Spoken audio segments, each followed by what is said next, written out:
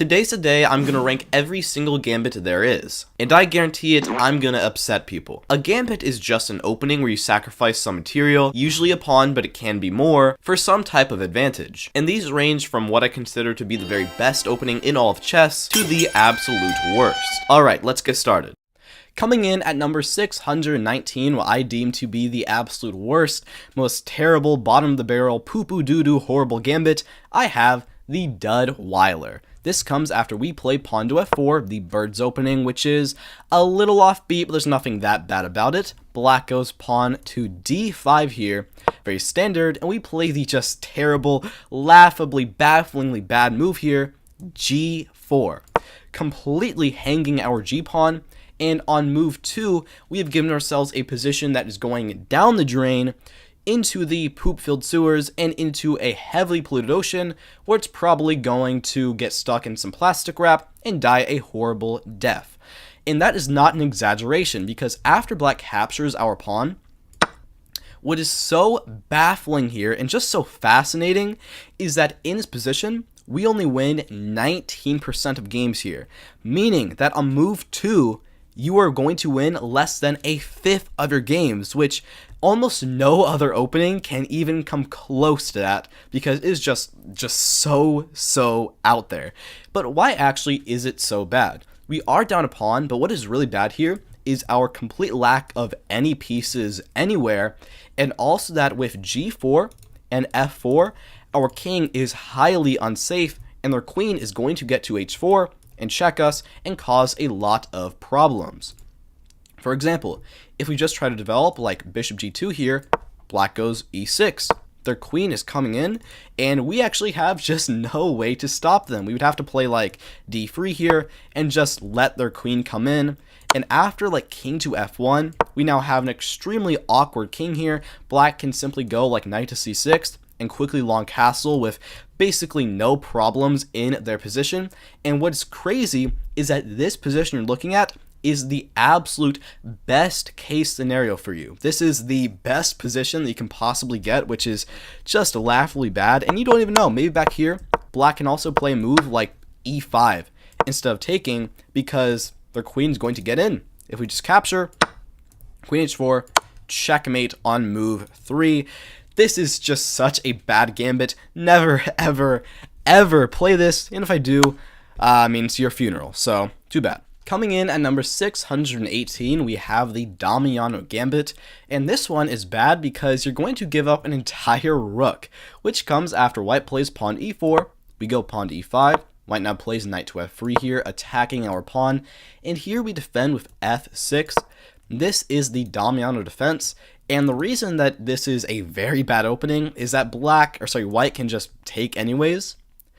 And this is just going to be terrible for us. We can get a semi-decent position after queen to e7, but here we are daring enough and we actually are going to capture it, which allows white to play queen to h5 check, forking us, and here we go g6, allowing white to capture and just win our rook with a fork. And I guess the idea here is that after we play queen to e7, white will capture this rook in the corner, and if this is the Damiano Gambit position, it is just not good. We can try to capture the pawn in e4 maybe, but white can simply walk their king over or just block here. And I guess we can take on g2. We might get a semi-decent position here, but we're still going to be down at least like 3 points of material here. The other try we can maybe do is like knight to f6, and maybe in some distant future we could try bishop g7, and maybe in some dreamland this queen could be captured, but in reality that is almost never going to happen, and we just have a horrible position where we're down 4 points of material on move 6, and really this is just terrible and you should never ever play this. Coming in at number 617, I have the Schnepper Gambit, which comes after white plays pawn up to d4. We play knight to f6 here, very standard Indian game. White goes knight to f3, and here we now play b6, a kind of Queen's Indian setup. We're probably going to go bishop b7 here, but after white plays c3 here, what I'm guessing happens to most people here is they try to play e6, and they instead mouse slip and play e5. This being the Schnepper Gambit, and this one is so bad because one, it is completely useless. There is not even a hint of an idea as to why you would play this, but more so, white can just capture the pawn. We have no good moves here. We can back up to g8, which is just like, you gambited a pawn to back the knight up to g8. There is no reason for that. If we try knight g4, white can simply play h3. We have to back our knight up to h6, and here they can capture and ruin our pawn structure, which is not going to be very good for us, or simply play e4, and our knight is completely useless here. Or most people try knight to e4, and this loses spectacularly here because white now has queen to d5, and we're getting forked here. We are completely lost. There is no hope in this position, and I really never want to see you playing this. Coming in at number 616, I have the Tumbleweed Gambit, which comes after we play pawn to e4. Black goes pawn to e5, and here we now go f4, a King's Gambit. But unlike true King's Gambit fashion, after they capture, we don't develop, we don't make any move that makes any sense. We play king to f2. This is the Tumbleweed, and it is bad for a lot of reasons. First off, this move is not helpful at all. If black plays literally any move here, like bishop e7, knight f6, knight c6, whatever they play, they're going to have an advantage because our king is on f2 for whatever reason. But the most trying move here, queen to h4, and this gets really bad for us. We basically have to block with g3, but now they capture, and we actually cannot capture back here because then our rook is lost in the corner. Instead, we have to move our king over to g2, allowing them to capture another pawn with queen takes on e4. And after this blocks, they can simply trade here and then capture this guy. And at the end of the day, we're down 3 pawns. I guess we have development, but I mean, the queens are off the board. There is no reason to ever play this. We're down 3 pawns. We have a horrible position. Literally never do this. Coming in at number 615, I have the Fred Gambit, which comes after white plays pawn to e4. We play pawn to f5, the Duras Gambit, and after white captures, here we play the just ridiculous, no-nonsense move, king to f7. This, like the Tumbleweed Gambit we saw a second ago, makes literally no sense. However, I do prefer this slightly because after the same combo, queen to h5 check, g6, and they capture, in this case, there is no e5 pawn that they have to once again capture. So after king to g7, takes, and rook takes, they can play one check, but after knight to f6, we're only down 2 pawns here, and even though we do have a very, very bad position, there's no mistaking, this is terrible, practically, this seems to score surprisingly well for black. They still win around 40% of games, which for a position this terrible is actually not that bad. And so this is going to go a little higher than the Tumbleweed, but this is still horrible and you should never ever play this. Coming in at number 614, I have the Brooklyn Banco Gambit. I mean, this one only has 3 games ever played, so it's not very popular. It comes after we play g3. Black goes pawn to e5 here, taking central space. We now play knight to f3 here, attacking the pawn, which isn't the best because black can now play e4, attacking our knight. And when this happens, we're not going to move it to any sane square. We're going to back up to g1, where we just came from a second ago. Black looks at us, they think we are stupid. But after knight to f6, we prove that we are indeed stupid, because we now play b4. This is just, I don't even know what to say here. There's no logical sense or reasoning or anything going on here. Black can fully take this pawn, and what are we doing here? After bishop g2, I mean, yeah, I guess we're not checkmated. We can go e3 and potentially knight e2, but our development is really slow. We are down a pawn, and worst of all, there is literally no reason why we have done any of this. Coming in at number 613, I have the Zilbermans English Gambit. Get used to hearing this guy's name. I don't know who he is, but he has like 20 or 30 gambits named after them. All of them terrible, all of them horrible. You should never play any of them, especially not this one. This comes after white plays pawn to c4 here, the English opening, and we play g5. I don't even know what to say here. This move is completely useless. It destroys our king side and is just terrible in basically every way. White now plays pawn to d4 here, attacking the pawn. And here we play the move e5. I mean, it defends the pawn, but it does hang our e5 pawn. And from here, we just have a miserable position. We can play like knight to c6 here, and there might be some ideas, but what is really bad is white just can ignore this. They can just go knight c3. Give us the pawn back, and from here, we just have a miserable position like knight to f3. And I mean, we can go for this trade here, but like, even though we're not down any material, our pawn is on g5. We have no development, and in reality, we are just going to have a miserable game, and there is really just no reason to ever play this. At number 612, I have the Fianchetto Gambit. This comes after white plays pawn to e4 here, and we now play g6, maybe going for some modern with bishop g7, but after d4 here, we play the move f5. This is very, very, very bad because white can just capture. Now, first off, we cannot capture back. Most people take back, but then a simple queen h5, and we already are checkmated on move 4. That is very, very terrible. Instead, if you are trying to play this at all, you would play the move like knight to f6 here. But after this trade, we are down a pawn, and for that we have really nothing except a completely destroyed kingside.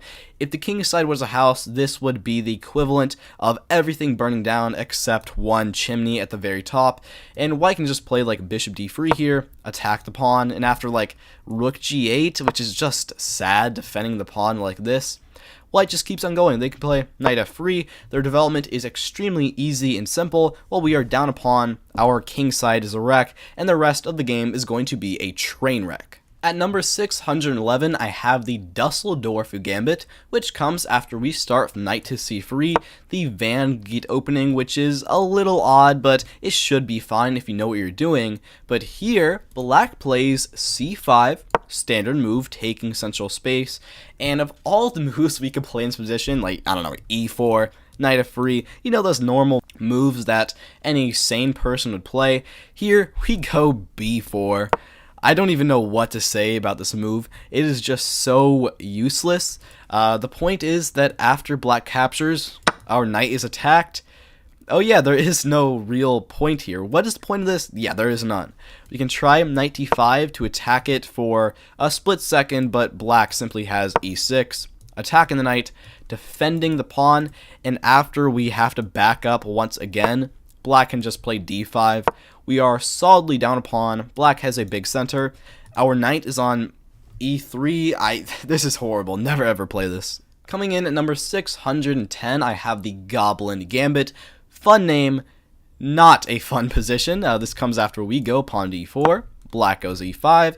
Knight f3. Knight c6. You may be looking at this thinking this is a normal opening, but then we go c4.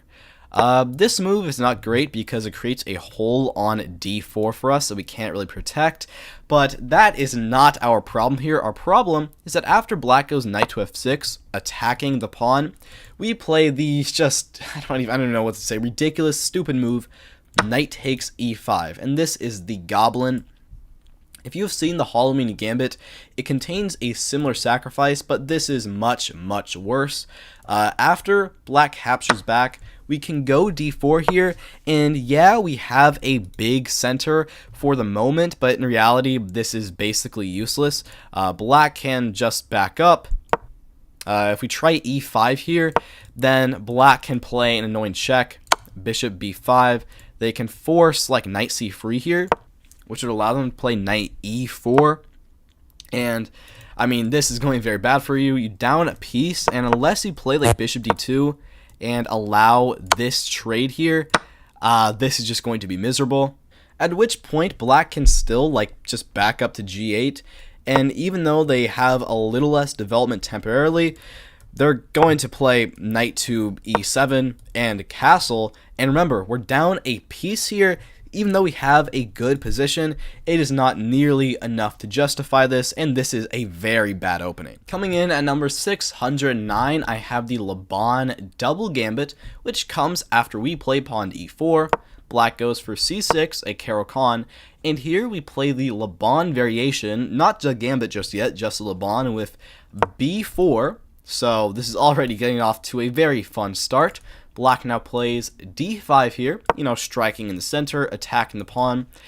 And here, there's no sense here. We play b5. And what is the point of this? What is the point? I don't even know. I'm asking you. It doesn't make any sense.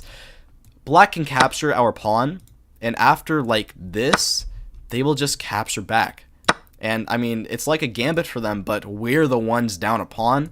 And after like knight c3 and knight f6, I mean, yeah, we're not checkmated yet, but this is just a miserable and sad and depressing position with really no hope. Coming in at number 608, I have the Mosquito Gambit, which comes after white plays pawn to d4. We now play e5. This is the England Gambit, which is not good, but it does have some tricks. However, after white captures, here we play just I don't even know what to say here, the stupidest move ever, queen to h4. This doesn't make any sense. What is this attacking? Nothing. White can just play like knight to f3 here, attack our queen, defend their pawn. What was the point of this move? I mean, we can play like, I don't know, one check, a knight c3 here. What are we doing? We're only down one pawn, and yeah, once again, like, we're not checkmated yet, but what are we even doing here? What are we even doing? Coming in at number 607, I have the Fontaine counter gambit.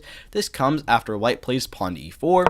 We go pawn to e5 here, knight to f3 attacking, knight c6 defending, and now bishop c4 and bishop c5. So far, it's actually pretty good, but here, white now plays b4, the Evans gambit. And there are a lot of good moves against Evan. You can capture the bishop or the knight, but here, this move, it's like a baby started playing chess and their only thoughts are to mirror what your opponent plays. Here, the Fontaine is b5. Counter attacking their bishop, but it doesn't really work. First off, they can just capture, and all that's going to happen here is that after bishop takes on b4, they can just go c3, and we've just given them a better version of the Evans gambit. There is no reason to do that at all, and even if they do like capture our bishop and we capture theirs, this is like fine, I guess, but white could simply play a move, bishop takes on f7 check, we have to capture and then take our bishop, and here we are now down a pawn.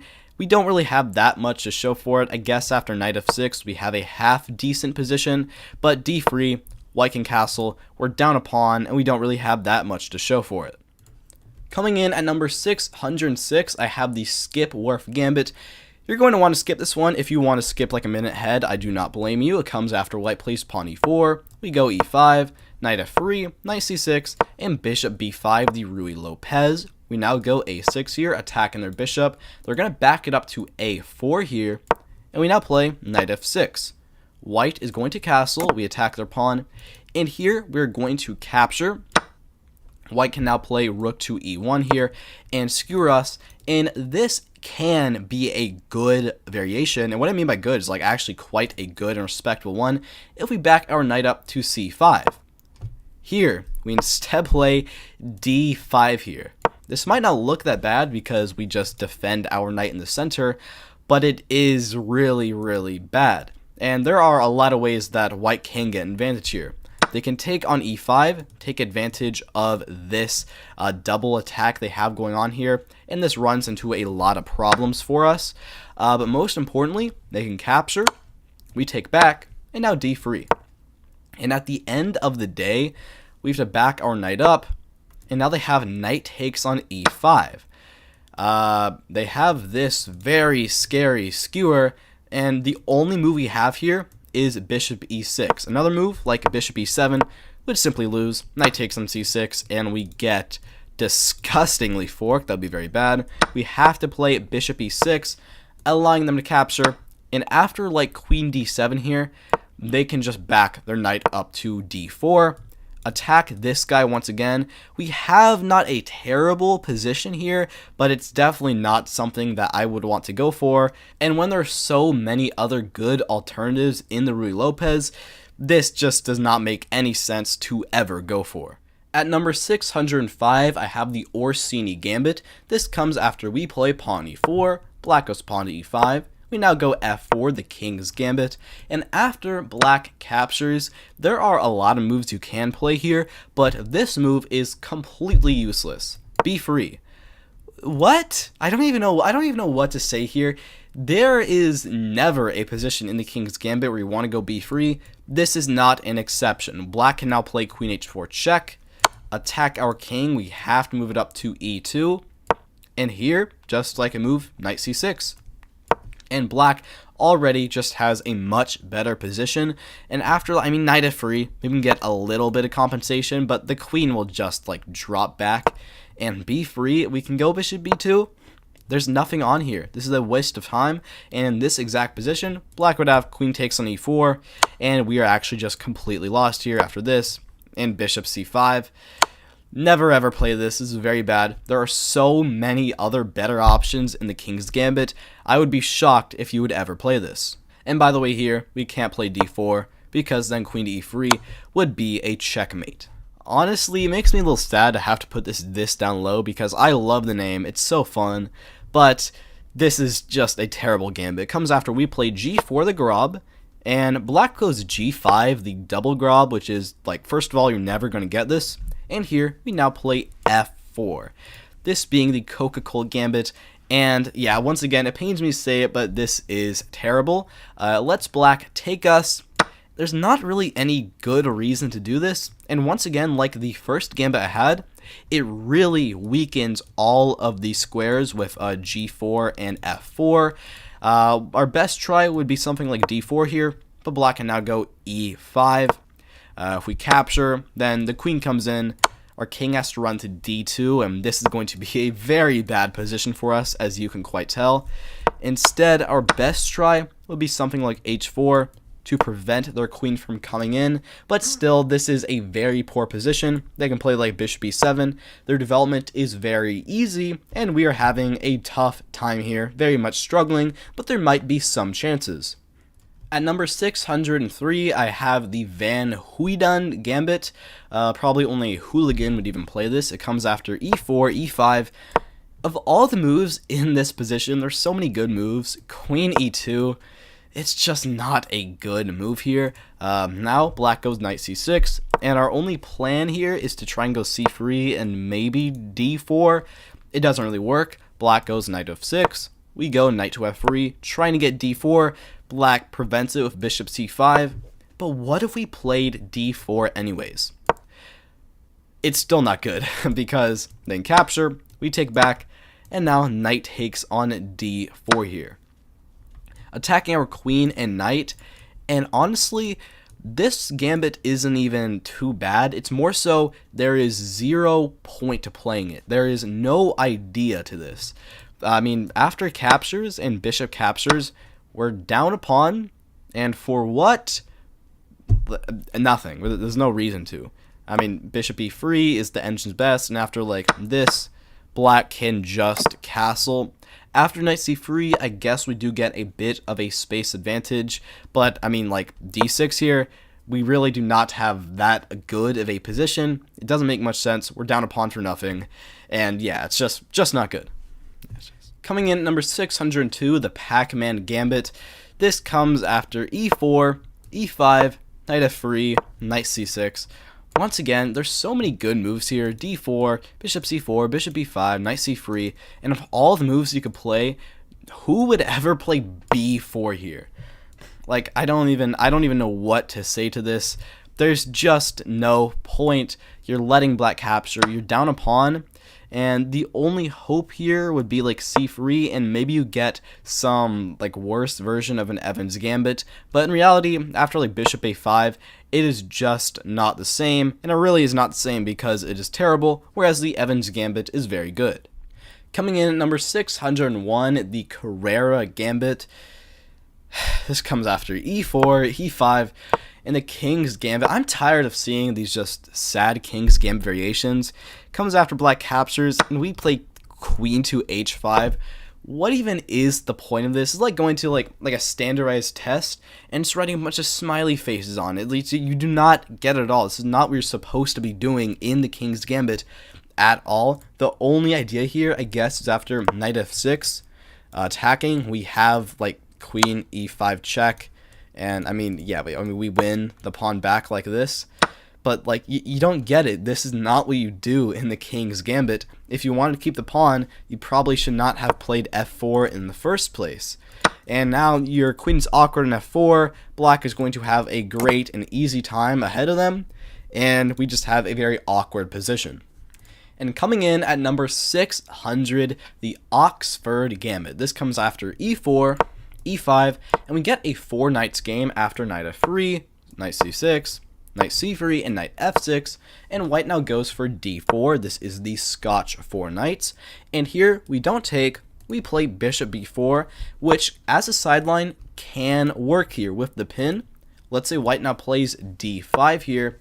You have a couple of options. The best move that most people play is knight back to e7. The very bad move here, that is the Oxford Gambit, is knight into d4. What? Honestly, what is the point of this? After captures, we take back, and queen takes. We're down a pawn. Once again, for what? There's no reason. There's no reason to be doing this. Also, white can play a move, knight takes on e5. And now this guy's hanging, and it does not have any good home to go to. It's quite literally trapped. We would have to play like c5 here, at which point we are just completely struggling. Our position is terrible, and in reality, there is no reason to ever play this. Coming in at 599, I have the Medusa Gambit, which comes after white plays pawn to d4. We go knight to f6, c4 here, and once again, there's so many good moves here, but g5? What is the point of this move? After they capture the pawn, like our position here, it's like it's not checkmate, but we're down a pawn for basically nothing. We can try bishop g7, and maybe we can like try to get castled here, and we might have a semi-fine position. Our other try would be like knight e4 to attack them, but I mean they can just back their bishop up. We're still down a pawn here. We still have a very bad position, and yeah, there's not much of a reason to ever play this. At 598, the Panova Gambit comes after e4. Black plays e6, French defense, and here we play b4. This is the Bonsai Lion Gambit, which is actually a bit further up because I don't think it's that horrible. But the point is here is that after they capture, specifically the Panova Gambit, is the move e5 here, which like this just can't work. Once again, delaying our development in our entire position to put the pawn on e5, which is trying to work as some kind of force to stop them from developing, but it doesn't really work that well. Black can simply go like knight to c6 here to attack. The only point here would be we can now play queen g4, and this may trick some people. You might get a fork like this, and they'll miss bishop back to f8 here, but they can simply find this move. And if they do, even though they are undeveloping, we have a very awkward position. Our queen doesn't really belong on g4, and we are still down a pawn here, while black will quickly go d6, and our position doesn't really make that much sense. At number 597, I have the Shigorn Gambit, which comes after e4. We play pawn to e5, white goes knight to f3 attacking, and we play f6 here, the Damiano defense, which is not good because white can take on e5 here. But in this case, we don't actually take back. We play the move queen to e7, skewering like this, and we're still not going to get a good position, but it is still better than if we had captured the knight. And after they back up here, we can try to play the move d5, and this is the Shigorn Gambit. We put pressure on their e-pawn, but sadly this cannot save us from our just disgustingly bad position. And after like d3 here, we can go ahead and get this trade. But at the end of the day, even though we get equal material, bishop e2. And white will go knight c3, castle, dominate us with their development, and we still have a very poor game ahead of us. Then again, if we can try to get bishop d6 and potentially long castle, we might have some chances. At number 596, I have the Urbanheimer Gambit, which comes after c4, and we play pawn to e5, very standard. White will now play knight c3, we go knight f6, and white plays knight to f3 here, attacking our pawn. We're going to push up to e4, and white doesn't like this. They're going to move their knight to g5 to attack us, and we have a couple of good options here.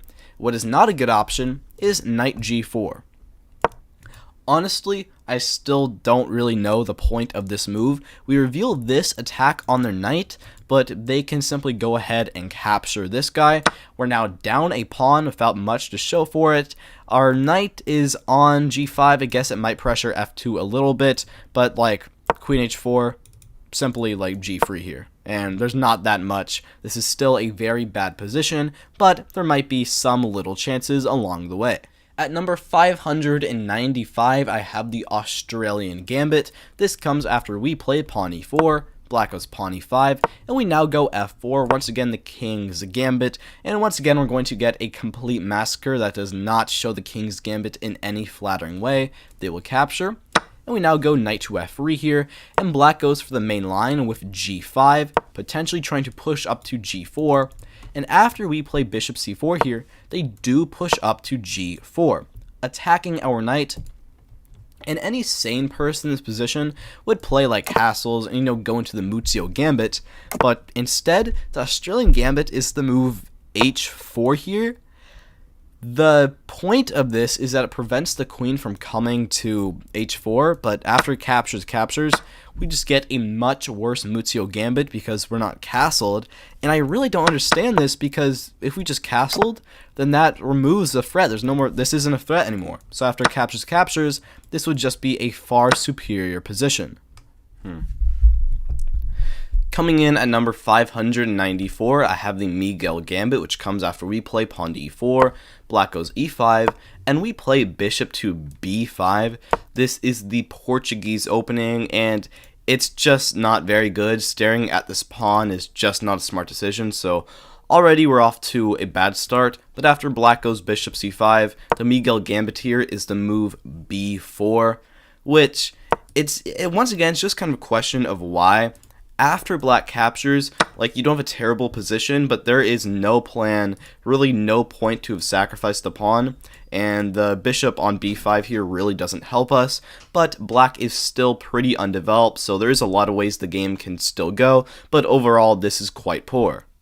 Coming in at number 593, I have the Double Dutch Gambit, which comes after white plays pawn to e4, and we go c5, the Sicilian, which is such a respected opening, and I think it's just so funny how bad this gambit is in comparison. White now plays knight to f3, and we go f5 here with this gambit, which is just already not good. This is the Brussels Gambit, but after white captures, the Double Dutch Gambit is the move knight to h6 here.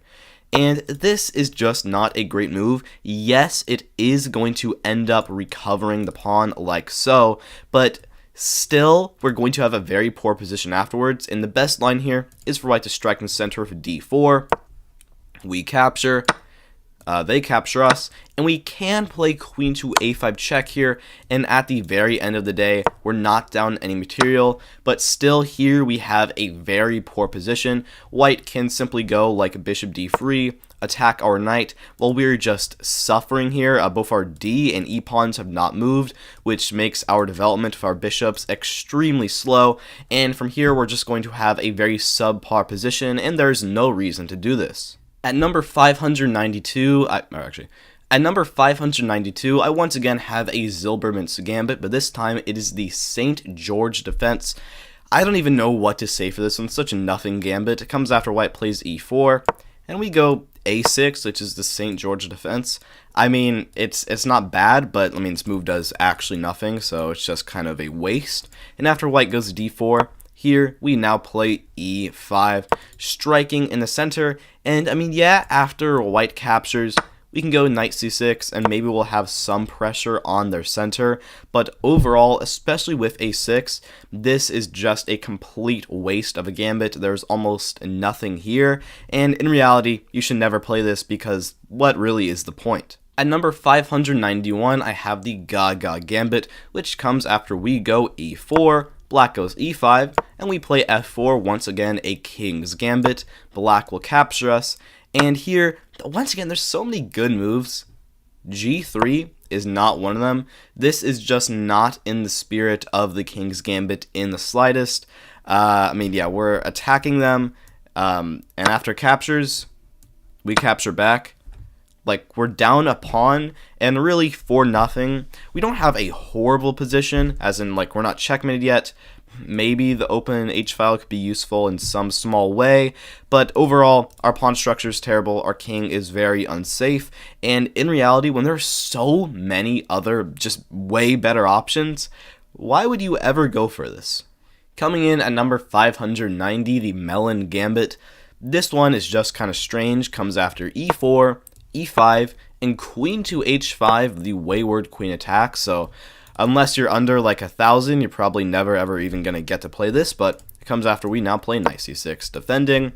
White goes bishop c4, and there's a lot of good ways to defend this with like maybe queen f6, queen e7, probably g6 is the best option. Knight h6 is not a good option, because even though it does defend in the short term, white now has d3 here. Now our knight is attacked, and in a lot of cases that is going to lead into very bad problems for us, but this gambit comes after we now play g6, attacking them. They back their queen up to f3, retaining this threat. We now go f6 here, which, by the way, it kind of pains me looking at this, to be honest. It's just kind of sad. And after white develops, knight to e2, we now play the move d5 here. Immediately striking in center, attacking their bishop, and I guess the idea of this move is after, like, let's say captures, we could play the move bishop g4 now, and attack their queen and their knight, and maybe there could be something half decent here, but still, we're down a pawn. Our position is extremely just weird and awkward, and there are so many good ways to play against the wayward queen attack. Like, back here, just go g6 here, and then knight f6. And already you have a much, much better, easier to play, just way better position, so I don't really see the point of ever playing d5. Coming in at number 589, I have the Paris Gambit, and there's actually two Paris Gambits, so this one is specifically the King's. This comes after we play e4, e5, and f4, going to the King's Gambit, and after they capture, we now play the move knight to e2. This move just isn't great. It blocks out our bishop, and yeah, it does attack the pawn, but in the King's Gambit, that is not really the number one priority to regain it, and white simply has a move queen to h4 check here, and after g3 and this trade of capture with the pawn, then we lose our rook, so we have to capture with the knight. I mean, yeah, we're defending the pawn, and their queen can be a little awkward, but the knight is very misplaced on g3. This pin is annoying, and Once again, the big question in so many of these pathetic gambits is just why, especially in the King's Gambit, there are so many better options, and here, we're down a pawn, we've given ourselves a much subpar position, and there's no reason to ever play this. Number 588, another Zilbermint's Gambit. This one comes after we go e4, black plays d5, the Scandinavian defense. There's a couple moves you can play here, like capturing or pushing up, or maybe even knight to f3, a Tennyson Gambit. b4, how does... I'm just imagining the thought process of Zilbermint's, this guy. How do you even come up with a move b4? Well, you don't really need me to say it, I'm pretty sure you already know it, but this is a very bad move. They capture our pawn. But I guess there is some potential idea here of playing a move like a3 and going into kind of a scuffed Polish defense, which could actually be half good, but still, this is pretty pathetic. Black can go e5, they have a dominant center, and even though their pawn is a little weak, they are still up a pawn, and we can't really compete against them. Coming in at 587, I have the Zurich Gambit, not sure how to say it. It comes after d4, d5, and as common in so many of these very bad gambits, g4 now. What is the point? What really is the point here? After black captures, we're down a pawn, and we don't really have that much to show for it. Potentially in the future, we might be able to use the OpenG file, which I guess could be the only real reason we would ever play this, but this is way too early to be sacrificing the g-pawn. We have no development, the bishop is very annoying. The only real try here would be maybe something like f3 to try and strike in center with e4, but still, this is pretty pathetic. Our king side is very weak, and especially in these d4 openings, sacrificing a pawn early on is just not the best thing to do because these are going to be really rock solid positions, not usually something you can crack open. Coming in at 586, I have the Irish Gambit. This one is a personal favorite of mine. It comes after e4, e5, knight f3, knight c6. A lot of you might be familiar with the Halloween Gambit, which comes in a very similar position with knight takes on e5 here. Like this, and then knight takes on e5, and this is actually a pretty good gambit. However, the Irish Gambit comes one move too fast with knight takes on e5 in this position. It's just very stupid. After black captures, we now play d4, the knight backs up, and yeah, here we do have a decently sized center, but still, this is just very, very bad. Being down a piece, we don't have nearly enough compensation, but especially at the earlier levels, this might actually be enough to crack a black open, but if you go any higher than beginner, this is probably going to be very, very poor. Coming in at 585, I have the Thorold Gambit. This comes after e4, e5, bishop c4, bishop's opening, and now the move b5 here, which isn't that good. It's not, you're down a pawn for really nothing here. But after this move, the actual Thorold Gambit is the move f5 here.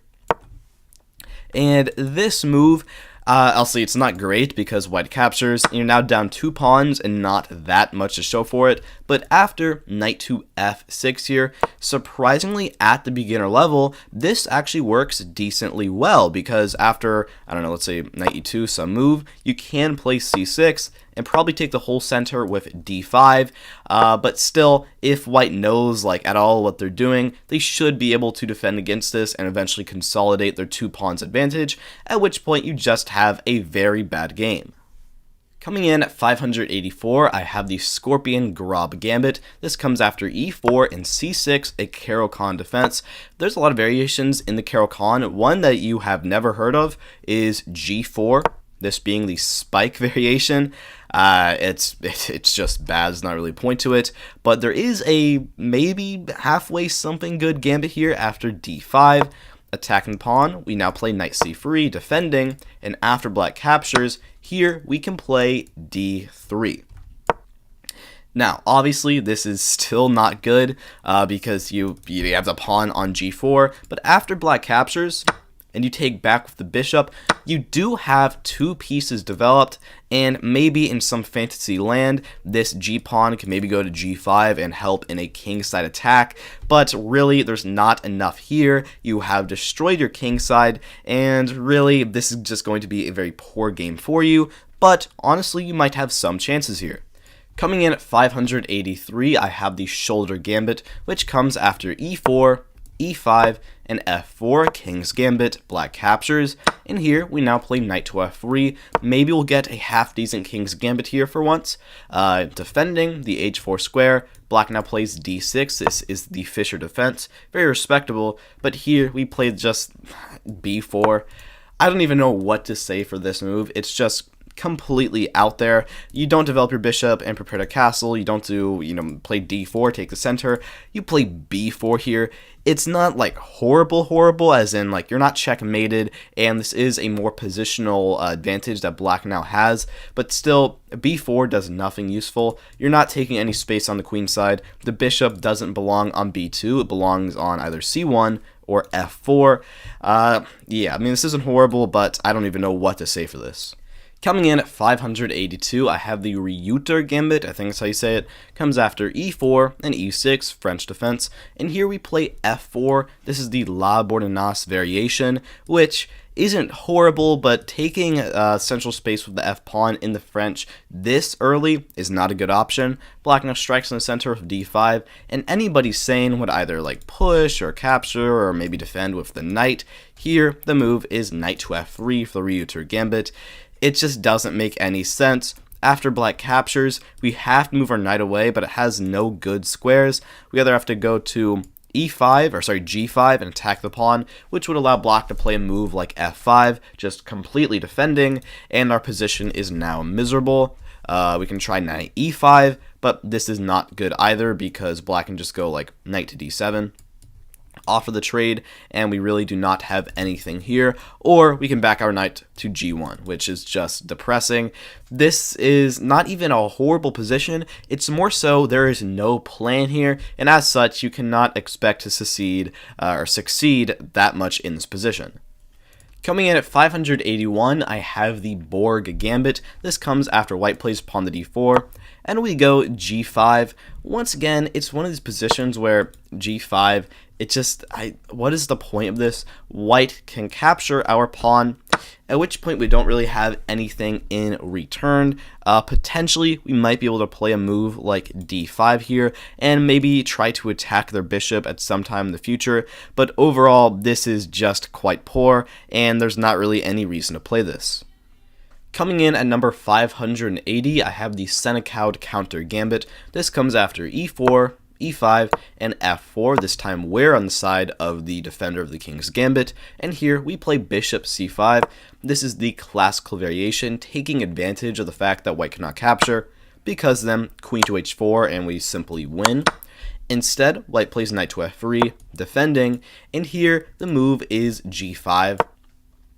I don't really understand the point of this move, but still it does have some small tricks. The only point here is that, if white captures, then we can push up to g4, and we might get a half decent position here, but we're still going to be playing down, and really, white can just play a move like knight takes on g5 here, and if we capture, then a simple h4.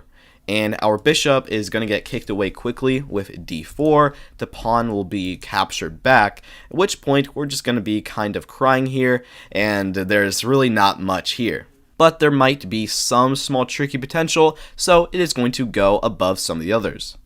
At number 579, I don't even know how to say this one, Bayerl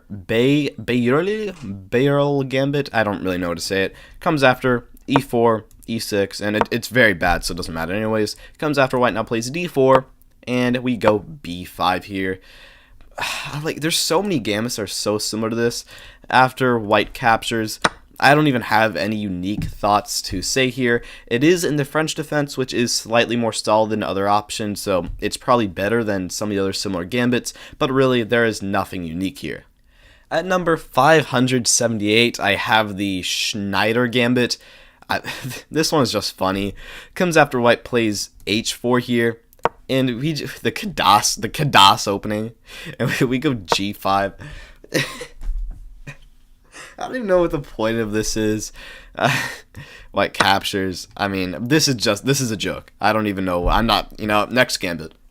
At number 577, I have the Zilberman's Gambit. This one is specifically from the Queen's Gambit, coming after d4, d5, white goes c4, and in the spirit of so many of these bad openings, the move here is b5.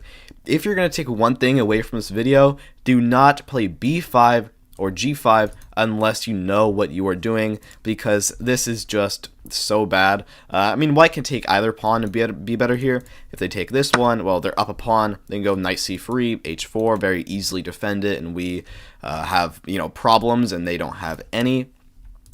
Or if they don't want to get crazy, they can just take this guy, and this is also bad. I mean, here just e3, and if they want to play in just the exact same ways they normally do, b5 is just a very unhelpful move that does not benefit us in pretty much any way.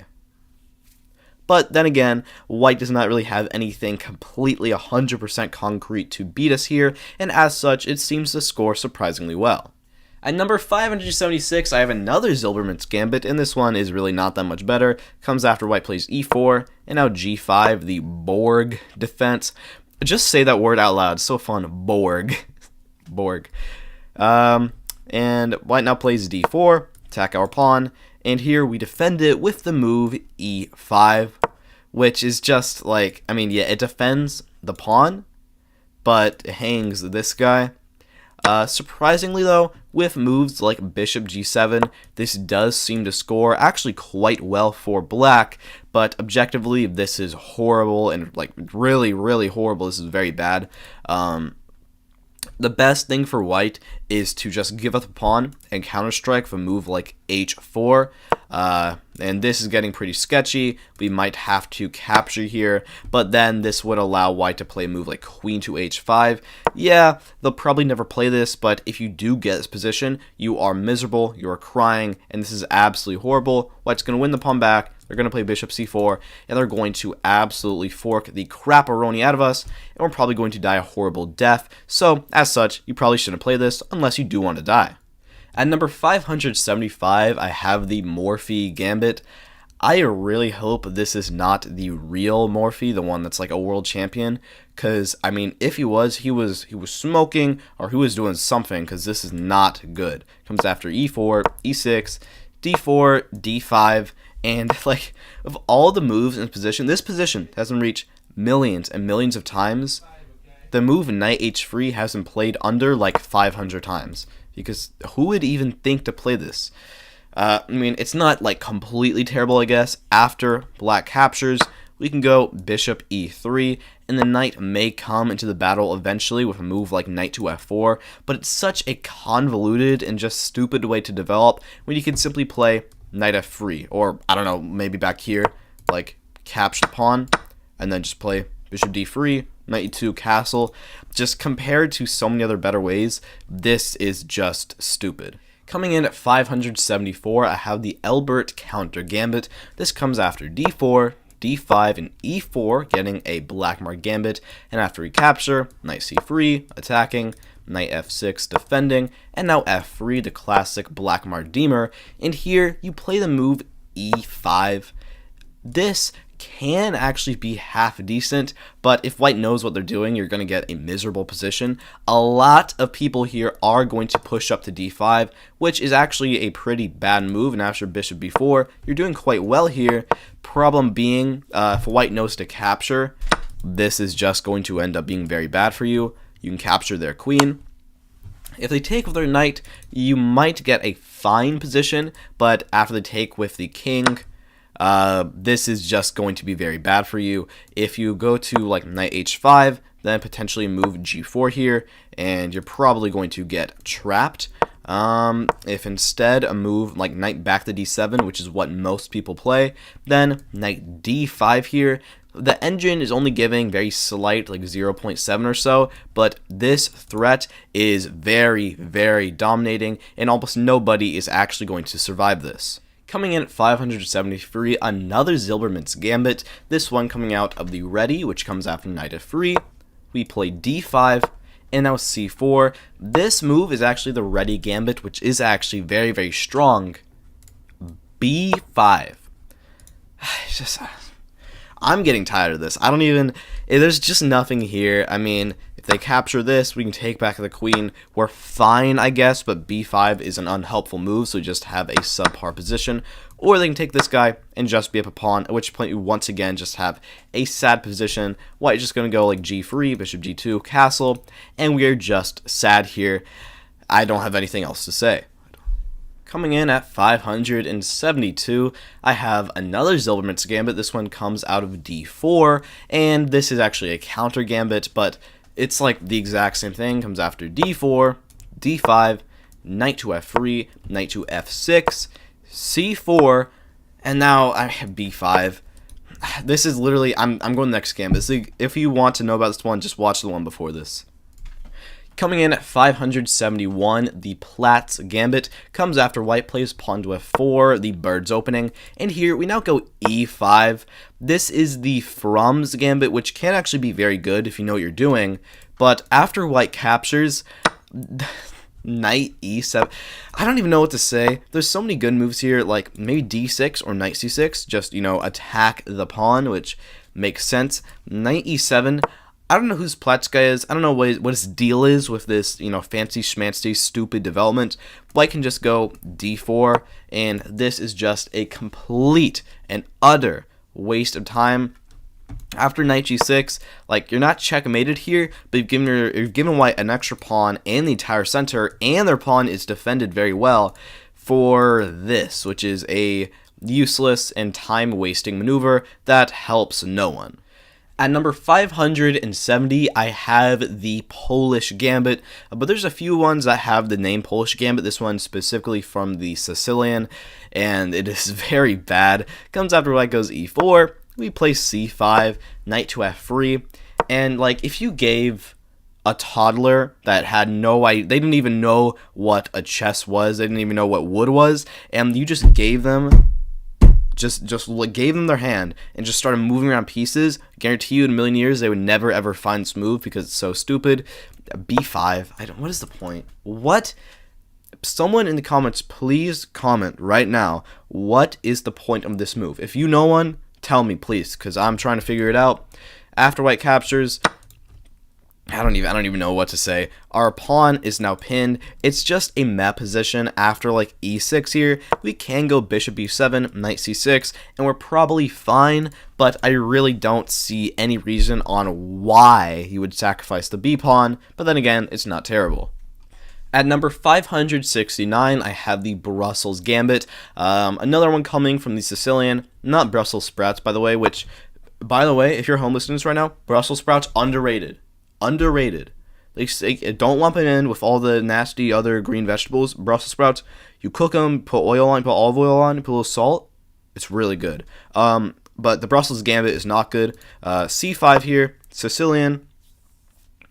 And after knight to f3, you play f5 here, which it's just not like the Sicilian, After white captures, you can go knight to f6, probably striking the center for d5 and maybe win the pawn back, but still this is not very good. You're down a pawn early on, and if white can counter-strike in the center immediately with d4 here, you're probably going to have a sad game ahead of you, but it might have some chances.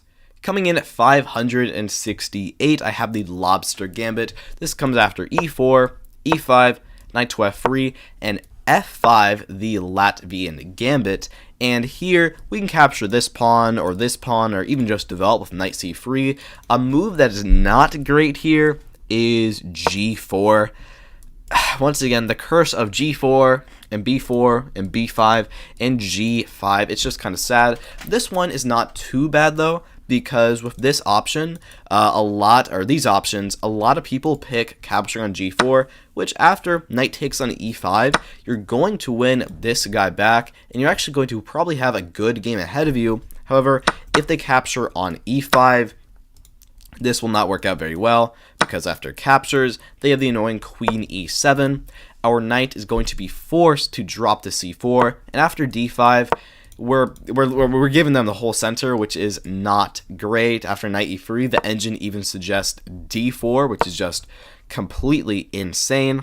However, even with this, you can actually go d3 in a lot of these positions. Like, the engine's best is knight f5, this trade, and here, even though you're definitely worse, surprisingly, it actually ends up working quite well for you in a lot of games. Not objectively, but practically, the win rate wise, this actually is pretty good. At number 567, I have the Pac-Man Gambit, or Pacman Gambit, I don't really know how to say it. This is for the Hungarian opening, which is the immediate g3 here, and this comes after black now plays f5, the Dutch defense of g3, and now e4, which is a little odd, but what's even more odd is after black captures, the actual move here to go in this gambit is queen h5 check, g6, and now queen to e5, which this is it, but it's just not great because black can defend with knight f6,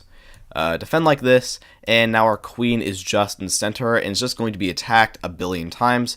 But to be fair, after a move like maybe d3 here, this actually ends up scoring pretty well for white, and is not as terrible as it looks, but still though, this is quite a poor opening, and I would not recommend you play it, but it's not all bad.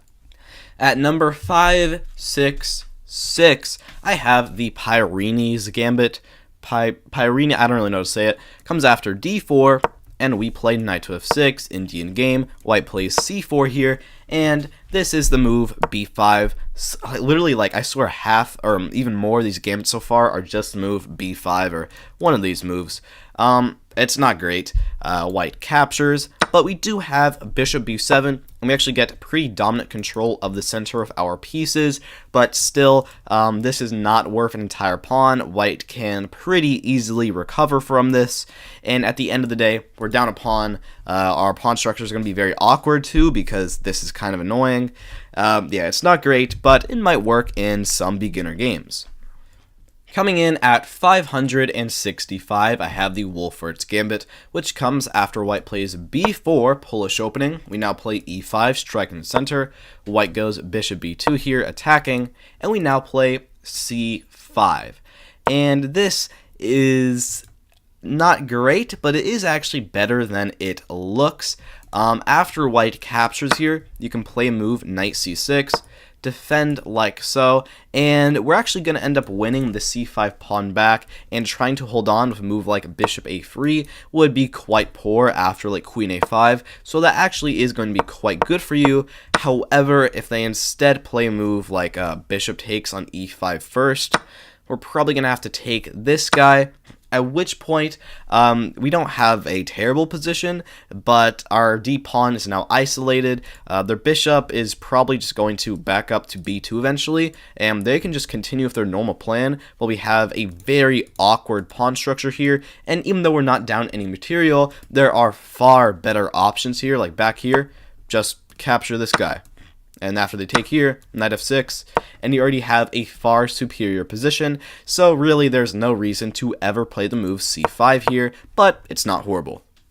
Coming in at 564, I have the Zilbermintz Gambit, this time with the Horwitz defense, which comes after d4. We play e6, Horwitz defense, and after white plays c4, this one is honestly just funny. It's the move e5 here, which... Why didn't he play it immediately? I mean, England Gambit is not great, but I mean, it's better than going e6 and then playing e5. This Zilbermintz guy, he was on something. He was on something good. I mean, after the capture, knight c6, it's pretty basic. It's not terrible for you. But if you're going to play this, at least play e5 first, or honestly just play something else entirely, because it's pretty pathetic. It's not really worth your time, but after knight f3 and d6, you might be able to get a half-decent position. Coming in at 563, I have the Omega Isis Gambit. This comes after white plays pawn to d4. We go f5, the Dutch defense, and after knight to f3, traditionally in the Dutch, you either play g6 and go into a sort of Leningrad, or play e6 and go like knight f6, bishop e7, quickly castle. Here, the move is e5. Like, it's not horrible. You're not checkmated, but it's not very good either. White can take with their knight, and they're solidly up a pawn here. We have no reason to gambit the e-pawn, and especially with f5, it just kind of weakens our entire position. Then again, after knight f6, we can play some moves and like get castled, get a half decent position. But what is the point of playing this when you can just play normally?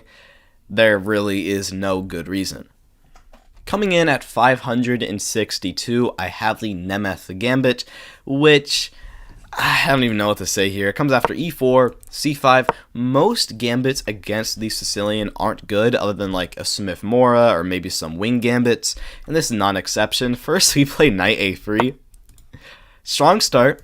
Black goes knight c6. We now gambit a pawn with d4 here. They'll take with their pawn. And now, bishop c4.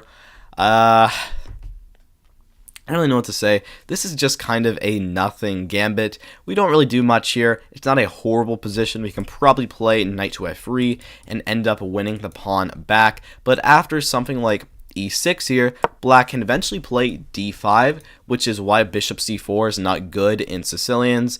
And really, there's a lot better options. If you want to play a gambit against Sicilian, play Smith Mora d4. This is actually quite good, but this just doesn't make sense. Also, knight on a3. What is he doing there? What is he doing? Defending the bishop? He doesn't need defending. It's stupid, but it's also not horrible. So, Coming in at 561, I have the Williams-Zilbermans Gambit. This is the first Zilbermans Gambit where it's not just him on his own. And this is the only one between Williams and Zilbermans, so I'm really hoping that what happened was they got together, they made this Gambit, and Williams realized that the Zilbermans guy is absolutely horrible, and they never spoke again. That's what I'm hoping, because these Zilbermans Gambits are really, really starting to take their toll on me. This one comes after f4, d5. We now play e4. This is the Williams Gambit, but after they capture, we now play knight c3, attacking. Black goes knight f6, and now the move knight g to e2. I guess it's not like horrible. After something like knight c6, we can play knight g3, and we're going to win the pawn back. But honestly, it's such a waste of time especially with gambits. You either want to gambit the pawn and try to get it back like very, very fast, or just try not to get it back at all and let white have it. But this weird stuff where it's like knight e2 and then knight g3 and then they're going to capture like 3 full moves is not what you want to be doing. And yeah, I guess after, I don't know, like some move, maybe e5 here, and we can win the pawn back. Maybe we'll get a half decent position.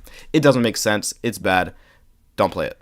Coming in at 560, I have the Rice Gambit, and with Gambit, how rare or common it is can be both a disadvantage and an advantage. In this case, it is a disadvantage because I really doubt anyone has ever gotten this more than a single time. It comes after e4, e5, f4, captures, knight f3, g5, h4, g4, knight e5, knight f6, bishop c4, d5, captures, bishop d6, and in this position, when a knight is attacked, we don't back it up, we simply castle. And this gambit, it's like not great, but it's even made worse by the fact that you're probably never ever going to get this. The point is that after black captures, we can play like rook over to e1, or engine's best is even d4 here to attack the bishop, and then after backup, we can play like bishop takes on f4 and try to take advantage of their very weak king. You do actually have quite good chances here, but more than anything, with it being so rare and also like it's not incredible, I'm going to put it this low. Coming in at 559, I have another Zilbermans Gambit. This one is from the Car Defense, which comes after e4. We now play pawn to h6, the Car Defense, which is, once again, it's not bad, but it's just kind of a waste. And after d4, we now play e5 here, gambiting the pawn. Not too much to say. After captures, we can play knight to c6 to attack the pawn. h6 I do think is a useful move because bishop g5 pins are going to get very annoying in these gambit type setups, but overall it's not very special. There's not that much to it. Coming in at number 558, I have the Hoffman Gambit. This one is really weird. Comes after white plays pawn to e4. We go e6, French defense, and after d4 and d5, white plays queen to e2. So already this is getting some points off because you're never ever going to face this except for like once in a blue moon. And here, you don't just capture or place a normal move. You play e5, which is just odd. Letting them capture doesn't make much sense. And then here, now white plays f4. Once again, this can give you the advantage if you capture on d4, but instead the Hoffman here is to instead capture on f4 like this. I mean, first of all, you're never ever going to get this, and even if you do, it's just not that good. They can simply take the d5 pawn, and after you block, a simple knight c3. Defending it, they'll soon capture this guy and probably long castle. You're probably fine here, but it's just a very weird game. You have so many opportunities to get better positions that playing this just doesn't make much sense.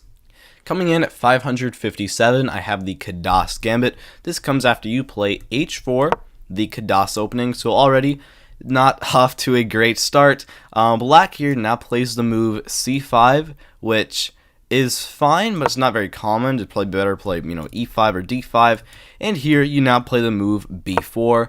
This is a type of wing gambit. It's just what? Why? The question of why is really important here. Because you go h4 and then b4, there's not really a reason. After they capture, you can go a3 and you can get a fine kind of gambit position, but h4 is just such a useless move, and that overall makes this entire gambit kind of useless as well. At number 556, I have the Eisenberg Gambit, not the Heisenberg, the Eisenberg. Comes after e4, e5, f4, King's Gambit. They capture, and here you now play the move knight to h3. It's not as bad as some of the other options, because if they check, you can now block with the knight on f2, and from here you can probably get a half decent position, but still there's so many better options, and knight to h3, you can't really expect a good game if this is how you are developing. So it's not terrible, but it's definitely not your best try either. Coming in at the 555 is the Masseur Gambit. This comes after e4, and we play g6. White goes pawn to d4, and we place our knight on h6. Have you ever heard the saying, knights on the rim are grim? That is because they have a lot less squares that they can access, and that's why you really don't want to place them on the side of the board like this. It's just not, you have better ways to develop it. Knight f6 is just more central, more better. White now plays knight c3, and we strike in the center with f5 here. If they capture immediately, then we can just take back with the knight, and this is surprisingly fine for us. So instead they can win a pawn with captures. We take back the bishop, and now they capture our pawn like so. And here, we actually don't capture back because it would allow this, which would be very, very bad. Instead, we simply castle. Attacking the pawn, and after they capture again, it's not good. Engine really does not like this. However, practically and win rate wise, this seems to score pretty good because for white, it is surprisingly hard to play and develop. Long castle is what they would want to do, but our bishop actually controls that quite well. And from here, we can play moves like a d5, get our bishop out, and keep on developing. And even though we are down 2 pawns with a kind of awkward king positioning, this is surprisingly good. Coming in at number 554 is the Kotov Gambit. This is another King's Gambit, so e4, e5, and f4. They capture us, and we now play knight to f3 here, and black hangs onto the pawn with g5. We go bishop c4, and now g4 here, attacking our knight, and we're going to sacrifice it with the move d4 here.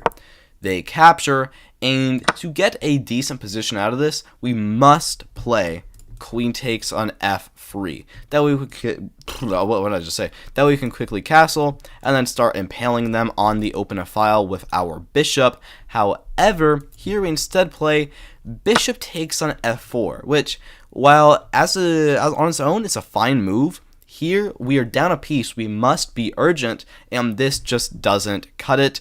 One good thing here is that if they capture again, which a lot of people do, then we do have bishop takes on f7, and we're going to get a perpetual, which is a nice little thing. Problem being, if they know a move d5 here, or bishop b4 check, we're already suffering, because after captures, they can just play a move like c6, attack us, and after we have to like back up here, now capturing works, with the difference being now their bishop is opened up, and at the end of the day, even though we can get some half scary threats, we're down an entire piece, and we sadly do not have enough compensation, and our attack is not going to play out. However, at lower levels, this still can work pretty well, so there we go. At number 553, I have the Jerome Gambit. This is a very fun one. Comes after e4, e5, knight to f3 attacking, knight c6 defending, and now bishop c4. Black also develops bishop c5, and here we now play the move bishop takes on f7. Sacrificing the bishop for not that much, and here we sacrifice a second piece with knight takes on e5. Point being, after captures back, we can now play queen to h5 check. We get this and various threats on their knight and also their bishop behind them. Overall, this is a terrible gambit, because if black knows what they're doing, then you are going to get a much worse position where you're going to be down at least a piece. However, their best moves here are king to e6 and king back to specifically f8, which are not the easiest to find. A lot of people are going to like drop the knight back, and then we can get this check in, king must move, and then we can take their bishop, at which point we are still at a small disadvantage, but overall, this is actually not that bad of a position. So overall, Jerome Gambit, if they know what they're doing, it'll be very bad, but if they don't know what they're doing, which most people don't, you can actually get pretty decent positions, so yeah. At number 552, I have the Portuguese Gambit.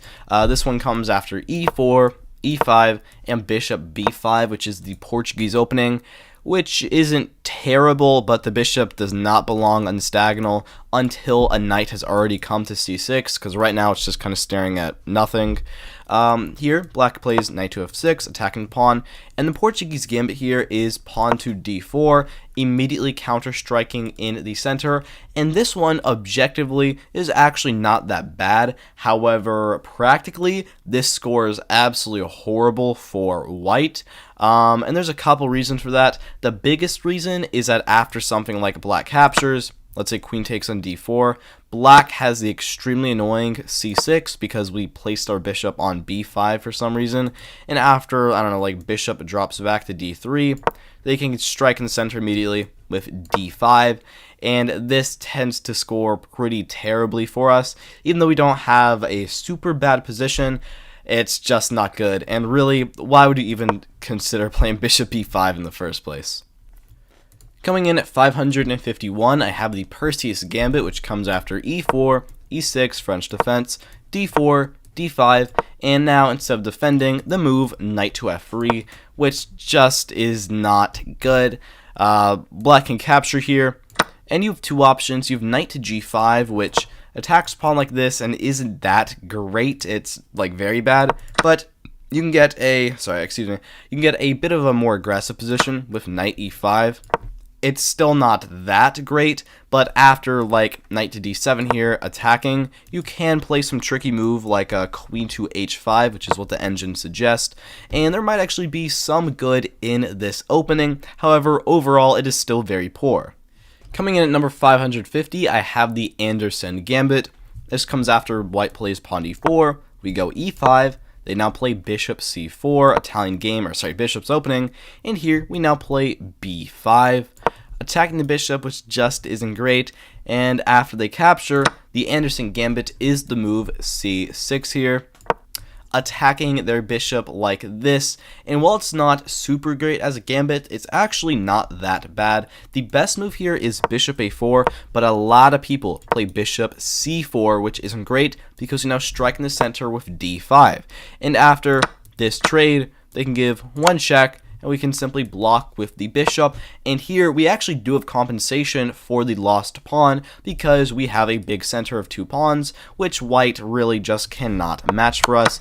If they do know the better move here with like bishop a4 though, now preventing d5 because the pawn would be pinned, and it's not super bad, but it's not that great either. After like knight f6 and knight to c3, because we can't get pawn to d5 right away, we're kind of stuck with a pretty awkward position, but overall this is still not that bad.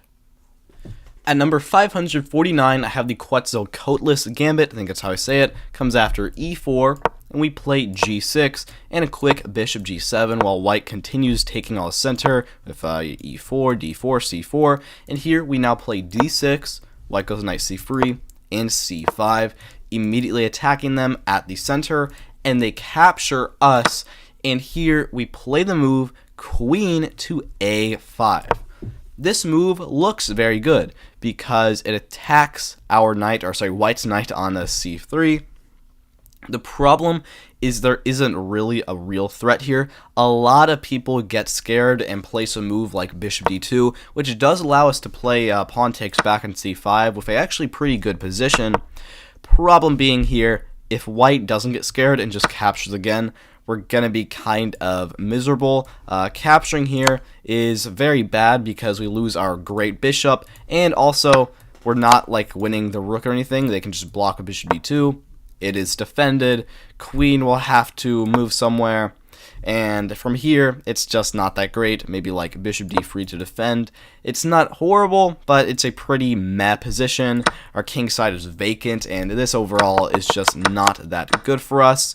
And after they capture, if we instead just capture back, then now we have an isolated pawn in the center, which just is not very good. And eventually white can probably also take. They can't take immediately, because then this trick actually does work and the rook is lost, but they can just take it later, and we have a very, very weak position, and we're down a pawn, so overall it's not great. Coming in at 548, I have the Richter-Grob Gambit. This comes after g4, Grob opening, very powerful. Black plays a d5 here, immediately attacking us, and we play bishop g2. This is the Grob Gambit, which is not great, but it does carry some good surprise value. And black here doesn't let us have any fun. They go c6, just solidly defending the pawn, at which point our position is pretty meh. But here, the Richter-Grob Gambit is c4, they capture, and now b3. First off, you're probably not going to get this because it's just such a weird position. And also, b3 and c4 just isn't that great. First off, they can just take now, and after like we take back, we don't have any of the tricks that we usually do in this Grob Gambit, and as such, you just have a pretty miserable time.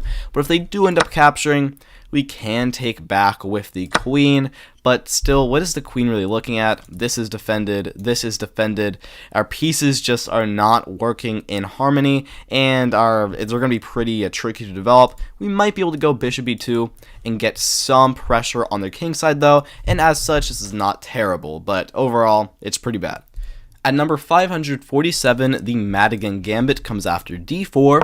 We play knight to f6 in Dean's game. White goes knight to c3, which is a bit of a sideline, but it's not that bad. And here we play the move e5, which it just doesn't make much sense here. After captures, we have to play knight g4 to attack the pawn, but really they have two good options here. They can just play knight f3 to defend and assume bishop f4, and we just are having a miserable time here. Or, back here, they can also just play e4. Give us the pawn back, and after, like, f4 here, our knight is getting pushed back. We really have no solid development here, and their knight on c3 is working really good to prevent us from pushing anything in the center, and overall, we have a pretty miserable position here, but there are still chances. 546, the Bayer Gambit comes after white plays pawn e4.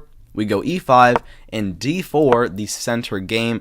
And here, we don't capture, we don't develop, we go pawn to d5. This move, it looks good at first. It's kind of like maybe a baby is just wanting to copy their opponent, but really it doesn't work very well because they can just capture on e5. Capturing on d5 is good too, but this is very good because we can't really capture back. I mean, we can, but then this happens, and we're just going to have a much less preferred endgame. White has a much better endgame here, which just, why would we go into that? And other options, they're not really many. You can try maybe bishop e6, but something like knight c3 here, or just immediately capturing, it's not horrible, but once again, there's not really a point here. You're down a pawn and not for much. At number 545, I have the Bonsai Lion Gambit. This comes after e4, e6, French defense, and now the move b4 here. Once again, it's not great. A lot of these wing gambits aren't too special.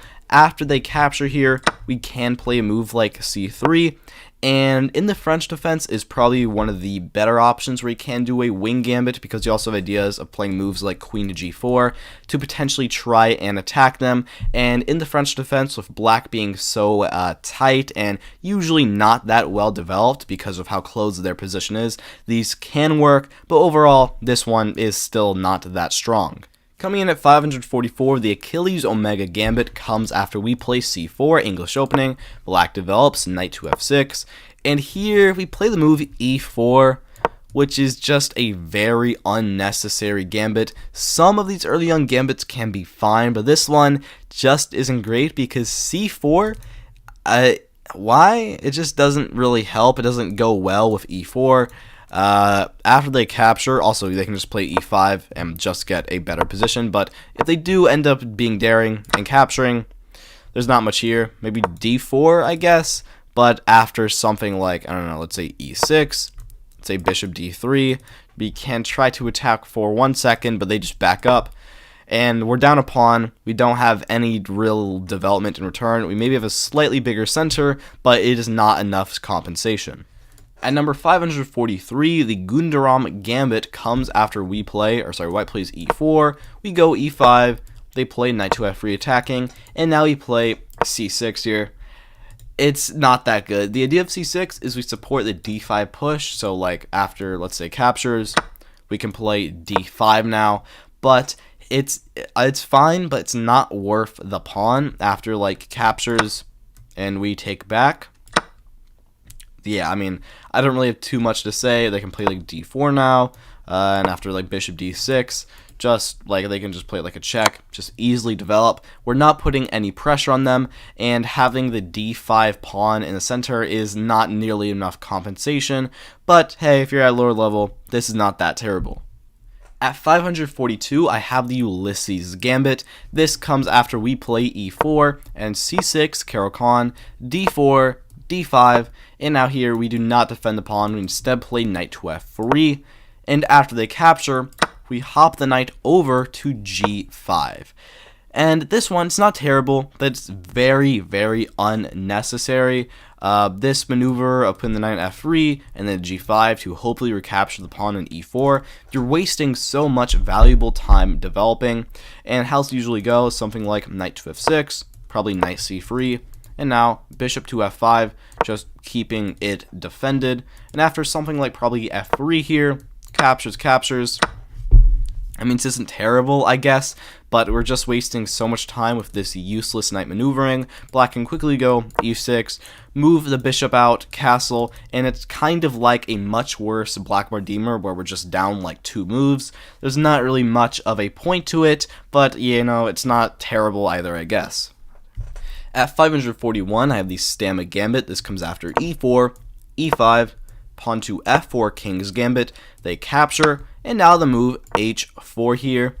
This prevents the queen from coming to h4, and I guess the idea of it, other than that, is to maybe try and stop black from playing a g5 move or make it less tempting, but overall, it still doesn't really work. You get the exact same effect from just, developing piece in f3, which is a lot more useful. And black has many good options here. They can just develop, they can strike and center immediately with d5, and overall, it's not a terrible option, but there's far better ones. Coming in at 540, the Spanish counter gambit. This comes after e4, e5, knight f3, knight c6, and bishop b5, a Ruy Lopez. And here we strike immediately with d5. And this, it's not horrible, once again, but it doesn't work out that well, and white has a couple of good options. They can take immediately an e5 and just win the pawn, at which point it's kind of a waste and kind of a mystery as to why we sacrifice the pawn. We would probably have to place something like bishop d7 here, or actually that would be really bad because they can probably win another pawn eventually. Maybe knight e7 would be our best try here, at which point, yeah, it's just kind of odd as to why we sacrifice the pawn. There's not really any good reason. Or they can capture on d5 first, allowing us, or allowing them to play knight c3 after we capture, at which point we're just kind of down on development. So because that, this is just kind of a redundant option, but it's not horrible. At number 539, I have the Frankel Gambit. This comes after we play pawn e4 and e6, a French defense, and we get an advanced variation that comes after d4, d5, e6, c5, and here you traditionally defend with either c3 or feeling a little crazy, maybe knight f3.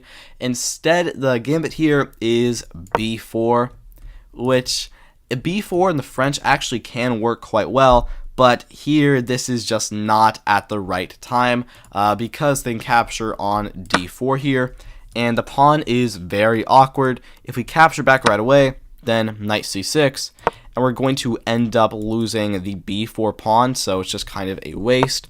However, if you do play like a bishop d3 here, and maybe knight to f3, and potentially get the pawn later like so, you might be able to get a actually not that bad of a position.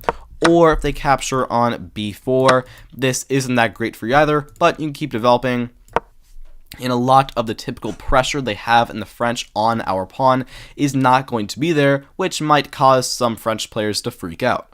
Coming in at 538 is the Lolly Gambit. This comes after e4, e5, f4, King's Gambit. They capture, knight to f3 now, and after g5, trying to go to g4, bishop c4, and g4 here. You have a lot of good options, like maybe castles, like a Mutio Gambit, or d4, the Ghulam Qasim Gambit.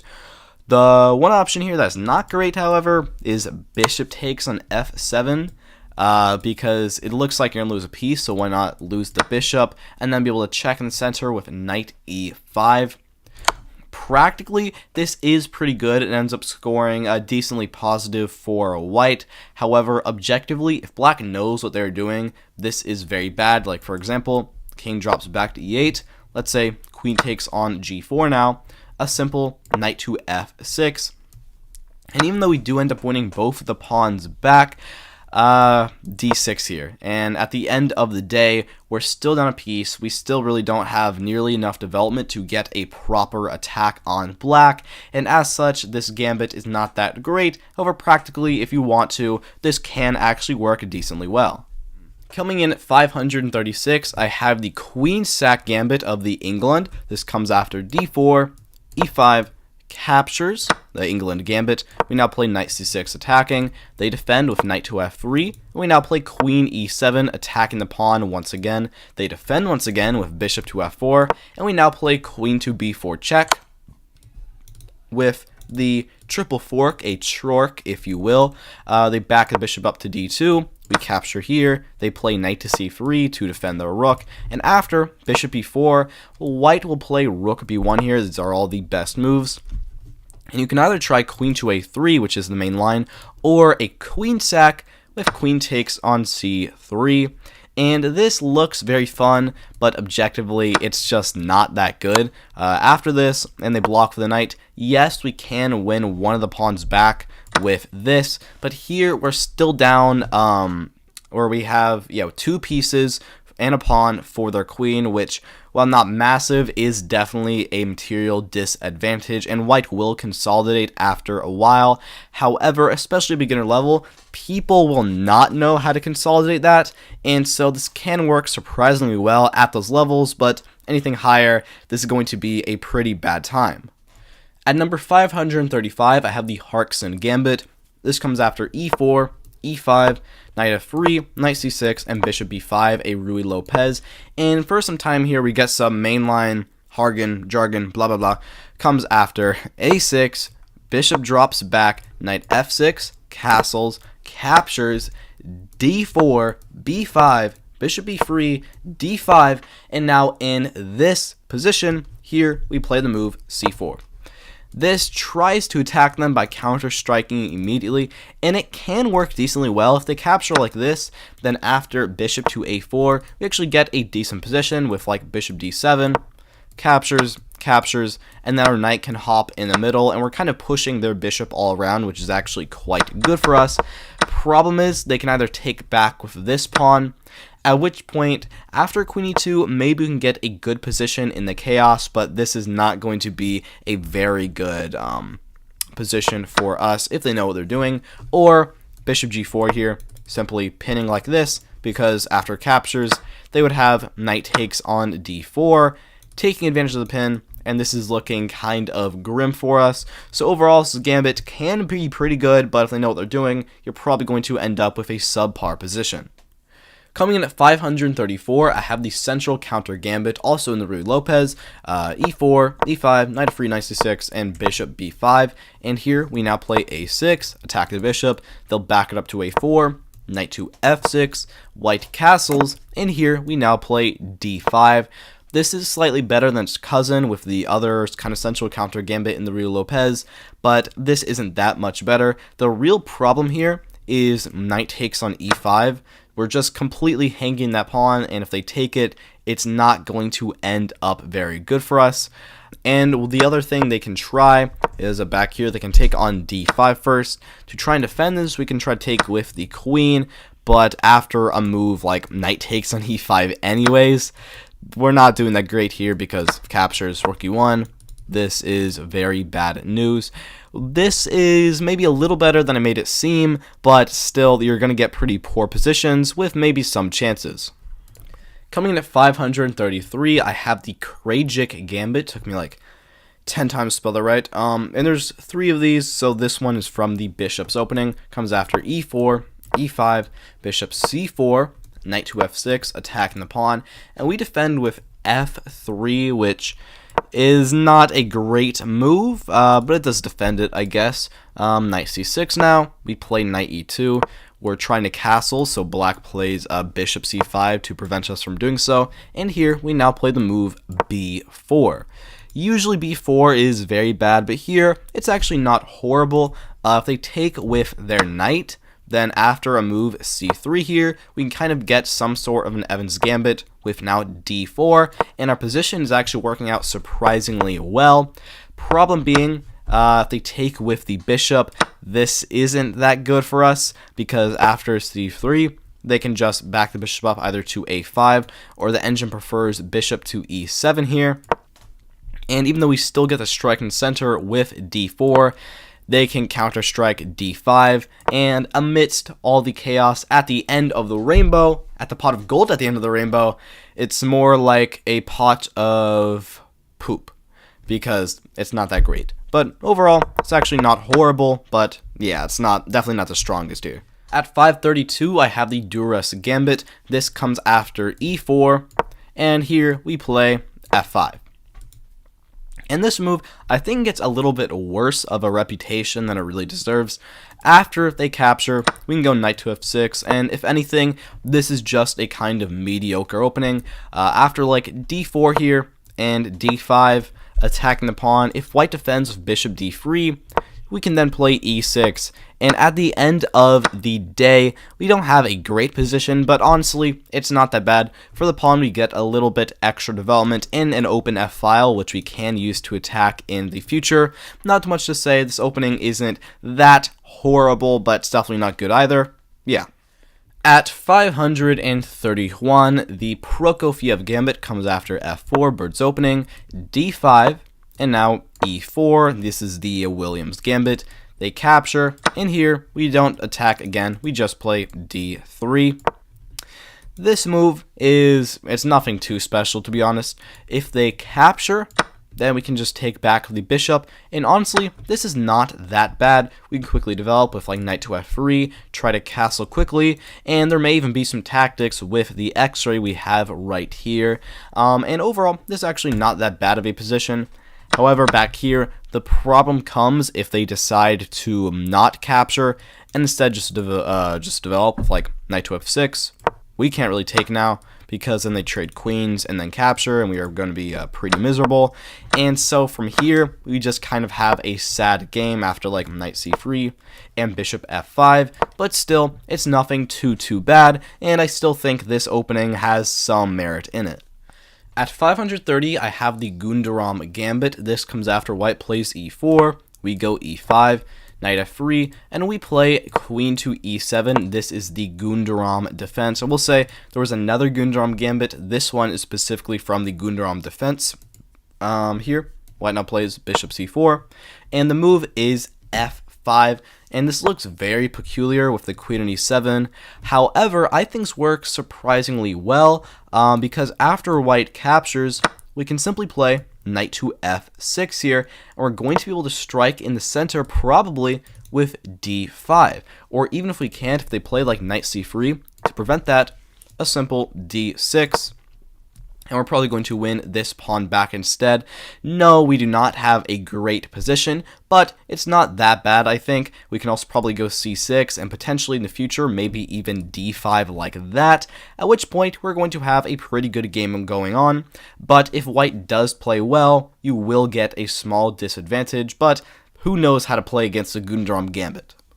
Arriving in style at 529, I have the Lowen Gambit. This comes after c4, English opening. We play d5, the Anglo-Scandinavian, which isn't great. They capture, and now e6.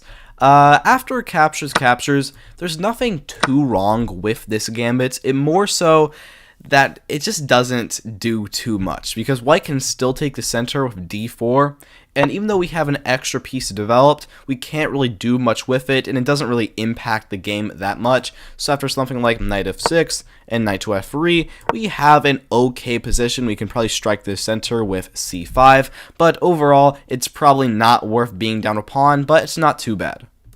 At 528, I have the Basman Gambit. There's a couple of these, so this one is the King's Gambit variation. Comes after e4, e5, f4, King's Gambit, and after they capture, we play the move Queen e2, which isn't that great. It blocks out our bishop. It doesn't really do that much, but then again, it is still very solid, and our position is not anywhere near like bad, I would say.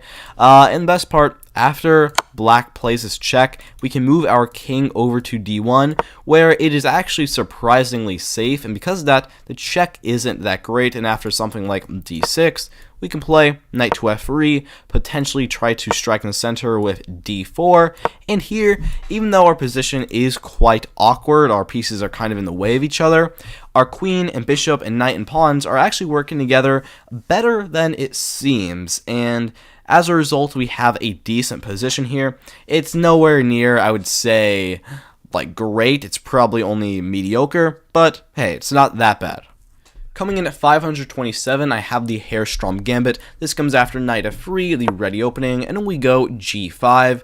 And in this case, this g5 move is actually not that bad, because after captures, we can play e5 and take control of the center, immediately attack their knight, and after it drops back, we can play e4 here and force the knight to come to the center, at which point we can play like d5, and we kind of get a reversed Alekhine here. That actually pretty, or not heavily, but we do have a decent position here. The big problem is white can play d4, immediately attacking us again, and now the knight is defended, and after like h6, knight back up, e4, knight back up again, It's not bad, and we can defend the pawn center with a move like d5, but white can quickly lash out with c4 and knight b to c3, at which point we don't have an incredible position, but it's not too bad. Coming in at 526, the Belokis-Johansson Gambit. This comes after knight c3 of Van Geet. We go e5, knight to f3 attacking, and we don't defend, we instead play bishop c5. Now this one is a bit odd. After they capture, if we just try to play normally with like d5, then white can simply go d4, and we're pretty much getting dominated here. This is a pretty bad position. However, we can play the very tricky queen to h4 and attack like this. The engine is not the biggest fan of this, but it is quite tricky practically. Like a lot of people here just play g3, but now we have bishop takes on f2, king takes, and queen to d4 check. And at the end of the day, we're actually going to get a pretty decent position out of this. But sadly, if they do properly defend with a move like, let me go back here, e3, and then future strike in the center with d4, we're probably not going to have a great game ahead of us. However, it does have some good surprise value. At 525, I have the Jaenisch Gambit. This comes after white plays pawn to c4, and we now play b5, this being the Jaenisch Gambit. This one, honestly, is not very special. After they capture, we can play a move like bishop b7 and take control of diagonal and leave this pawn later for us to kind of pick at, in which case that would actually be a pretty good idea. Or you can play a move like a6, trying to take advantage of the fact that if they capture, we can take back with the bishop, and if they ever play e3 now, then we can trade and their king cannot castle. We do not have full compensation for the pawn in this gambit. However, it's a fun little thing. There's nothing that wrong with it, and if you want to play it, go right ahead. At 524, I have the Williams Gambit. This comes after we play f4, bird's opening. Black replies d5 here, and we now strike in the center immediately with e4. This is not a great gambit, but after they capture, you have a couple of good options here. You can play a move like d3 and try to attack them immediately, or maybe knight c3 and try to attack them like this, or you have some other options here. You can try maybe a bishop c4 and just try to ignore this, and go knight e2 and quickly castle. This gambit is not that strong, but there's also nothing too wrong with it, and it's a pretty fun and very rare weapon against the bird's opening. And at 523, I have the Philidor counter gambit, and there's two of these. This one is from the Vienna, which comes after e4, e5, knight c3, Vienna game. We now play knight c6, and white tries d4. This is the rare Fife gambit, which isn't that good, but it does have some value. And here, instead of capturing, which would be one of the best moves, we instead play f5 here. I don't have too much to say about this move. It gambits in the center, but it doesn't do it that great, and white has a couple of good options. They can try to take, at which point we can play knight to f6, and we could go in typical gambit fashion with a move like d6 in the future and try to win the pawn back. Or maybe they can play a move like d5 here, at which point we might have to launch our knight into the center with like knight d4, and this can get pretty sketchy, but overall, there's nothing that wrong here, and as such, this is where it goes.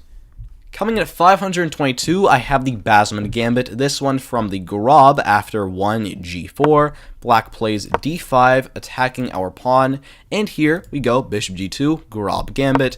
And black doesn't capture or defend, they play h5, which is a very rare move, attacking us like this. And the Basman Gambit is the move captures here. This move, I'm a little conflicted on this. The other option here would be maybe to push up to g5, which isn't that great either. But capturing this position isn't great because black can either just take back immediately, and now they have a lot of pressure on the h-file where our king is already very weak, or the move e5 here they can also play, and our pawn is basically dead.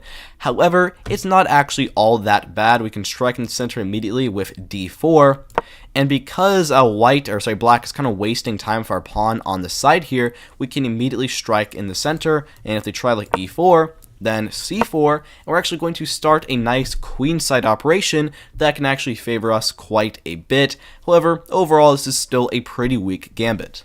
Coming in at 521, I have the Sleipnir Gambit. This comes after knight c3, the Van Geet opening. We play e5, preventing, or I guess discouraging d4. White plays e3, they want to do it anyways. And after d5 and d4, here we don't trade or defend, we play bishop b4, pinning their knight to their king. This is a kind of odd one because the idea is that after they capture, we can develop or we can take their knight. If we take, then yeah, they have a very ruined pawn structure, and if you want to go for this probably would be a good option. Or you can play knight e7 and try to quickly talking a lot. Coming in at 521, I have the Sleipnir Gambit. This comes after knight c3, Van Geet opening. We go e5, e3, d5, or what did I say? d5. Why can I grab the pawn? What? Coming in at 521, I have the Sleipnir Gambit. This comes after knight c3, Van Geet opening. We go e5, e3, d5, d4, and here the move bishop b4, pinning their knight to their king. After they accept our gambit here, you have two options. You can take their knight and try to go for their ruined pawn structure, which is not the best option because even though their pawns are ruined, they can strike in the center of c5, which will kind of get rid of it, and they have the semi-open b file. The other option is knight to e7 back here, and just trying to quickly castle, but this lets white consolidate with f4. Soon they'll go knight f3, and we can't really regain the pawn that easily here. So overall, this gambit is kind of weak, but it's not that bad. At 520, I have the deferred Solar Gambit, which comes after white plays pawn to d4. We go e5, England Gambit, and they take, knight c6 attacking, knight f3 defending, and now f6. With this move, if they capture, which a lot of people do, then after you take back with the knight, we don't have a great position, but we actually have a pretty decent gambit for us being down a pawn. We have a good amount of compensation. The problem here is that if white doesn't capture, if they just play a move like bishop f4 defending, we have a very sad position, or especially e4 here, because now we cannot take with the knight, because then captures, and queen h5, and we are actually just completely losing here right away. So because of that, this gambit does have some merit to it, but overall it is quite bad. Coming in at 519, I have the Bavarian Gambit, which comes after white goes e4, we play e5, and c4. This is not a very common or good combo, but if they play this, you can then go d5, this being the Bavarian Gambit, which isn't a great move, but it is better than it looks. The point being, after they capture, we can then play knight f6, attack the pawn, and after something like knight c3, we have c6 here. And the very good thing here is that if they capture us, we can simply take back, and this is honestly quite good for us because now we have supreme control over their very weak d4 square, which is going to be a big advantage for us. The problem here is they can still defend, they can strike immediately if we move like d4, at which point after something like captures, and there's a lot of chaos here, but maybe something like bishop b5, here we definitely do not have any sort of advantage, and we have kind of flustered anything we could have had. Or back here, a move like knight f3 may be very annoying to attack our pawn. Overall, it's still not incredible, but it actually does have some good moves to it. Coming in at 518, the Ellis Gambit comes after e4, and we play e6, French defense. Now a d4, d5, knight c3 defending, we capture, and after they take back, we now play the move e5 here, which looks kind of stupid, but the point here is that they cannot really capture, because then after this queen trade, we can play knight c6, attack the pawn, quickly long castle, and we have very good odds in this endgame. Or back here, also they can play a move like knight f3, but now this c8 bishop is now opened up, which does allow us to have a more open game. But overall, this really does not fit in with the theme of the French defense, and because of that, it doesn't end up working that well in most variations, but it does have something to it. Coming in at 517, I have the Hansteen Gambit, which comes after e4, e5, and f4, King's Gambit. Black captures, now knight to f3, g5, bishop c4, bishop g7, and now in this position, the move castles.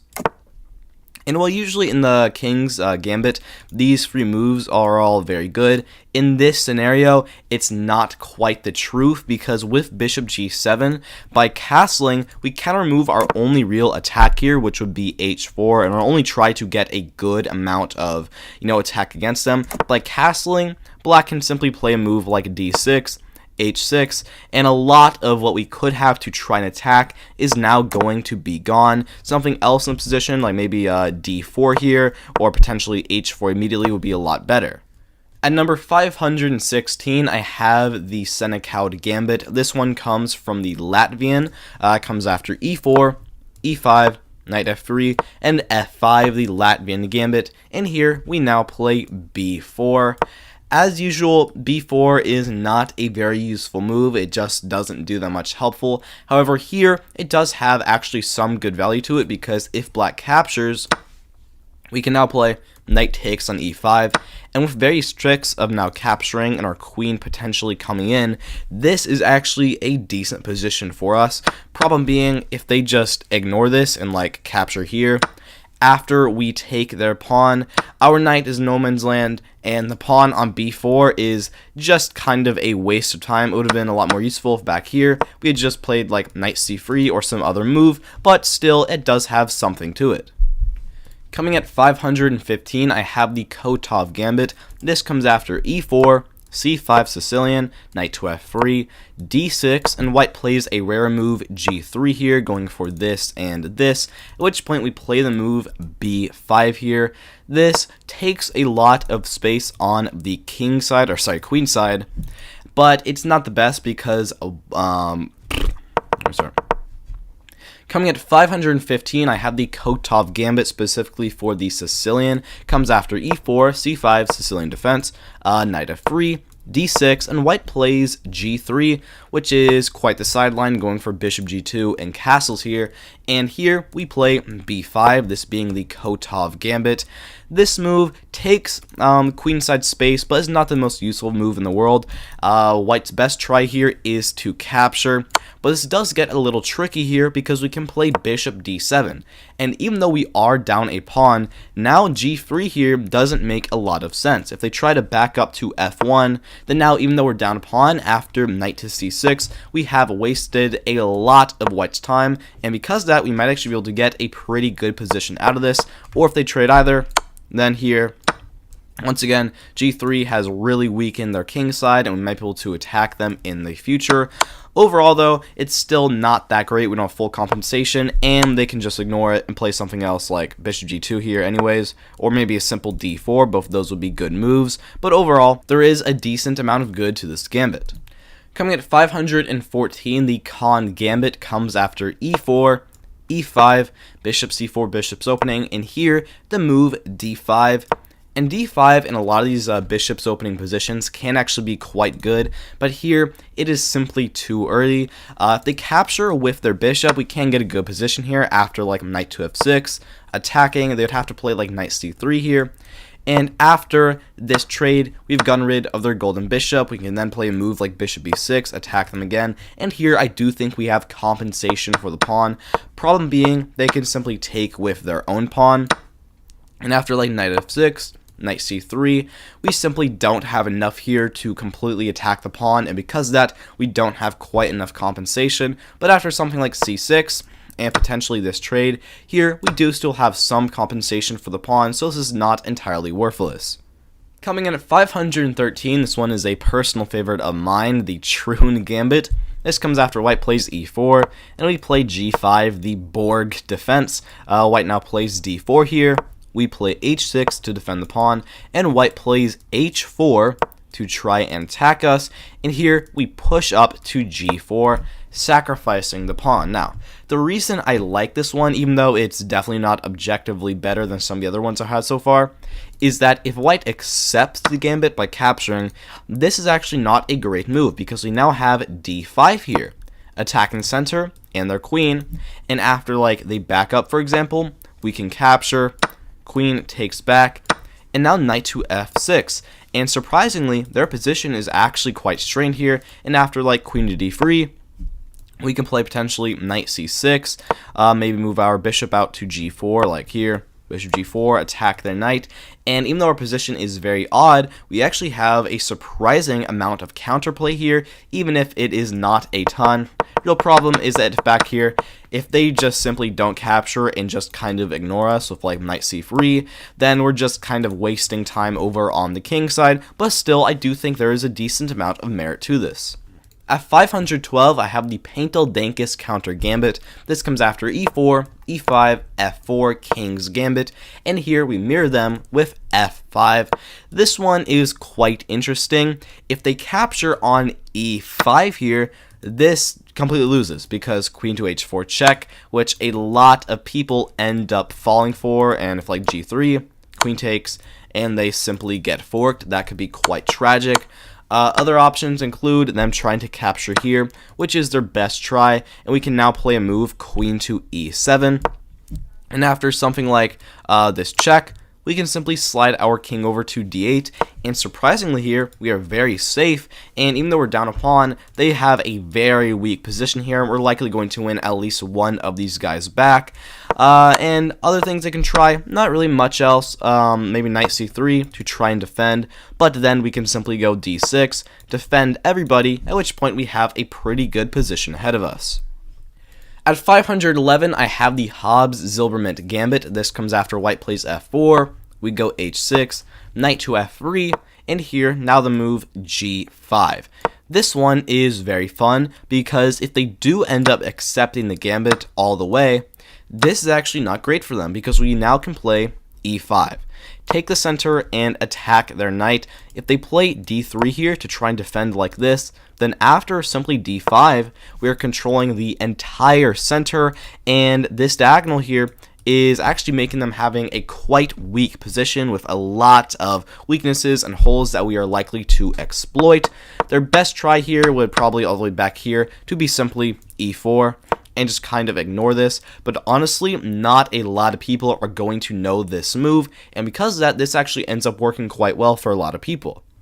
At 510, I have another Zilberman gambit, this one coming out of the Grob. This comes after g4, black goes d5, and here we now play e4, gambiting our e4 pawn, letting them capture, and here we now play knight to c3, attacking them. This, while not objectively great, does have a good amount of tricky value, because if they try to defend with their knight f6, then we might actually be able to play g5 here, and end up winning this pawn back, at which point we don't have a great position, but we actually have quite a decent one after like knight d5 and knight captures. I can't really say that we're doing bad here, maybe subpar, but I wouldn't say bad. The best try would instead be probably a move like e5 here, and just completely ignore it and just try to keep developing, or maybe h5 here to try and capture, or sorry, not really capture, but start putting pressure on us immediately, maybe like g5 here, but after like bishop g4, we are kind of suffering in this position, but still, I think you do have good chances in this gambit. Coming in at 509, this is such a weird one. This is the Spike Lee gambit, which comes after h3, Clemens opening, not exactly the strongest. Black plays h5 here, and we now play g4, this being the Spike Lee gambit. It is very, very, very rare. You're almost never going to get this, but it does actually have a surprising amount of value to it, because after black captures, you can then go bishop g2. We're not threatening to capture the pawn. We could not before, because our rook would be hanging like so. So after this, they're probably going to capture again. But after like knight takes on h3, yeah, we're down a pawn, but in return, we have gotten two pieces developed, and we do have the open h-file, which can be used in the future, and if you want to plan on going long castles here, that might actually give you a pretty good attacking game, and as such, while this is, while this is going to be astronomically rare, it does have some good value if you do want to end up playing it. Coming in at 508, the Napolitano Gambit comes after c4, English opening, c5, symmetrical English, knight f3, knight f6, keeping the symmetry, and here, now the move b4. This is one of the much better situations to play the wing gambit in, because after they capture, you can play a3, or even better, is d4 here. And in return for the pawn, which is very weak, you have complete control of the entire center, which black really cannot match for you. And the real problem here is after like e6, we're probably not going to get the pawn back for some time, which may be kind of bad, but at least in the short term in this position, you're getting more development, you have a lot more space, and you have a very good game ahead of you. 506, the Carlsen Gambit, not Magnus Carlsen, I think it's spelled differently, or maybe I'm just insane, comes after e4, e6, d4, d5, knight f3, they capture, and here now specifically the move knight to e5. And in this position, even though you are down a pawn, you do have a lot more space control, and this pawn center is very weak. However, this is definitely not the greatest gambit. If black knows a move like knight d7 here, just trying to trade off immediately, this is not going to end up great for you, but potentially maybe queen h5. You actually do have some tricky potential in this position, and maybe a move like bishop e3, knight c3, and long castles can actually give you a pretty good game, but overall, this is still kind of weak. At number 505, I have the Konikowski Gambit. This comes after e4, e5, knight to f3, knight c6, and bishop b5, the Ruy Lopez or Spanish. Here, we now play bishop c5, the classical defense. And white plays c3 here, going for d4, and trying to take the whole center. And here, we play the move d5. Lashing out in the center immediately. This has some weaknesses, but it has some pros. Most people play knight takes on e5, taking advantage of the pin they have here, but we do have the very tricky queen to g5. And here, we're attacking their knight, we're attacking the pawn, and I mean, if they capture here, then we can actually take on g2, and attack the rook, and a potential checkmate threat, and this will actually give you a slight advantage. Even though they have this, you do have a little bit of a better position here. Problem being is that, one, if they respond best to this, you're not going to get a better position, or they can just not capture. They can simply play like castles here, and after like captures, and knight takes on e5, we have the same problem. We do have a lot of control over the d3 square though, which can still give us a good position, but overall, this is just a bit weak. At number 504, I have another Zilberman's Gambit. This one comes from the England. After d4, e5, captures, knight c6 attacking, knight f3 defending, and now knight g to e7. This move isn't horrible. The idea here is after like knight c3, you can play knight g6, and you are going to end up winning the pawn back, but I feel like if you're going to go through this much effort to win the pawn back, just wasting so much time and not developing, you probably should just not have played the gambit at all, because here, even after like bishop g5 here, bishop e7, and this trade, and after like something like, I don't know, e4, and we win the pawn back, I mean, well, we have equal material. It's not a horrible position, but really we're just wasting so much time. We have a pretty awkward position, and white has a very large space advantage, and really, just why would you do this when you have better options? At number 503, the Bunten Gambit comes after e4, knight f6, the Alekhine's defense, e5, attacking them, they move to the center with knight d5, and here we push up again, which is very, very funny, with e6 here. This move looks really dumb at first, but it does actually pose some pretty big practical problems, mostly being after they capture. Here, after d4, what does black really do here? They can't move the e-pawn because, you know, there's two of them. The bishop is now blocked out, and everything is just kind of tight and awkward here.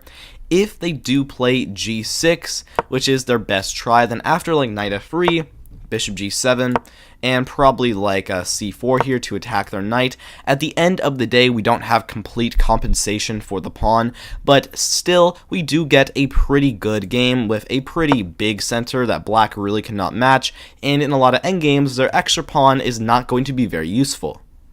At number 502, I have the Willemsen Gambit.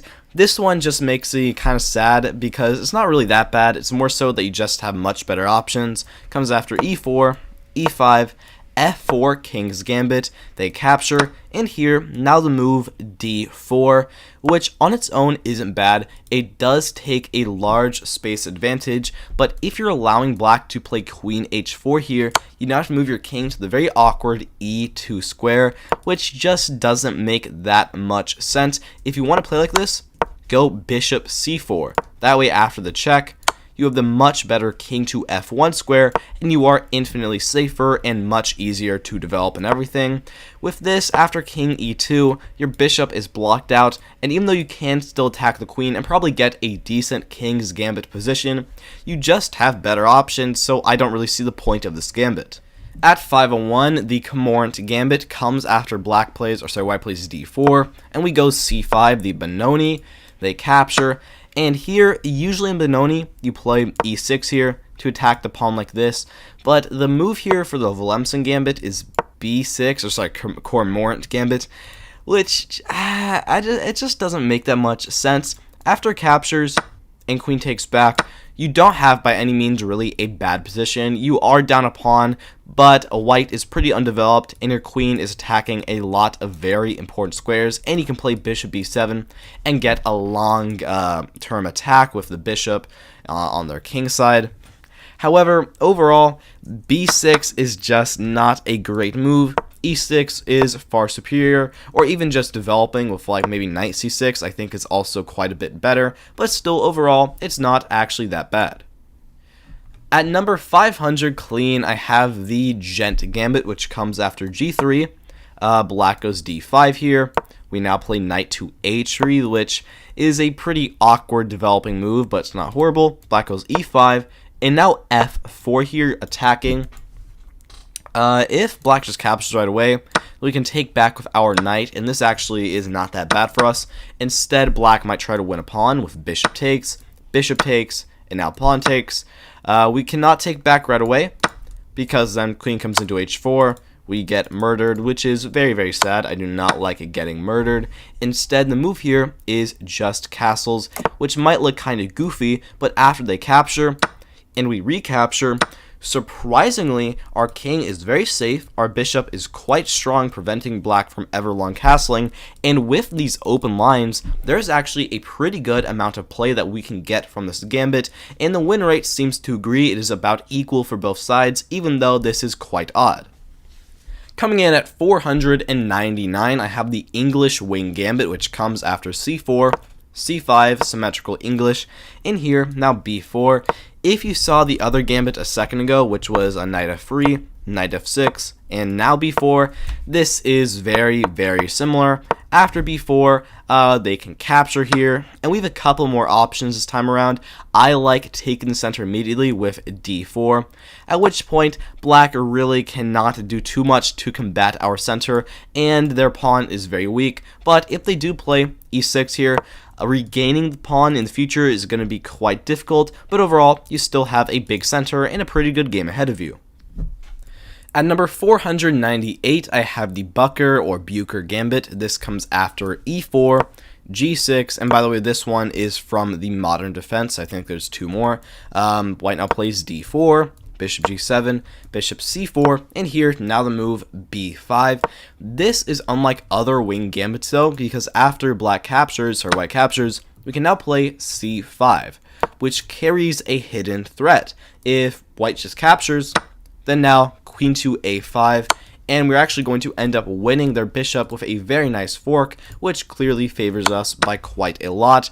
Other tries though, if they just simply play like knight to f3 here, then after something like captures, and knight captures, we don't have the greatest of positions. We probably don't have complete compensation for the pawn here, but still, you can play bishop b7, probably maybe knight to f6 here, not quite d6 because of the pin, but still, we can play in typical style, and I think we have a good game ahead of us.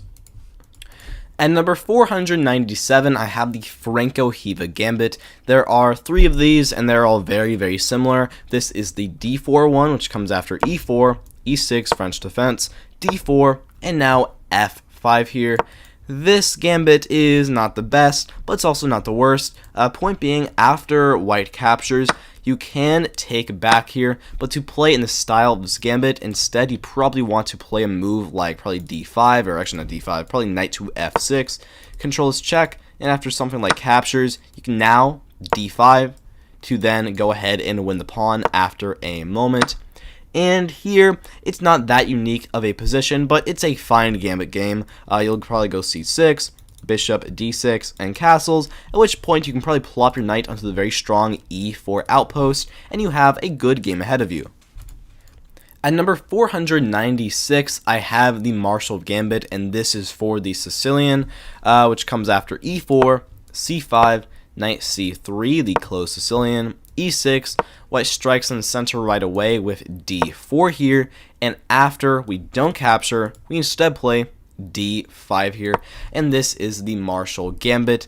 The point here is that even though we have this pawn defended now, after captures, and pawn captures, here, if we just take back, they can then go ahead and take this guy, at which point we have a pretty meh position that doesn't really favor us that much. Instead, our best try here would probably be knight to f6, letting this pawn hang, and after something like bishop e3, we can just go bishop e7, and promptly castle on the next move. There is nothing wrong with how we are playing, and this pawn is probably going to be weak. We can likely try to take it on later. This is not the most aggressive option, but it is very solid, and there's not that much wrong with it. At number 495, I have the Giannuscio Gambit, which comes after e4, e5, and f4, King's Gambit. We capture, and white now plays bishop c4, going for the bishop's gambit, and here we play the move f5, counter-striking like this immediately, and this is quite the tricky option here. The point here is that if they take, then after we play this check, and the king moves over, we can now play probably knight to f6, try to get our knight in, at which point this pawn is just going to be very easy pickings for us later, and we have a pretty good game ahead of us. A good thing here is that there's no one really strong option for them. There are a couple of tries. Another thing they can try is just to defend with like knight c3, at which point after something like queen h4, and king over to f1, we get a pretty typical position for the bishop's gambit, and there's nothing really that wrong with it. At number 494, I have the Cologne Gambit.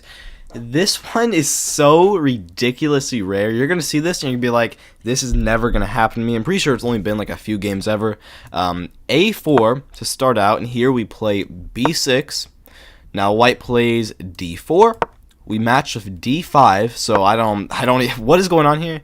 I don't really know. White now plays knight c3, and here we go knight d7, allowing them to capture the pawn. And despite how unbelievably rare it is, and it's not actually horrible, if they just keep developing bishop f4, then this is just kind of a waste in development. It's not really any reason to play that. Or if they do end up capturing, then after like bishop b7, probably knight backs up, we can then play knight f6, prevent them from playing pawn to e4, at which point we can play e6, bishop d6, and we actually have a pretty good gambit position. But honestly, this is so rare, I don't think anyone is ever going to get this, ever. Coming in at 493, I have the Solar Gambit. This comes after d4, e5, England Gambit, captures, now knight c6, or sorry, not knight c6, but instead the immediate f6 here. This one is not great. I do think it's a little better than its counterpart, which is the deferred Solar Gambit. If they capture, Then after knight takes on f6, we have a decent gambit position here. We can probably play d5 and c6. Development's easy, we can castle pretty safely, and we have a good position. The more so problem here is if they don't capture.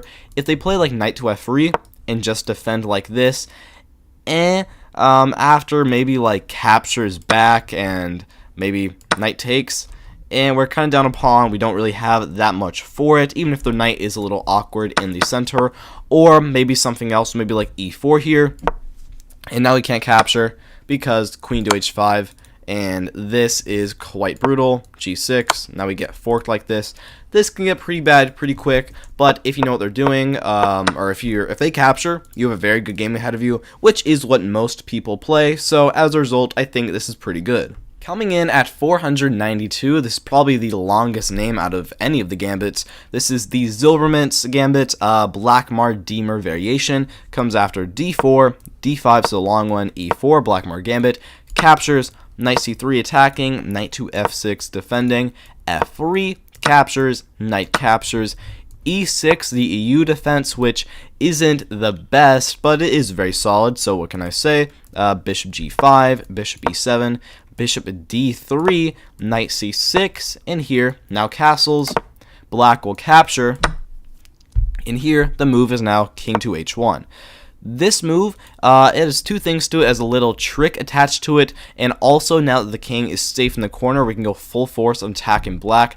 A lot of people here simply castle, which is a blunder because knight takes on d4, queen takes. This is not a check because we walk the king over, and because of that, we can play bishop takes on h7 check and simply win, because after king takes, we can now take their queen, and yeah, we're up a lot of material here. We're basically completely winning.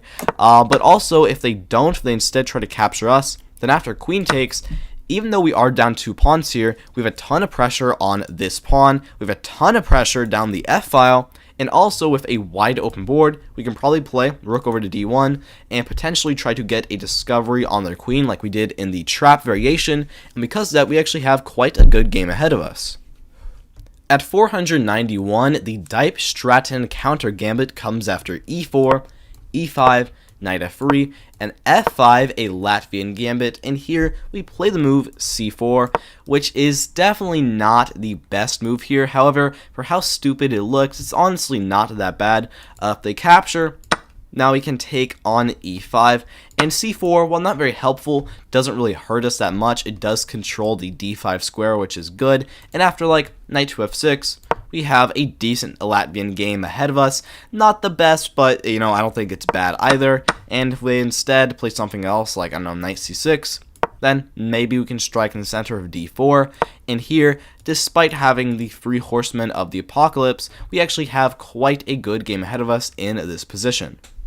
The Dodo Gambit, this is a personal favorite of mine, comes after 490. This comes after e4, e5, f4, King's Gambit, they take, and here the move queen g4, which is honestly just pretty funny. It makes a very direct attack against the pawn, and black has a couple good options. They can try like g5 here to try and hang on, and then play knight to f6, at which point we will have a worse position. However, even though the queen is on g4, which is very stupid here, it's honestly not as bad as it looks. The other try would probably be d5, taking advantage of this discovered attack. However, here, after like captures, and queen captures, after black blocks, yeah, we're going to be down on development, but it's not that bad. We can recover, and even though this is not the greatest gambit, I think it's pretty funny, and I kind of like it.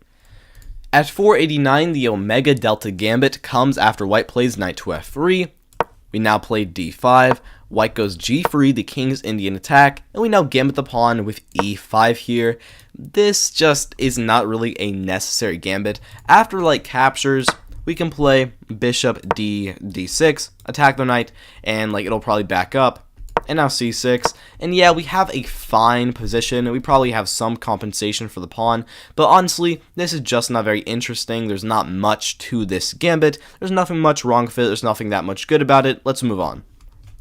At 488, the Aachen Gambit comes after white goes e4, and we play knight c6, the rare Nimzowitsch defense, which is underrated. D4, we play d5 now, immediately striking the center. They capture, and here we don't take back. We play the move knight to g4, trying to capture the pawn like this and take it with our knight, which isn't the best plan. The other idea here is after like c4, we might have some way to play like bishop f5 here and get into this fork, but currently we have to deal with queen a4 check, which in this case would lose a knight. But after something else, maybe like c6, no, we do not have the greatest position here, but honestly, I don't think it's that bad. We have a lot of pressure on their center where they are pretty heavily overextended, and the very awkward knight on g4 does a better job than you would think. Also b4. At 487, the Arafat gambit comes after d4, knight to f6, the Indian game, and now e4, but this is the Omega gambit, not quite this one yet. They capture, now bishop d3, attacking their knight. They back it up to f6, and now bishop g5. This move isn't great. Attacking the knight like this just isn't very necessary, but to be fair, after something like d5 here, probably knight to f3, let's say now bishop to g4, and like castles, we have a fine gambit position here. It is not super open, which does make it a little troublesome to attack, but we do have the open e-file to take advantage of. It's really just that the bishop on g5 is not placed very well. There are better spots for it, but overall, this is probably fine. At 486, I have another Franco Hiva gambit. This one comes after e4, e6, knight to f3, and here, now f5, and here we can play in the same style after like captures, probably knight to f6, takes again, and now d5 here, going for this capture. It is very samey. I do think developing the knight instead of d4 favors us a little more, but overall it is very similar, and it's just a nice kind of subpar but fine gambit. At 485, I have the Tartakower gambit, which comes after b4, Polish opening. Now e5 here, we then play bishop e2, attacking them, and they defend here with f6, and in this position, instead of defending with like a3, we go e4. And this is quite a good gambit. Their best try is to lash out immediately with d5, but at this point, after like captures, and probably knight c3, the queen must back up, and even though we have an awkward position, the pawn on b4 doesn't really belong there, we are doing quite well here, but black should not have that much of a problem getting developed. The good thing here though is if they don't play d5 immediately, if they wait for like 1 second, let's say knight c6, here we can then play b5, the knight is probably going to have to jump to the middle, and then bishop c4. And this way, we are controlling this diagonal, which makes it near impossible for them to actually get castled, which is very, very important. And as such, you have a lot of good attacking games here, but overall, it is not the best. Coming in at 484, the Rotary Albany Gambit comes after e4, e5, knight f3, knight c6, and bishop b5, the Ruy Lopez. And here we play the very odd b6. This move is very interesting. Not a lot of other Ruy Lopez setups utilize this. The idea is after captures, and knight takes on e5, we can now play the move bishop b7 and defend, or even queen d4 and just try to win the pawn back immediately. And after like probably knight back to f3, captures, and queen e2, in this position we actually have an advantage. So for that reason, capturing and trying to win the pawn like that is not the best try. However, if white just castles here, we have a pretty awkward pawn setup here that really does not favor us in the Ruy Lopez. However, we can still play a move like bishop b7 maybe, or not here, we should probably try to defend first with like bishop d6, but bishop b7, f5, or sorry, c5, what is going on right now, and you can still get a decent gambit position, but it is definitely not the best. At 483, the Ross gambit comes after knight to f3, and here we go e5. I don't really know what to say here. It's just not that special after like captures, and now probably d5. This is such a nothing gambit. There's really nothing unique here after like, I don't know, d4. Bishop d6. I mean, you've already seen this exact position. Let's move on. Coming at 482 is the Feldbecker Gambit. That is a funny name. d4, e5, England Gambit, my archenemy. They capture, knight c6, knight f3, and now bishop c5. This move, it's not really that much wrong fit. It's more so that this is just the England Gambit. Unless we're playing for some tricks, just trying to develop normally probably is not going to work. We maybe can still get decent position after like knight g to e7 and castles, but having to break through with d6 is just not going to be the strongest option here, and as such, this is where I'm going to rate it.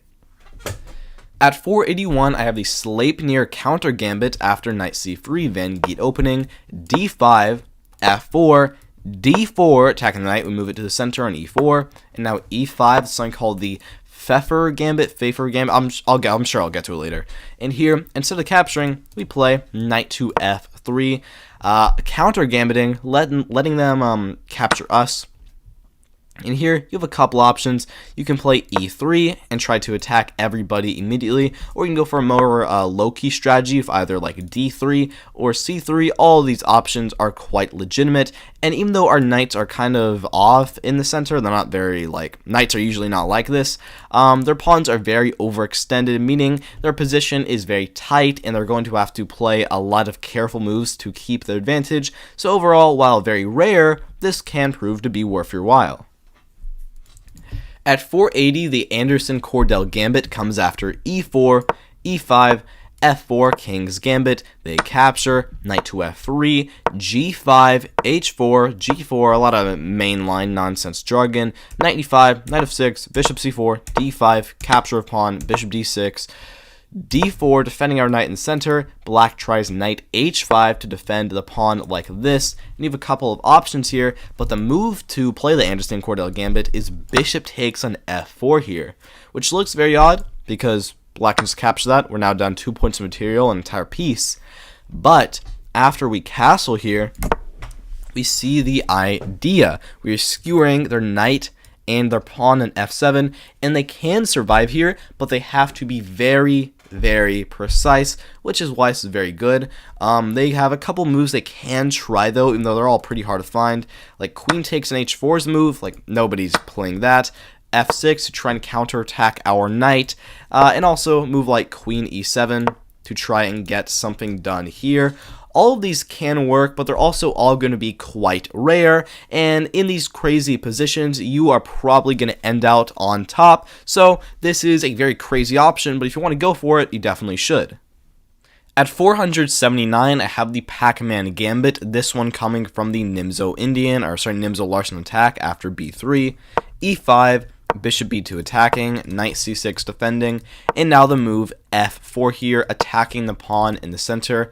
This one isn't great because after they capture and we play knight to f3, black can simply go knight to f6, just keep on developing, and this pawn is just kind of a nuisance, and because their knight's on f6, our bishop doesn't really get that much action, but after something like a c4 here, you still have a decent enough position, development is going to be pretty easy, and you still have a good game ahead of you. Coming in at 478, I have the Diemer Doom Gambit after d4, d5, c4, Queen's Gambit, c6, Slav defense, and here, now pawn to e4. This one isn't too bad, really, after black captures. The problem is, after like knight c3, attacking, black can just play like knight f6, defend, and here, after like bishop e3, our development is fine, but this pawn makes it really hard for a bishop to get developed anywhere good, and after something like bishop to f5, probably f3 here, and likely this trade, we have an okay gambit position, but it's not horrible, it's not too bad, it is what it is. At 477, I have the Zilbermans Hartlaub Gambit. This comes after g4, Grob opening, black plays d5, and here we now play e4. They capture, knight to c3, attacking their pawn. Black here plays pawn to e5, letting us have the pawn back, but here we don't capture, we instead play d3. This move, it's kind of going too much into that gambit here. We really should just go ahead and capture the pawn back and be happy. After d3, yeah, if they capture, then after bishop takes, this is probably a slightly better position, but because they already want to sacrifice a pawn, they can just play like knight c6 now, at which point now our bishop is blocked in, and we just have a pretty awkward position. We're able to play bishop g2, but then they can capture, and the bishop can't take. So this gambit is just a little clunky and awkward, but there's nothing too horrible about it.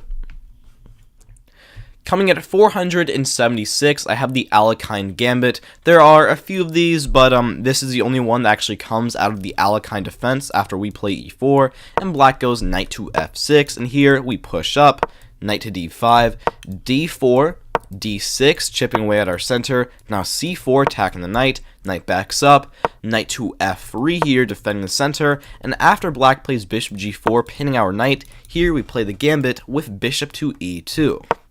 And the point here is that after black captures, we're going to take back with the knight, because after this trade, we can take the queen. Queen takes on d4 now is the gambit, and here you have a couple options. You can probably just castle is your best try, and even though their queen is in the open and we do have rook d1 coming, it's really just not that strong. Black has a lot of good options like simply knight 8 to d7, and here we don't really have that much. We kind of have to trade here, rook d1 immediately. They could simply capture the knight, and that would not be good. So we kind of are forced to trade our very good knight in the center. And after something like knight takes back, probably, let's say, bishop e3. And now queen can just slide over maybe to f6 or e5 is what the engine likes. Here, I mean, it's not a horrible position, but I really do not think that we have complete compensation for the pawn. And so this is where I'm putting it.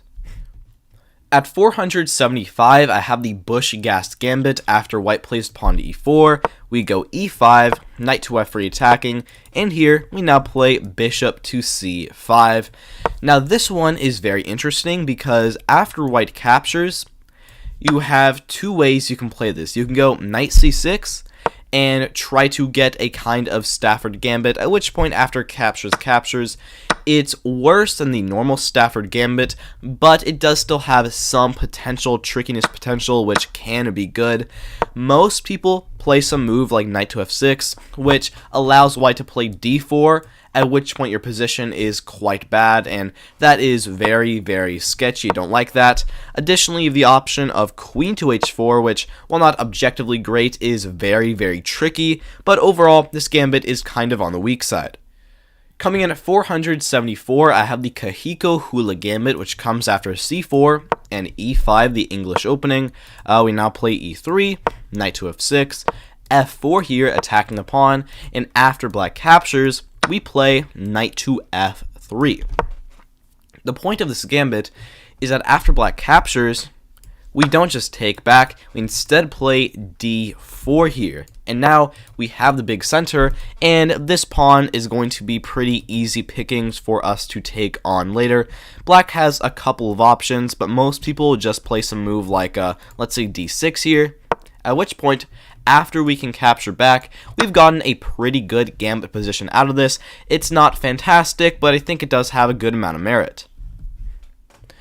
At 473, the Bird Gambit comes after e4, e5, f4, King's Gambit. They capture, knight to f3, g5 now, and d4.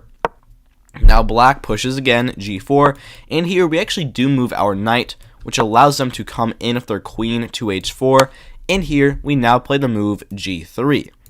This may look really bad because after black captures, we can't take back because then we lose our rook, and they have a deadly discovery here. However, we have the move queen takes on g4. And after the following line here of g2 check, they capture, and they take our rook in the corner.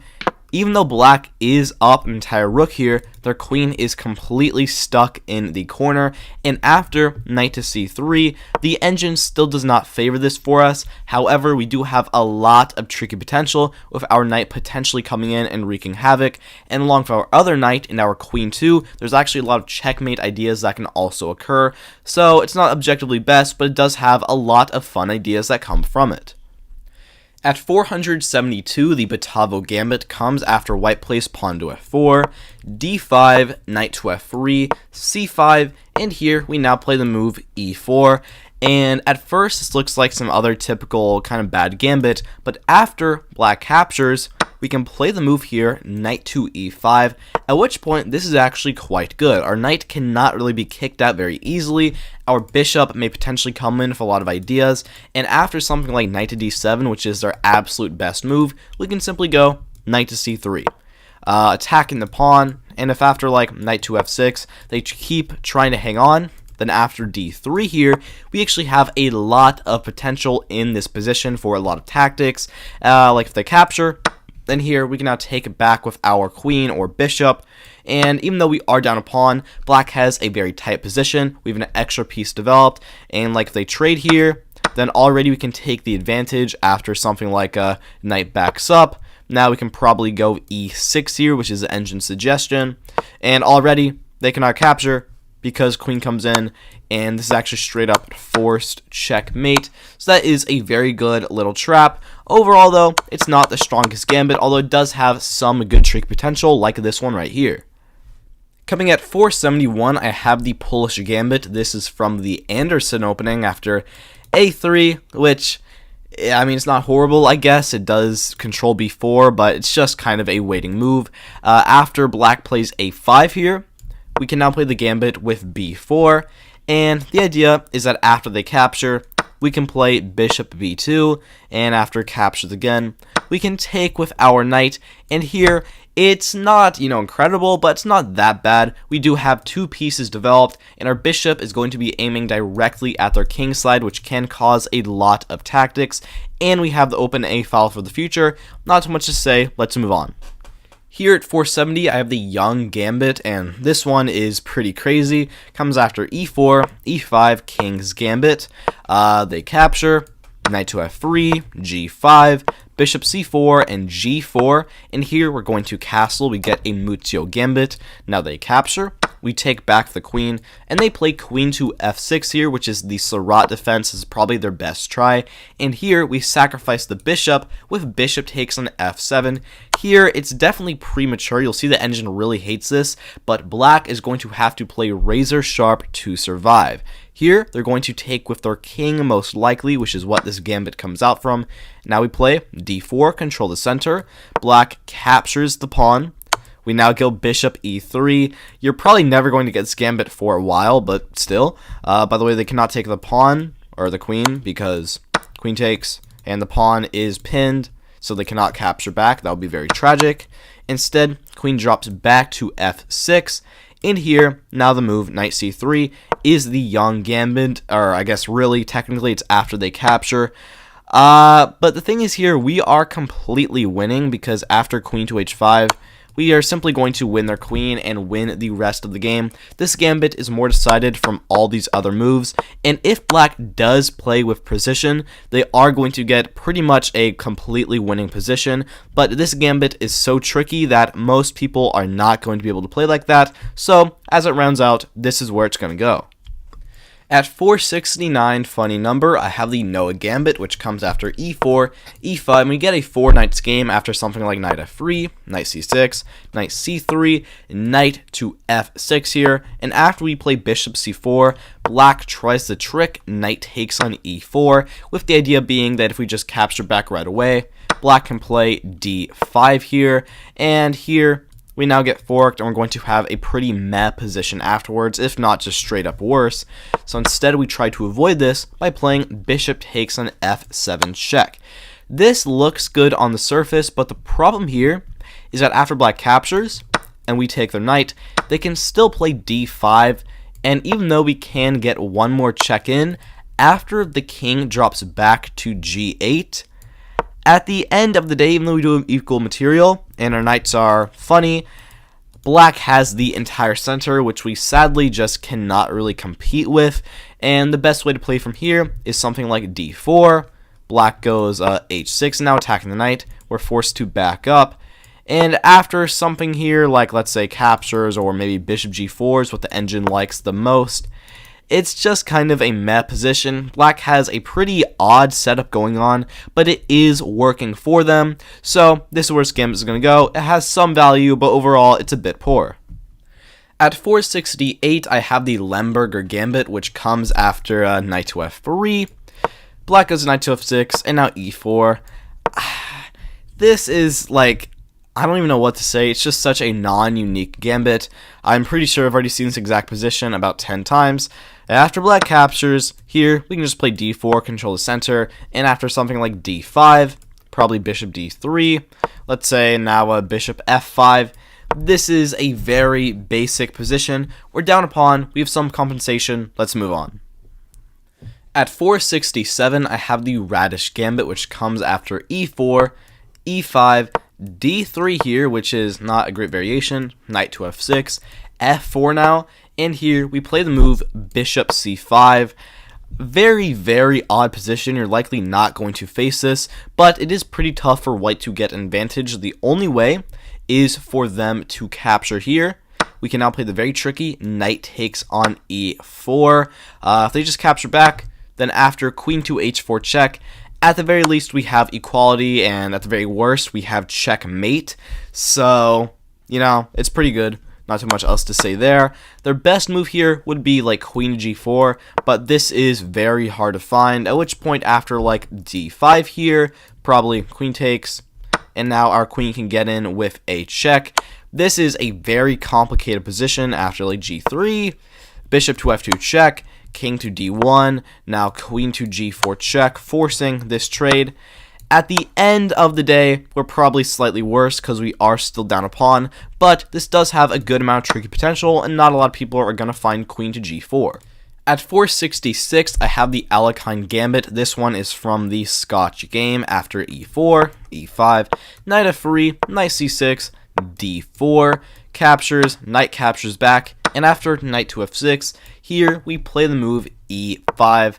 The point of this gambit, it's a little odd, but the point is that after they capture, we can play queen to e2 here, and this gets kind of crazy. If they don't find queen to e7, it's probably going to be bad news for them with a move like d6 here. We can go f4, and they can survive here if they're very careful, but they most likely will not, and we're going to end up winning a piece.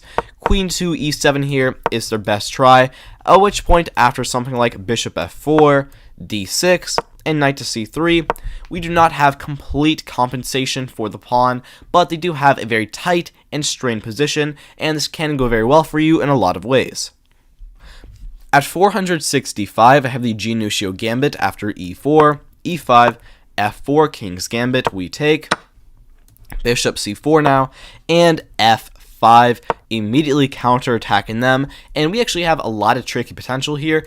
If they capture back, then yes, we can come in with the check, but what might be even better is to simply go knight to f6, with the idea of trying to go c6, and maybe simply bishop e7, and d5 here. Like for example, if they just play one move that's not the best, then after d5, bishop drops back, then here, now we can take our pawn back, and at this point, we're actually now up a pawn, and we are doing quite well here. But other options include not capturing, which would be something like knight c3, at which point f5 just proves to be kind of a waste of time and just kind of weakening our king side, but still, this opening is pretty good. At number 464, I have the final Franco Hiba Gambit after e4, e6, d3, the King's Indian attack variation of the French, and now f5. Same old story. It's a little bit better because their bishop is now blocked in, but after like captures, probably d5 now, captures again. Let's say bishop takes back. White does have a small advantage here. They are up a pawn, but you know, similar story. We have more development. Their position is a little awkward. Let's move on. At 463, I have the Breyer Gambit after e4, e5, f4, captures, and queen to f3 now. Not in the best spirit of the King's Gambit, however, it's not that bad. If black plays this check here, we can always play g3 because after captures, now we can actually take back the pawn, and even though our king side is kind of awkward, we do get the open h file because the queen defends our rook, and this is actually quite good for us. Their best try here would simply be to ignore us and just play a move like d5 here, at which point after like queen takes, probably captures, queen takes again, and now like bishop e7 here, we have a slightly subpar position. However, it's not that bad. The idea of playing queen to f3 to capture the pawn back, while very simple, does end up working. So, you know, what can I say? Not that much. Good gambit, or not really good, but, you know, not bad. At 462, the Heartlab Charlie Gambit comes after white plays d4, e5 England Gambit, they capture, and here the immediate d6. This move, a lot of people are going to capture, at which point after bishop takes back, you're honestly not doing too bad here. Yeah, you are still down a pawn, but you have an extra bishop developed, there might be some tactics on the queen, and you actually have a pretty good gambit position in turn. Not too much you can say here. The problem here is if they don't capture, if they delay with like knight to f3, this can get pretty bad after like knight c6. Now here potentially just bishop f4, hanging on to the pawn, at which point we have a kind of annoying position because we can never really capture, because then queen takes, king takes, and now knight takes, at which point white is still up a pawn and our king is awkward. However, there is still some merit to this, and you can probably get a playable position. At 461, I have the, I don't even know how to say this, Hjoring counter gambit, not really sure to say it. d4, black here plays c5, the old Benoni. After we play d5 here, black goes knight to f6. We now play c4 and b5, the Benko gambit. And here we play e4, the Hjoring counter gambit. This move is interesting. If black captures, which is their best try, then we can just kind of ignore this with knight to f3. And even though we have no immediate like advantage, this knight is going to quickly be kicked with bishop d3, and we're going to have the open e file, which in an opening that's usually very closed, kind of like the Benko, that can be quite good to actually have some central attack that we can try to play off of. But other than that, there's not too much here. If they play something else and captures, we are going to get likely a good position, but still, it's not the strongest gambit in the world. Let's move on. At 460, I have the Gladbacher Gambit. There's a few ways to get this one. It's a little strange. Comes after knight c3, the Van Geet opening. There's a couple of move orders, but I'll show the most popular one, which comes after e5. Here, we now play d3, d5 here, e4, they capture, and now the move b3, going for this fianchetto. It's another situation where if they capture, then good news, we can take back with the bishop, quickly go bishop e2, knight to e2, at which point I would say we have enough compensation for the pawn. We have a pretty good gambit position. The problem here is if they don't capture, because if like knight to f6, well here we can't really comfortably take, because then captures, queen takes, at which point we're not down material, but we just have a kind of miserable endgame that you don't really want to go into, at which point here you could still play a move like bishop b2, potentially try to go queen to d2 and long castles here and still get a decent position, but black always has an annoying bishop to b4 here, at which point you have a pretty meh position, some bad, some good, it's mixed. Let's move on. 459 I already included by accident, so you can just ignore this. Lemberger Gambit comes after knight f3, knight f6, e4. It's the same thing as what occurred in 468 a couple spots ago. I accidentally included it twice. Sorry, but let's move on. At 458, the Zilbermint's double gambit comes after white plays pawn up to e4. We go e5, f4 here, king's gambit. We defend with knight to c6, which is not the strongest way to defend, but it's not that bad. And after knight to f3 here, we go g5. If you thought we were past these g5 moves, this is one of the cases where it's actually not that bad, because if they take with like their knight, then we can simply take their f4 pawn. In here, their knight is now attacked. We've regained the pawn, and our queen might come in, at which point this is a surprisingly good position. If they take the e4 pawn with their knight, then same story, just a little swapped, but it's just going to be the same thing. And if they try taking the pawn, like pawn takes on g5 here, then after h6 or simply d5 counter-striking in the center, you still have some decent chances here. It is very peculiar, but honestly it does have a good amount of tricky potential to make up for its objective shortcomings. At 457, I have the Urban Gambit after e4, e5, knight c3, the Vienna, knight to f6, and g3, which is the rare Mises variation. And here we now play d5, they capture, and c6.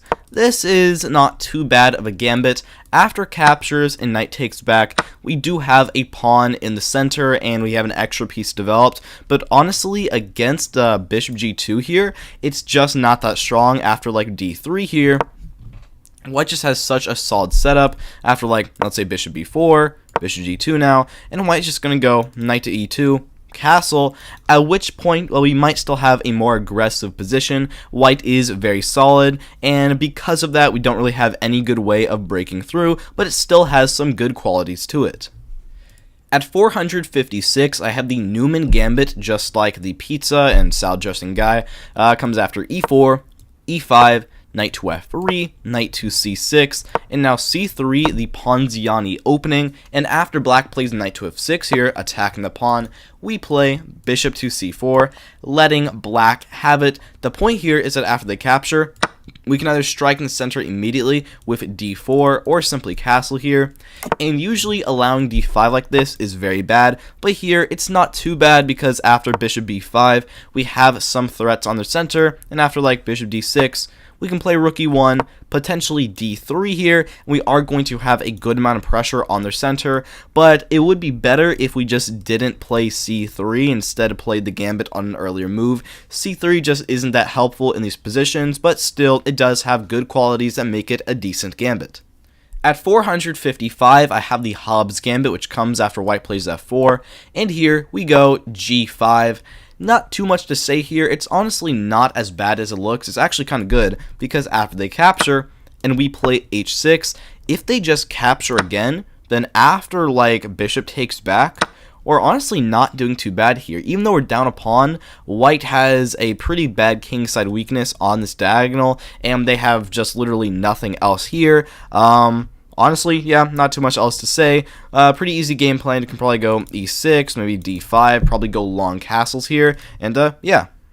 At 454, I have the Toikkanen Gambit after we play e4, black goes c6, the Caro-Kann, and after we go c4 and d5, here we push our pawn up to e5 here, which looks kind of stupid, but it's actually not that bad. If they just capture us right away, then here we can either take back right away, or even what's better is probably knight to f3, and this pawn is just going to be easy pickings for later, and we actually have quite a strong position here. Instead, most people just play a move like d4, at which point our position is kind of meh. After like knight f3 and e6 here, we're fine. It's not quite a gambit because we're not down any material, however our pawn structure is just a little odd. At 453, I have the Bello Gambit after we play e4, e5, f4, King's Gambit, they take, knight to f3, now here g5, bishop c4, and g4, and after we castle, here we get the Muzio Gambit.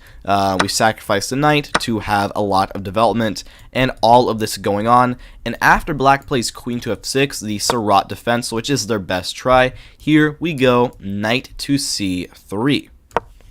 This move is very odd because if black does nothing, we're probably going to play knight d5 and honestly just crush them, but their best move here is to play queen d4, which straight up wins our bishop after like king to h1, and they take. But here, our plan is to now go d3, and even though we are down 6 points of material, black must defend extremely accurately. If they play one wrong move like queen d4 here, then already our knight can jump in and just start getting everywhere. They would have to play like knight to a6 to try and defend, and after bishop takes on f4 here, black can survive, but honestly this is horrifying. Our bishop and knight are now lining up, our queen and rook are also targeting the extremely weak f7 pawn, and in the end back here, if black does defend accordingly, they're just going to get a winning position. However, that is quite tough to do from a practical standpoint.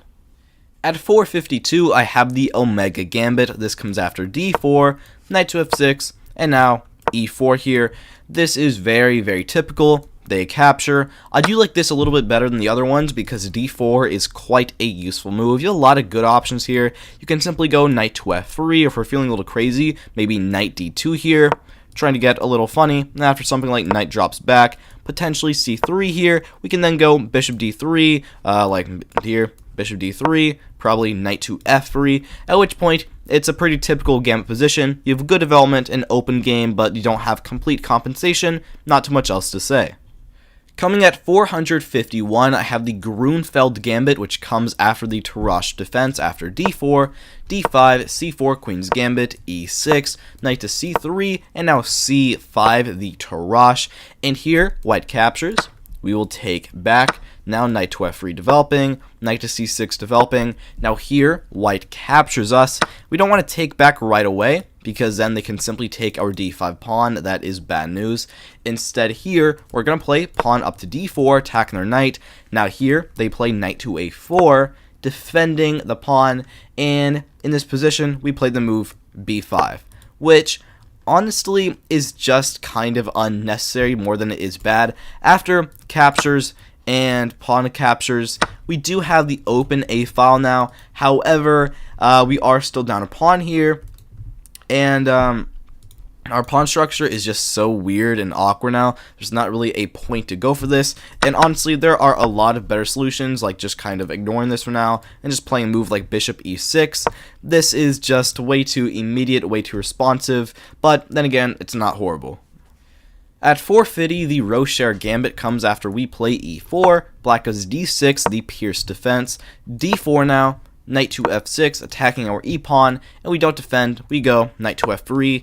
This is very similar to a lot of the other ones. This one I like a little better though, because they've already played d6, so playing d5 would be kind of a waste of time for them, and after something like bishop d3, knight backs up, c3 now. This is a pretty typical gambit position where you don't have complete compensation, but you have a fine game.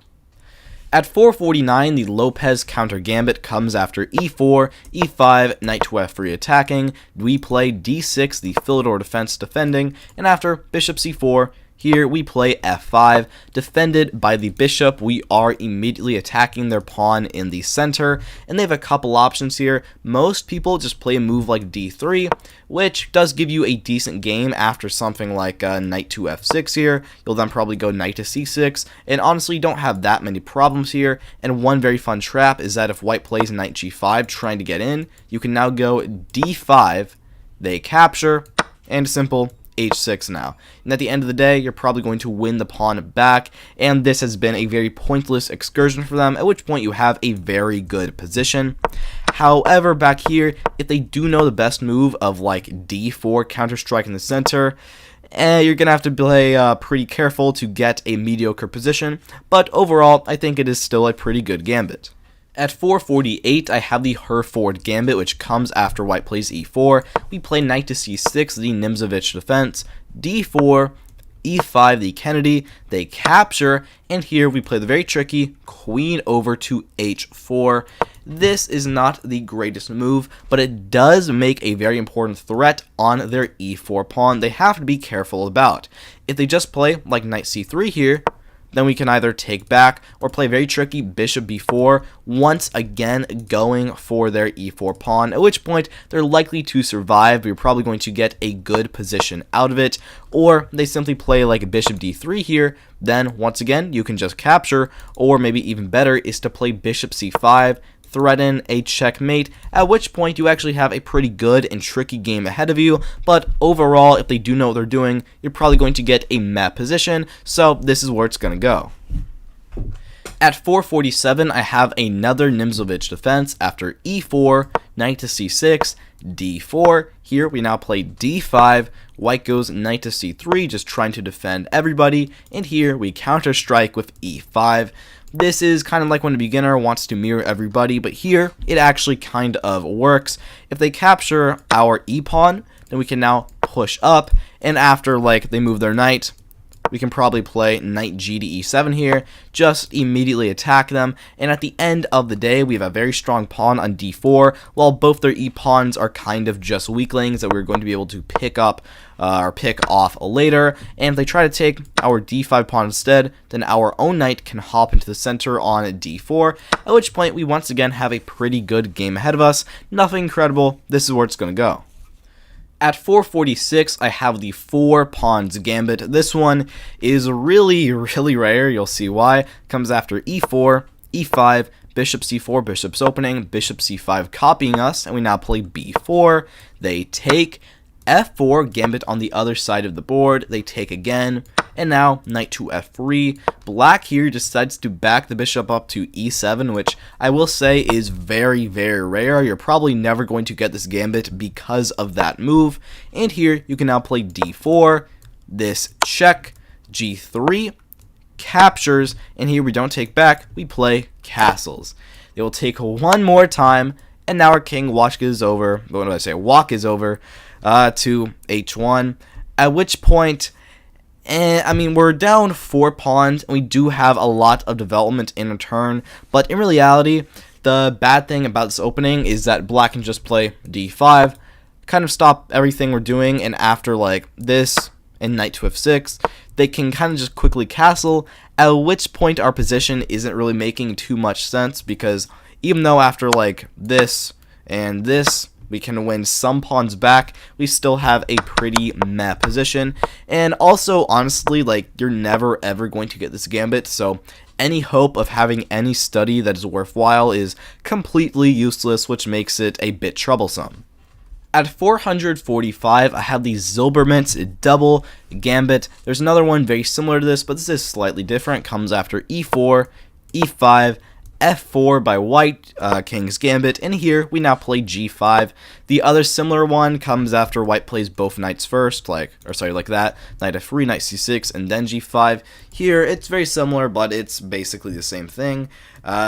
Captures, now knight c6, attacking, and white has some good moves they can play here, like d4, and after we can strike back in the center of d5. Despite how stupid our position looks, surprisingly it's actually kind of working, and after something like let's say captures here en passant, we can take back with our queen, and yeah, it's a little tricky. It means they take this pawn, then here now queen g6, and we get a fork. There's a lot that can happen, and this is a surprisingly good counter gambit against the kings.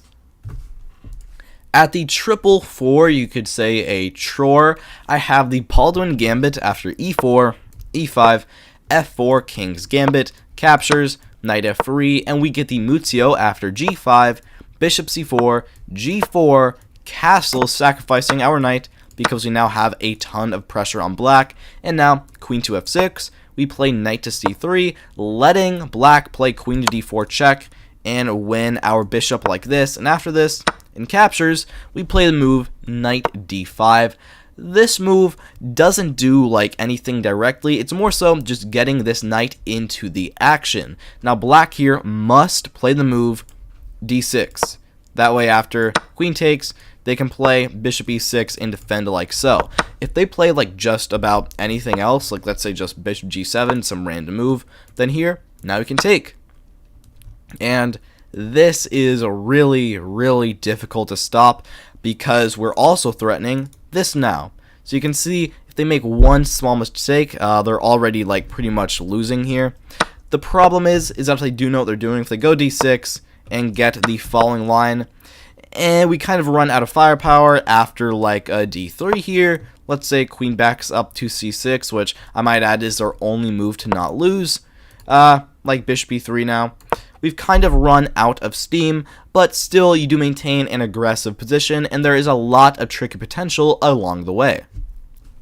At 443, I have the England Gambit after d4, and here we now play e5, which, despite its opening, does have some tricky potential with some pretty good traps for beginners.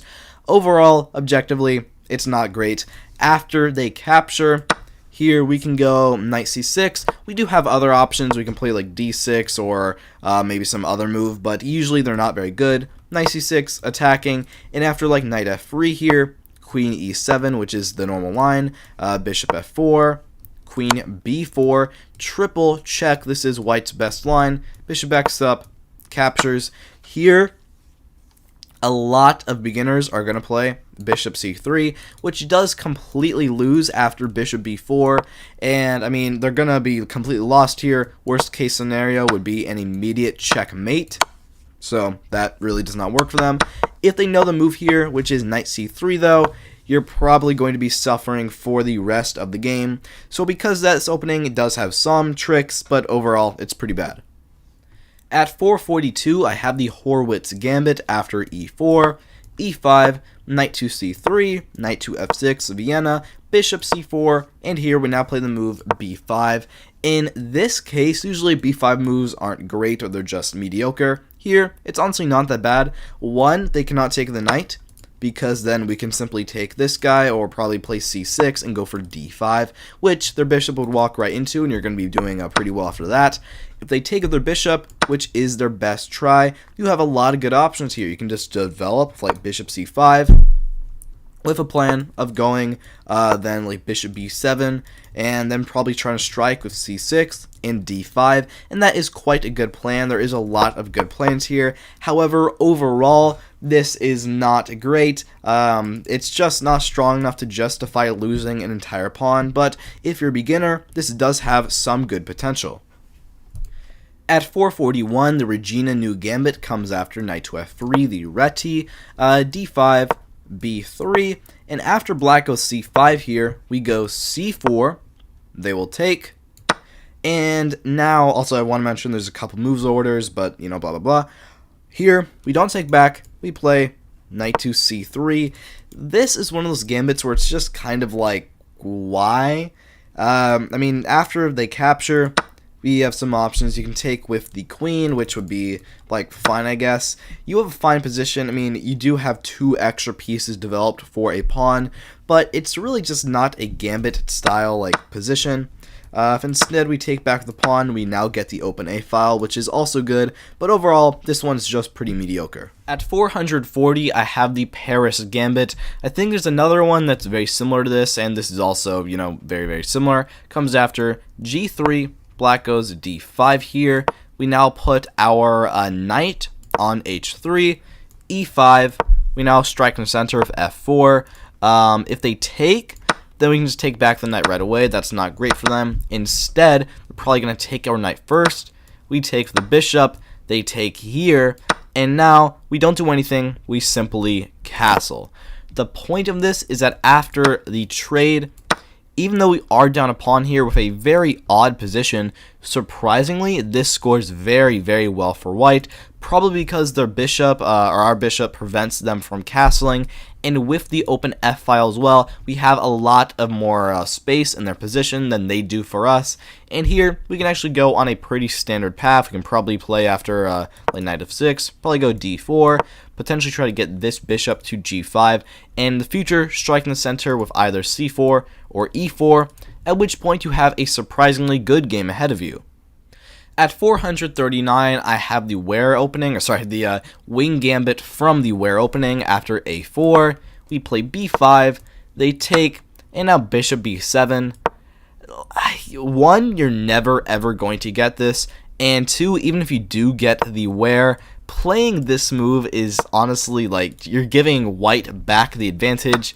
After this, bishop b7, you're fine here. I guess you do have this diagonal, and their b pawn is quite weak, but overall, there's really just not that much here. Let's move on.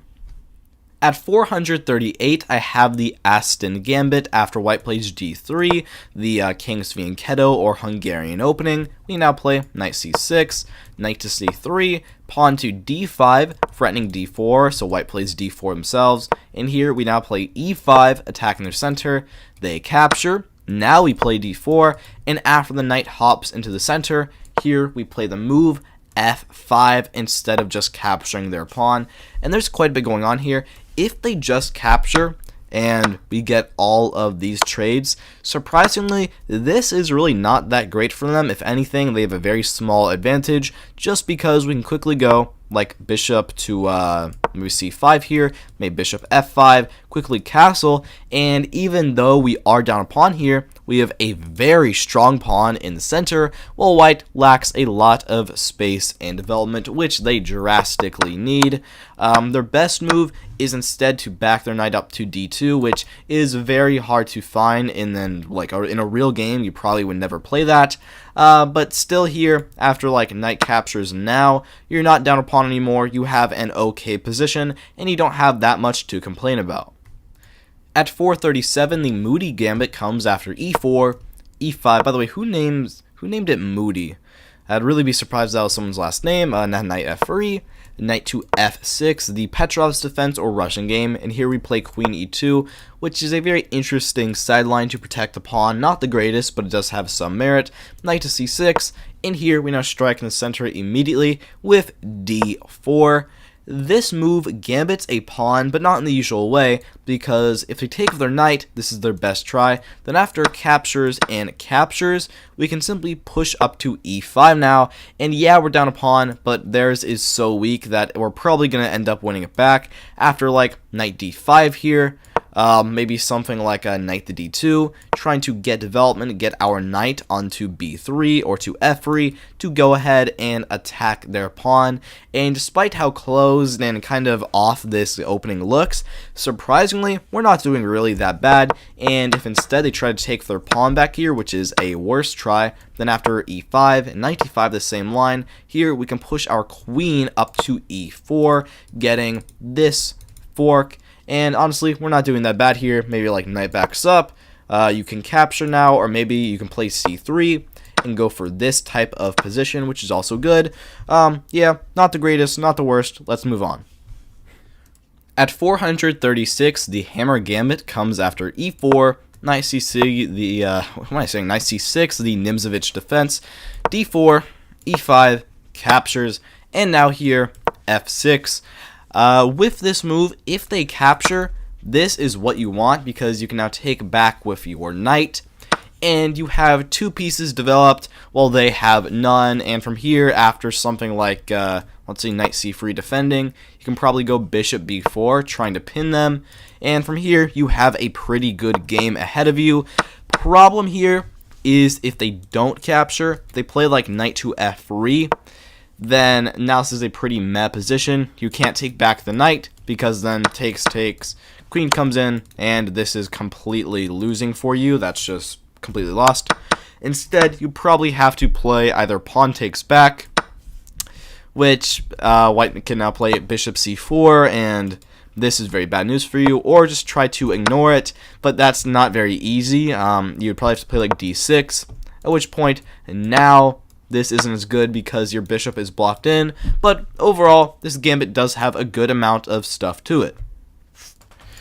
Coming at 435, I have the Bronstein Gambit after e4, e5, knight f3, and f5. I get a Latvian Gambit, captures, takes, oh, sorry, wait, not takes, queen to f6 is the move here, and now d4, defending the knight, d6, kicking the knight away, it will back up to c4, and after they take here, the best move here is probably just to develop with like bishop e2 or knight c3, but the Bronstein Gambit is the move queen to h5 check here, they block, and then queen backs up to e2, attacking this guy and letting them take the d4 pawn. The good thing here is that if they get greedy and take, this is actually kind of bad for them because we can now play knight to c3, and after they play something, we can go bishop e3 here, attack their queen, they must move, and after long castles, we are still down a pawn here, but this guy is probably going to get captured very soon,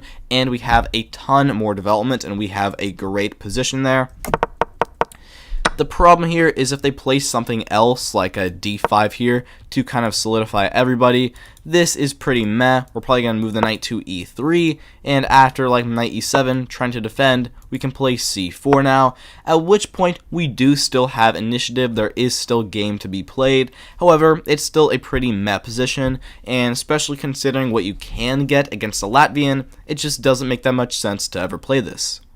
At 434, I have the Philidor counter gambit. That sounded like the time. This comes after e4, e5, knight to f3 here, attacking our pawn, d6, the Philidor defense, and after white strikes back immediately with d4, here we don't capture, we play f5. This move, while not objectively the best, does put a lot of pressure, especially on beginners, because what do you actually do in response to this? If they just play like knight c3 here to try and defend, then after this trade, honestly, you can go knight f6, and you're doing quite well here. After like this, probably queen takes, takes. Yeah, you do have an isolated e-pawn, but honestly, it's a fine position. There's not really that much actually wrong with it. The problem here comes if they play something else like a bishop c4, just kind of ignoring everybody, and after captures, the really mean move here is knight takes on e5, at which point this is kind of bad news for us. However, most people are not going to know that line. They're probably going to play something else like just captures, at which point takes, knight will probably move over, and now a simple d5. Everybody is defended very well. You really don't have that many problems in your position, and yeah, you're fine here. At 433, the Grinberg gambit comes after d4, d6, c4. Now black plays knight to f6. We go knight to c3, and after bishop to f5 here, we play e4. This immediately strikes in the center, and this is actually quite good because most people are going to take with the knight, but here we now have the nice queen to f3, attacking their bishop, their knight, and the pawn behind their knight on b7, at which point their only way they can survive is to capture on c3. We can take their bishop now, and after knight to a4, black is up a pawn and probably slightly better here. However, we have a very, very tricky position, and we still have a lot of space in the center. Their better move here is to instead take with the bishop, which is a lot harder to find, at which point, after the trade, and here probably now bishop d3, or Engine likes queen b3 the most, you're fine here. Engine prefers black slightly, but it's very, very slight. You still have a lot of space in the center, and you have a good gambit game ahead of you.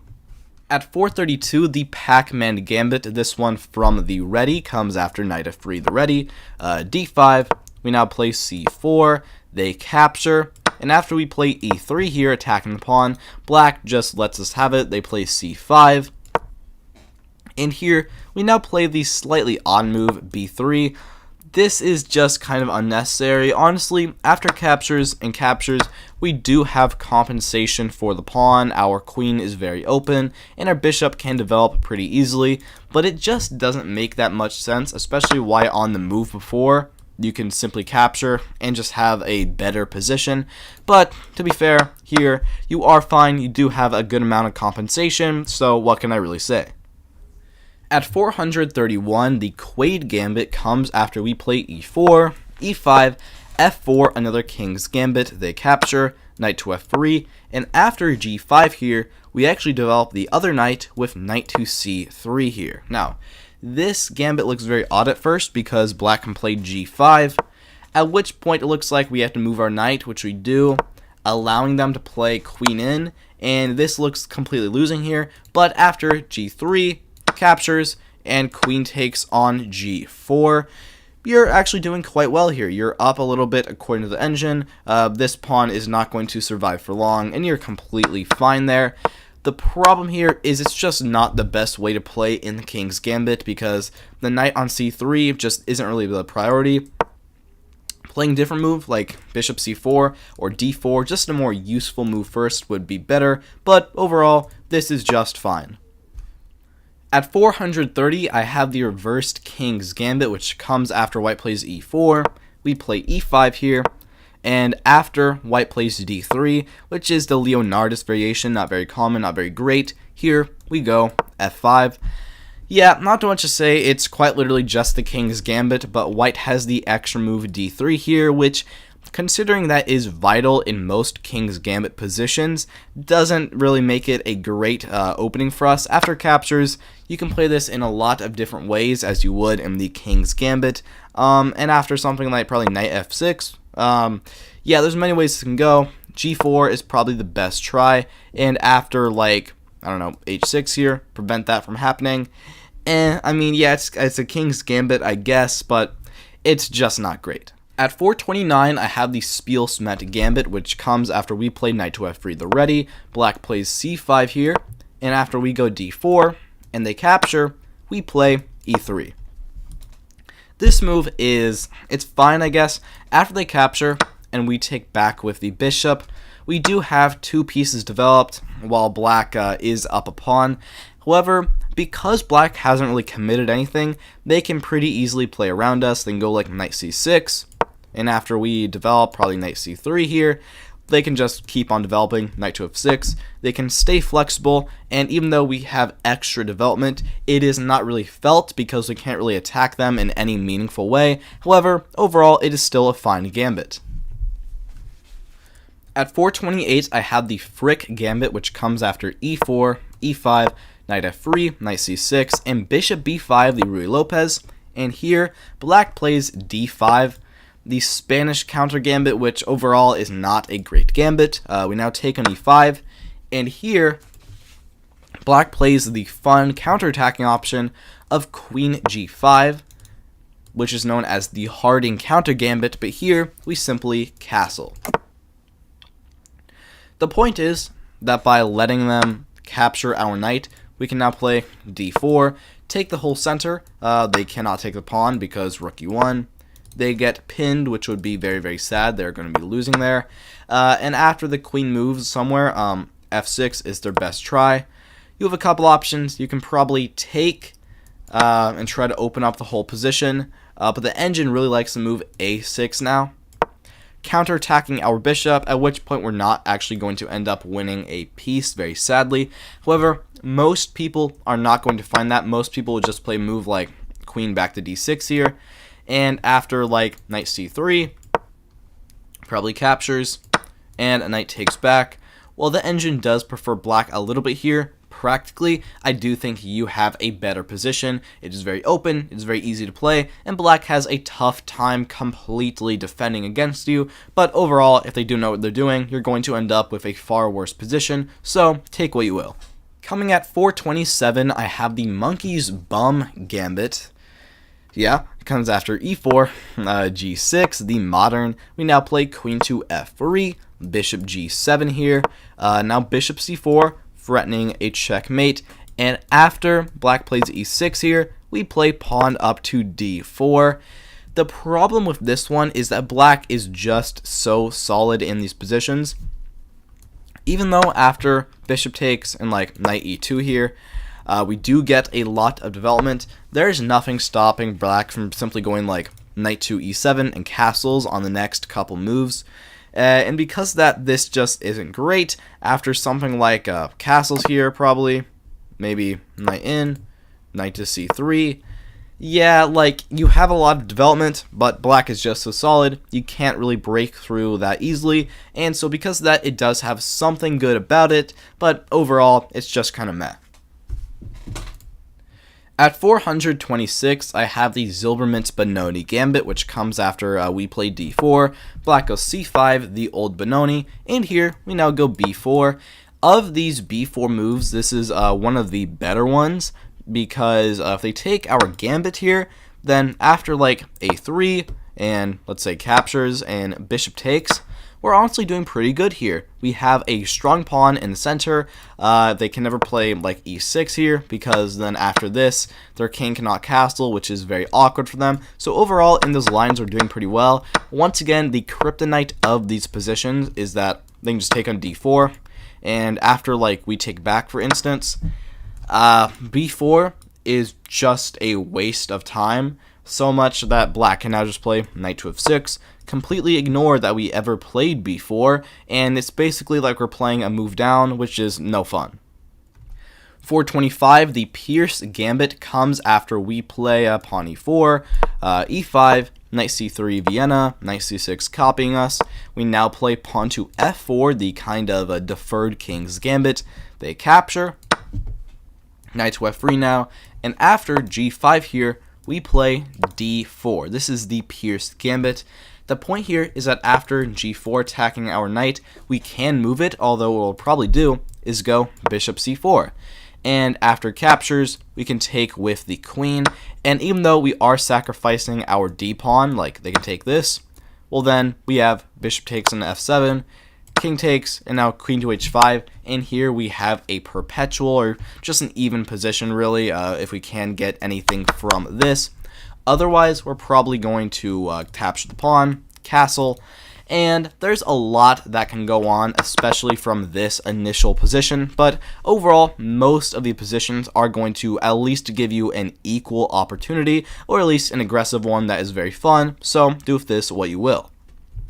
At 424, the Brentano Gambit comes after e4, e5, knight f3, knight c6, and bishop b5, the Ruy Lopez. And here, we now play the odd move, g5. Here, it's surprisingly better than it usually is, because you can push up to g4 and attack their knight because it is already there. Also, if they try to win a pawn with captures, pawn captures, and this does not work very well because of the typical Ruy Lopez move, queen to d4, forking these guys, at which point you actually have a small advantage because you can then go probably bishop g4 soon and long castles. You're actually doing quite well here. Even though you have g5, it doesn't really affect that much. Otherwise though, g5 is kind of a waste of time. White can immediately strike back in center with d4, kind of like the Scotch, at which point g5 here, or g4 just wouldn't work because knight captures, and yeah, I mean, this trade, I mean, overall, you'll probably be fine with g5, but positionally, it's not great, and so this is where it's going to go. At 423, I have the Rasa Studier Gambit. There's two of these. This one is from the Black Mardimer. The other one's a bit higher up. Comes after d4, d5, e4, Black Mar Gambit, captures, knight to c3, and knight to f6. It's now the Black Mardimer. And here, the typical move is f3, but instead here, we play bishop to e3, which, I mean, it's developing a move, or so what am I saying? It's developing a piece, which is a good thing, but in this position, the move f3 is really, really necessary. Nothing else can really compare to that. And after, like, e6 here, this move is just kind of a waste of time, just kind of getting in the way of everybody. You'll likely go queen d2, and then try to long castle here. At which point, I don't think you have a bad position, but black can still go bishop e7, castles, and you're just not putting enough pressure on enough time. At 422, or nearing the legendary number, I have the Voss Gambit after knight to f3, d6, d4, and here we now have the move e5. This looks quite odd, but the point of it is that after they capture, we can play knight to c6, and this is kind of like an England gambit. There's a lot of ways this can go. If they capture, we can take back with the bishop, and we're doing quite well here. We have a pretty good gambit position. Their better try here would be to play something like bishop to f4 and hang on to the pawn, at which point we have kind of a meh position. But if we go back here, we actually have another option here of playing a move like bishop g4, attacking their knight. And if you don't like the other line, I prefer this one, attacking their knight, which in turn is going to attack this pawn, and from here we can probably play some move like knight to c6, maybe queen e7 and long castles, and honestly, I like this position. Objectively, it's not the greatest, but I do think it has a good amount of potential. At 421, I have the Tate Gambit, not Andrew Tate. I have a lot of fans from like Andrew Tate, which honestly kind of scares me because he's not a good guy, but I'll keep the politics out of this. This one comes after d4, f5 Dutch defense. We now play g4 here, the Krajicek Gambit. They capture, and after e4 and d5 by black, here we're going to play knight to c3. This move defends the pawn in the center, and after captures, you can take back with your knight, and honestly, this is fine. I don't have too much to say. It's not really this part so much, the knight c3. It's more so just the fact that you have black has a pawn on g4, and your king side is kind of irreparably damaged, which is not a great thing, but, overall, I think it's a fine gambit. At 420, haha, funny number, everybody laugh. This comes after e4, e5, f4, King's Gambit, bishop c5, King's Gambit declined, knight to f3 attacking, d6 defending. By the way, we cannot take and win a pawn because then queen comes into h4, which would be very, very unfortunate. We're going to lose a lot of material. Instead here, we're going to play the move b4, this being the Rot-Louis counter gambit. The point here is that if they capture, then after c3, now we're going to strike in the center soon with d4. A lot of people here play bishop c5, which is a mistake because d4 now. And after captures, probably one check, we can simply block with the bishop. We're doing very well here. We're down a pawn, but we have a very big center that black simply just cannot match in the slightest. The problem here is they can play the move bishop a5, which kind of weakens d4 by a lot, but we still have a good position. Or back here, if they just play bishop back to b6, b4 kind of proves to be a waste of time and just kind of a positional weakness in the far future. However, in the now, in the moment, there's not really that much of a problem here, and so this is where it's going to go. Coming at 419, the Mortimer Evans Gambit. There has been literally one game played out of literally 3 billion on Lichess.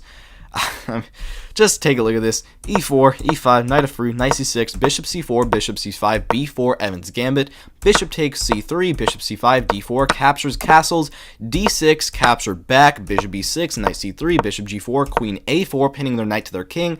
Bishop drops back to d7, queen b3, knight a5, bishop takes f7, check, king walks over, and now queen c2. Letting black capture. At the end of the day, black is up a piece, but we're only slightly worse because their king is very weak, and we probably can get a big attack with e5, but this is literally never going to occur in any of your games, and I'm just going to move on. At 418, the Alessi Gambit comes after g4, and we play f5. Once again, it's just kind of unnecessary, but honestly here, it's not that bad, because after white captures, you can play a move like a d5 here, attack the pawn immediately. White's best try would probably be e4, taking advantage of this stuff, at which point, after g6 here, and this trade, not too much to say. You are still down a pawn. However, white has an extremely weak king side, much weaker than yours, and because of that, you actually do still have a pretty good game here. At 417, the Eastbourne Gambit comes after white plays d4, and we play b6, the English defense, and after c4, bishop b7, and knight c3, here we're going to play e5. The point of this is that after white captures, we can now play knight to c6. Immediately attack the pawn, and after white defends with knight to f3, you have a couple options here. You can play a queen to e7, and then quickly long castle, or you can go f6. And after takes, knight takes back. It's a little atypical, but you are still down a pawn, and you do have a very good amount of development in return. You can quickly go probably bishop c5, queen e7, either long or short castles, and you have a pretty good game ahead of you. However, you still don't have complete compensation. Coming at 416, I have the Hobbs Zilbermetz Gambit. I think there's another one earlier, but this one is different. Comes after e4, e5, f4 King's Gambit, knight to f3, or sorry, knight c6, knight to f3, and here, now g5, white will capture, and here we play the move h6. Attacking the pawn again. If they capture us, then we can now take with our knight or even our bishop and go for this pretty peculiar diagonal. White is not going to be used to this. They're probably not going to know what to do, which is a big advantage to you. And if they just try to ignore it, like bishop c4, well then we're going to capture. And now we have the open h-file that we can try to attack them on. We can potentially push up to g4. And honestly, even though it looks very, very weird, this is actually quite a good position.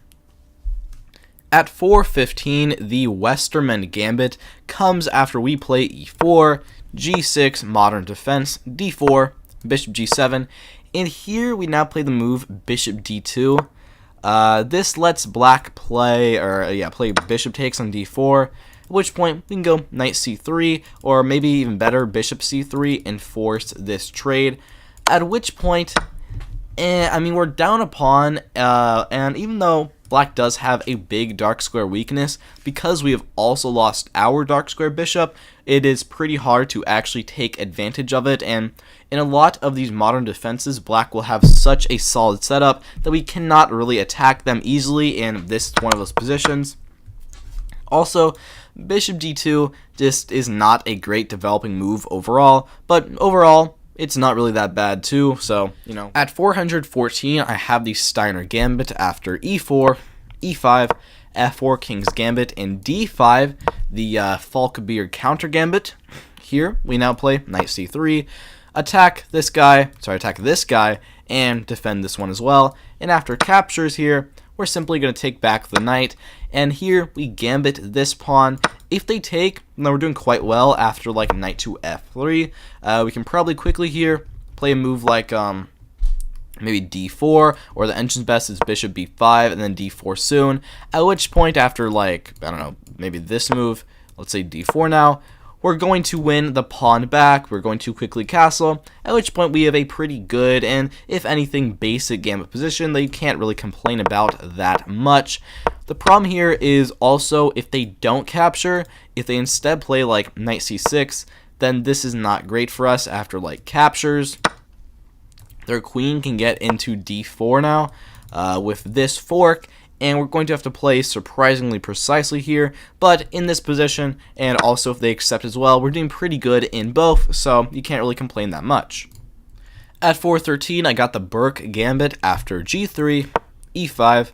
There's a couple move orders to this one, but it's pretty weird. Now a3, which is not a useful move, but it's not horrible either. d5 now, knight to f3, attacking the pawn, they push it up, and here we actually slide it over to h4, and after black plays bishop e7, attacking the knight, we don't just back it up to g2, we play d3. We sacrifice the pawn, and black's best move here is to not capture, and instead just go f5, just try to maintain their center, at which point our position is kind of weak and closed. But if they do end up trying to get the extra pawn here, it's probably going to be bad news for them, because after like captures, and like let's say queen captures, we now have knight c3, or not knight c3, rook g1, attacking their pawn, and after like knight e7 here, probably sacrificing it, or maybe g6, knight c3 now, and we are forking them, probably going to win a pawn back, or even if back here, if they take the pawn instead, then now, very similar story, we can go knight c3, and in return for the pawn, their queen is way off in the side, they have no development, and we have a pretty easy game plan here. Pretty much going to just oh my god, I can't even talk. We're pretty much just going to develop, queen d2 maybe, long castle, and yeah, we have a good game ahead of us, nothing too special. At 412, I have the Zilbermans Benoni Gambit again. This one is from the ready this time. This comes after knight to f3. Black goes c5 here. We now play d4. They will capture. And now the move b4, which it's not like, here is just a good position. b4 it's just a worse position now. One, you give black an opportunity to defend it with a move e5, because if we capture, then bishop takes here, at which point now we kind of are down a pawn, and it's a lot worse here. But to be fair, after b4, black still does not really have any like complete one solution fits all fantastic solution here. But overall, b4, just kind of a weak move, but it's not that bad either. At 411, I have the Shapashnikov gambit after e4, e6, French defense, d4, d5, knight d2, the Tarrasch, and after c5 here, and white captures, we don't take back just yet, or we take this pawn, we instead play knight to f6. This move is a bit funny, because if white actually accepts the gambit, this is not great for them, because bishop takes back, and even though we're down a pawn here, after like knight g to f3, if they play a move like this, then they just give the pawn back. But if they do try to hang on here with like captures, then now bishop takes back, and we straight up have an advantage here. We're doing very, very well. The problem is if they don't actually accept it, if they instead play bishop b5 first, and they plan to accept it on a later move, this really messes stuff up because now we cannot get our bishop to actually capture it. Our best try would be bishop d7, but after captures, queen captures, pawn takes on e6 now, this is just kind of awkward. We probably have to take with the queen, and after knight e2, white is still up a pawn. Even though we can capture this guy, they can just castle now, and we have a pretty bad position. Not bad, but definitely mediocre because our pawn's just here, it's isolated, and we just don't have a ton of development. But overall, most people will not play bishop b5, and it's still a good gambit. At 410, I have the Basman gambit. There's a few of these. This one is from the Taylor opening, which happens after e4, e5, knight f3, knight c6. In here is the move bishop e2. This is the Taylor, which isn't bad per se. It's more so just really passive, and if anything, you're just going to get an equal position. Black now plays knight to f6, attacking. We strike in the center immediately with d4, and after they take our pawn, we push to e5. Attacking their knight, this is the Basman gambit. They have a couple options here. If they play knight g4, trying to attack the pawn in the center, then you have a couple of options here, like bishop to f4, trying to defend, but what is probably best here is to simply castle, because after like captures, you can always take the pawn and center. And let's say now like d6, trying to defend, you can go f4 here. You don't have the best position in the world, however, their knight is now being attacked, you have an aggressive queen, and if like you can go fast enough, you can get your bishop out and your rook onto e1, and their king may even be trapped in the center still. So that can actually end up pretty well for you, but their best try would probably be back here to instead hop into the center on e4, at which point after like castles, black can just go bishop e7, and they're quickly going to be able to like castle here after like knight takes now, probably castles. Yeah, I don't know what to say. You do end up winning the pawn back, but I really can't say you have anything better than equality here. 409, I have the Chabanon gambit after c4, f5, Anglo-Dutch. We now play knight f3, d6, and here we sacrifice a pawn with e4. The point here is that after captures, we have knight g5. Attacking the pawn, we're probably going to win it back. If they try to hang on with like knight to f6 here, we can now play d3, and after like captures and bishop captures, the engine doesn't prefer this. However, with the bishop and the knight and also potentially the queen too, there's a lot of tricks that will happen on black's king side they have to be prepared for, which can go in your favor very easily. But other than that, if they just play like e5 here, then after captures, this is basically an equal position, probably slightly worse for you, but overall, there's not too much here. 408, I have the McDonald double gambit, which comes after e4, e5, knight to f3, or sorry, actually bishop c4, bishop c5, b4 here, and after captures, we now play f4. The point here is that if they take again, we can now simply go knight to f3, and our life is pretty easy from this point forward. We're probably going to try to play d4, or I mean not d4 right away because we're pinned, probably c3 first, and then d4, try to win the pawn back, and it looks like we're doing pretty well. The problem is 2 pawns is a pretty big material deficit, and without something immediate, it's just not good enough. For example, black here can try to play like knight to e7, at which point after like castles, and they castle as well, black just has a solid advantage here, even though we do have some good attacking prospects on the king side, especially after a move like d4, and we're probably going to win this guy back. It's just not enough. Black can strike back equally fast with d5 in the center, and in the end we're probably going to get a meh position, or we're either going to get a meh position or probably going to get a big all-out attack, so pick your poison. At 407, I wrote down the Philidor Meraxi Gambit in my notes, but I literally cannot seem to find what this gambit is. I can't find it anywhere. This is where I rated it, so just take it with a grain of salt. At 406, I have the Cole's Sicilian Gambit after we play e4, black goes c5, the Sicilian, we now play d4, they capture, and normally here you would go c3 and go into the Smith-Morra, but here we instead play queen takes on d4, which isn't a bad move, but it's definitely not the best one either. Black now goes knight c6, attack the queen, we're going to back it all the way to d1, and after knight to f6 here, we're going to play bishop takes on f7, with the key idea here being that after black captures, we don't just keep developing, we instead play bishop takes on f7, because after king takes, we have queen to d5 with the corresponding fork, and here, after e6, and queen takes on e4, black isn't really there, or what am I saying? Black is not very troubled here. Their king is pretty fine on f7, and we do have our queen in the center not doing too much. However, if you want a quick solution to Sicilian, this is actually quite good. At 405, I have the Lopez Gambit after e4, e5, bishop c4, bishop c5, the boy variation, or bois, not sure exactly how to say it. We now play queen e2, which is the Lopez variation. Not a great move, but it's not too bad. Black now plays knight c6. We go c3, preventing their knight from hopping to the center. And after knight to f6, here we go f4. This move isn't the greatest, but it's not the worst either. If black captures, then it's actually quite good for us because we now get d4 in, and after they move their bishop like to b6, we can confidently take back the pawn, and we're doing great here. We have a massive center, and we have 2 bishops very well developed.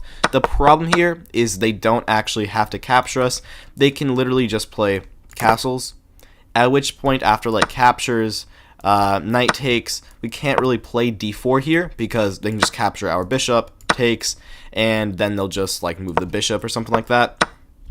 So instead here, what we'd have to do is probably play like knight to f3 first, or maybe just move the bishop back to like b3 or somewhere, but this is a pretty miserable position. Overall though, back here, you still have decent chances, not the greatest, but a lot of people are going to capture, and so this is where it's going to go. At error 404, I have the Holzmann Gambit after knight c3, the Van Geet opening. We go d5, e3, e5, now white plays the aggressive queen h5, attacking our pawn and the pawn behind it, and here we play the move bishop e6. This isn't the best way to treat the Van Geet because overall it's not a strong opening, but to be fair, if they do capture the pawn here, we can now play knight c6, get a good amount of development in return, and after we move the queen away, we can just develop the other knight. And here, there's nothing too special here. It's a pretty basic gambit position, but you know, from here we can probably play a move like a queen up to d6, like let's say here, queen up d6, this trade. And at the end of the day, even though you are down a pawn, you have a lot of development in a turn, or even back here, you potentially can even sacrifice a pawn, like this, because you now have the open g file. You can go for a double pawn gambit like so. There's a lot of options here. It's very open-ended, but overall, it's fine. At 403, I have the Hinrichsen Gambit, which comes after e4, e5, f4 King's Gambit, d5 Falkbeer Counter Gambit, and here now the move d4, which other than just being funny because, you know, we pushed a ton of pawns already, it's actually not that bad. Problem here is if they take this guy, then after we take him, this just isn't great for us because black has queen to h4 now. We would have to move our king away to e2 or to d2, which is just quite an awkward position. And if we try to capture back instead, then they can just take this guy and they're pretty cleanly up a pawn. However, there is some chance for them to make a mistake. If they try to take this guy immediately, then after captures, you're actually doing quite well here. You have a big pawn center, very strong. Theirs is quite weak. You can probably go c3 here and make a fantastic pawn chain. Not too much to say. It's a fun gambit. Let's move on. At 402, I beg you to give me a chance because this one looks really stupid. It's honestly not that bad. Comes after a4, ware opening, which is not a good start. Black now plays e5 here. We push again to a5. Black goes d5. We push to e3 to move our bishop out. And after f5 here, black just taking the entire center. We push up to a6. This positionally and also tactically and developmentally is just kind of stupid. You're wasting a lot of time. However, practically this works surprisingly well because if black tries to accept it, then here, d4. And already, despite how stupid our position looks and black being up a pawn, their pawn that they're up is extremely weak, and we're actually striking back in just enough of a timely fashion that they cannot fully recover all of their advantage. Their best try here will likely be knight takes a6, but after bishop takes and pawn takes, we can still play d4 here. And we're probably not going to regain this pawn for some time, but honestly, it doesn't matter too much because it is very weak. More so, after black plays bishop d6, we're just kind of in a tight spot in the center, but other than that, it's honestly not that bad. At 401, I have the Blackburn Shilling Gambit. I'm probably going to get some flack for this one. It comes after e4, e5, knight f3, knight c6, and bishop c4, the Italian game. And here, we're going to launch our knight into the center on d4. This one is a bit odd because if white accepts the gambit, you're probably going to get a very good game after queen to g5 here.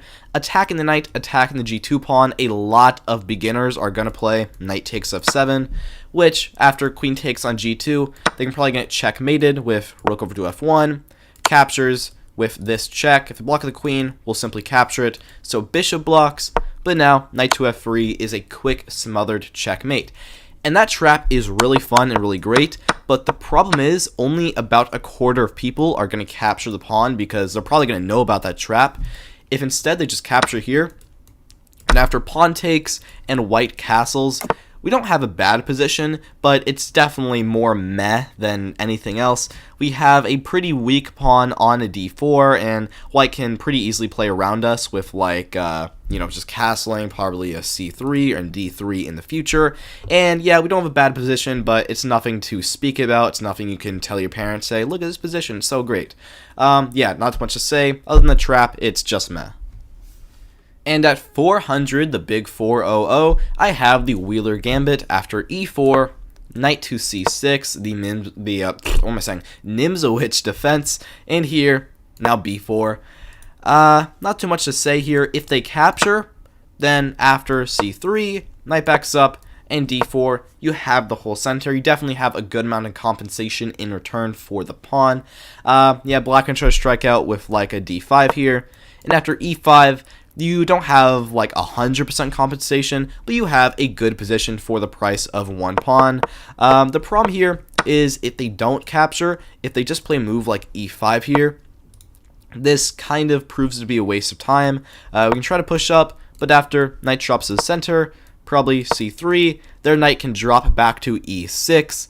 I wouldn't say we have a bad position, but it is definitely pretty atypical and not something you probably want to have in your games, but honestly, it's not that bad. At 399, I have the Norwald Gambit after e4, e5, and a rare move, c3, the Macleod attack, going for d4. We're going to play d5 here, which is the best move to attack them immediately. White tries the tricky queen h5, and here we actually give them a pawn with bishop to d6. After white captures here on d5, the point is we can now go knight to f6, attack their queen and their very weak pawn, just get a lot of tempo. If they back up to f3 and try to keep on hanging on, then after castles here, we honestly have a great position. But if they just back up all the way, like to d1 or somewhere else, then after probably captures, white goes knight to f3. we have a fine position here, but it's nothing too special. White is probably still going to go d4, which is what we kind of wanted to prevent, but overall, it's a good gambit. At 398, the Brian counter gambit comes after e4, e5, f4 king's gambit. We accept it, and bishop c4, the bishop's gambit. We're going to play this check. The king walks over, and here, b5. The point of b5 is that by sacrificing the pawn, the bishop is off its best diagonal, and here we have some extra time, so we can now play knight to f6, immediately attack them, and after something like knight to f3, the queen can probably back up to h6 and keep hold of the pawn. Let's say d4 now. They can give us this pawn, but we can't really take it, because then queen e2, and this is more than likely bad news. Instead, after d4, probably a simple move like bishop e7, and we're just going to try and castle quickly. Nothing too special. Sacrificing the pawn isn't bad, but it's not entirely necessary, but you still have a good position. At 397, the Bucker gambit comes after white plays e4, and we go g6, the modern defense, d4, bishop to g7, and here white plays bishop c4, at which point we sacrifice a pawn with b5. Once again, this isn't actually that bad, it's more so unnecessary. After white captures though, we can play c5, and there is some tricky potential with the queen coming into a5 here, and getting some type of fork, like if they capture, then queen a5 does pretty much just win a piece here after knight c3, captures, pawn captures, and bishop takes, and they get their pawns tripled, which is just depressing. The problem here is more so after this, they can just play like knight f3, defend their center, at which point we're down a pawn, we don't really have a ton of compensation in return, and any tricks are pretty easy to avoid, but to be fair, after bishop b7, we still have some good chances here. At 396, I have the Tan or Tan gambit after d4, d5, c4, queen's gambit. We now play knight f6, the marshal. They capture, and here we don't take back, we play c6. This gambit, it's fun, there's nothing too wrong with it after captures and captures. It's a pretty basic gambit. White has a strong pawn in the center, whereas we have two knights developed early on, but after knight to f3 here, it's just simply not challenging fast enough. Like, I mean, white can survive pretty easily here. Any move other than e5 would give us just a kind of sad game, at which point, after captures, we can get this endgame, which may favor you or may not. You're still down a pawn here, but their king cannot castle, and you have an extra piece developed. If you want to go for this, it's fine, but in my opinion, it's a bit boring and not that special. At 395, I have the Win gambit after e4, g6, d4, bishop g7, and bishop d3, letting black capture the d4 pawn, at which point you have a couple options here. You can just keep on developing with knight f3, at which point after bishop drops back to g7, and probably knight c3, you have a fine position. However, black is going to be very solid here because that is just how the modern defense is after like d6, knight to f6, and castles, but you still have more development, which is good. Or feeling a little crazy, you have the other option here of going h4 and trying to play h5, which, if you want to, is also fun, but not quite as objectively good. Either way, you'll probably get a decent gambit position. At 394, I have the Hartlaub gambit after c4, e6, the English opening, now d4, b6, which is the English defense, which is kind of transposed, but whatever, knight c3, bishop b7, e4, and here, now f5.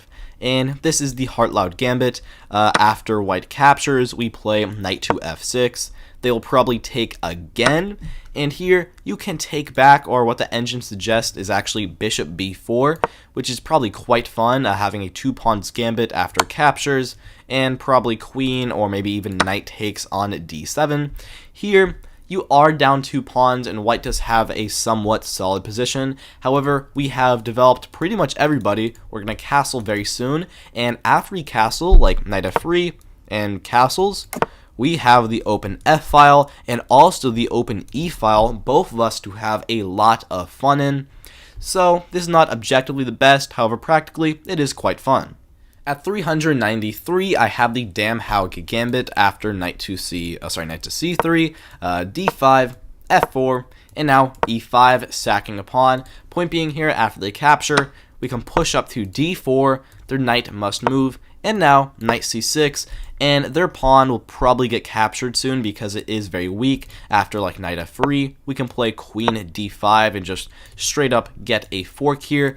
Problem is, after the knight drops back, or probably like d3 here, and we capture the pawn, in the end, this whole escapade to get the pawn has caused us to waste a lot of precious time just not really developing. And here, after like c3, immediately trying to attack us, we don't have a great position. I mean, after it captures and captures back, engine gives maybe slightly better for us, but pretty much just equal. And we have a kind of an awkward position with our queen in the center. However, objectively, it is about equal.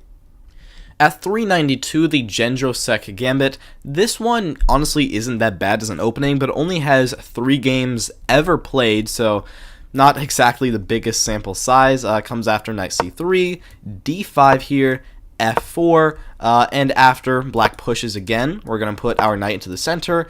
f5 here, attacking once again. We're going to back up to f2, knight to f6, knight to f3, c5, and here we now gambit the pawn with b4. You can probably see why this has only been played 3 times, because nobody's playing this opening, but it's not that bad.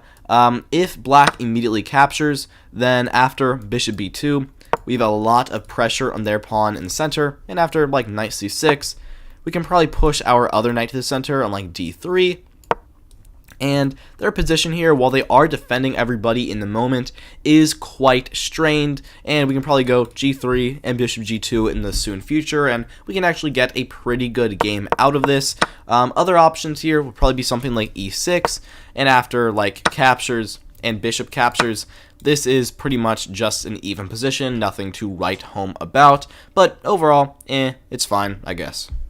At 391, I have the Kieseritzky Gambit. There is another Kieseritzky Gambit, which will be much later on because it is a lot better. This one comes after e4, e5, f4, King's Gambit captures, bishop c4, and here we immediately play the move b5, which is very similar to a gambit we saw just a little bit ago. After white captures, here I like this a little more because we can play queen to h4 and go in the other line, or you have more options here. You can play c6 first, and after bishop like backs up, you can play d5 here, which is a strong option, and after like captures, probably queen e2 check, and you can block with your own bishop. You have a fine position here. I mean, there's a lot better ways to get some sort of an advantage from the kings, but this is an okay opening. At 390, I have the Bladeau counter gambit after e4, e5, and f4, another King's Gambit. We're going to capture, bishop c4 now, and here we play the move d5, which is the Bladeau variation, and after they take with the bishop here, we go knight to f6, like this being the Bladeau counter gambit. Here, their best move is to play knight to c3, which is what most people do, to defend like this, at which point we have a couple options. We can take right away, but after like knight takes here, we have a fine position. I mean, we can always give this check, but after king walks over, I mean, this threat is annoying, and after, bishop d6 probably, we're okay here. You can go for this, but it's definitely not your best try against the King's Gambit. Instead, probably just developing with bishop d6 and trying to quickly castle would be your best option, at which point this is a pretty legitimate gambit. At 389, the Weber Gambit comes after white plays e4, we go e5 and d3, which is the Leonardus variation, which is not very common or good, and here we now play d5, they will capture, c6, they capture again, and now we take back with the knight, and here, I don't have too much to say. It's not a very unique position. We're down a pawn, but we have good development. This is probably a little better for us than other ones, though, because their bishop is already blocked in, making their development just naturally a little harder. But overall, I don't have too much to say. At 388, I have the Petrov Gambit. Once again, don't know where this one went. I kept searching for it and I couldn't find it, but this is apparently where I rated it, so take it with a grain of salt. At 387, I have the Maiet Gambit after e4, e5, f4, King's Gambit, captures, knight f3, g5, bishop c4, black goes bishop g7, here we strike in the center with d4, and after d6, here we play the move c3. This, on its own, is not a bad move. On its own, in fact, it's a good move. But the problem is, in the King's Gambit, we must be timely, must be going fast and really trying to get black out of their comfort zone as soon as possible. But here, we're just not doing that. We let black play like h6 here and probably knight c6. Just like we're letting them develop and get safer, which we really do not have enough time for in the Kings. And yeah, I mean, we don't have a bad position here, but we should be a lot more timely in the King's Gambit. At 386, the Tartakower Gambit comes after d4, d5, c4, and we play knight c6, the Shogun defense. White now plays knight c3, and here we play the tricky e5, immediately striking in the center. This one is kind of tricky. Their best try is to capture on d5 right away, at which point you can take on d4 if you're knight, but the best move is actually take with the pawn, and after captures, queen takes, king takes. This is pretty much an even position after like captures. You have to play, bishop takes here.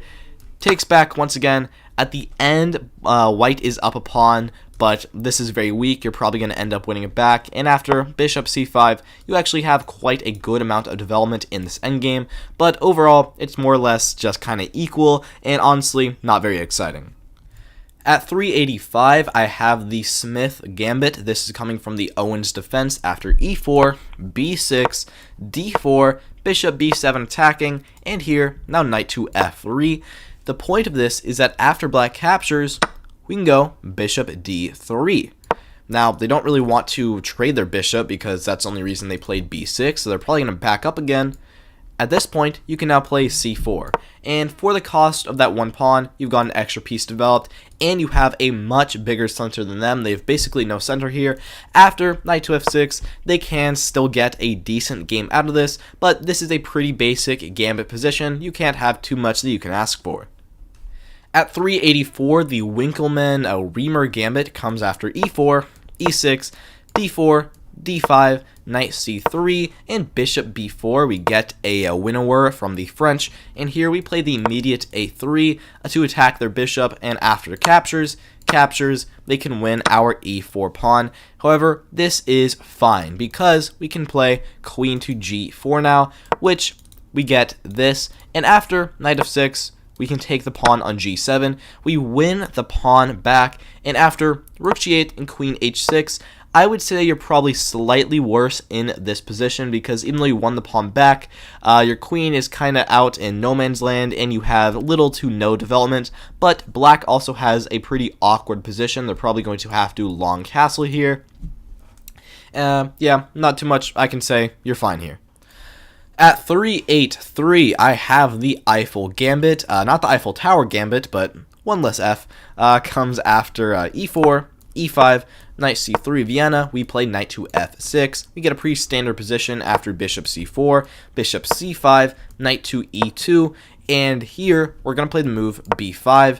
This is actually a quite good wing gambit because c6 and d5 here works quite well in this position. If they take with the knight, then after c6, knight backs up, and d5, we're doing pretty well here. Captures. Yeah, they can play one check, which might be a little annoying, but we can just block. And we have a big center, which I does think makes up for the being a pawn down. Or they can take with their bishop instead. At which point, after c6 and bishop a4, usually bishop a4 is a good move here, but in this case, we have knight g4 to attack this guy. And if white just castles here, then queen comes into h4, and they have to be very careful here not to get actually just straight up checkmated. They're probably going to be losing there. but if they instead move to c4, then we get a similar position. d5, captures, and the check. White is still probably slightly better here because even though we have good compensation, we don't have total compensation, but still, I think this is a good gambit. At 382, the winged gambit comes after e4, b6 owns defense, d4, bishop b7 attacking the pawn, white goes f3 to defend, which is a pretty rare move, and here we now go e5. Point being, by sacrificing this pawn, we can now play knight c6, and because of how they've played here, they don't have any good way to really defend the pawn. They're probably going to have to play knight c3 and give it back, at which point after like captures, probably bishop f4, and here maybe just back up to g6, back up, and you have a couple options here, maybe bishop c5. You're fine. Your bishop is pointed at white's pawn chain on e4, which is not the best for this gambit, but to make up for it, you have this one, which is very, very strong. So there, you're probably fine. Otherwise, if they do try to defend with like bishop f4 here, this is worse because you can now play f6, captures, probably queen takes here to attack this guy and this guy. You have a pretty good game from here. Long castles, not too much to complain about. At 381, I have the modern gambit coming from the queens after d4, d5, and c4, queen's gambit. Now knight c6 by black. We're going to play knight c3, and after they capture, we're going to delay pushing up and instead play knight to f3, and now black plays knight to f6. And here we have a couple options. The main move is to push up to d5, which isn't the greatest because after knight to a5 here, surprisingly, black is actually hanging onto the pawn these lines, and queen to a4 trying to fork just doesn't work because c6 and it is defended, and surprisingly, we really have no way to push forward there. Instead, our better try would probably be e4 here, at which point black can go bishop g4 like this, and there's always some other threat here. Objectively, we're fine. We're probably going to be fine in most of these games, but it's just kind of annoying, and when there's a lot better options to play against knight c6, I just don't really see the point. At 380, I have the bar gambit after f4, black plays e5 for From's gambit, and now knight to c3 here. This isn't a bad move, but against the Froms, the best move by far is to just go ahead and capture it, or maybe play e4 and go into a king's gambit. Knight c3, it's not a bad move, but after captures and knight to f3, probably d5, d4, and bishop d6.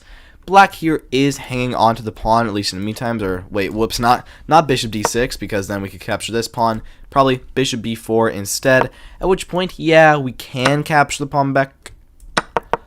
Now I'm going to restart.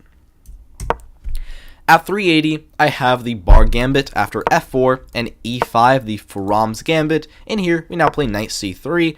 The problem with this one is there's just better options here. In this position, the best move by far is to just capture, or maybe even just play e4 and go into a king's gambit.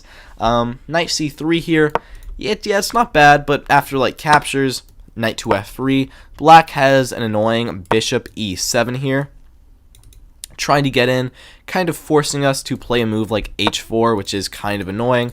And after knight to f6, we can play d4, win the pawn back, at which point we have an okay position.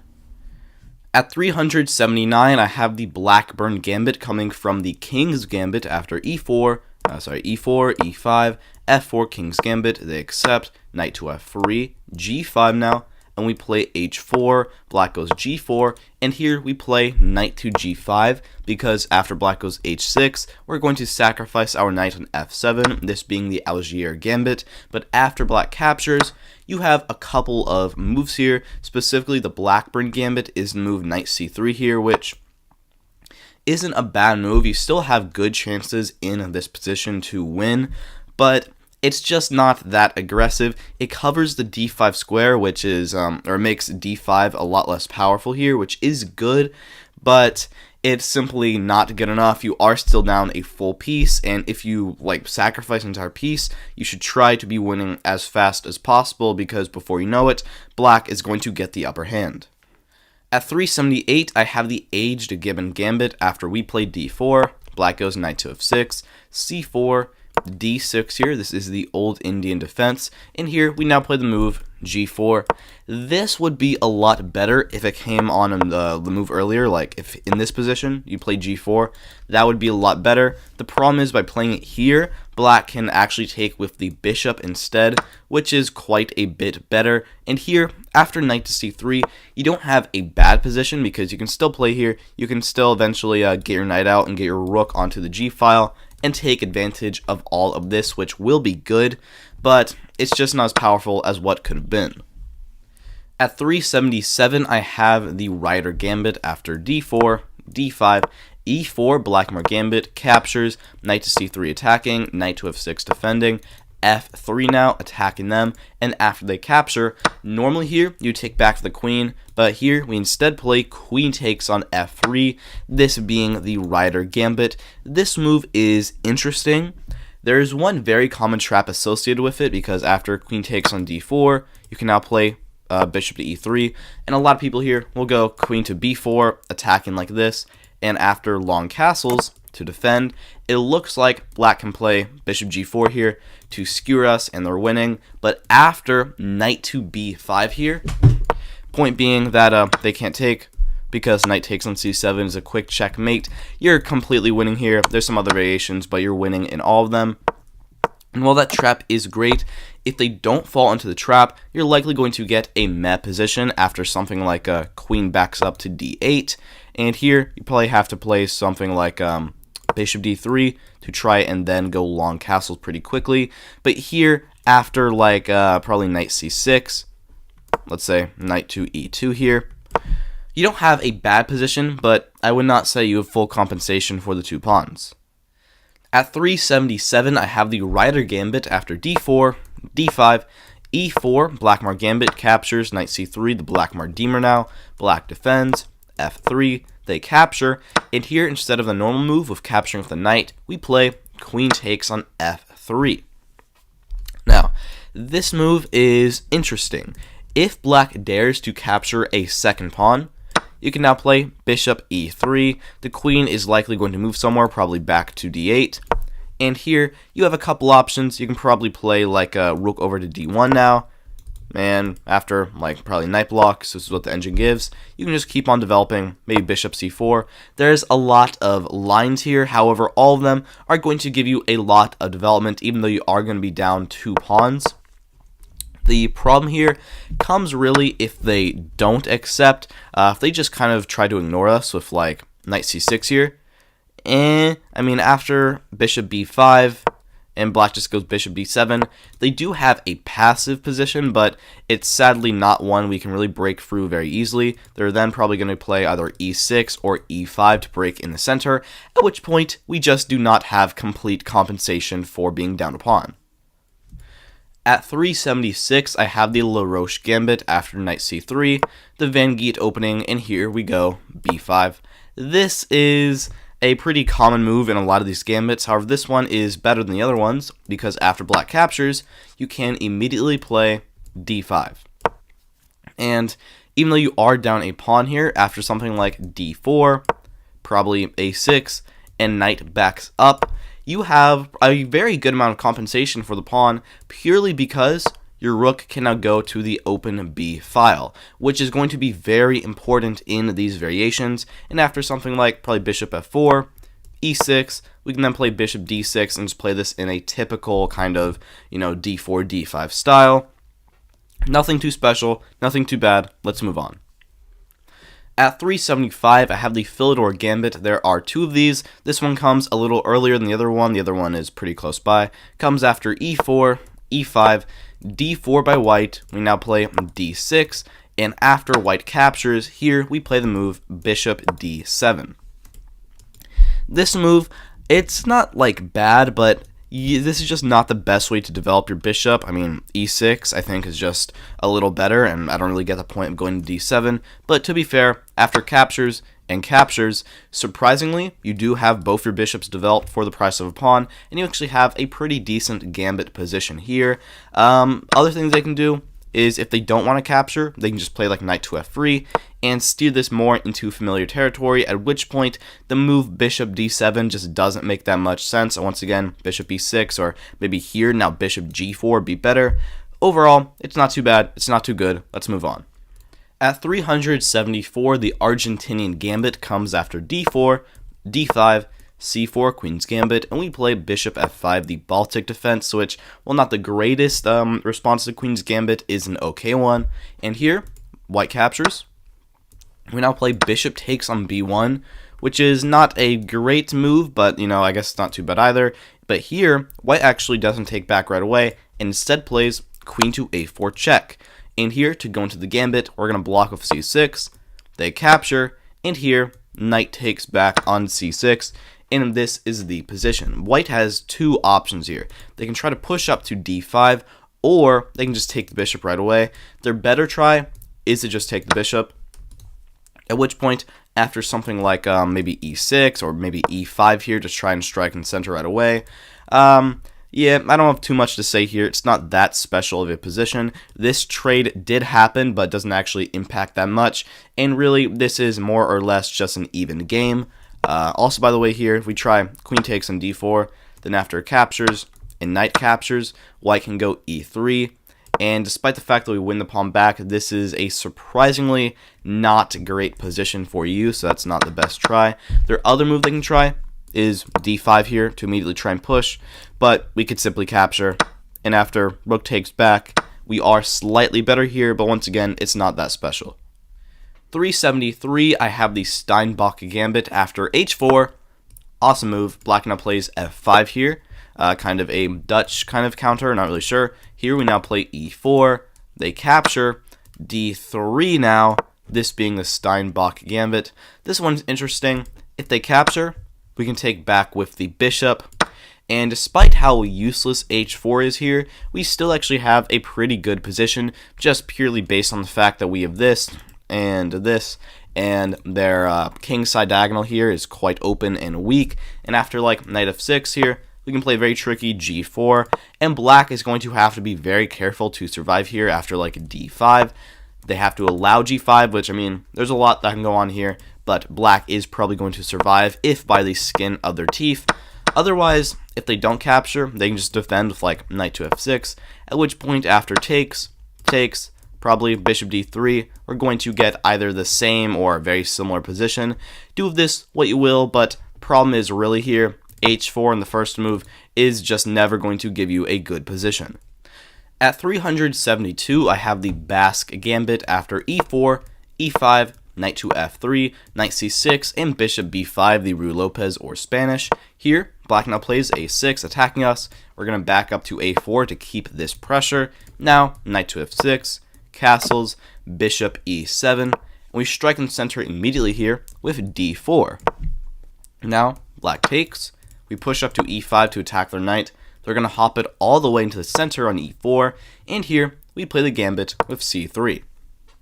The point here is that after black captures, we are going to take, because at the end of the day, even though here we are down a pawn and our pawn structure is a little scuffed, after black castles here, we can back our bishop up to c2.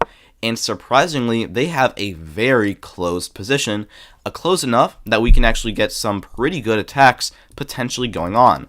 Also, we can go probably rook b1 feature to get the open b file, and although it looks a little odd, we do have full compensation for the pawn. At 371, the Stroughton's gambit comes after e4, e5, knight to f3, and we play f5, the Latvian gambit, and white here goes bishop c4, the Mayet attack, which isn't a bad variation, but it's not their best, and here we now play b5. The point of this tricky move is that if white just captures, this is actually pretty bad for them, because now we take the pawn on e4, their knight must capture on e5 now, and we can play queen to g5, and here we're now skewering their knight and their bishop behind them, and we're attacking the g2 pawn, and they can survive here after something like probably d4 to get this, and queen takes on g2. But even here, you still have fantastic practical chances. The problem here comes more so if they don't capture. Most people will, But if they don't, if they instead play like simply backs up to b3, b5 just kind of proves to be a weakening move that's just kind of a waste of time. Or they can even play bishop takes on g8 here, and after rook takes back, this does not really favor us that much. However, it is still a decent variation. At 370, I have the other Philidor Gambit. This one comes a little later after e4, e5, knight to f3, attacking d6, the Philidor defense, and after d4 here, we play knight c6, they capture, and now bishop d7. Once again, this on its own is not a bad move. It's just that we're not really developing it to the best square. If white does capture after bishop takes back, we do have two extra pieces developed and a pretty good gambit position. But once again, the problem here comes more so if they don't capture. If they just play something else like bishop g5 here to just try and attack us, after probably bishop e7, captures, and queen takes, I mean, we don't have a bad position per se, but it's definitely not the best, and we have a lot better options.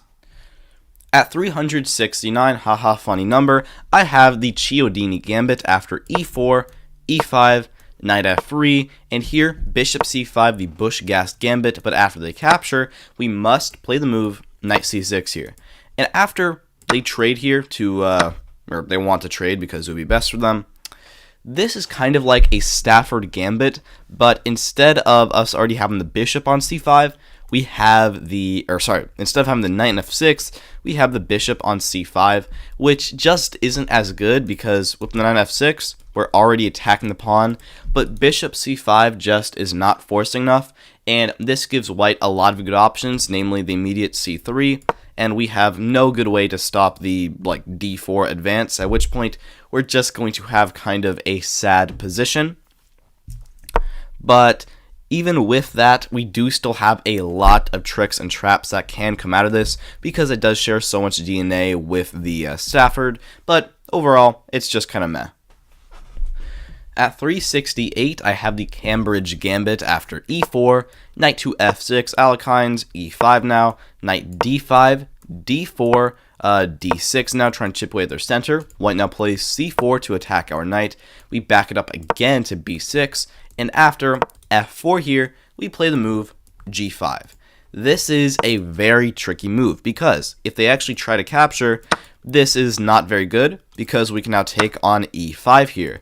And if they just try to take it back right away, then after this trade, we can go bishop e6, and we actually have a great game here. We definitely have an advantage. Instead, their best try here would probably be like c5 to attack our knight again, and after knight d5 and knight f3, this is more or less just equal.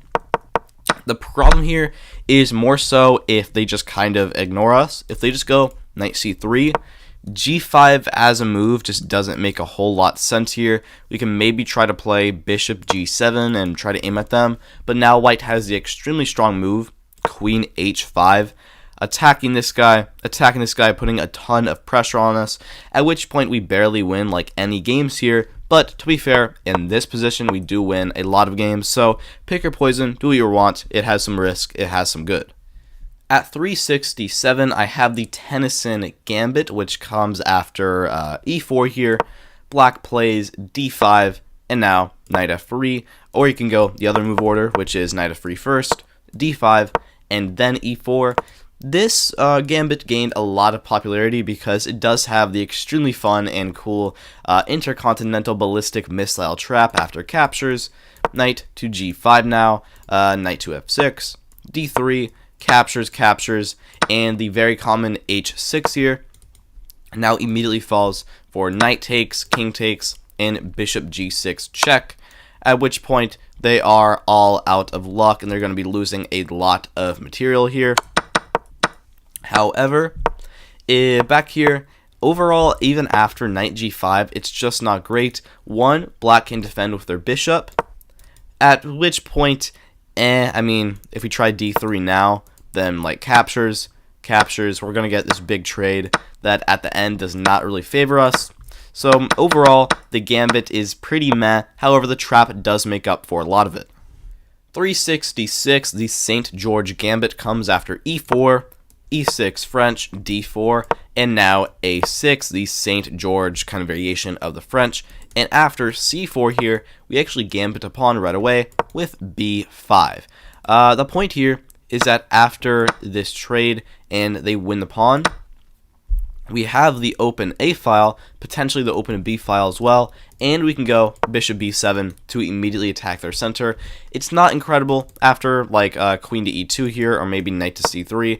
White is completely defending, but still after like bishop b4 here, potentially pinning, we do still have a lot of compensation. We can probably go knight f6, potentially castles here, and for how stupid a6 and b5 looks, we have a surprisingly good game ahead of us. At 365, the rotation of one entire year, I have the Byfelder Gambit after e4, knight c6, Nimzovich defense, d4, e5, Kennedy, they capture, and here we now play the move bishop c5 instead of recapturing. This is actually a pretty good developing move. Problem here is that white has more than enough resources to defend. After knight to f3 here, we can still play knight g to e7 or potentially f6 here, but I mean this white can just keep on developing with like some moves, maybe bishop c4 here, knight g6, probably just castles, and at the end of the day they can just give the pawn back and get at least an equal position, or if they're playing very accurately, they can get an advantage. I actually made a big mistake here. This would allow bishop takes on f7 check, king takes, and queen to d5.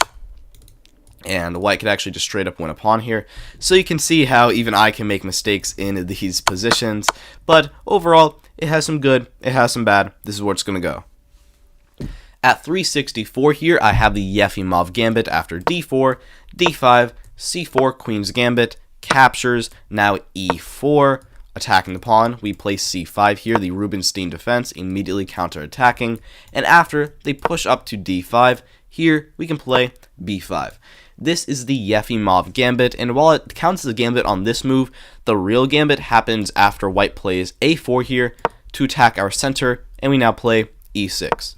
Immediately attacking their center. Point being here, if they just take on b5 right away, then after takes, we can go bishop d6, and even though they are going to end up winning one pawn, here we can just play knight d7. We're going to get an extremely strong knight onto the e5 outpost, quickly develop the other one, castle, and for the price of one pawn, we have a pretty good gambit position. A little atypical, but it is still going to be quite good for you. Or their best try here, according to the engine, is to capture on e6, at which point after this trade, and we take back, white will take this guy. Eventually, we're probably going to end up winning this pawn back after knight d7. White can keep developing as well, probably knight h3. They're probably going to end up winning this guy back. There's a lot that goes on here. It'll be fine. Knight b6, you're probably defending. More or less is going to be kind of an endgame line, so if you like that, you could play this, but otherwise, this probably isn't for you. 363, the Stein Gambit comes after e4, e5, bishop c4, bishop's opening, bishop c5 mirroring us, and now the move f4 here. This is a pretty good try. If black captures right away, then you have a couple options here. You can play bishop takes on f7 and get this because you have the fork, and after g6 and queen takes, you have a slightly better position if you want to go for this, or you can simply play a move like d4 here and go for a more king's gambit type position. If they don't decide to capture though, this will probably be more meh for you. They have a couple options. They can play like knight c6, take advantage of the fact that we cannot capture, because then queen h4, and we are instantly lost. At which point, after something else, probably like knight to f3 here, and d6, this is a pretty standard transposition to the King's Gambit Declined, at which point it's probably about equal. If you want this, you can go for it, but otherwise I find it a little boring. At 362, I have a very similar one after e4, e5, bishop c4, knight to f6 attacking, and here, now f4, immediately counter-striking in center. There's a lot of ways this can go, but none of them are going to be particularly good for you. If they capture an f4 right away, you have to defend this guy. So after like knight c3, black can probably go c6, build up for d5, at which point your position is going to be more or less a little meh, but I still would not call it bad. They can also try to take on e4 with their knight, at which point after something like knight c3 and probably captures, you can get a sort of, a little scuff, but a sort of kind of Stafford Gambit position that will probably work out in your favor. Or black can just play a move like d5 here, which really allows you to have no fun, but overall, this is still a decently strong gambit. At 361, I have the Zollner Gambit after e4, c5 Sicilian, knight f3, knight c6, d4. They now capture, we're going to recapture, and black plays g6, going into an accelerated dragon. We now play bishop e3 defending, bishop g7, bishop e2, knight to f6 attacking, we defend with knight c3, and after castles, d6, we make a play for the center here with f4, black tries queen to b6, attacking this, and here we sacrifice it with pawn up to e5. The idea here is that if black takes on e5, then after captures, knight captures, we can play knight to f5 here. With this move, we defend our bishop that attacks our queen. They can take an extra pawn on b2, but we can play this check. King walks over, and now bishop d4. And this is a decent gambit position. The main problem here is that this gambit is going to be so rare that it is basically going to be impossible to get any good sort of practice in, which is a pretty big part of being able to play a good gambit. Alternatively, all the way back here, they could try to take on b2 immediately, like this.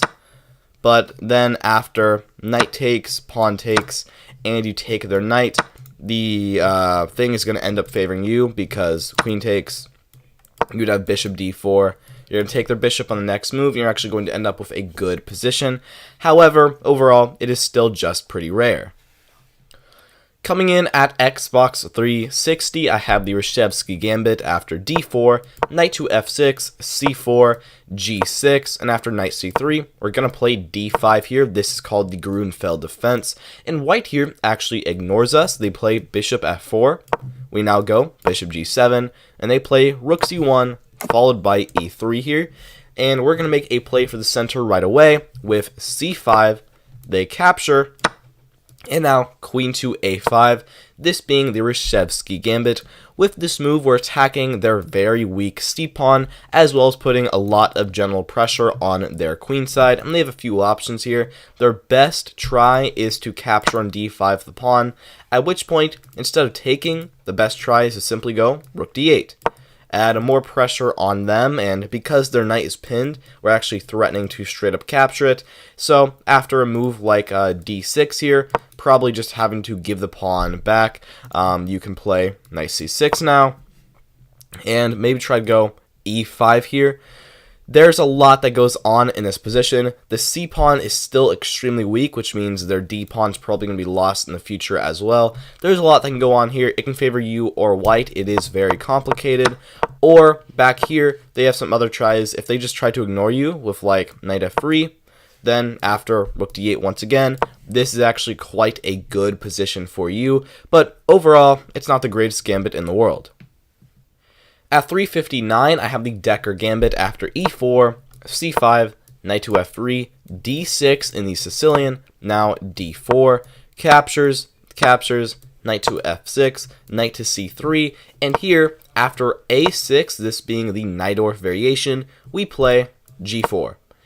This move intends to completely sacrifice the pawn, because after black captures, you have a couple options here. You can go bishop e2, and go for this trade, at which point, yes, you are down a pawn, but you have the open g file. You can quickly go probably bishop e3, long castles with a pretty good and aggressive position, which is very unique against the Najdorf. Or you can also try like f3 here. Bishop probably has to drop all the way back, and now bishop g5. And once again, you have the same thing. You're probably going to go rook g1, get a lot of pressure on the king side. It's not the greatest gambit, but it's not the worst one either. At 358, the Warsteiner Gambit comes after knight to c3, the Van Giet. We now play d5, white tries f4, and here we gambit a pawn right away with g5. Point being here, if they just capture, you can now push up to d4. And after their knight moves, this guy is very weak, and we can go ahead and trade him off right away with like h6, or you can just keep him there with like knight c6, and white has a very awkward position after like e3 here, probably now h6, maybe captures, and you can take with any piece, but probably knight takes back, or maybe bishop. Even though you are down a pawn, white has a very awkward and tight position. You have extra development, and you have open files against their king side in the future. Overall, yeah, not too much to say. You're probably not going to get it very often, but it is good. At 357, I have the Lecco Gambit after d4, knight to f6, c4, g6, and after f3 here, we're going to play e5. Usually, these e5 gambits are bad, especially because after captures, your knight is also attacked, but here, you have the great move, knight to h5. Point of this is that if white just plays something random, like, I don't know, knight c3, you can play queen to h4 check. And their king is going to be forced to run to d2, because if g3, then knight captures. This is very bad news. They're probably going to have to capture anyways. And after queen takes, you're just up in exchange now. It might be a little complicated after knight h3, but overall, it is still going to end up favoring you by a wide margin. Otherwise, their best try here would probably be to play like a move like maybe f4 here, or possibly knight h3, and just let us come in with the queen, because they can block with knight f2. At which point, you can go ahead and capture this guy, but even better is to simply go d6, or maybe just bishop g7 now, and quickly try to castle, or actually not bishop g7, because then g4, and that is very, very bad for you. My mistake, instead, d6, that way this is probably prevented because of g4. You can back the knight up to g7, at which point, yeah, it's not the best position, but it is still very tricky, and there's a lot of ways that white can go wrong. At 355, I have the Amarr Gambit after knight h3, the Amarr opening. Black goes d5, we play g3, e5, f4 here, and now black can win a pawn with captures, bishop takes, and pawn takes. And here, in some of the other gambits, we castled right away, but in the Amarr Gambit, this is the position, so you still have other options here, like d4, which is probably your best try, at which point, after captures, you're probably still going to castle here, and even though objectively it's not the best, you still have all the tricks and traps you usually get from the kind of Amarr Gambit style, which I will say looks very bad, but practically it works a lot better than you would think. Engine's best try here is probably bishop b4 check, we block, and then bishop d6 here to attack the pawn, at which point, if you want to, you can sacrifice it straight up with castles. Point being, if they take, then we could simply play a move, e4. And even though we're down 2 pawns here, potentially a third, we are blowing up the entire center. Our queen is potentially going to get in, and black has to play very careful to survive here. At 354, I have the Noah Kansky Gambit after knight c3, the Van Giet. Black goes e5, we play f4 here, they capture, and now e4. This move is odd because here, black can actually play en passant. And normally this will be bad, but here it's actually not that bad because you can now play knight f3 or potentially another move like d4 here. Point being, after knight f3, if they just capture, then after bishop takes back, yeah, you are down 2 pawns here, but you have 3 pieces developed while black has nothing, and you can quickly go bishop c4, castles short here, and you have the open e-file, which you can use all to your advantage. So objectively, it's not the greatest, but you have a lot of development while black really lacks behind, so this is really going to put the pressure on them. 353, I have the Dunce-Perennick Gambit. There's a lot of these gambits that come after knight c3, the Van Giet, which before making this video, I almost never even, I forgot the name of this opening. I didn't even know the name of it, but now I know there's a lot of gambits. A lot of them aren't very good, but some of them might be. Now, d5 is what white plays, or sorry, black plays. We go e4, they capture, d3, and this is the gambit. A lot of these gambits, if they capture, then this is very good for us because we can now play bishop takes back. And this is exactly what we want for the price of one pawn. We have two pieces developed. We can quickly go knight f3, castles, and we have a great gambit game ahead of us with nothing really to complain about. This one is a little better than the other ones though, because if black tries to defend with like knight f6, then here you can just keep playing in the normal style and probably try like bishop f4 or bishop g5, or if you want to, you can straight up go into this endgame, because after captures, queen takes, king takes, even though you cannot castle here, this is essentially equal. Only way for black to get any sliver advantage will be knight d7, which is not a natural move.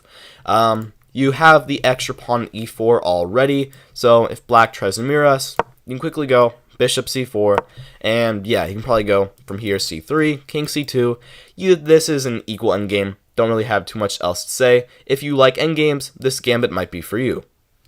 At 352, I have the Alapin gambit coming from the Ruy Lopez after e4, e5, knight f3, knight c6, bishop b5 now Ruy Lopez, and we go bishop b4, which is the rare Alapin variation, which looks really stupid, but is surprisingly a little better than it looks. Here, white now tries c3, we back the bishop up to a5, they capture, and here we take back with the d-pawn. This is the Alapin gambit, point being because white can now take on e5. First off, if white just castles here, this isn't great because your bishop is on, what's that, a5, doing God knows what. It's not the greatest position from the Ruy Lopez, but to be fair, it's not that bad either. It could be a lot worse. But if they do accept the gambit with knight takes on e5, the typical Ruy Lopez move of queen d4 simply isn't here because the pawn's on c3. You can't do that. But you have some other options. You can try queen e7, at which point after d4, f6, knight probably will back up to f3, and captures, and bishop e3. You do regain the pawn back, but your queen is very in the center, and white can probably go knight d2, attack your queen again, at which point this isn't that great. The other more aggressive option here is queen g5, at which point knight backs up to f3. You can take this guy. Problem being, white has rook g1, and after queen h3, they can still be up a pawn with rook takes on g7, but after knight f6, you don't have the greatest position in the world, but I still think you have practical chances here, and especially from back in this position, it's better than it looks. Let's move on. I thought I would never hear from Zilbermintz again, but it turns out he actually did make one gambit that was like halfway decent, which comes after e4, e5, f4 king's gambit, and now the move f6, which is not good. But the point being, after white captures here, we're going to play knight c6. By the way, capturing back would lose immediately because queen h5 check. And this is very, very bad news for you. Instead, after knight c6, point is here, if white captures again, you can take back the knight on f6. And this is actually a pretty good gambit. It's not great. It's good. It's not great. It is against the king's gambit, which usually counter gambits against the king are not great. But here, you do have two knights for the price of a pawn. And after, like, knight to c3 here, probably defending, engine does give you the edge because you can now strike in center right away with a d5, which can actually be quite good for you. The problem is more so if they don't accept, if they play knight f3 instead, then this is not great. You probably have to capture back now, at which point something like bishop c4, their bishop here's right in your position, preventing you from castling ever, which is very annoying. But after bishop c5, you don't have a great position, but I would not consider it bad. At 350, I have the Van Kujic gambit, not the Van Krujic gambit, which is some different guy. Comes after g3. We now play h5 right away, and after knight f3, seemingly trying to stop h4, we just play it anyways. This is a pretty simple gambit. Point being, if they take the pawn, well, their pawn structure is ruined. They probably won't do that. Instead, they'll likely take with their knight, At which point here, you can go e5, potentially with the idea of sacking the rook on the knight on h4. Like, for example, if they play e4 here, you can try sacrificing the rook, and after captures, you are down an exchange here. However, your queen is very in their position, their king side is ruined, this pawn is weak, and development is quite easy. This is a definitely more risky option, but if you want to go for it, the engine does like it. 349, the Relfsen gambit comes after e4, e5, knight f3, knight c6, and d4, the Scotch. Black captures. Normally here, you either take back right away or play a gambit with c3, but here you go bishop b5. Point being, quite simple, you're attacking the knight, that is defending the pawn. The problem here is that because black already kind of wants to give up this pawn, it's just not entirely necessary. Here, black has a couple options. They can try bishop c5 to attempt to hang on to the pawn, because after captures, they are hanging on in the meantime. Problem here is you can now play c3, and this is one of those very good gambits that come from the Scotch, and wink wink, a lot of these c3 gambits from the Scotch are going to be higher up because they're all very, very strong. But this one's not great. Bishop b5, it's not a bad move, but more so, it's really just unnecessary. 348, another, Van Geet opening, comes after knight c3, black goes d5, e4, captures, and now bishop c4. This one doesn't have too much unique value. After something like knight f6, you have a couple options here. You can try f3, maybe go into more of a kind of Black Mardimer style gambit, or the engine's best is probably knight g to e2, trying to go knight to g3, and then win the pawn like so, which we actually can afford to do because black doesn't have any real way of defending the pawn in the meantime.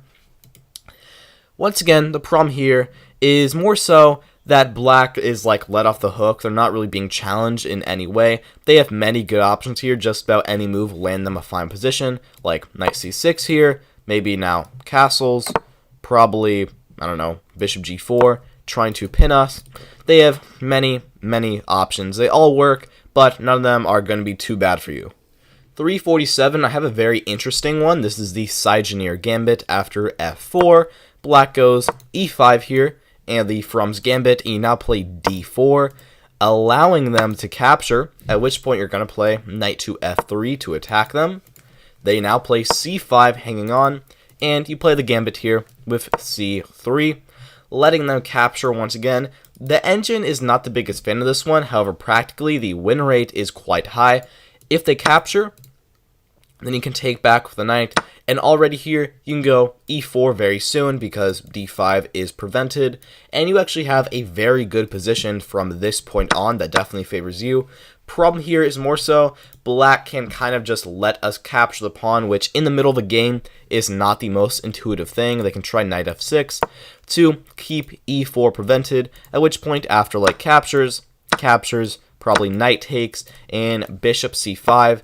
You are definitely slightly worse here because black is kind of pushing her pieces around, then castle very quickly, and the pawn on f4 is not really helping here. However, overall, this is a pretty good gambit. At 346, I have the Gibbon gambit after d4, knight to f6, c4, g6, knight c3, d5 now. This is the Grunfeld, and here you play the gambit with g4. This is an interesting one. Most gambits against Grunfeld just aren't very great because it is a very solid and more so positional rather than tactical opening. But with g4, if they decide to capture with bishop takes, this is interesting. You can now go bishop g2, take open over this diagonal, which especially in the Grunfeld is quite atypical. And after e6 here, you can trade in the center, and then queen b3. At which point, engine does not love your position. However, practically, you do quite well here. You have a lot of pressure on black, and you're probably going to win at least one of the pawns back. Or actually, sorry, you're only down one pawn, so you're probably going to get equal material afterwards. They can also try to take with the knight here, which is not as good because you can take on d5. And after the knight probably backs up, bishop g2 here, defending, or possibly e4, and you actually have a great game ahead of you. Coming at 3, 4, 5, I have the Liedman Gambit after d4, c5, the old Benoni. You now go c4 here. They capture, and you play e3, letting them capture once again, and you take back with your bishop. Honestly, there's nothing wrong with this gambit. It's just more so that black is going to be very solid, so maybe playing a gambit here just doesn't make very much sense. And black has a few options here. They can try knight c6. You can go knight c3, just keep on developing, possibly d6 here. Yeah, I don't have too much to say. Like I said, it's a pretty basic gambit. More so, it's just that black is very solid is the problem. But if you want to play this, it is still a good gambit. At 344, I have an interesting gambit. e4, e5, knight f3, knight c6. By the way, this is called the nicotine gambit, or nicotine. We now play c3, Ponziani, d5, which is black's best response against Ponziani. You'll now play bishop b5 with this pin, and black captures. You take on e5 now. Black plays queen d5, attacking our knight and defending theirs, at which point we actually let them take our knight with queen a4. Now, black must play the move knight to e7 here to defend their knight like so.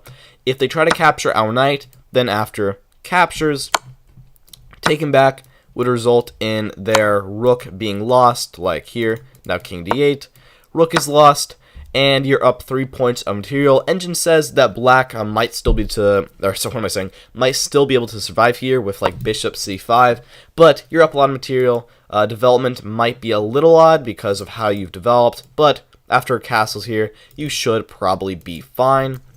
But their better option here is to instead probably play like knight e7, defend like this, at which point you can try the fun f4, anchoring the knight, and if they take en passant, after knight takes back, you've now removed their only pawn in the center, and you can quickly go d4 here, even if it does come at the cost of a lot of positional play, because after a6 here, and you probably have to go for this trade, or maybe there's something else here. Knight a3 is what the engine suggests, but that move kind of looks insane. Yeah, this trade, you are going to get d4 here. Is it worth it? You decide. 343, I have the Mason Curious Gambit after e4, e5, f4, King's Gambit. Now they capture, and here you play knight c3.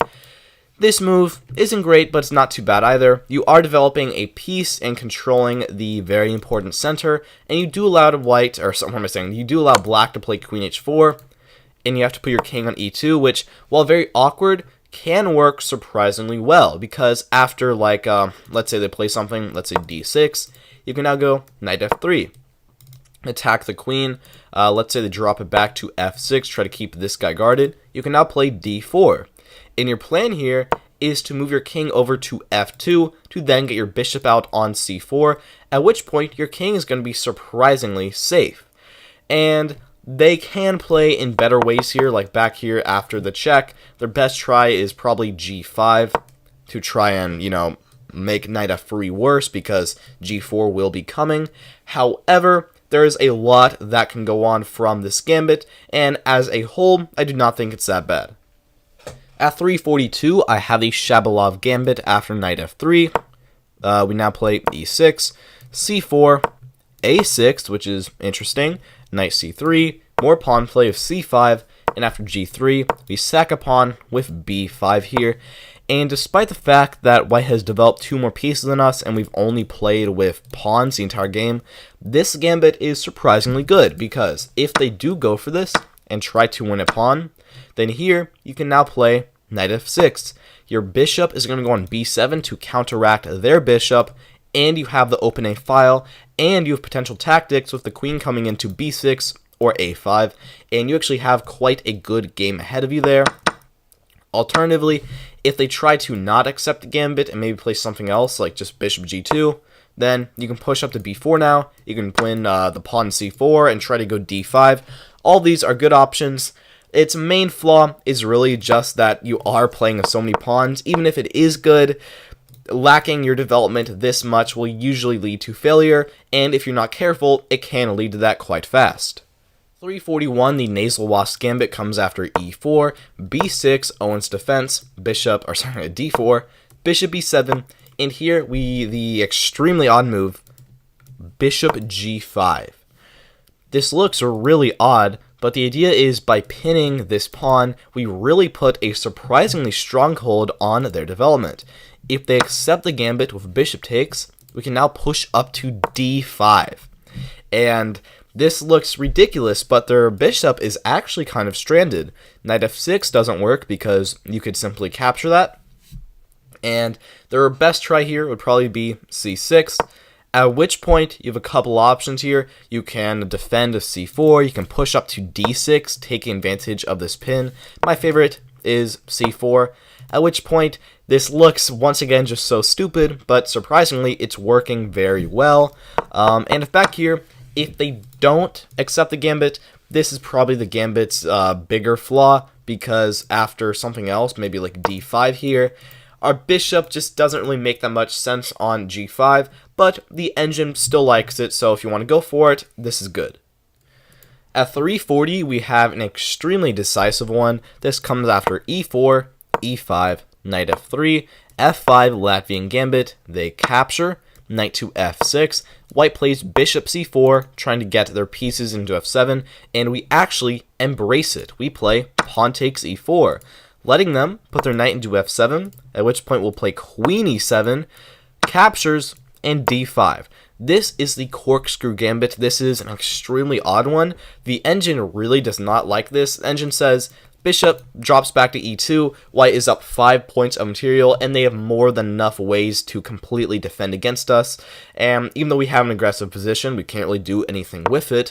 However, practically, black wins a lot of games here. Most people just back their bishop up to b3, and bishop g4 here already wins because their queen's trapped, and if f3 then it captures. This is completely horrible news. They're completely lost already, so that certainly does not work. But if they instead play something else here, like bishop backs up to e2, the way you would try to progress here would be knight c6, and try to get back at this knight later, at which point, if you can capture the knight, you'll only be down in exchange, which honestly isn't that bad considering how much of a dominant hold you have on the center. But still, after d3, white can and will still break in center, at which point your position kind of starts to crumble apart, but simply because of how tricky and practical it is, I still think this gambit is quite good. At 339, I have the Dorjan Gambit, which is named the Danube Gambit on chess.com, so I don't know why it's different. Comes after d4, knight f6, c4, g6. Now white plays d5 here, the anti-Grunfeld variation, really trying to make it so he can't push up to d5. And here, we play b5 here. Point being, if white captures, which is what the engine prefers, you can now play either bishop b7, or what the engine likes the most is the immediate a6, kind of going for some sort of a banco. Like if they capture again, you can play pawn takes, or bishop takes back, or maybe even c6 is what the engine likes the most, which is a little insane, going for a double pawn gambit, but this guy is still very weak. Either of those options are good, and on the bright side here, if they try to not capture us, it's probably going to end badly. If they try something else, like knight f3, you can now play c6 here, and really chip away at them. Although it looks like quite complicated, most of the variations are going to favor you, like captures. You can take on c4, let's say takes, you can take with your knight as well, and here, bishop g7, castles. It's not quite a Grunfeld anymore, but it is still a good position. At number 338, I have the Bonnet Gambit after d4, d5, c4, Queen's Gambit, c6 Slav, knight to f3, knight to f6, and here we let black capture the c4 pawn with bishop g5. Point being here, if they capture, you can now go e3. Attack the pawn.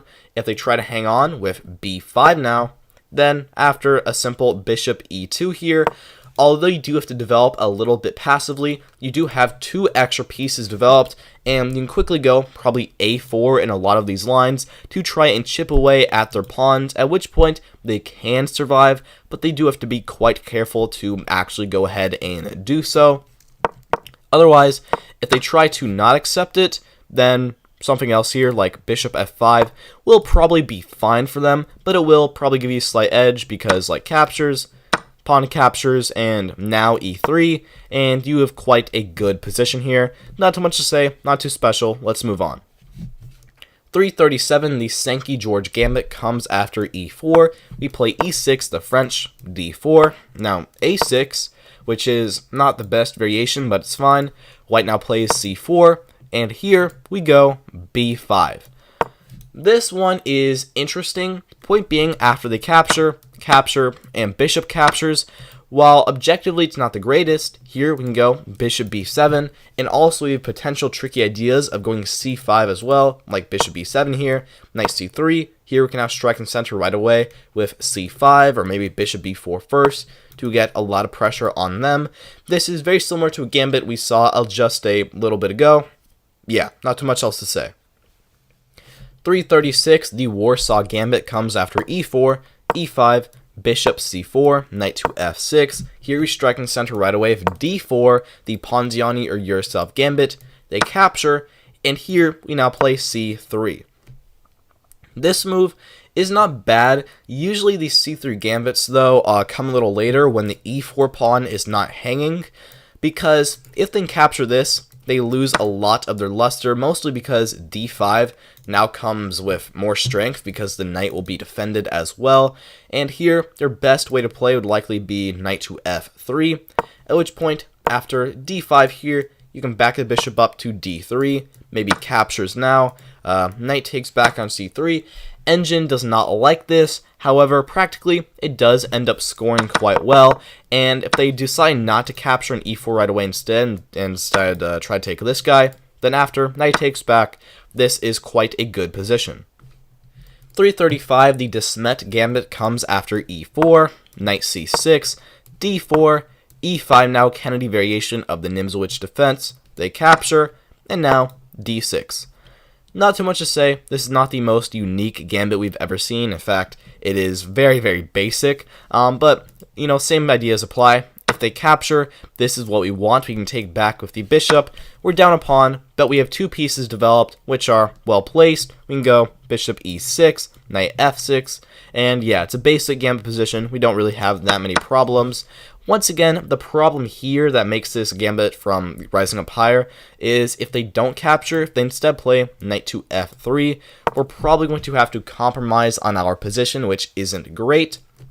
However, if you want to, you can still play like knight takes on e5 here, and in this endgame, even though you can't castle, white only has a very, very small advantage, and I find it hard to say that you have anything but a slightly worse position. 334, the Geshev Gambit comes after e4. We play knight f6, the Alekhines, knight c3, d5 here, the Scandinavian variation, they capture, and now c6. This is not too special. If they take, then after knight takes back, we don't have the greatest position in the world. However, we do have an extra piece developed for being down a pawn, which is good. We can probably go e5 here as well, which will really help us to take control of the complete center. And otherwise, if they decide not to capture, like d4 instead, this is going to favor us because we can now just capture. We win the pawn back. Yeah, we have no problems here. Not too much else to say. Let's move on. Coming at the triple three, I have e4, e5, this is the Colossus game, by the way, knight f3, knight c6, bishop c4, knight f6, we get knight g5. I think this is the first time we've actually seen the fried liver for the entire time. Here, we now go d5, they capture, and normally here, you'd either take back or maybe play knight a5 or some sideline here, maybe like b5. Instead, you go knight to b4 here, which is not a well-known move for a reason. Yes, it attacks the pawn, but the problem here is that the point here is not really to regain the pawn, it's more so to create their pawn there, that way it blocks, and here, it just doesn't work because white has d6. They can just give the pawn back because if we take, then knight takes here, and we get forked. So instead, we would probably have to play after d6, like something else, probably a knight into d5 here, at which point captures, or not check, captures, queen takes, like, you're fine here, but white is up a pawn, and in return, you don't have a ton of compensation. However, it does still throw off white. This is quite the atypical position in the fried liver. If you want to go for this, it does have a lot of stuff behind it. At number 332, I have the Algier Gambit after e4, e5, f4, King's Gambit, captures, knight to f3, g5 now, we play h4, going to a more main line here, g4, and the main move here is knight e5, the Kieseritzky Gambit, but here we instead play knight g5. Point being entirely here, after h6, we're going to sacrifice the knight on f7, and this is a very complicated sacrifice. You have a lot of lines here that you can play. Overall, if black knows what they're doing, they're going to get a better position. However, the majority of people don't, and if black doesn't know what they're doing, you're probably going to get a winning position against them, just because even though they can defend, it might be quite difficult. And from here, you have many options. Knight c3 is not a great one, but you can also play like bishop c4 check here, or maybe the immediate queen takes on g4 and try to get your queen in, and after like knight f6, queen takes, and now maybe like knight c6 or potentially bishop d6 is what the engine likes the most. This is the horny defense. That's really incredible. I don't really know what to say here. Yes, you are still down a piece, but there is still a lot of chances for black to go wrong, especially earlier as well. So if you want to do this, it is very risky, it is very aggressive, but yeah. 331, the Herjert Gambit comes after knight c3, Van Geet. Here we play d6, f4, e5 now, they capture, and we don't take back. Here we instead play knight c6. Not too much to say, it's a pretty typical gambit. If they capture, then after bishop takes back. I do like this a little more than the other ones though, because they have a weak king side here, and if you're bishop and queen, there are some tactics that may come on that side which can work out quite well for you. And if they decide not to capture, then instead after like d4 or something else, if they try to not capture, it's probably going to favor you. You now have a queen h4 check here, and you can win this pawn like so. g3, queen captures, and now there's a couple options here. Engine says knight d5, which is pretty interesting, getting the knight into the c7 fork. There's a lot of lines here, a lot of stuff that can happen. Most of the time it is going to end up favoring you though, so yeah. 331, I have the Herjert Gambit from the Raptor variation. There's a couple more of these Herjert Gambits. Comes after d4, knight f6, bishop g5, Trempowski. We now play knight e4, and they go h4, the Raptor variation, allowing us to get this trade which messes up their pawn structure, but gives them the open h-file. And here you play the gambit here with e5. Not the best move, not the worst move either. If they capture, you can take this guy, but then knight to f3. Both of these are attacked, and this is not bad for you, but I would not call it great and not something you probably want to go for. Instead, a better option here might be knight c6, probably followed by d6 here, at which point I like this a little more. There's always going to be a lot of stress on this pawn, and overall, not too much to say. It's not too special, but it's a good gambit. At 330, I have the Hungarian Gambit from the Catalan after d4, e6, c4, knight to f6, g3, the Catalan, and here you now play e5, which is usually bad because captures and your knight is attacked, but here after knight g4, surprisingly, this pawn is quite hard to defend, and you actually have a good amount of compensation in return. If they try to hang on with a move like f4, this is premature. You can now go bishop c5 here. Your bishop here is right in, and they're likely going to have to sack a pawn here with like e3 or some weird development with knight h3, both things that you would like to have against them. And if instead they defend with a more normal move, knight f3, then after probably knight c6 or maybe just bishop c5 now, probably e3, and here this shares a lot of DNA with the Budapest Gambit, and this is good. Not too much else to say. You're probably going to win the pawn back with maybe a slight lack in development, but still a good position. At 329, the court lever comes after e4, c5 Sicilian, d4, captures, knight to f3 now, a6, O'Kelly variation, and here we don't take back, we play bishop c4. Usually, bishop c4s aren't good in the Sicilian because e6 and d5 will launch you with a slightly worse position. However, here it still applies. Knight f6 is black's best try, and here you can take back on d4 right away, but after, like knight c6, queen backs up to e3. This is just an okay position. Black can go d6, and really, we have kind of a tight position here. Our bishop is now blocked by our queen. Well, they are just playing in the same old style, which is good for them. Otherwise here, you could try a move like e5, but then d5 occurs, which once again, after like bishop probably backs up to d3, and maybe knight backs up as well. If you want to go for this, queen e2, black does have quite a tight position and can give you good games. However, this is still not objectively that great, so if you want to play this gambit, you can, but overall, it's not good. At 328, I have the Malik gambit after d4, knight to f6, knight c3, which is a more rare move, and now d5. You're going to play bishop g5 here to attack their knight, c5, counter-striking in the center, captures, and normally here you take back to the e-pawn, but the other option is to take back the g-pawn in positions like this. You can now play e4, strike in the center, captures, and now pushes up to d5.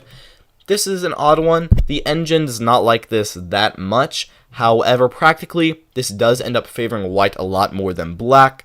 If they try to defend the pawn with like bishop f5 here, then after a check, probably knight blocks and knight g to e2, you're quickly going to go knight to g3 here, win the pawn back with a pleasant position, nothing that you can really complain about that much. Their best try is probably f5 here, at which point you have a couple options. F3 is one good one to try and do it like that, or you can try queen to h5, which is my personal favorite.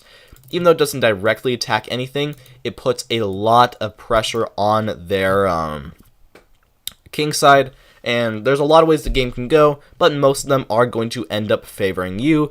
If you like more risky positions, this is probably something you want to go for, but otherwise, this might not be your cup of tea.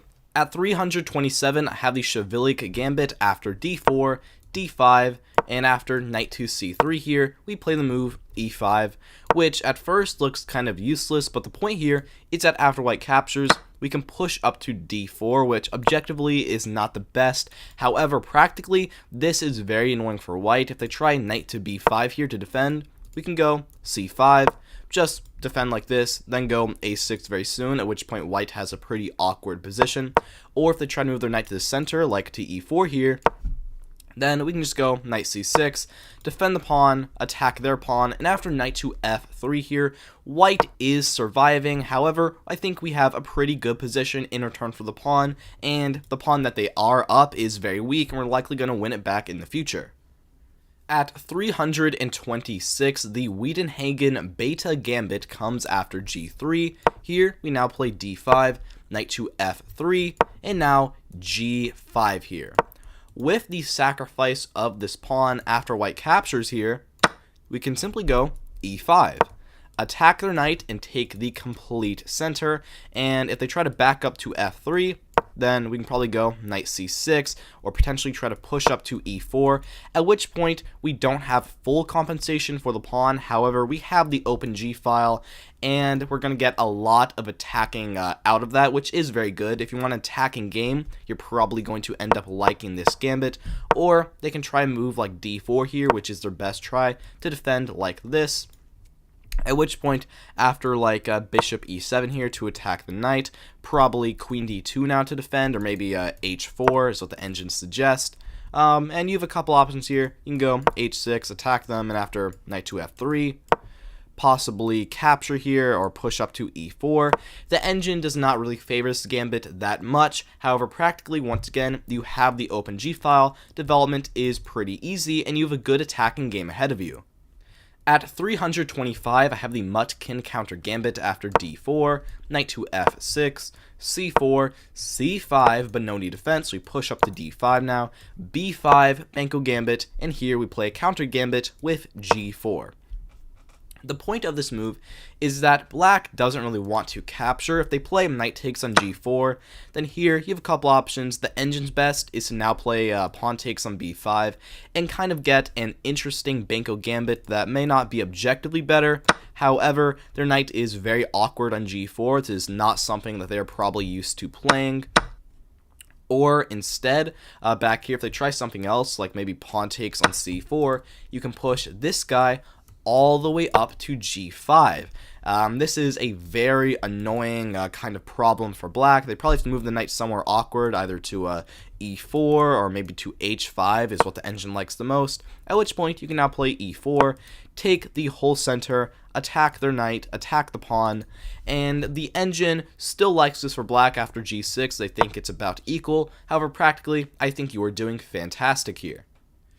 324, I have an Alekhine gambit. This is coming from the queens after d4, knight to f6, c4 here, e6, knight to f3, and now d5 here. We get a transposition to the queen's gambit declined. Now, knight c3, knight b to d7, which is a fun way of developing to defend the other knight. And here, after like bishop g5, we go h6, attack the bishop. They back it up to h4. And here, now we capture the pawn on c4.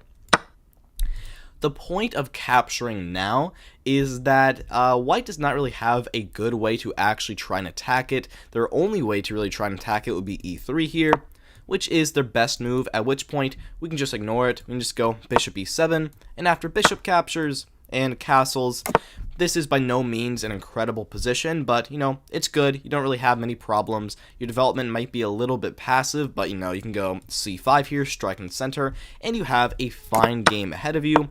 Or if they play something else here, if they try like e4, this might be a little bit too aggressive because you now have b5 here.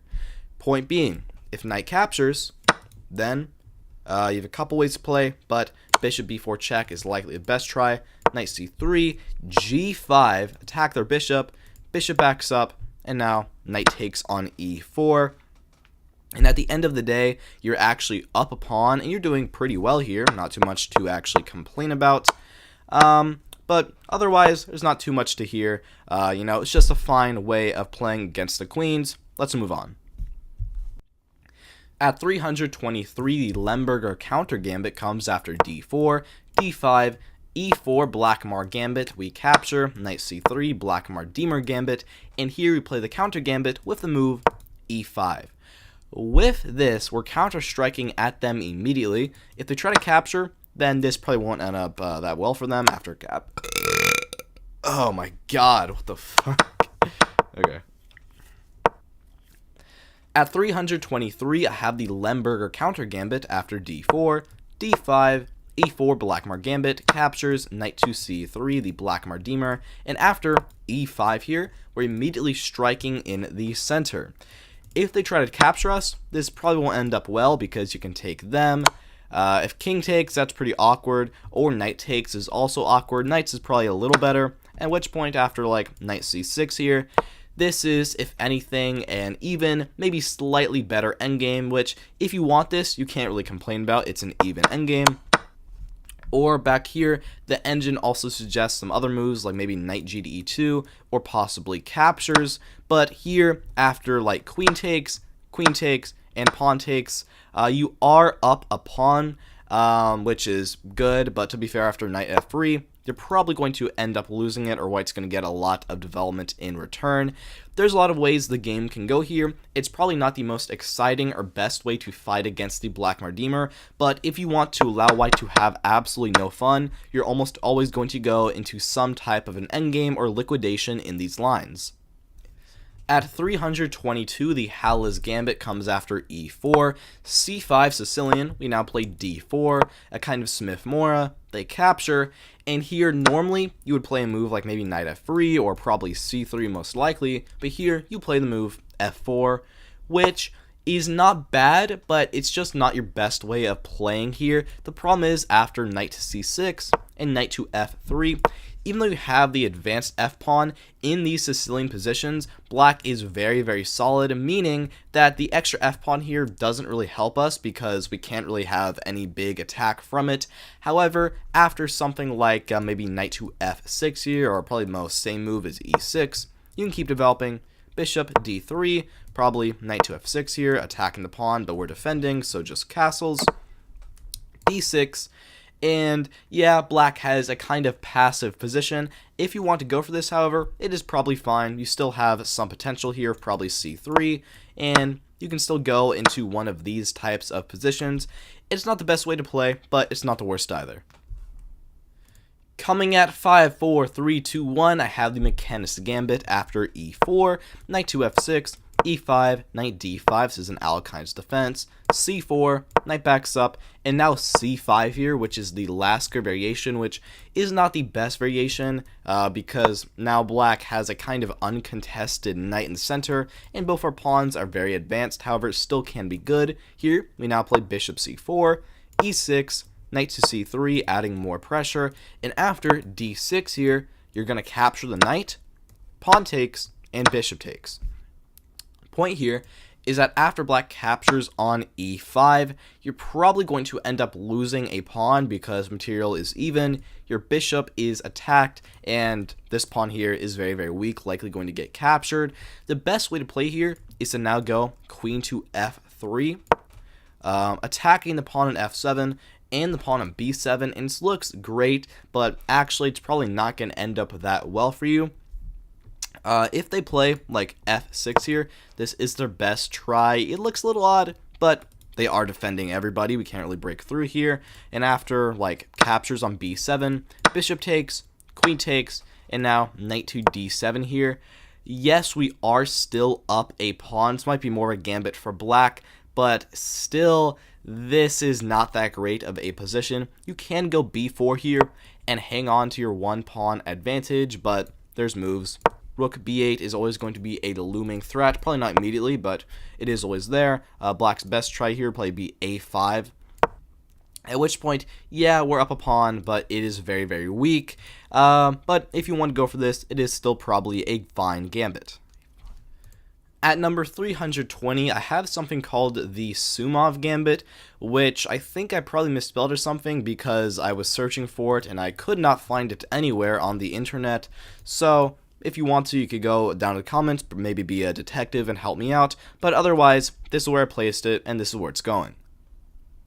At 319, I have the Marshall Gambit coming from the Nimzowitsch defense after e4, knight to c6 here, d4, d5, we capture, queen takes back, and now we sacrifice the pawn here with knight c3, queen takes on d4, and you have a couple of options here. The classical move is to go queen to e2, which is a bit odd, but it does control the center, and after something like probably e6, knight to f3, queen may back up to b6, and you have a couple ways to play here. a3 is what the engine likes, or possibly a queen c4.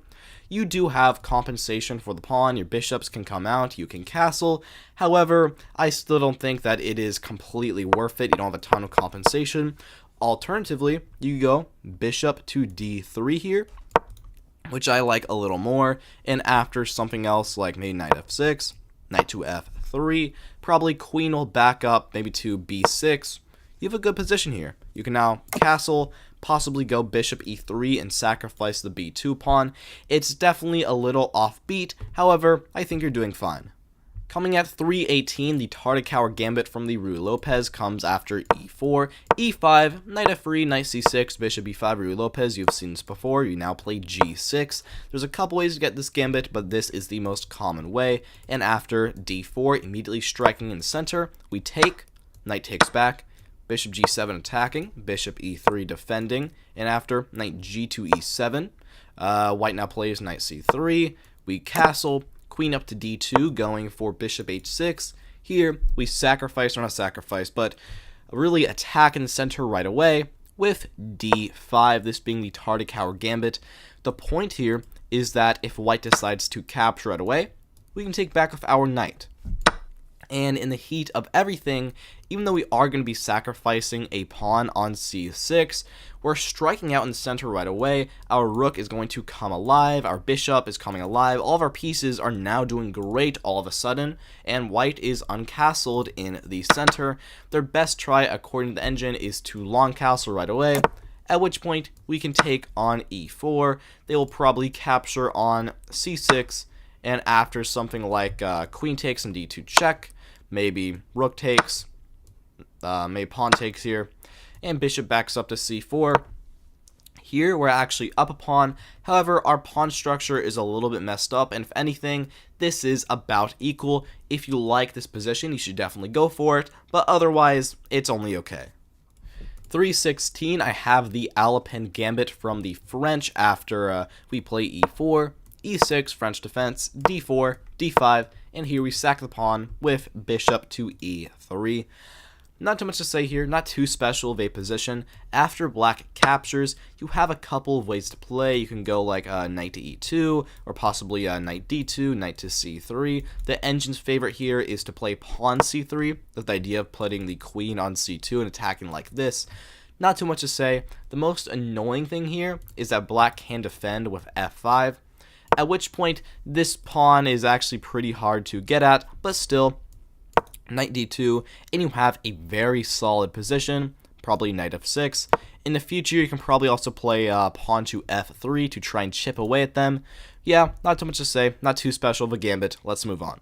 315, the Ross Gambit, not the other one. This is from the center game, comes after e4, e5, d4, center game, black captures, and here you play bishop to d3.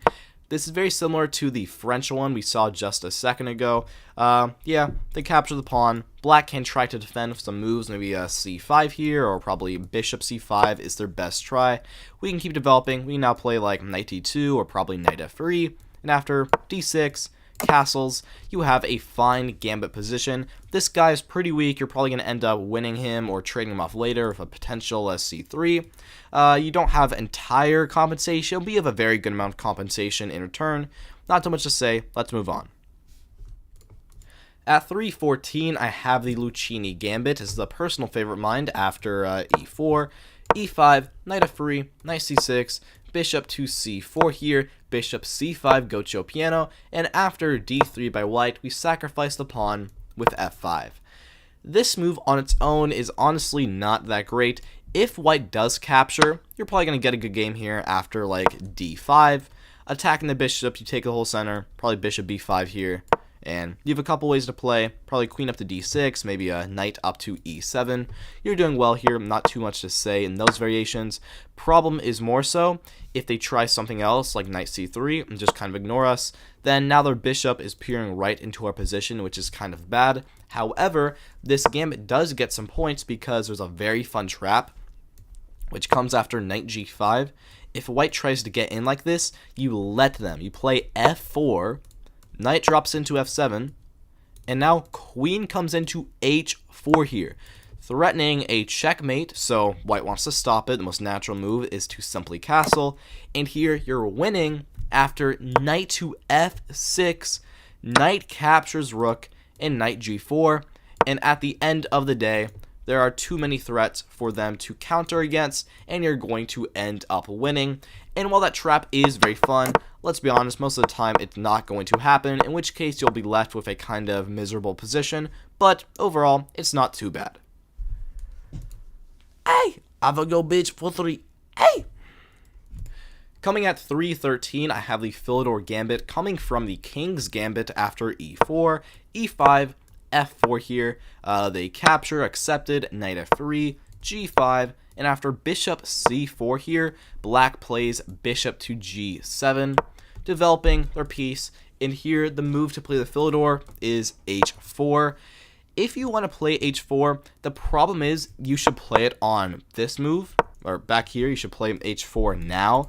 By playing it here, black has the extra option of going h6, at which point, if you try to capture after pawn takes and this trade, which is not possible before because the rook would just be lost, the bishop would not be defending.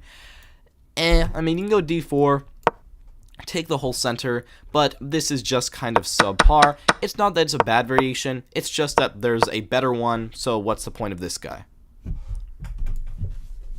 At 312, I have the Miles Gambit after e4, e5, f4 kings, d5 Falkbeer counter gambit. They take on d5, and here you have a few ways to play. You can capture, you can push up to e4, or go for some counter gambit here of c6, but the move here is bishop c5. Just kind of letting their pawn hang in the center, and it is up for white to decide what to do. They cannot really capture again, because queen comes into h4, and this is very bad news for them. They have to play g3 here, at which point queen e4 check, and they're losing a rook. So that's a fun little trap that they can fall for. But their better tries here is likely to go either queen e2, which is very rare, or more likely knight c3, just defending the pawn in the center, at which point, although bishop c5 looks good and does peer into their position, without any other pieces, it's not actually doing that much, and from here, the only really good options are to play either knight e7, just kind of go for some subpar development, at which point they can take on e5, and after probably captures, and you have a couple ways to play here, maybe knight takes on d5, I mean, it's not a bad position, but it's really nothing too special. Or they can also try another move here, maybe captures, or we can try this move. But if you're going to play captures on f4, you should probably just have played it back here, where it's a lot better. But yeah, it's not too bad. It's not too good like a lot of these gambits that I'm going through right now. Let's move on. 311, we have the Tübingen Gambit after knight c3. Knight f6, and here now the move g4. This is not too special. We've seen some like this so far. If they decide to capture, then after e4 here, attacking their knight and taking the center, if they just back up right away, this is great for us. We can now play e5, and they have to back up to g8, which is depressing. Instead, their better try is d5, defending like this, at which point you can play, you can capture the pawn on d5 here, and after e5, this is more or less an even position, maybe slightly better for black because you've lost the g-pawn, but you do have some attacking prospects in the future, or they instead try the more low-key d6, like so. Then after probably h3, knight backs up, and d4, you once again have the whole center.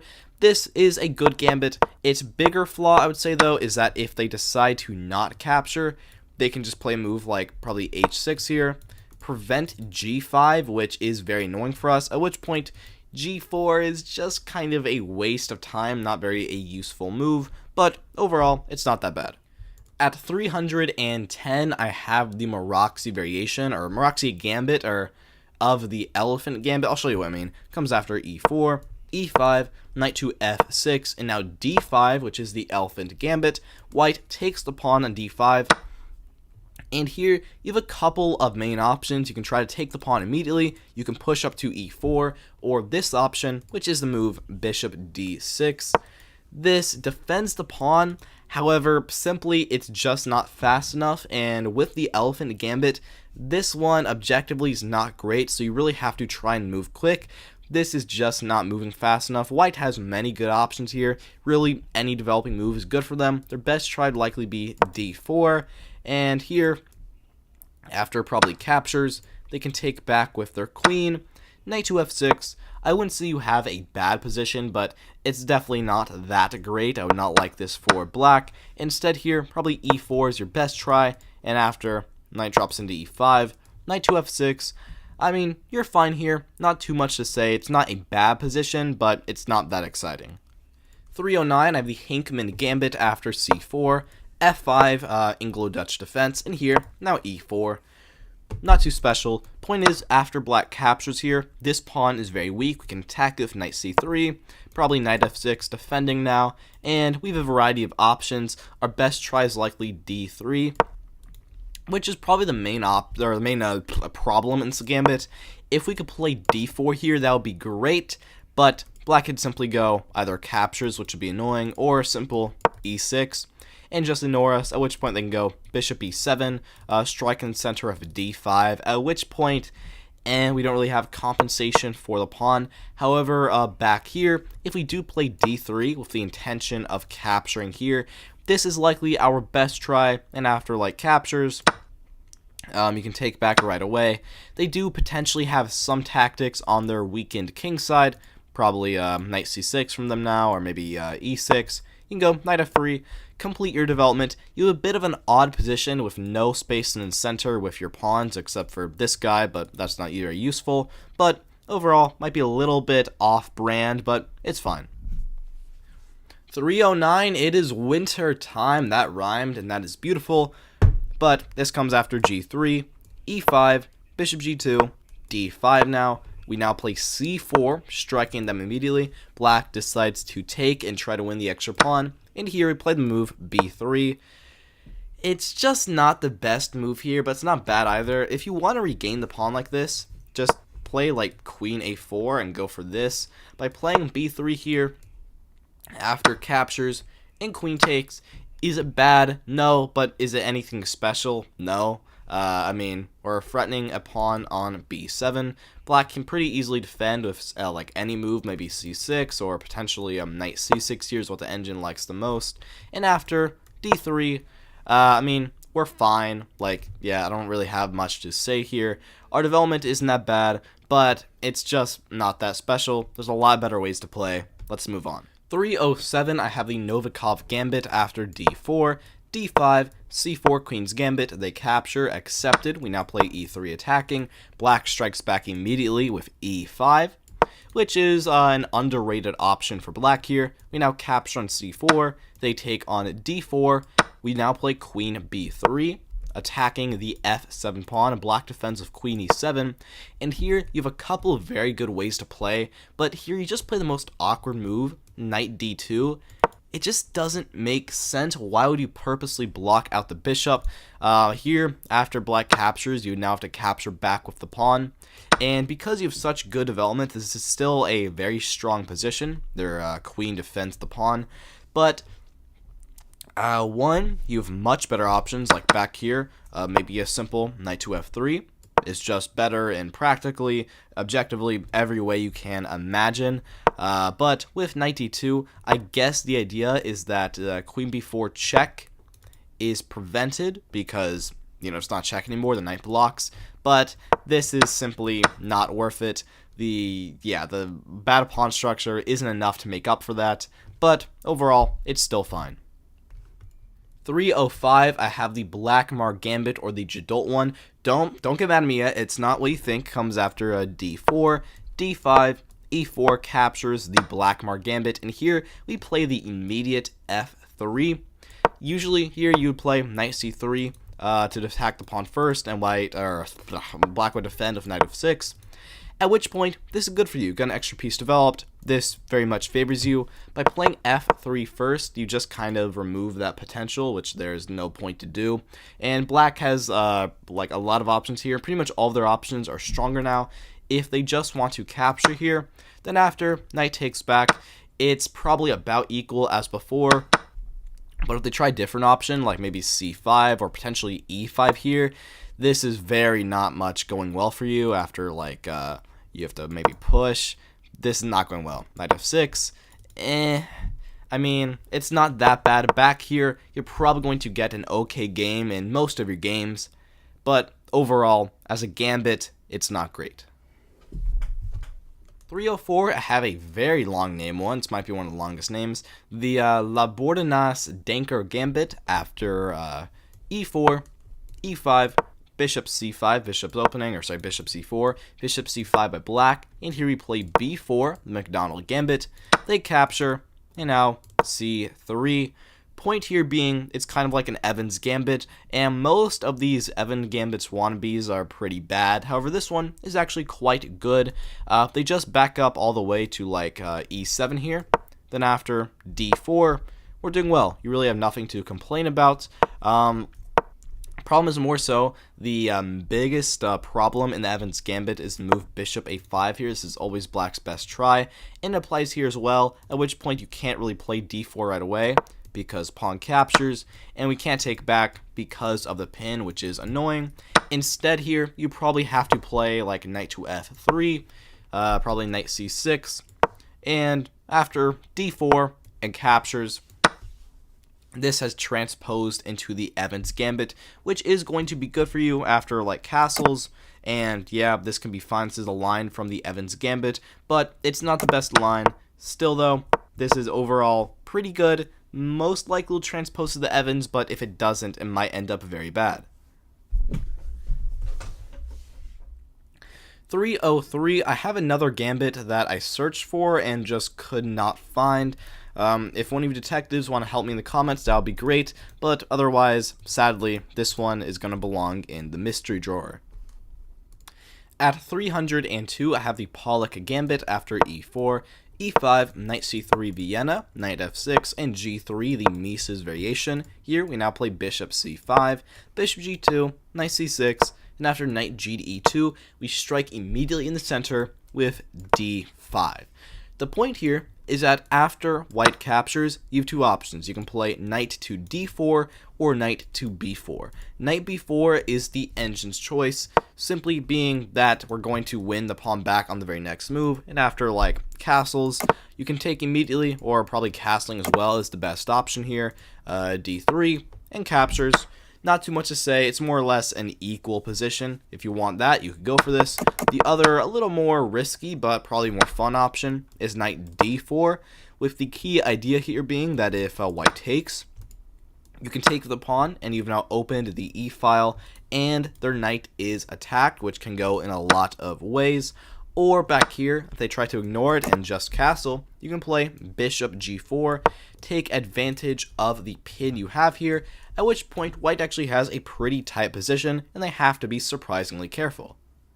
301, the Lewis Gambit comes after e4, e5, we get the double bishops opening, and here, the immediate gambit, d4. Point here is that if they take with the pawn, then this is not great because bishop takes f7 check, king takes, and queen h5, and after this and this is an equal material position where this guy is very weak and you're likely going to end up winning him, but this can still go many ways. Or if you don't like that, you can still play other moves like knight to f3 if you would like. But back here, the best move is to take with the bishop, at which point after knight f3, knight to c6 here, this trade in the center, and now bishop e3. Not too much to say, it's not that special of a position. Knight backs up to c6. Here you can just castle. The engine's choice is actually queen g4, which can get quite fun and risky, but overall, most of the time you're just going to get more normal and kind of boring positions. But, I mean, it's still not a bad gambit, it's more just average. And at the big 300, I have the Demer Gambit after d4, d5, c4, c6, Slav defense, and now e4. Point of this gambit is that after black captures, you can play knight to c3 and immediately attack their pawn. If they try f5 here to defend, this is the engine's favorite choice, but here after a move like f3, this proves to be very, very weakening. They would have to find e5 here, which is not a move that you would probably find in the middle of a game. And if they try to trade instead, then now their king side is just irreparably damaged, and you have more than enough compensation for the lost pawn. Back here, though, if they try to defend with their pieces, knight f6, your best try here is likely to go knight to e2, with the plan of moving your knight to g3, and then your queen to c2 eventually, and then trying to win the pawn on e4. The main problem here is you're just wasting a lot of time, winning the pawn back when you could be just, developing your pieces, but overall, it's not that bad. At 299, the Mason counter gambit comes after e4, e5, knight to f3, f5, the Latvian gambit, which is a little bit dubious, and here we now play the move d4.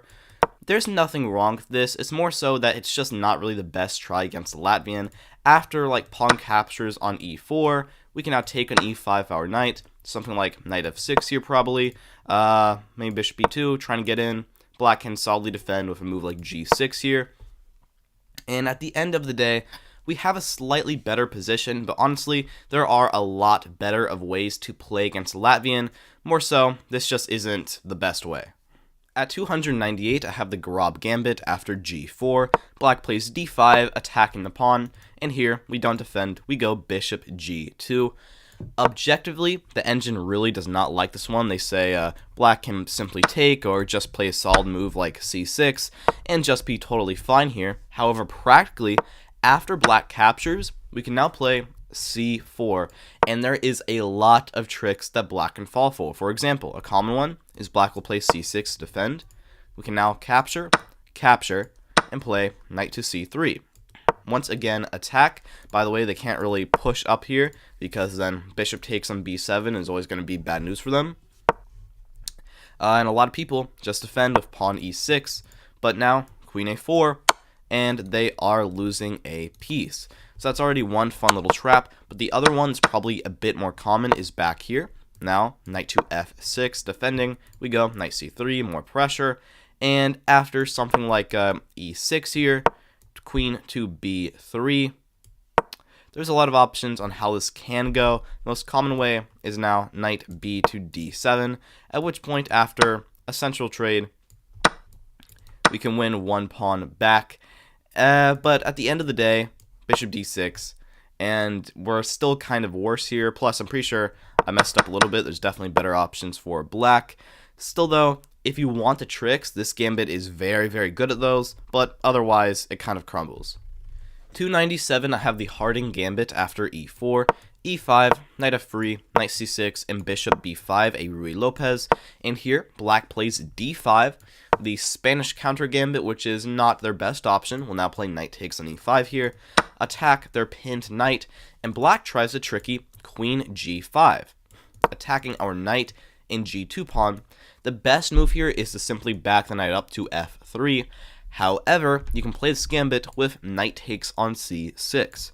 Now, this does get rid of all of your advantage, but black has to play pretty carefully. They must play queen takes on g2 here to attack your rook, and you have a couple of options. The main move here is queen to f3, which does not hang the queen, because after takes, knight to e5 check, c6, any other move would be losing, and now knight takes. At the end of the day here, you are up a pawn. The engine still doesn't like your position that much, but you're up a pawn. Black is also like equally as undeveloped as you are, and I think you have a fine game ahead of you, if nothing incredible. 296, I have the Jaff Gambit after e4, e5, knight f3, knight c6, and bishop b5, another Ruy Lopez. And here, black goes a6, attacking their bishop. We back it up to a4, and after knight to f6 here, attacking the pawn, we sacrifice it with c3. Point being here, that if black captures right away, this is not their best move. We can play d4 here, but what is even better is a simple queen e2. Attack their knight and the pawn behind it, and after something like knight c5 here, you can play knight takes on e5. If they take our bishop, then knight takes c6. We win their queen with a discovered check and attack, so that's very, very good. If instead they capture, then after queen takes, queen e7, this trade, and now our bishop backs up to c2. We have a fine position here. It's not that special, but there's nothing wrong with it. We'll quickly go d4 here, and we have a fine game ahead of us. The problem is all the way back here. Their best move, instead of capturing, back here, is after knight f6 and c3. They can play b5 first. Bishop is going to have to back up to c2 to defend, and now d5. Striking in center immediately, and we're not completely equipped to handle this as well as we could. However, overall, it's still a fine gambit.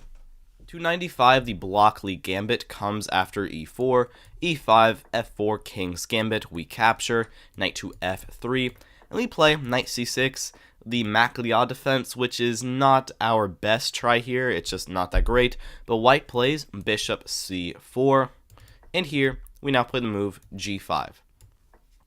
This gambit is good for you. It shares a lot of its DNA with the immediate g5 back here, but simply by playing knight c6 first, you just give white other options to play moves like d4 or potentially knight c3, both of which would probably give white a small advantage rather than you, but after bishop c4 and g5 here, this is still an okay position. 294, I have the Wade Gambit after c4 English, f5 Anglo-Dutch, and here g4, sacrificing the pawn. This one is pretty straightforward. After black captures here, you have a couple of options. You can strike in the center right away if a move like e4, or just keep developing. My favorite would probably be h3 here. Point being, if they capture once again, then after d4 here, this pawn is completely dead, and once you capture it, you're going to have open g and h files, both pointed against their king side, which is already weakened. So you're probably going to get a lot of very good attacks against black in this line. The main problem is back here, after like h3, black can just play something like d6, and if they try to not capture on h3, it's probably going to go a little bit worse for us, but after like d4 here, we still have a good position. 293, I have the Beloveyeski Gambit. This one only has 10 or so games played ever, and you'll see why. It comes after d4, knight f6, c4 here, and now e6, and after knight c3, we play bishop b4. This is the Nimzo Indian defense. Now queen c2, classical variation, d5, striking in center. White captures us, and you can take back with the pawn here, but we actually take back with the queen, which is not bad, but definitely atypical. White now plays knight f3. We go queen f5, offering a trade here of queens, and white backs the queen up to d1 here, which is just not a logical move, and here we now sacrifice the pawn with e5. This isn't a bad gambit. It is just going to be extremely rare. In fact, I'd be extremely surprised if anyone watching this video has ever gotten it, and I don't think anyone in history has ever gotten it more than once, so, you know, what can you really say? But after pawn takes and knight launches into the center, we're probably fine here. Bishop d2, maybe just knight c6, developing. Yeah, I mean, we're fine. 292, the Wagner Gambit comes after d4, knight f6, knight f3, e6, bishop g5 here, the Tory attack, and now c5, attacking our pawn in the center, and we sack it with e4. Point here is that after pawn takes, we can take back, but if you want to play in spirit of the gambit, you're going to push up to e5. And after the following line here, h6, counterattacking the bishop, bishop backs up, g5, pawn takes, and now queen takes on d4. At the end of the day, black can go knight c6, and here we're actually up a pawn now, which is a little bit surprising. But even though we have a very good strong pawn on f6, we really don't have any like solid or concrete way to actually attack them. Our development is kind of lacking, and after like queen b6 here, yeah, we're up a pawn, but it's not really helping us in any substantial way, and we're likely going to have to play knight b to d2 and sacrifice it right back. Coming at 291, the Colorado counter gambit comes after knight to f3. We go knight to c6 here. White now plays e4, and we sacrifice the pawn with f5. Engine is not a fan of this one, but practically it ends up working quite well. If they capture, here we can simply play knight to f6, or our best try is likely d5, and we're going to get a pretty simple and standard gambit position here. Maybe after something like, I don't know, d4, we can take. We don't have an incredible position, but I would not call it bad by any means. Maybe it's a little subpar, but, you know, nothing really wrong with it. And if they try something else, or try to like push up to e5 here, then after d6, we can immediately chip away at them. Captures, and here you can play a very fun gambit with e5, like takes, queen takes, and even though here you are down a pawn, you have a big center, an extra piece developed, which I guess is a queen. You're doing quite well. Coming at 290, I have the Sturm Gambit after f4, d5, and c4, sacrificing the pawn. This is pretty standard. Point is that after black captures, you can now strike in the center right away with potentially e4 here, which might be a little bit too much, or potentially e3 is what the engine likes a little bit more. And it's very solid, not too much to say. After like knight c6, we can take the pawn back, probably bishop f5 now by black, and knight f3. Not too much to say. We can try to push in center soon with d3, e4, quickly castled. We just have a fine position. 289, I have a very fun one, the Heavendell Gambit. This comes after d4, f5, the Dutch defense, and white plays g4, the Krajik gambit trying to get us to take, and here we actually sack the pawn with e5. This move now strikes in the center right away and is a very clear counter gambit. Point being here is that after white captures, by now taking on g4, it's a bit of a different position. Their pawn is now on e5, which is going to be a very good target for us to attack, and after something like probably h3 here, we can go d6. Defend everybody, and after possibly captures, bishop takes, maybe takes here, and bishop takes back. At the end of the day, we actually might get equal material like we do here. Development is quite easy, and we have a good game ahead of us. 288, I have the Zaitsev gambit after d4, knight to f6, c4, g6 by black, knight to c3, and d5, the Grunfeld, and here we play the very fun move, h4.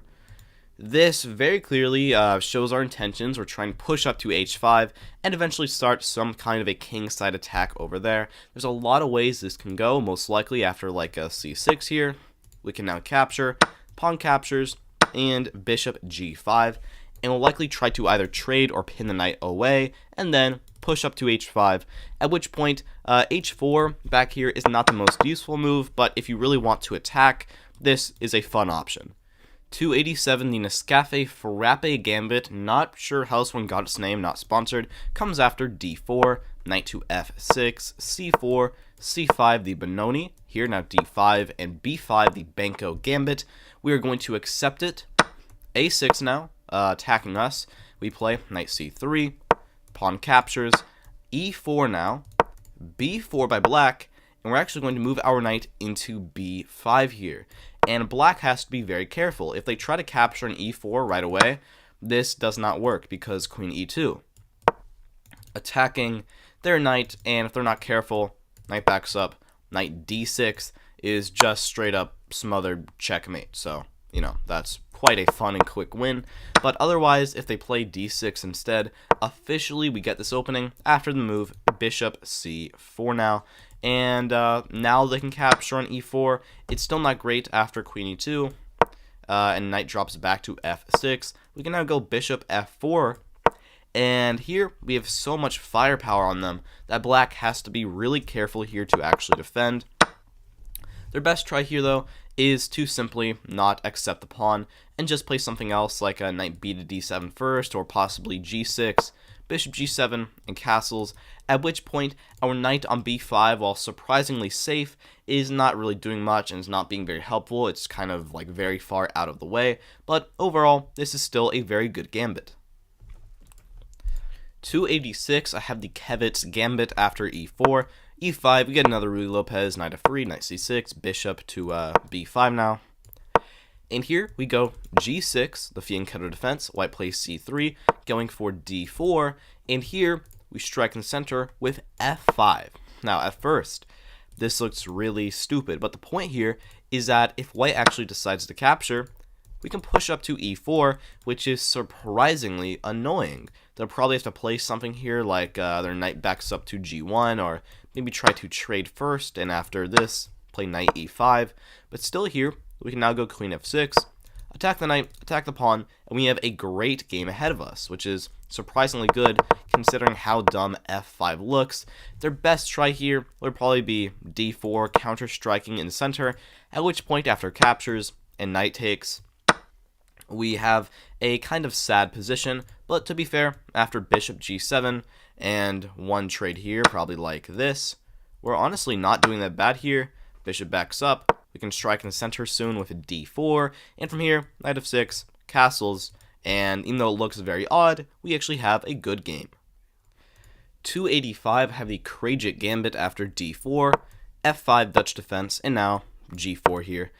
Not too much to say about this gambit. It's not too special. After black captures, you have a couple options. You can strike in the center right away with like e4, and attack like this, but after d5, this probably is not great. Black is defending. A better option would likely be h3 here, and if they capture right away, then after like rook captures, or honestly you can just wait and play something else like e4, This guy's dead. In the future, you're going to have both the open G and H files for attack, and you have a very good game ahead of you. Main problem here is that if black decides to not capture and instead play like d5 here to try and defend like this, we're not going to have the best game ahead of us, but it's not something I would call bad. 284, the Hornung Gambit comes after e4, knight to c6, the Nimzovich defense, d4, d5, and here we sacrifice the pawn with bishop e3. This one isn't too special. After black captures, you have a couple ways to play here, but the best way is d5, attacking their knight, and they have to be a bit careful here. If they back up to like b8, which a lot of people do, then, we're doing well here because they've undeveloped. If they play something else like e5, this is their most common option. Then after knight c3, we're attacking their pawn, which is quite weak, and after knight f6, we can play queen into d4 here and simply win the pawn back, at which point we're going to have maybe a slightly worse position, but really we're completely okay here. 283, I have the Fritz Gambit after we play g4, black goes d5, and we go bishop g2, the Grob Gambit. They take, and now c4 here. Not too much to say. This is your best try with the Grob Gambit. It's not the best according to the engine, but it is hyper tricky, especially with moves like a knight to c3 to add more pressure, and also queen b3 to add more pressure to this, and the pawn on b7. Excuse me. You have a good game ahead of you. Not too much to say. It's very tricky. Objectively, yeah, if black knows what they're doing, you're probably going to end up a little worse, but you'll be fine. At 282, I have the Geller Gambit after d4, d5, c4, c6, Slav. We now play knight c3, knight to f6, knight to f3, and after black captures on c4, here we push our pawn up to e4. And with this move, we are down a pawn, but we're likely to capture back, and black here must play the move b5. If they find this move, then you're probably not going to have a great game. You'll likely have to play like a bishop e2 here, at which point maybe they can try to push up to b4, and after like knight a4, captures, and now bishop takes on c4. You are fine here, but this is about even. It's nothing special for you. The good part is that most people will not play b5, and if they do not, if they play something else, like anything else, literally like bishop g4 or whatever, then after bishop takes back, you're already doing fantastic. 281, the Blackburn Gambit from the Scandinavian comes after e4, d5, white captures, now c6, takes, and immediately knight takes back on c6. Honestly, not too much to say here. It's a very basic gambit. We're down a pawn, but we have an extra piece developed. It's a little better against the Scandinavian because most of the time white will be able to play in a very similar way. So this is good. And after like maybe knight c3 here, possibly knight f6. The good thing here, another good thing, is that white cannot play d4 now, which is commonly known as their best try against the Scandi. So after something else like knight f3, we could potentially push up to e5. And even though we are down a pawn here, we have a very good amount of compensation in return. 280, I have the Bogoljubov Gambit after d4, d5, c4, Queen's Gambit, black captures, and here we delay the move e4, we instead play knight f3 first, knight f6, and now knight c3 by us. The problem here is black can go a6, and at this point we play the gambit with e4. Not too much to say. The problem here is more so that black can play b5, hang on to their pawn, at which point, even though we have a big space advantage in the center, we cannot really use it that effectively. And also because black just played a6, 99% of the time they will end up playing b5 here, which is a bit annoying, but still, after like e5, knight drops to the center, you can still play a move like a4 here, try to chip away at them, and black must be pretty careful to keep their advantage, but even so, we're not doing that bad here.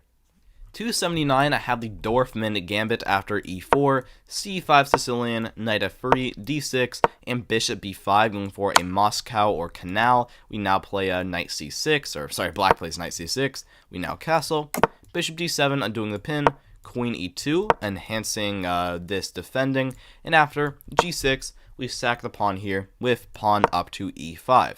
Now black must actually be a little careful here.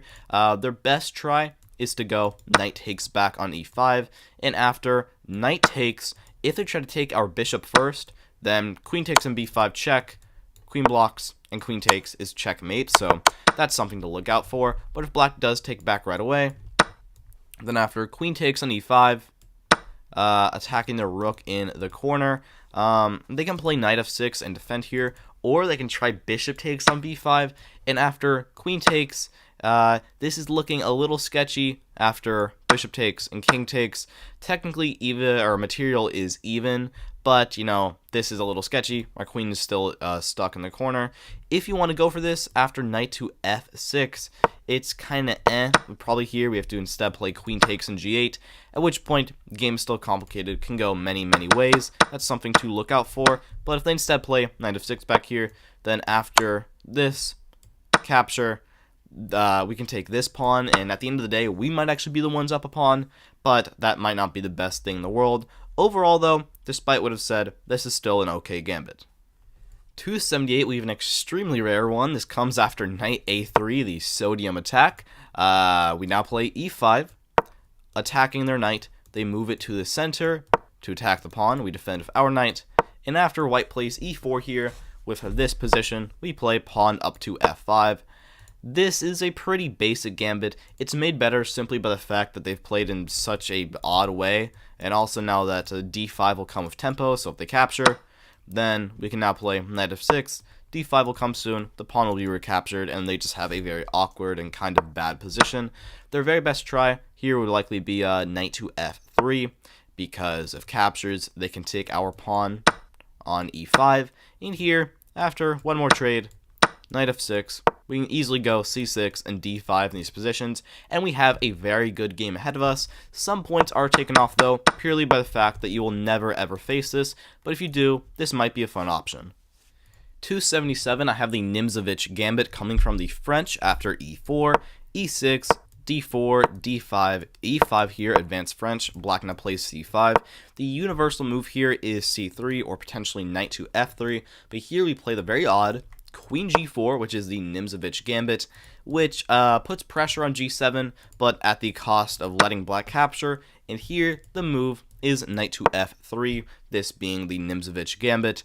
Point here, we're attacking the pawn. We're likely going to end up winning it back, but not right away, because of knight c6, we probably don't want to capture, because takes, this maneuver has been useless, and black now has a solid advantage.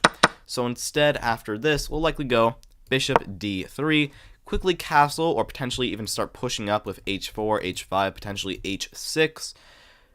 This is not objectively the best, but practically, this is quite a fun weapon against the French. 277, I have the Blackburn-Kloosterbauer gambit after e4, d5, Scandinavian, they capture, and now c6. This might look a little odd because we saw this gambit a second ago, where after white captured, we took back with the knight. However, after c6, there is an additional option here with e5, which does fare a little better, and you'll probably see later on, and so this is where it goes. 275, I have the Cotter gambit. This one is really hard to rank, comes after e4, e5, f4, king's gambit, they capture, knight f3, g5, and after h4, push up to g4, knight to g5, which is the Algier gambit, black plays h6, forcing us to capture an f7. This one is very tricky to rank because even though the engine really does not like this, engine's giving a more modest score now, but a second ago it was like -2. Practically, this scores very well for white. There's a lot of options here. You can capture in g4, you can play bishop c4 check. The main problem here is after like this check, black can play d5, bishop captures, and now king walks over somewhere like the g7. This pawn is now defended, which is kind of annoying, and our attack is kind of stopped. If we try to go the other way, if we try to capture first, then knight f6, queen takes, and now bishop d6. At which point, it's not bad, but there's a lot better options. 274, I have the horsefly gambit after d4, knight f6, c4, knight to c6, the Mexican defense, or two knights tango. We now push up to d5, knight launches into the center, and here we let them take the c4 pawn with f4. Point is, after captures, we go e4, we now have a gigantic center. They're pretty much forced to back up to b6 here, and you have a couple options. Probably knight c3 is the best one to just solidly defend your center, and after something like e6 here, this gambit would be a lot better if we can now play e5, but sadly it's prevented. Also back here it's prevented because they can just capture, which would be bad. But after e6 here, potentially this trade, pawn takes, and this black here is up a pawn, and we don't have a ton of compensation in return. But after bishop d2 here, we still have a space advantage. We're going to quickly long castle, and their king is stuck in the center, so this can go either way. At 273, I have the Romford counter gambit after g4 by white. We play d5, bishop g2, they play the Grob gambit, we accept, and then I'll play c4, trying to add some pressure onto our pawn in the center, and here we play the move d4. The point here is that, yes, white plays bishop takes on b7, and after knight to d7, they go ahead and win our rook in the corner. But here, even though white is up 2 points of material, they have a very positionally bad position. The rook is trapped in the corner. The only way to not lose it is to play a move like f3, at which point we back the bishop up to f5. And even though, yes, white is up material, we have at least equality. Engine gives us slightly better because their position is very bad. The knight cannot be developed. Their king side is dead. No development is really easy at all. And because of that, even after something like h4, which is what the engine considers their best try, we can simply go e5. Take the whole center, development is easy, and surprisingly, we're actually doing very well here, even though if white can end up consolidating, we're simply going to be down material. 272 have the El Columpio gambit after e4, knight c6, knight f3, knight to f6, and after you push up to e5, they play knight g4, the El Columpio defense, which is not a common or very good defense, but it is something. We will now play d4, defend our center for the pawn, black plays d6, chip away at us, and here we play h3, knight has to back up to h6, no other options, and now we push up to e6. With this move, one, they cannot take with the bishop, because then d5, they get forked and we're just winning material. So instead, they probably have to take with the pawn instead. And the idea of the sacrifice is that after this trade, now here, we can simply go c3, and even though we are down a pawn here, we have a very solid position. Development is going to be very easy, and black has a horrible pawn structure. Doubled h pawns that are isolated, and also doubled e pawns that are very not helpful to their position. 271, I have the Nimzovich gambit after e4, e6, d4, d5 French, and after e5, the advance while black pushes c5. Attack our pawn in the center, and here we play the very tricky queen g4.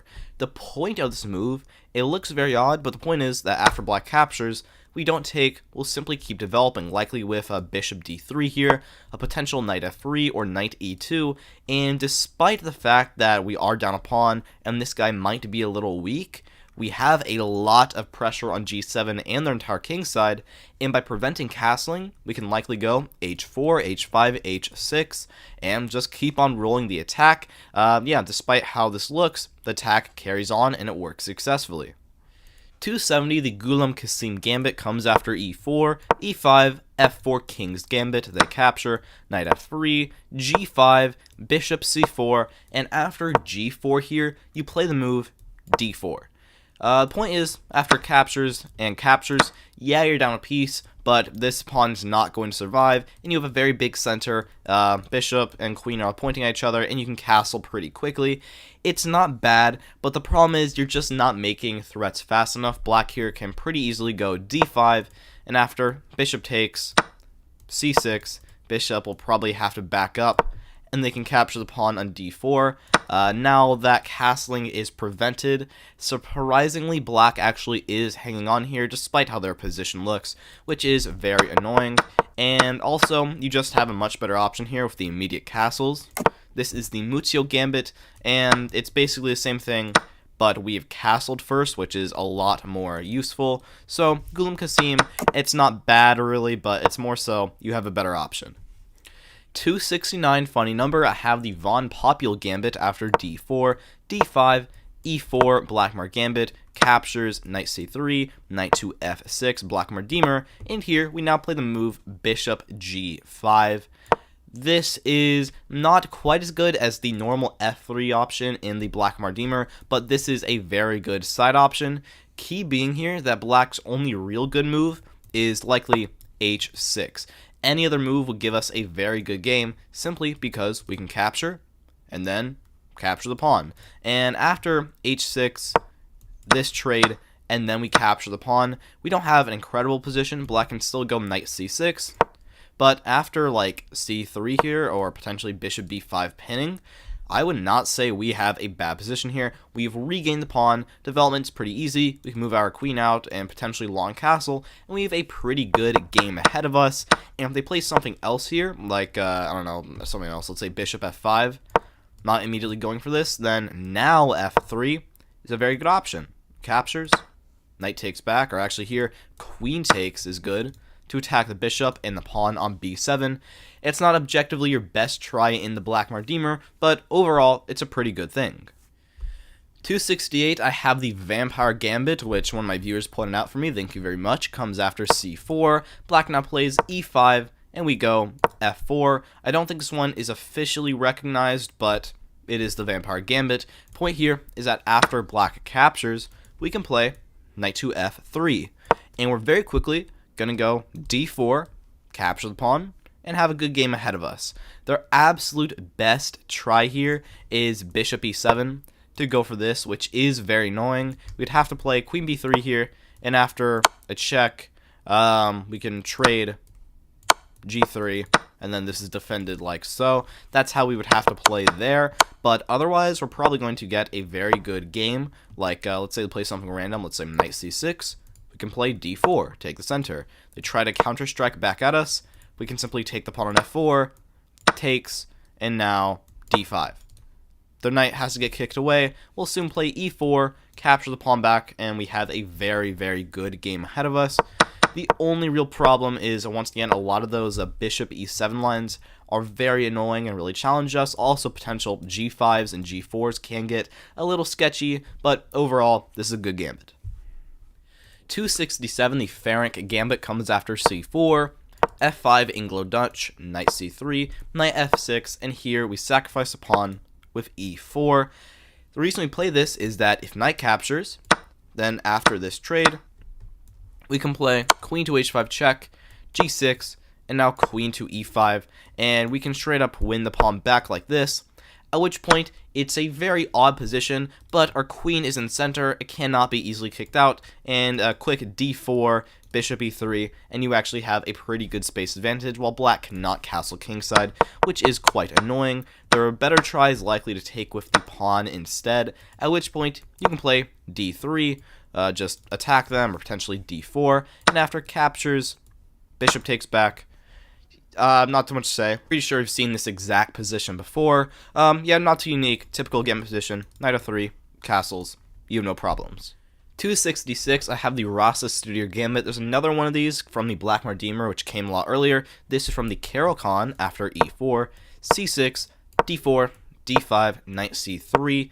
They capture, and here, now f3. This one shares a lot of DNA with the Blackmar Demer. Most of the time it's going to end up transposing after like captures, and knight takes back on f3.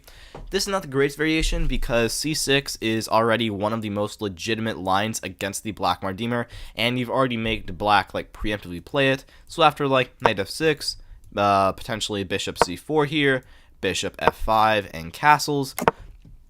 This is straight up a transposition into the Blackmar Demer, and you're already giving them like in one of the best defenses from the Blackmar Demer, so it's not your best try, but there are still a lot of tactics here. For example, a lot of people will go like e6, and here you can play a very tricky knight into e4, and if black does not find bishop back to g6, this may end up very, very bad for them, but overall, this is just okay. 265, I have the Trenchiansk to Police Gambit after e4, e5, knight f3, knight c6, Italian game, knight to f6, and now knight g5 here. We get a fried liver, and black goes for bishop c5, the Traxler counterattack. And here we have a couple good ways to play with knight takes an f7, or more likely bishop takes, but here you play the move d4, which is not a bad move. It will give you a very good chance against the Traxler. Point being, if after black captures, now you can play knight takes an f7 safely, whereas before they would have this sacrifice, king takes, and knight takes on e4. But here, simply because you've covered all of these squares with your bishop now by playing d4 first, your king can safely run to g1, and you are completely okay here. You've really no problems. Once you survive, you'll be completely fine. Problem is more so back here, if they know the move d5, this is probably going to be bad news for you. We're going to be a little bit better, but it will take a lot of time. And otherwise, I would honestly just say this is a kind of impractical weapon because, one, objectively, bishop takes f7 is better, and also it's probably easier to play as well. After king e7, just back the bishop up. If you really want to try and really test a Traxler, d4 is a good option, but otherwise, you have much more practical ways to play against this.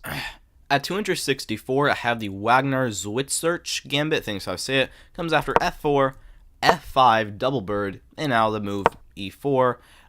This is surprisingly a lot better than it looks. The point here is that after captures, you can go d3. Attack the pawn immediately. If they take once again, then after bishop takes, you're doing quite well here. The pawn on f4 advance actually just takes more space in center, which is good. They also have a very weakened diagonal, which you might be able to take advantage of. And after like knight f6, you can play an ultra aggressive g4 if you want, which is just a lot of fun. Try and push up to g5. That cannot really go wrong for you.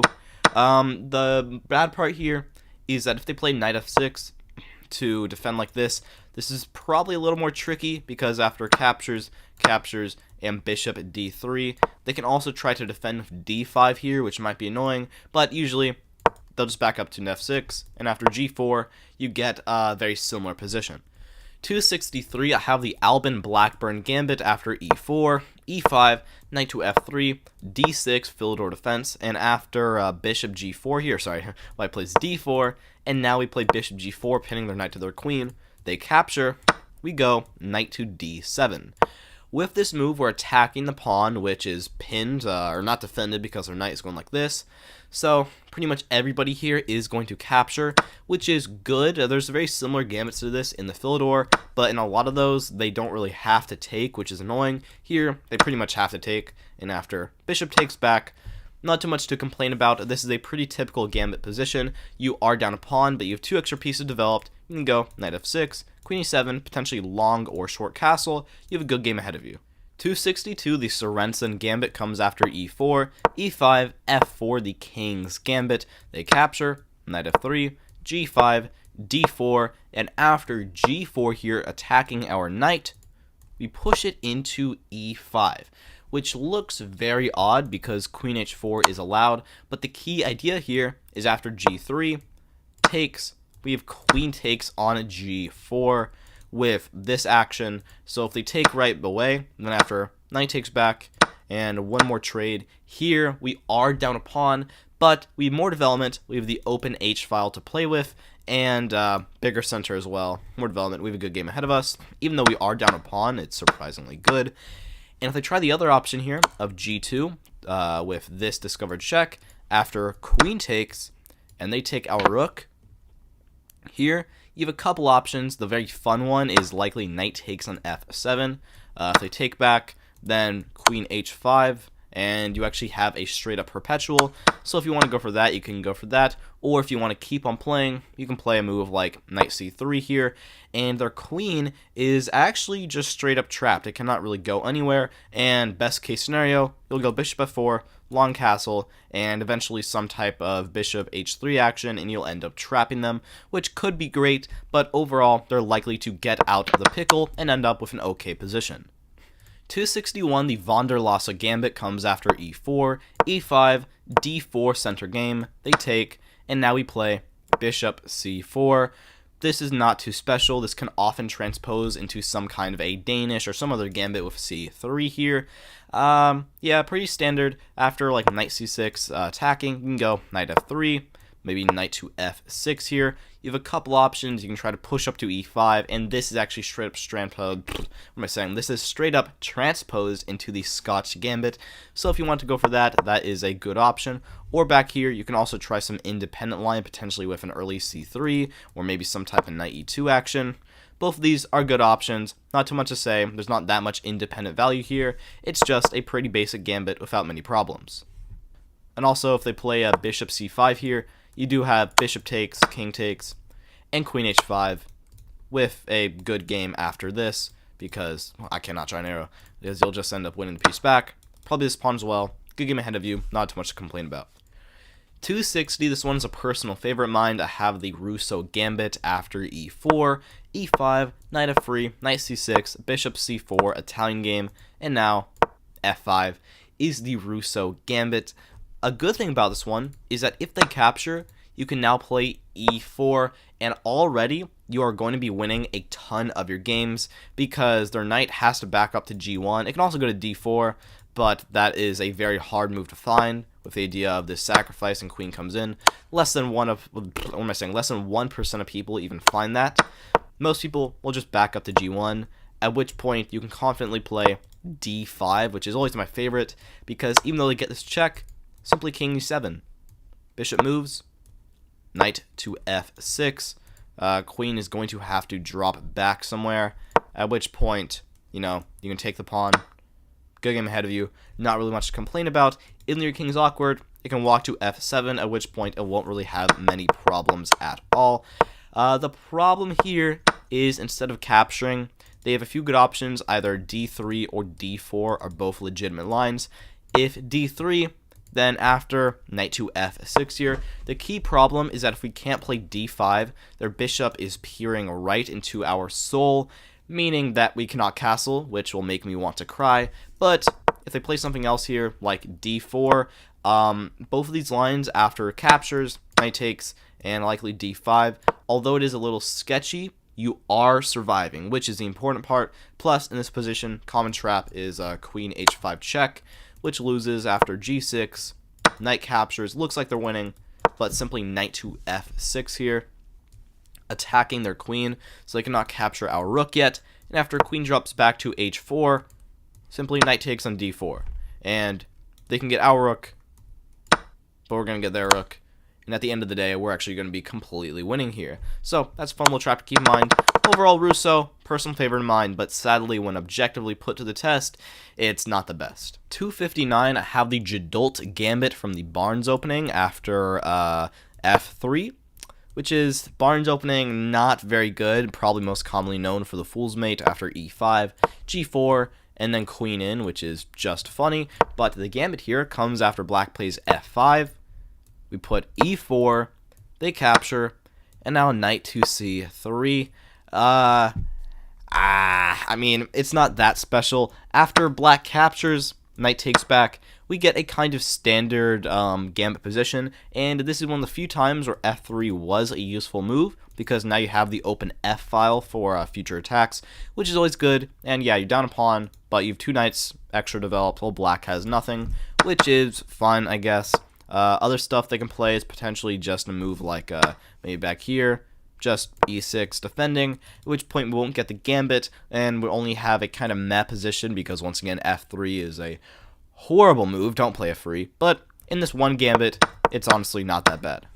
258, I have the Adams Gambit after e4, e5, knight to c3 Vienna, knight to f6, we go bishop c4, and black plays the famous Frankenstein Dracula variation with knight takes on e4. Key point here being that if we take back, then d5, and we have a surprisingly bad position. So instead here, we play queen h5, attacking the pawn, threatening the checkmate. Black backs up the d6, and here we actually don't take because that would allow a forced queen trade after queen e7. We back the bishop to b3, knight to c6, and here, now d4. This gambit, the engine does not like this, however, practically, it ends up scoring quite well. If black takes on d4, we can now play knight to d5, and black has to be very careful. If they simply take our bishop, then queen takes, bishop e7 has to block. If queen, then we just capture. And then queen takes on g7, rook moves over to f8, and bishop h6. It's kind of odd, but this is very bad news because if black captures, then knight to f6 check takes, and queen to f8 is checkmate, which is a fun little trap. But if they don't fall for that after knight d5, they would simply play knight to e6, at which point, yeah, we can take one pawn back, but like c6 now, kicking our knight out. We're going to have to back up. And from here, black can start getting their pieces out. Queen g5 to try and develop is probably their best try. I mean, practically, we're probably still scoring well, but objectively, it's not great. 257, I have the Morris counter gambit after d4, d5, bishop f4, accelerated London, c5, Steinitz counter gambit, and here, e4, a counter gambit with the Morris. Point being here, if they take on d4, this is not their best try. We can take back, attack this guy, and like, if they take again, then this trade, knight c3, we're probably going to win the pawn back, long castle, we have a great endgame ahead of us, and if they instead try to keep playing on and take on e4, then after d5 here, we get an Albin counter gambit, where we have an extra piece developed, which is just a good thing. However, overall, back here, you have a lot better ways of playing here, and especially if you want to play in the London type of way, e4 is not a good option, but I guess objectively and win rate wise, this is still a decent gambit. 256, I have the Morris counter gambit after e4, e5, knight f3, knight c6, white plays d3 here, which is, it's not a good option, blocks out the bishop, and here we play f5, kind of transposing into a kind of Latvian gambit. The point here is that if white accepts, then here, d5, very simply, taking the whole center, at which point the game is likely going to go pretty well from here. We can win the pawn back. Yeah, knight f6, bishop comes out. Not too many problems here, not too much to say either. Their best try is to likely play knight c3, and if we capture, they can just take back for the pawn, and now their d3 move is actually kind of justified. So here, we would likely instead just play knight f6, at which point the eternal d5 is what we want to play, which might be a little bit annoying to get, but overall, we should be doing quite well here. 255, the Hallis McDonald gambit comes after e4, e5, d4 center game, they capture, and here we now play f4, which is not the best move, but it does take space in the center, and it doesn't really hurt our position that much, and from here we can play in a pretty typical way, like knight c6, we can go knight f3, probably bishop d3, or maybe bishop c4, castle. There's not really too much unique factor here. It's an okay gambit. 254, I have the Fazekas gambit after d4, d5, c4 queen, c6 Slav. We get a pretty typical line here, knight f3, knight f6, knight c3, captures, a4, the Alapin variation, preventing them from playing b5, bishop f5, knight hops into e5, black here plays the very rare knight to a6, only occurring about 7% of games. Point here to get development like this, or potentially coming into b4 and going for the fork, and here we play the move e4, this being the Fazekas gambit. It's interesting. Point here is that we're sacrificing the pawn in the center to get the pawn on c4, but after a simple e6 by black, we don't have a bad position. I want to stress that it's not a bad position. It's more so basic more than anything. There's nothing really unique here. After we castle, like, we're fine. Black is up a pawn. We probably don't have complete compensation, but we have a pretty good position in return. Our knight is centralized. We can support it with a future f4. Development's easy. Not too much to say. Let's move on. 253, I have the Prefrang gambit, or maybe just Frang gambit. After d4, d5, e4, captures, knight c3, knight f6, black Mardimer. We now play f3, and black goes for e6, which is one of the ways to decline the black Mardimet, just not a very good way. And here, we don't waste any time. We capture back right away. Instead of playing something like bishop c4, letting them capture, we take back right away. Not too much to say here. Black is definitely not playing in the best way here with e6. And after captures back, this is about an even position. We've regained the pawn. Black has some play with c5 here, but d5. And this trade, we're doing completely fine. Development will be pretty easy. Castle, nothing to complain about. 252 of the Calabrese counter gambit after e4, e5, bishop's opening, and here we play f5 here. I don't really know what to say. It's a pretty basic gambit. It's the same kind of stuff. It's a little bit better here than other ones, though, because they only have the bishop, meaning d5 will always come with tempo. So after captures, knight f6, something here like maybe knight c3, we can play potentially c6 here, build up d4, let's say knight f3, d4 here, bishop will probably back up, e4, we're doing very well, we're going to win the pawn back, good position, very strong pawn chain, that is very fun, but other than this, not too much to say, not very unique. 251 of the Paulsen counter gambit after e4, e5, knight f3, d5, and after they take our pawn d5, this is the elephant gambit by the way, we push up to e4, which is probably one of the best ways to play in the elephant gambit. If white here does not know the move queen e2 to pin, it's likely going to be kind of sad for them, because after they move the knight away, we can take on d5, knight will probably have to move, and then a very simple knight c6.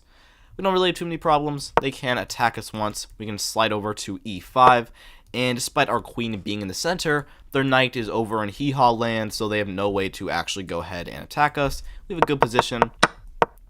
Problem here is if they do know queen e2, this might get a bit sad. You have a couple ways to play. My favorite would probably be bishop e7, and after queen takes, knight f6 check, or sorry, not check, queen a4 check, which is what I was thinking of, c6, maybe this, and knight captures back. We're down 2 pawns, and white does have enough stuff developed to keep going safely here, but we can go castles and try to take advantage of the open e-file before the castle. It's not objectively best, but practically, you're still doing quite well here. 250, the Schlechter gambit comes after f4, e5, Frum's gambit, they capture. The normal move here is the immediate d6, but here we play knight to c6 first, which will usually transpose into the normal Frum's gambit. With this move, we're attacking the pawn with our knight, with no intention of actually capturing.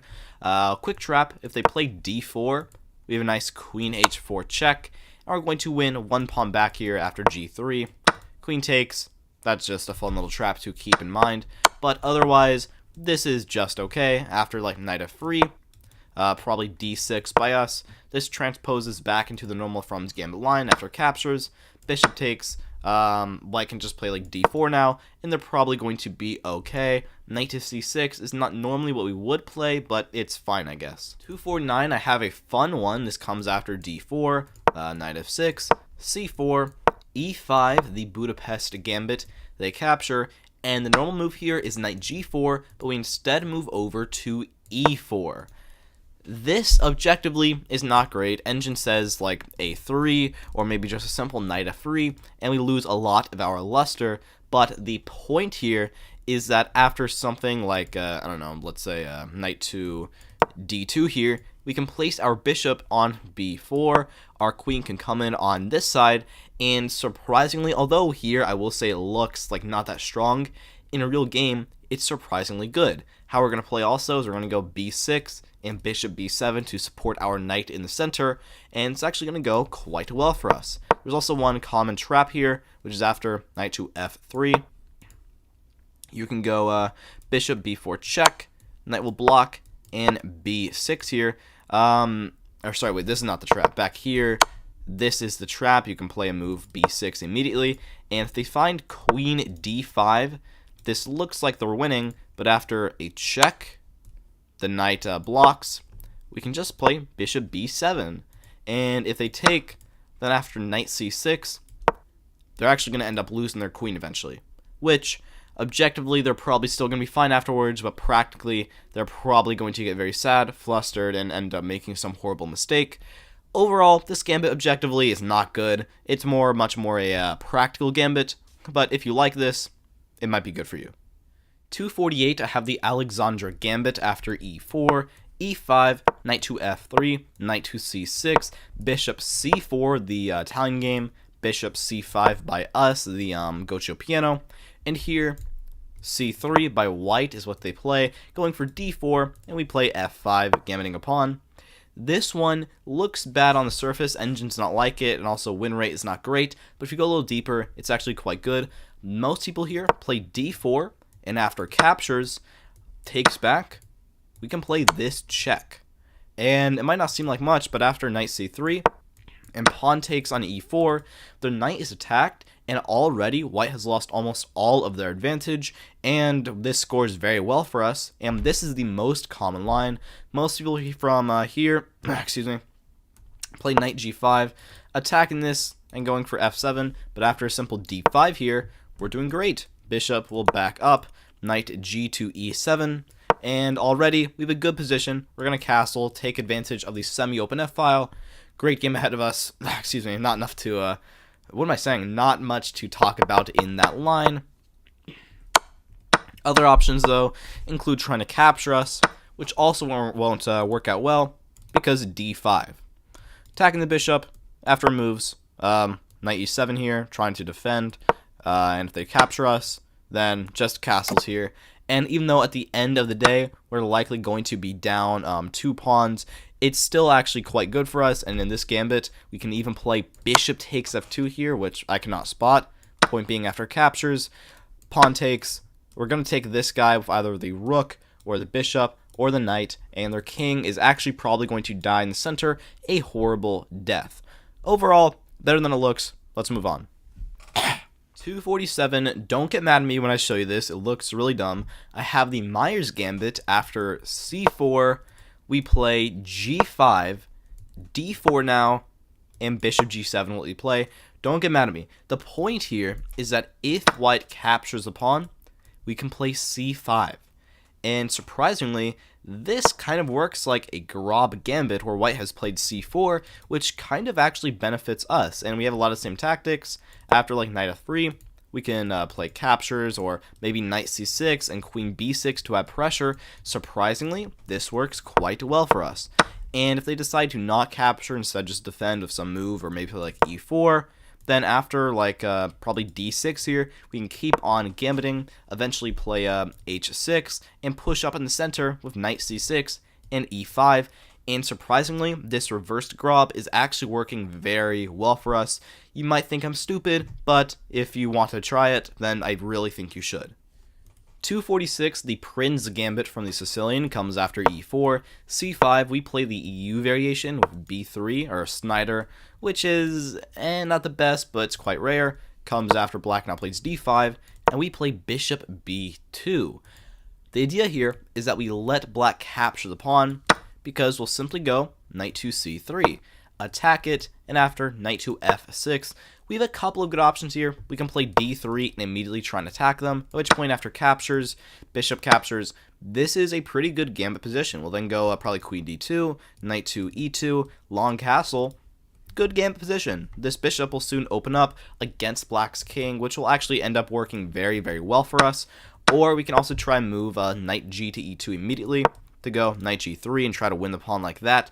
Both of these are good options, and this gambit with the bishop fianchettoed actually works surprisingly well, especially against the Sicilian, because most people are not going to know what to do. 245, the Nanu Gambit, comes after e4, c5 Sicilian, we now play b4 wing gambit, they take, a3, and d5, which is one of black's absolute best options, and here we're going to take, queen takes back, and now knight to f3. A classic trap here is that if we take back right away, then queen e5 check, and we lose our rook. So we have to play knight f3 first, and after e5 by black, we play c4, attacking our queen, they move it to e6, and now here we play the extremely odd looking move, bishop d3, which looks really weird, but the idea is we're kind of preventing e4, although e4 is still the best move. The point here is that after castles, if black decides to take, then rook e1, they get pinned, and this is actually looking quite good for us. So instead, they'll likely play something else like bishop e7, at which point after rook to e1, they have an annoying queen over to f6 move, and here we're going to straight up sacrifice the rook. We play bishop takes, queen takes rook, and now queen to b3, and in all the craziness that is going on, Their queen is kind of stuck in the corner. Queen will have to drop back, and then pawn takes on b4. This looks insane. We're down a rook for what seems to be little compensation, but in reality, we're actually going to be doing quite well here. We're going to go probably d3, attack their queen with a bishop g5, and this, all this pressure we have on their bishop with our rook is eventually going to come to fruition. Although this looks crazy, give it a chance, and you'll see it might actually be fantastic. 244, have the Doherty gambit after knight to c3, the Van Geet opening. Black plays d5, we play e4, they capture, and now f3. This is a pretty standard gambit. If black captures, which it most likely will because otherwise we'll be able to capture back, we can just take with our knight now. This is a very standard position, very similar to a black Mardimer as well, and yeah, pretty simple. Black will keep developing. We can then strike in center of d4, go bishop c4, castles. There's nothing wrong with this gambit. It's not too special either. Let's move on. 243, I have the classical Tarrasch gambit after d4, d5, c4, queen's gambit, e6, queen's gambit declined, knight c3, c5, Tarrasch. This one takes a while. They take on d5, we take back, knight f3, knight c6, g3 going for a kind of Catalan, now knight f6, bishop g2, bishop e7, castles by white, castles by us. They take on c5, and here we push up to d4. With this move, we're allowing white to play knight to a4 here and defend their pawn on c5, and surprisingly their knight, although it is a bit loose, is a lot more solid than it actually seems. No b5 ever because they can simply capture en passant, which is not great for us. Instead, here we can simply do is just keep developing. We can go bishop f5, and our plan is pretty simple. They have a weak point e4, so we can launch a piece onto the e4 square, and once we get that after something like bishop f4, knight to e4 here, we're likely going to end up winning the pawn back, at which point we'll be fine here. We won't have an incredible position, but we will be okay. 242, the Slav gambit comes after d4, d5, c4, queen's gambit, they capture us, accepted, and here we play knight to f3, allowing black to play b5 here. This is the Slav gambit, and here black is really hanging on to their pawn with the idea of after a4, to simply play c6, and if this trade happens, well, they're still solidly defending the pawn. The best way to play here is to likely go b3 and chip away at them immediately, and after something like e6 here, captures, and we can now strike in the center with either e4 or potentially e3 here. We're likely going to end up winning the pawn back, but after like knight f6, bishop captures, and something like bishop d6 here, while we are okay, we have let black kind of get away. They're not really being that challenged here, but overall, this is still an okay gambit. 241, I have the Spielmann gambit, which comes from the Dutch. There's another one that comes from the Alekhine. This one comes after d4, f5, Dutch defense. We play knight c3, the Raphael variation, knight to f6, and here we now sack a pawn with g4. The principles of the one you've probably seen a few other gambits. If they take with the knight, we can now play e4 here, put pressure on this and this guy, and they obviously cannot capture because we would simply win their knight. That is great. Instead here, after like d6, trying to defend like so, we can go bishop d3 here, likely captures, knight captures back. We don't have an incredible game, but we will play c3, and for the price of one pawn, we now have the open g-file and a lot of attacking ideas against black, of which they will have to defend against pretty much all of them, and that might get a little tricky for them to actually have to deal with. If instead they try to take with the pawn, then we can do a very similar thing here with pawn up to e4, and yeah, very similar thing, taking the whole center, and after something like d6, we can play h3. If they take, here we can now take back with our knight, or likely the bishop instead. We can do either, and yeah, very similar. We now have the open h file and the open g file to play with in the future. We can likely go bishop e3, queen d2, long castles. Yeah, good game ahead of us, not too much to complain about, maybe slightly dubious, but I still think it is very good. The Stummer gambit comes after d4, knight to f6. We now play g4, which is the Gibbons-Wadenhagen gambit, and after knight takes, we play pawn up to e4 here, taking the whole center, attacking their knight. They'll defend with d6. We now play bishop e2, attack their knight once again, and after they back it up, this comes at 240 by the way, I forgot to say it, we now play knight c3. This is the Stummer Gambit. Nothing incredible, nothing too bad. For the price of the pawn, we have the open g file to play around with, and also a lot of extra space in the center, and an extra piece developed as well. Objectively, this is not the best, but practically, it's pretty hard for black to find a consistent plan of what to do, just because striking in the center is quite difficult here. Their best move, according to the engine, is to go c6. We play knight f3, and then g6 like so, which is quite passive, but it is very solid. And from here, we can go bishop e3, probably queen d2, and prepare to trade off their bishop, like bishop g7, queen d2. If they castle, bishop h6. We can trade off their very good bishop, which is great for us. Or else we can simply long castle here. Yeah, nothing too incredible. We have fun attacking ideas with the open g file. Yeah, not too much to say. 239, I have the wing gambit from the French after e4, e6, knight to f3, d5, pawn pushes up to e5, and after c5, we can sack a pawn here with b4. If black takes, which a lot of people will, we can push up to d4 now, and it's a good position. Their pawn is, while well defended from their bishop, likely going to be captured in the future. Doesn't really have any friends helping out. Meanwhile, we have very good control in the center, and black's main play here of going c5 and trying to put pressure on our pawn in the French just doesn't work here because our pawn is on b4, and we can go bishop d3, castle, without really many problems to actually hunker us down. Otherwise, their best moves would probably be something like knight c6 here, at which point, after captures, probably d4 now, which is quite annoying. Maybe c3, bishop captures. This is a bit of an odd position. Their pawn's on d4, and it is atypical both for us and for black, so this can go either way. 238, the Lasker Gambit comes after f4, bird's opening, e5, Frum's Gambit, they take, and now f6. Not too much to say, it's not too special. If white takes, this is not their best try. After knight takes back, we can quickly go d5 here because e4 is prevented, like d4. We can go d5, c6. Gameplay is pretty easy. Bishop d6, castles, not too much to complain about. We have a very good hold on the e4 square. Their best try is to not capture, but instead back here probably to play d4 and just try to defend, at which point after something like knight c6, knight to f3, a trade in the center, and then a simple d6. This will likely go back into some normal Frum's Gambit lines, captures, probably bishop takes, and we can play in the same way here, knight f6, castles, very typical Gambit position, nothing to complain about and nothing too special. 237, the Dut Hilul Gambit, I don't really know how to say it, d4, d5, e4, the Blackmar Gambit, captures, knight to c3, knight to f6, Blackmar Demer, and after f3, captures, knight captures, e6 by black. Here we play the move bishop d3. With this move, because black has already played e6, the idea is bishop c4 would be a bit odd because it's not really looking at anything, it's actually damaged, so bishop d3 instead.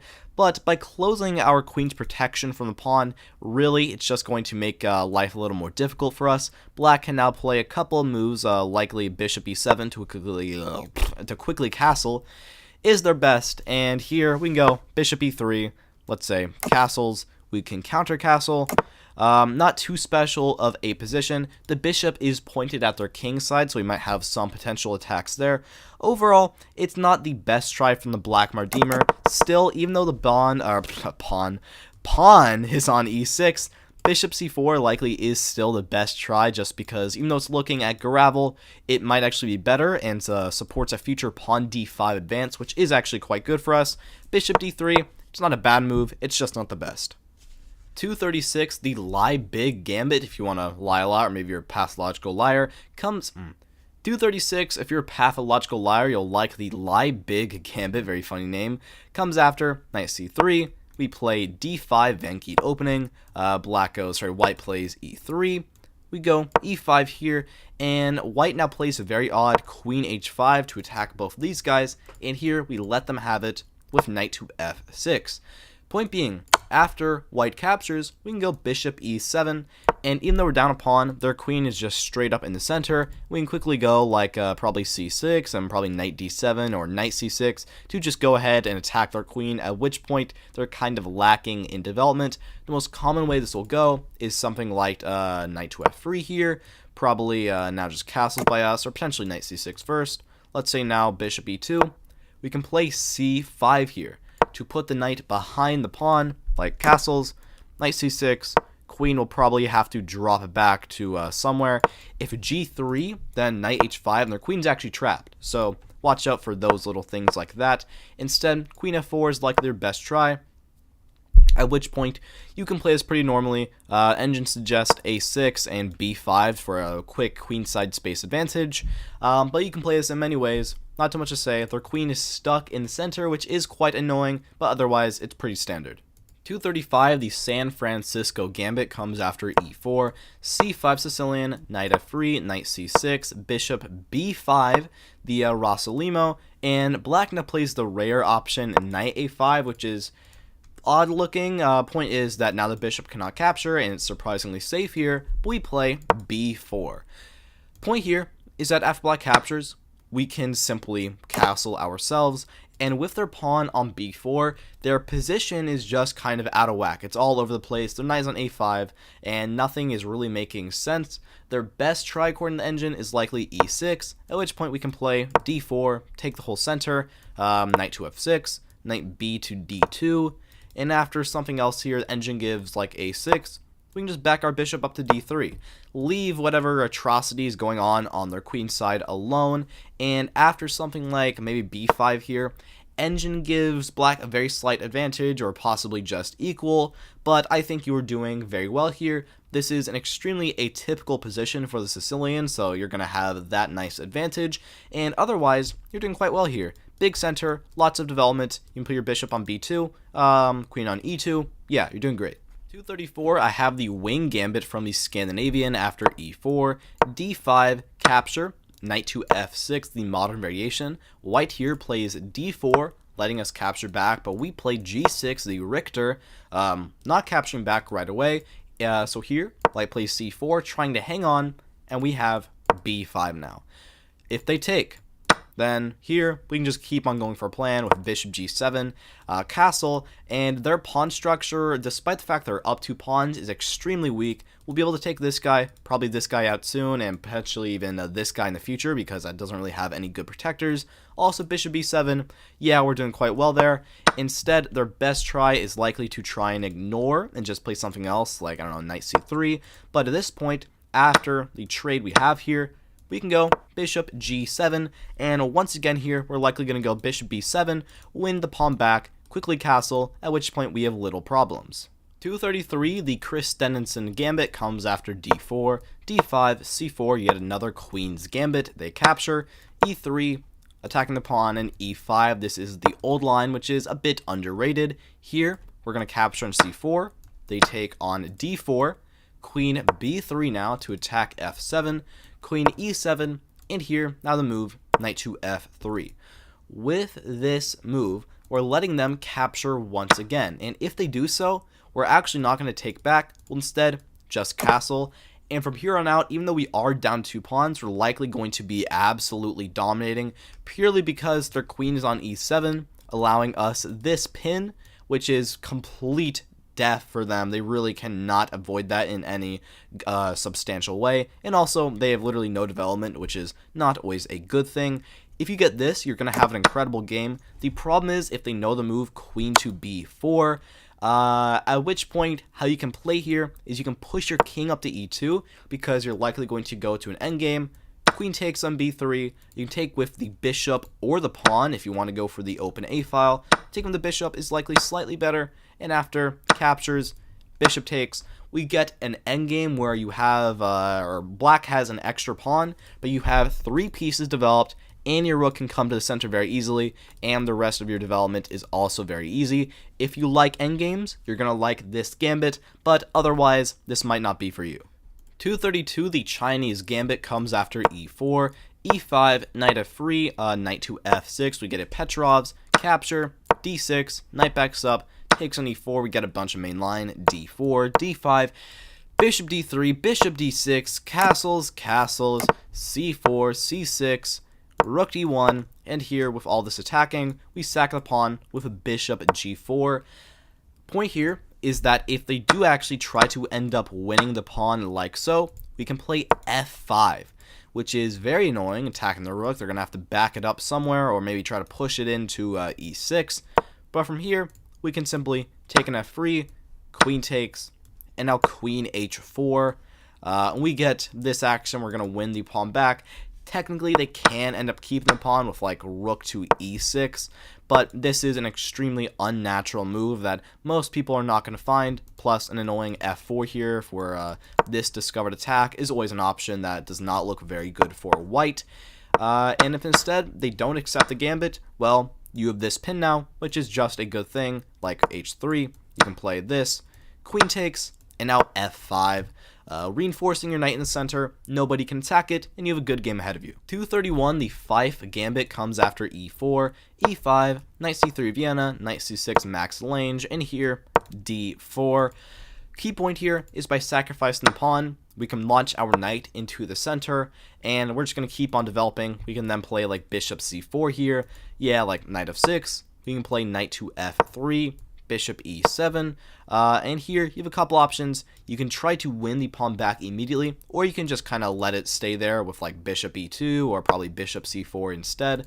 And if they ever take this guy, then after knight takes on d4, captures and captures, this is likely going to end up being quite bad news for them. Backs up, castles, yeah, you're down a pawn, but you have a lot of extra development and many active pieces in the center, while black is kind of lagging behind.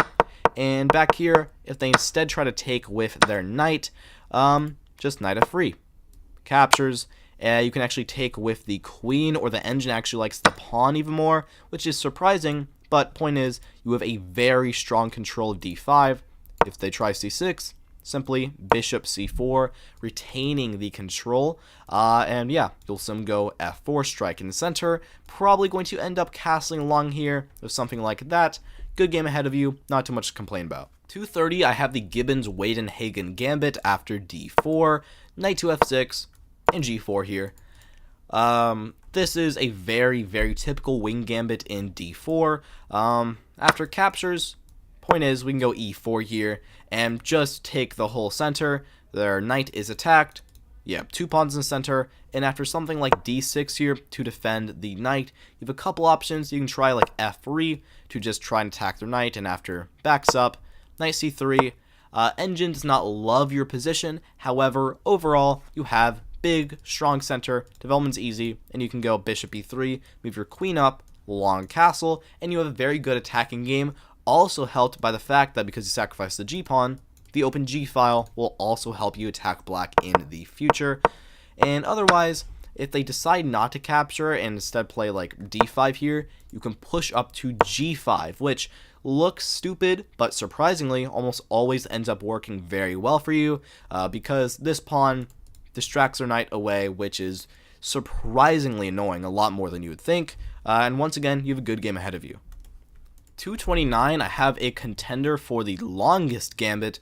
This one comes after a while. e4, e5, knight f3, knight c6, bishop b5, a6, bishop a4, knight to f6, castles, bishop e7, rook e1, b5, bishop b3, d6, c3, knight a5, bishop c2, c5, d4, queen c7, knight b to d2, castles, knight f1, bishop g4, knight e3 attacking their bishop, capturing f3, and here we take back with our queen. This gambit, honestly, if we're talking purely objectively, it should actually go quite a bit higher, but like practically you're never going to get this. There's about 10 games in the database. Point here is that even though you're sacrificing a pawn on d4, you can put your knight on f5 here, which is surprisingly annoying. And after like g6, you can go for this trade and bishop g5 now, and you're likely going to end up getting some very good pins against black. King g7 is forced to actually go ahead and defend. And after captures here, we win the pawn back. We're doing okay. Nothing really, too special here. But really, I mean, where I move 18, this is not even the opening anymore. 228, this might be a little controversial. I have the elephant gambit after e4, e5, knight to f3, and d5 here. Although this gambit has been clowned on time and time again, honestly, I was going to make an opening video about this gambit in the past, but I scrapped the video. But overall, this is a lot better than I once thought it was. If they take on e5 first, you have various good options here. You can play bishop d6, and after like d4 defending, you can take on e4. And in this position, development is going to be pretty easy. You can potentially capture the knight. Your pawn on e4 can be supported with knight f6 and bishop f5, or potentially even pawn to f5 if you're feeling a little crazy. But otherwise here, another option would be to take on d5, at which point you have various good options. You can try bishop d6, or my personal favorite is e4, attacking their knight. If it just moves away, you can take on a d5 now with this, or they can also try queen e2, which is their likely best try, and after, unless something like a knight to f6 defending, probably d3 here, you can now take on d5. Although the engine does not like this, and this opening gets clowned on a lot, overall, if we're talking purely objectively, it's honestly not as bad as people think. 227, I have the Mises Gambit after e4 and c6, Caro-Kann, d4, d5, and bishop e3. This is very similar to a lot of gambits we've seen already. I like this one a little more though, because after captures, you have a lot of other options. You can play knight c3, you can go knight d2, you can play c4 feeling a little crazy, or you can go knight e2 and knight g3 also. Many good options. My favorite would be something like knight c3, knight to f6, and after f3 here, this will likely transpose into a black Mardymer like so. Or if you don't want to, you don't have to go f3. You can simply go bishop e2 and eventually develop your knight, probably f3 eventually. But if you don't want to rush it, you don't have to. You can also go queen d2 and a long castle. And black is kind of lacking in development. 226, I have the Hector Gambit from the Van Geet opening. There's another Hector Gambit. This comes, knight c3 first, Van Geet, d5, e4, captures, bishop c4. This is the position. It's not too special. We develop the bishop. We have 2 extra pieces developed despite being down pawn. And after knight to f6 here, you have a couple good options. You can play d3, or my favorite would likely be knight g to e2 here. Trying to go knight g3 and attack the pawn in the center like so. And after something like knight to c6, castles here, I don't really have much to say. It's a pretty typical gambit position. 225, I have the Kalmov Gambit after e4, e5, knight to f3, knight to f6. They capture. We copy them with knight takes on e4, and after queen e2 here, we don't move our knight back and make a horrible mistake. We play queen e7. By the way, if you're a beginner and you're in this position, do not drop the knight back, because knight c6 check, and we lose our queen with a horrible discovered check. That is very bad. Queen e7 is the Kalmov Gambit here. Point being, after captures, we play d6. They cannot move the knight away because we're pinning it to their queen. So instead here, after something like d4, captures, we can now play knight c6. And this is going to go likely into an endgame after something like bishop b5, bishop d7 here. The pawn is either going to be lost, or after something like maybe captures, and let's say queen drops back to e3, we're actually doing quite well here. We can take the pawn on g2, or a simple castles here would be good, or actually not castles, because they can take this guy. That might not be great. Or actually, wait, I made a mistake. If this move, then queen takes e5. And if they move over, rook comes in, checkmate. You always have to check everything twice. So if you do want a long castle here, that would be great. And after white also castles, we can go like queen e6 here. Eventually get our bishop out, and we're actually doing quite well here. It might be more of a not super, big attacking gambit, but on its own, it's quite good. 224, this might be a little controversial. I have the Milner-Berry after e4, e6 French, d4, d5, e5 advance, c5, c3, knight c6, knight f3, queen b6, bishop d3 is the Milner-Berry. Point being here, after captures, 1, if they try to win the pawn immediately, fun trap, knight takes, queen takes, bishop b5. We win their queen like so, which is always great, but if they instead play bishop d7 first, we castle, and then they win the pawn, here you can play the very fun knight c3.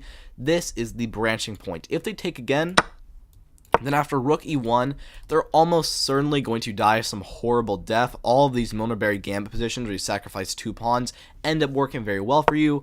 But if they know the move a6 here, it's probably not going to end up that great.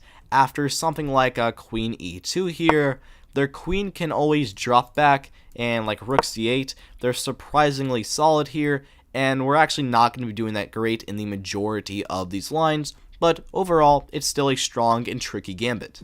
23, I have the Mar del Plata gambit after d4, d5, this is another long one, c4, e6, knight c3, knight f6, bishop g5, bishop e7, e3, castles, knight f3, h6, attacking their bishop, bishop h4, knight e4, trade, trade, trade, trade, queen b3, rook d8, c4, and here we sack the b7 pawn with bishop e6. Point here, after all that, is that if they take the pawn, we can take on c4 now, so material is even, but also we'll quickly go likely knight over to d7 here, and take over the now open b file, which will likely end up going quite well for us. Or if they instead play something else, like c5, from here we can still sack the pawn with like knight d7, or better according to the engine is simply c6, defending like so, at which point this is just a normal position. At 2-2-2, I have the Rosenstreiter gambit, e4, e5, knight f3, knight c6, bishop c4, and bishop c5, the Goccio piano, and now d4. With this move, we're sacrificing the pawn to open up our bishop and open up a lot of lines as well. And they can take just about anything. If they take the bishop, then after knight takes, and bishop e3, we're doing well here. We have an extra piece developed. We also have their bishop for our knight, which is always a good thing. If they take with their own knight, then we can take on e5 here, like so, which will likely end up well for us. They have to find queen e7, at which point after knight backs up to d3, captures, we can play a very tricky king to f1 here. Engine does not love this, however, we will quickly go knight c3, and they're probably going to be overrun from their lack of development. And lastly, if they take with the pawn, then here, c3. And this will transpose into some type of a Scotch gambit, like captures. Here, we actually have a lot of good options. We can play bishop takes, and then win like this, which is also great, but this transposes into a different gambit. Overall, this one doesn't have too much independent value, but it's good on its own. 221, the Tamarkin counter gambit comes after d4, c5, we play the Benoni, knight to f3, we capture, b4, which is the Zilberman's Benoni gambit, not a good one, I rated this pretty low, and here we play e5. This is the move. b4 is not good on its own, but e5 really puts this opening to rest. They cannot take, because then we can take this guy with a check, probably something like c3 here, and after captures, we're just doing fantastic. We're up now 2 pawns. We can always back up safely, and yeah, we don't really have many problems. And if they instead just play something else, like c3 here, try and chip away at us, then you have a couple good options. You can capture, but the engine's best is knight f6, retaining, letting them capture us, and if they do, then after takes, knight takes, we can take on b4 now. We're still up a pawn. Castles is pretty easy, and yeah, we're doing great here. This is the best option against the b4 move, but let's be honest, are you really ever going to face this? 220, the Lazard gambit comes after d4, knight to f6, knight d2 now, which is not the best move, and e5. This is very similar to the Budapest gambit, but it's just a little better because their knight is on d2, which is just not a strong option. After captures, we can play knight to g4 now, attack the pawn, at which point, like, we're doing great. You don't really have much to complain about. One fun trap here is if white plays h3, then after knight e3, we straight up win because their queen is trapped, and if captures, then queen h4 is a quick checkmate. But other than that, we're probably going to win the pawn soon. Like here, we can go knight c6 now.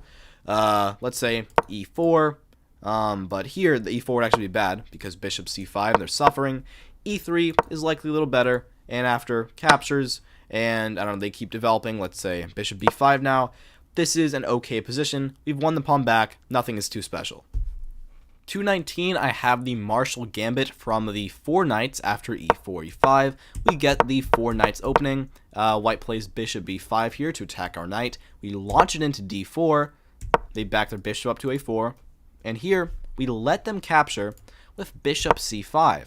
And after they take the pawn, we'll simply castle here. The point of the sacrifice is we've now opened up the e-file, which is going to be very useful for us.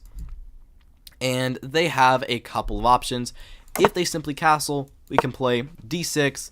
The knight will likely back up to d3. Bishop also backs up. And we have a lot of attacking potential with various rook e8. But first, obviously, bishop d7 because their bishop will be looking at our rook.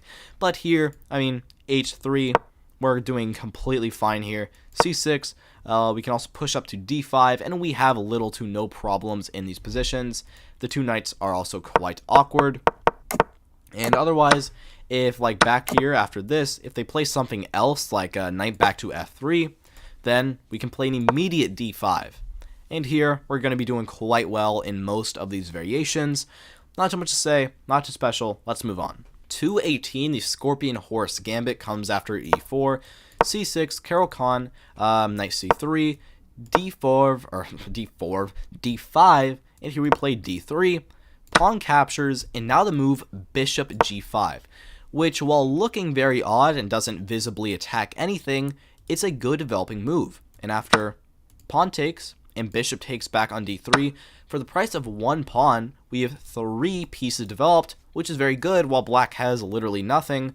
And because of our bishop, even though it looks a little placed odd, we are pinning the pawn, preventing them from playing e6 and quickly developing. And from here, their best try would likely be knight d7. We can go queen e2, knight 2 here, and long castles. Engine gives it about equal, maybe slightly better for black, but I think we are doing fantastic here. Knight f3, we have loads of development in return, even if black is still very solid because it is the Caro-Kann. 217, the Shara Gambit comes after d4, d5, c4, e6, knight c3, queen's gambit, and now c5, the Tarrasch defense. And after white takes on d5 here, we're going to play the very tricky pawn takes on d4. The key idea here is we're counterattacking their knight. If they take back right away, we can play the nice knight c6. They cannot take because their queen would be hanging. So instead, after something like the queen backs up, now we can take on d5. Queen takes here, bishop e6. And at the end of the day, we get an endgame where we have the rook already on the open d-file. We can still castle short, and we have an extra piece developed, which is very good for us. We don't really have too much to complain in those variations. Their best try would be to play the disruptive queen a4 check, which is kind of annoying. We'd have to play bishop d7. And after queen takes in d4, now knight c6 is no longer possible. But still, after captures, queen takes, and here, knight to f6. We can sack another pawn because knight c6 here, and even though we're down 2 pawns, we have the open b-file, a ton of extra development, and their queen is in no man's land, and you have great chances here. 216, the Melleby Gambit comes after knight c3, the Van Geet. We play d5, f4 by white, we push up to d4, they move it to the center, and now c5. With this move, we're reinforcing our pawn center. If white decides to capture, this probably isn't great because e5, attacking their knight and attacking their pawn, and after like knight d3 here, we can take, and probably knight takes back right away. We can go bishop d6 here. Not too much to complain about, honestly. White is up a pawn, but we have a very annoying fork right in their position, as well as an extra piece developed, and the rest of our development is pretty easy, and they have a lot of king's side weaknesses as well because of that. And back here, they decide not to capture. We can quickly go e6, knight to c6 with a great game ahead of us. 215, the Richter Gambit comes after d4, or sorry, not d4, e4, knight to c6, the Nimzovich defense, now d4, d5 by black, the knight c3. What am I doing? 215, the Richter Gambit comes after e4, knight c6, the Nimzovich defense, d4, d5, knight to c3.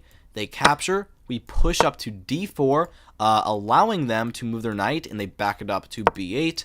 And here, we now play f3. Very standard gambit. After captures and knight takes, you've seen a very similar position. It's made better by the fact that black has wasted time with this, so we just have 2 extra pieces developed and a strong pawn in center. And after knight f6 and bishop f4, this is very standard. 214, the Devon Gambit comes after d4, knight f6, c4, e6 to get an East Indian defense, and now we sack a pawn with g4. If they take right away, then here we can play e4, which is typical, or here, what is even better, is a simple knight to f3. And going for a quick rook g1 in these lines is actually quite good, because nobody is really defending their knight here. The typical d6 doesn't really work because their bishop is already blocked out by the e6 pawn. And after like knight drops back, knight c3, now e4 be a good move, and rook g1 as well, put a lot of pressure on them, and we have a great game ahead of us. And like a lot of these positions, if they decide to not capture and play something else, we can try to push up to g5 here, which will prove to be surprisingly annoying for them to deal with. 213, the Ney Gambit comes after c4 English, knight to f6, knight c3, e6, e4 now taking the center, we now play c5, and after e5 attacking our knight, we have no good squares to go to except knight back to g8, this being the Ney Gambit. Although we're not sacrificing material, we're basically sacrificing development, and after knight to f3 here, even though we are down development, honestly, it doesn't really matter, because after knight c6, we have a fantastic clamp on the d4 square. Their only way to get rid of it is to immediately strike back in the center, at which point we're just extremely solid. Knight captures, queen takes back, and now knight e7, the other knight will come to c6. Although this is not a typical gambit with development and whatnot, this is an extremely solid gambit where even though you might be lacking development, white doesn't really have any way to push through and get a solid advantage. 212, the Mailadovonic Gambit comes after d4, d5, c4, e6, queen's gambit declined, knight c3, bishop e7, and here we go e4, takes, and f3, or sorry, not f4, f3. Pretty standard gambit. After captures and knight takes, we have a big center of pawns. Black can always place one check, but as long as we simply capture and then go g3, this is never scary. We have a good position from there. Instead, their best try is likely knight f6, and from here we can go bishop f4. We're down a pawn, but we have an open game, lots of space, development, while black is much, or they have much less of those things, even though they have the extra pawn. 211, the Manhattan Gambit comes after a d4, f5, the Dutch, queen d3, which is a major sideline, the Alpin variation, and after d6 here, like so, we sack a pawn with g4. The point of the sacrifice is that after captures, we can play h3, takes again, and now knight takes back, and our queen, potentially our knight, and our rook too, are all going to be looking at their very weak positioning, which is likely going to end up with us winning a pawn, or potentially even more if they're not careful. Their best try here would be after h3 to not capture and instead play knight to f6, at which point after we take, bishop takes, we can simply play knight to f3 here, or knight to h3, with the same idea of heading to g4, and we will have a lot of good tactics that'll come from there.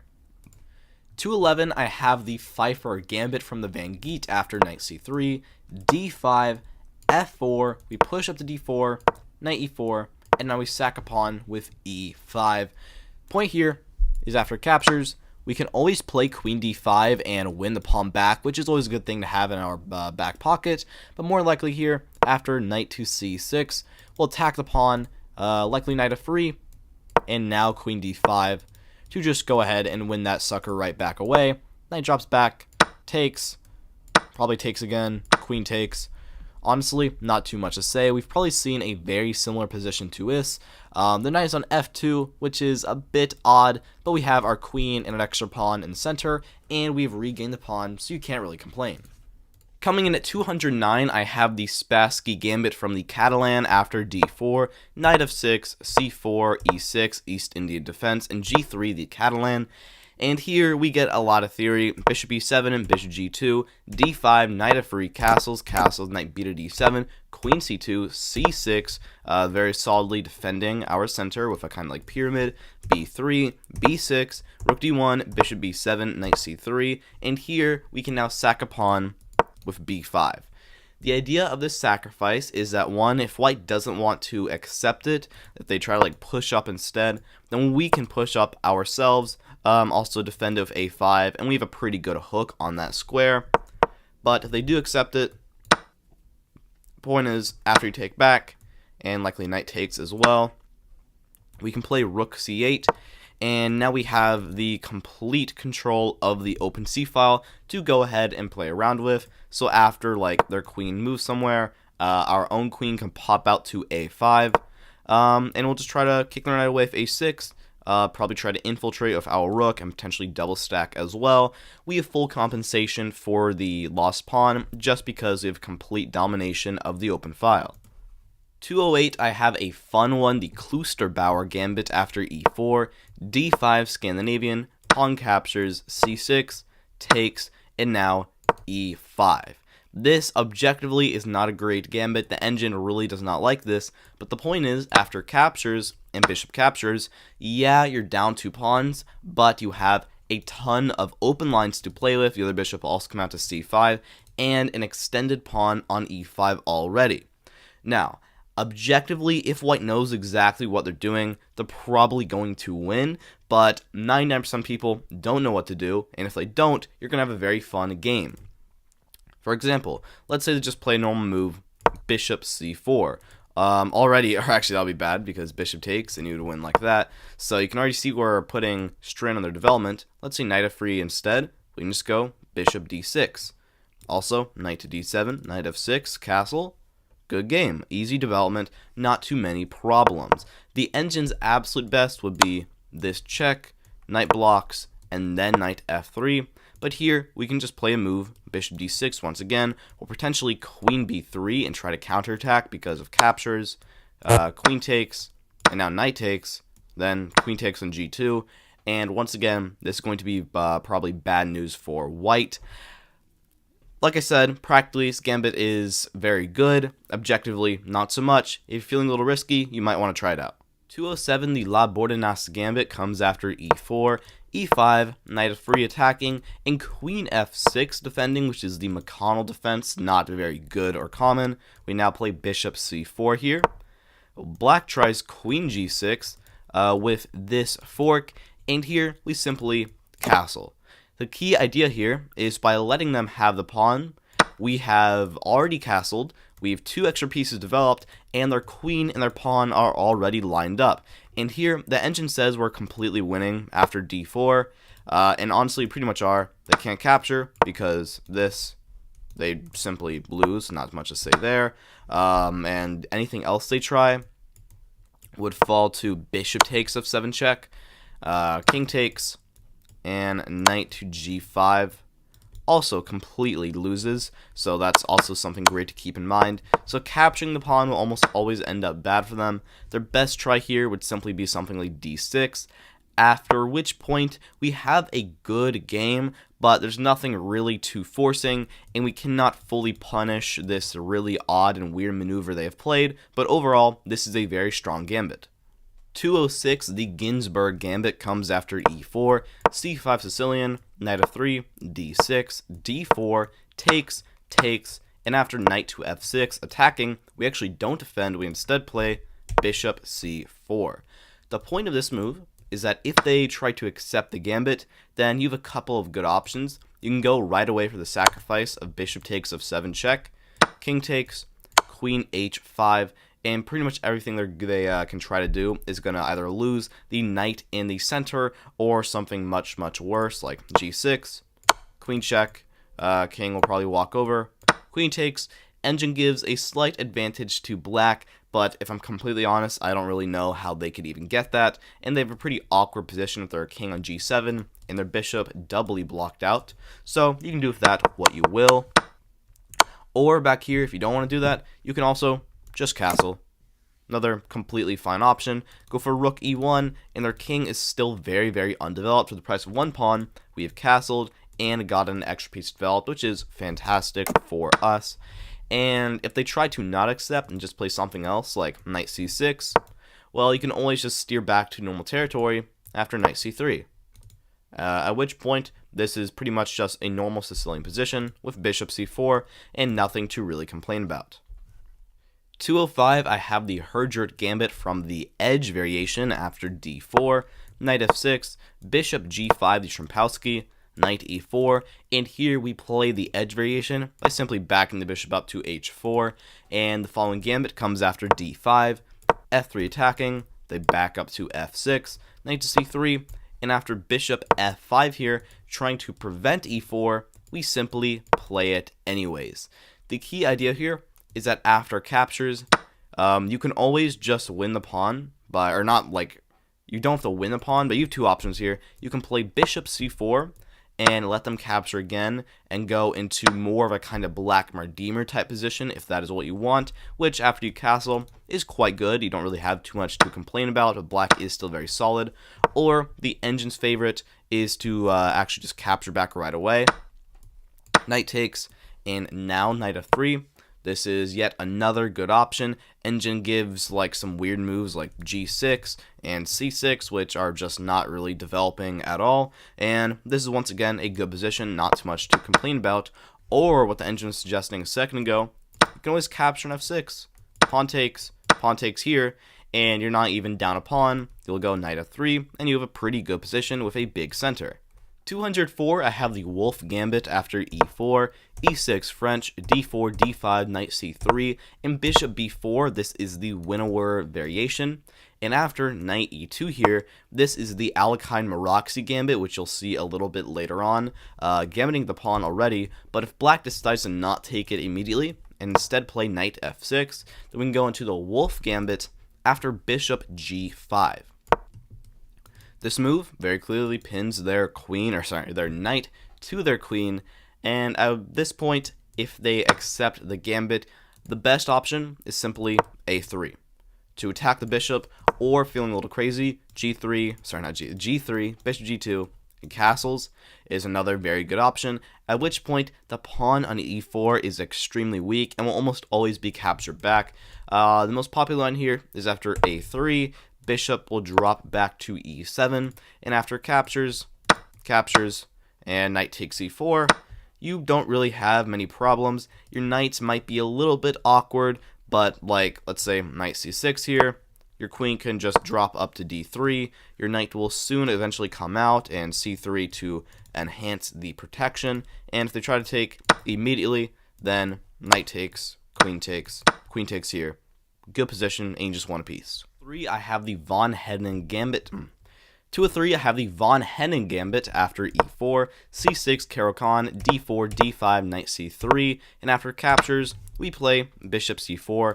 You have definitely seen this gambit already. It's very similar to a lot of them, and this one isn't too special. After something like knight f6 here, you can play f3 and go into a more black Mardymer type setup, or what I like about this one more than the other ones, you have the extra option of knight g to e2 to then go knight g3, move the bishop out, and probably eventually end up long castling, which can be very fun. Or after bishop 5, if you also want to, a simple castles also works. The engine's best try is knight g3 and then e6, with the intention of really trying to keep the pawn. But here, just castles. Nothing to complain about. Bishop g5 and f3 is always an option in the future if if you want to play that. 202, I have the Bishop's Gambit. This is 202. This one's probably a little controversial. I have the Bishop's Gambit after e4, e5, f4 kings, capture, and now bishop c4.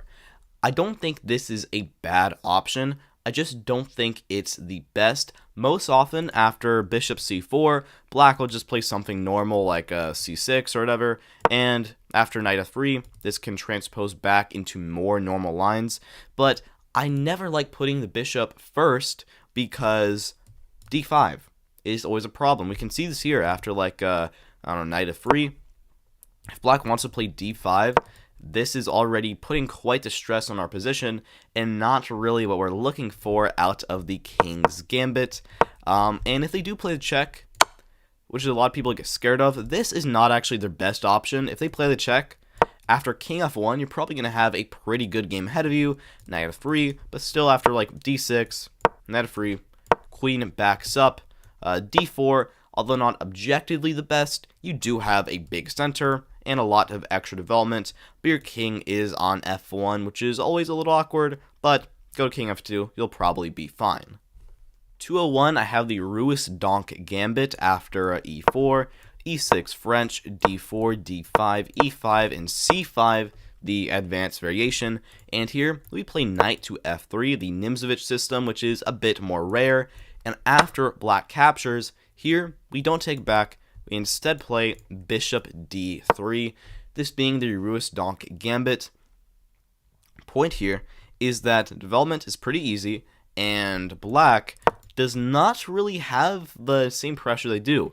Normally in the French, the pawn c5 is the pressure, but here they've already captured. All the pressure that they normally have is just gone. And here, after castle, something like bishop c5, we can just go bishop to f4 here.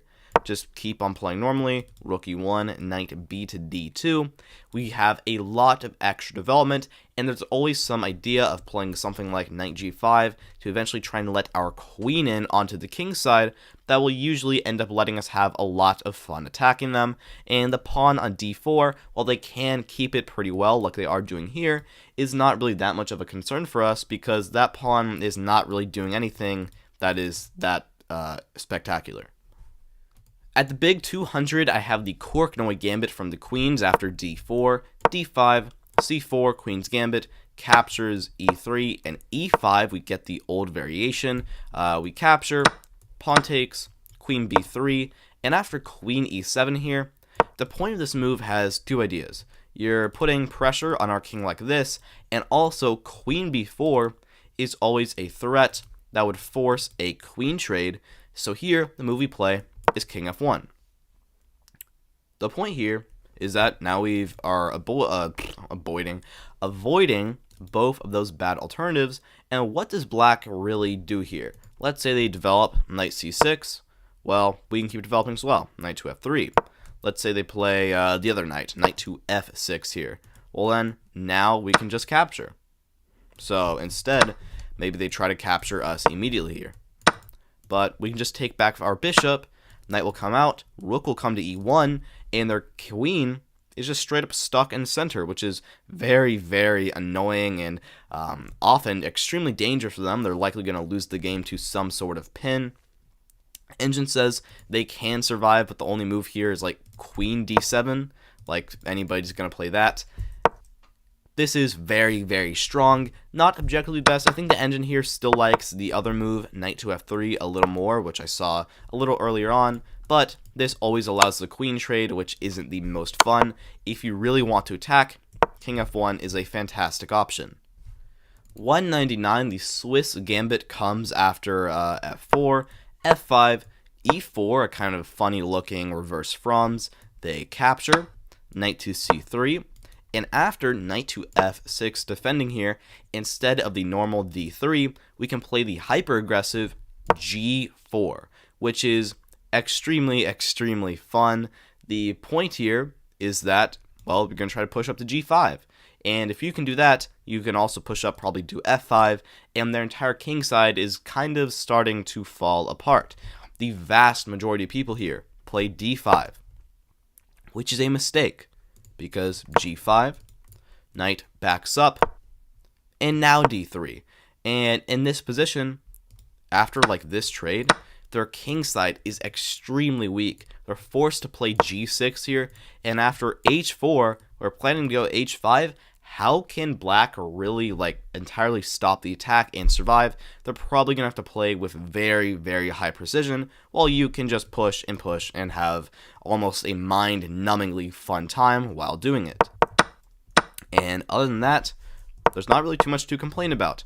Although you do ruin your kingside, it is entirely worth it because the attack is so strong.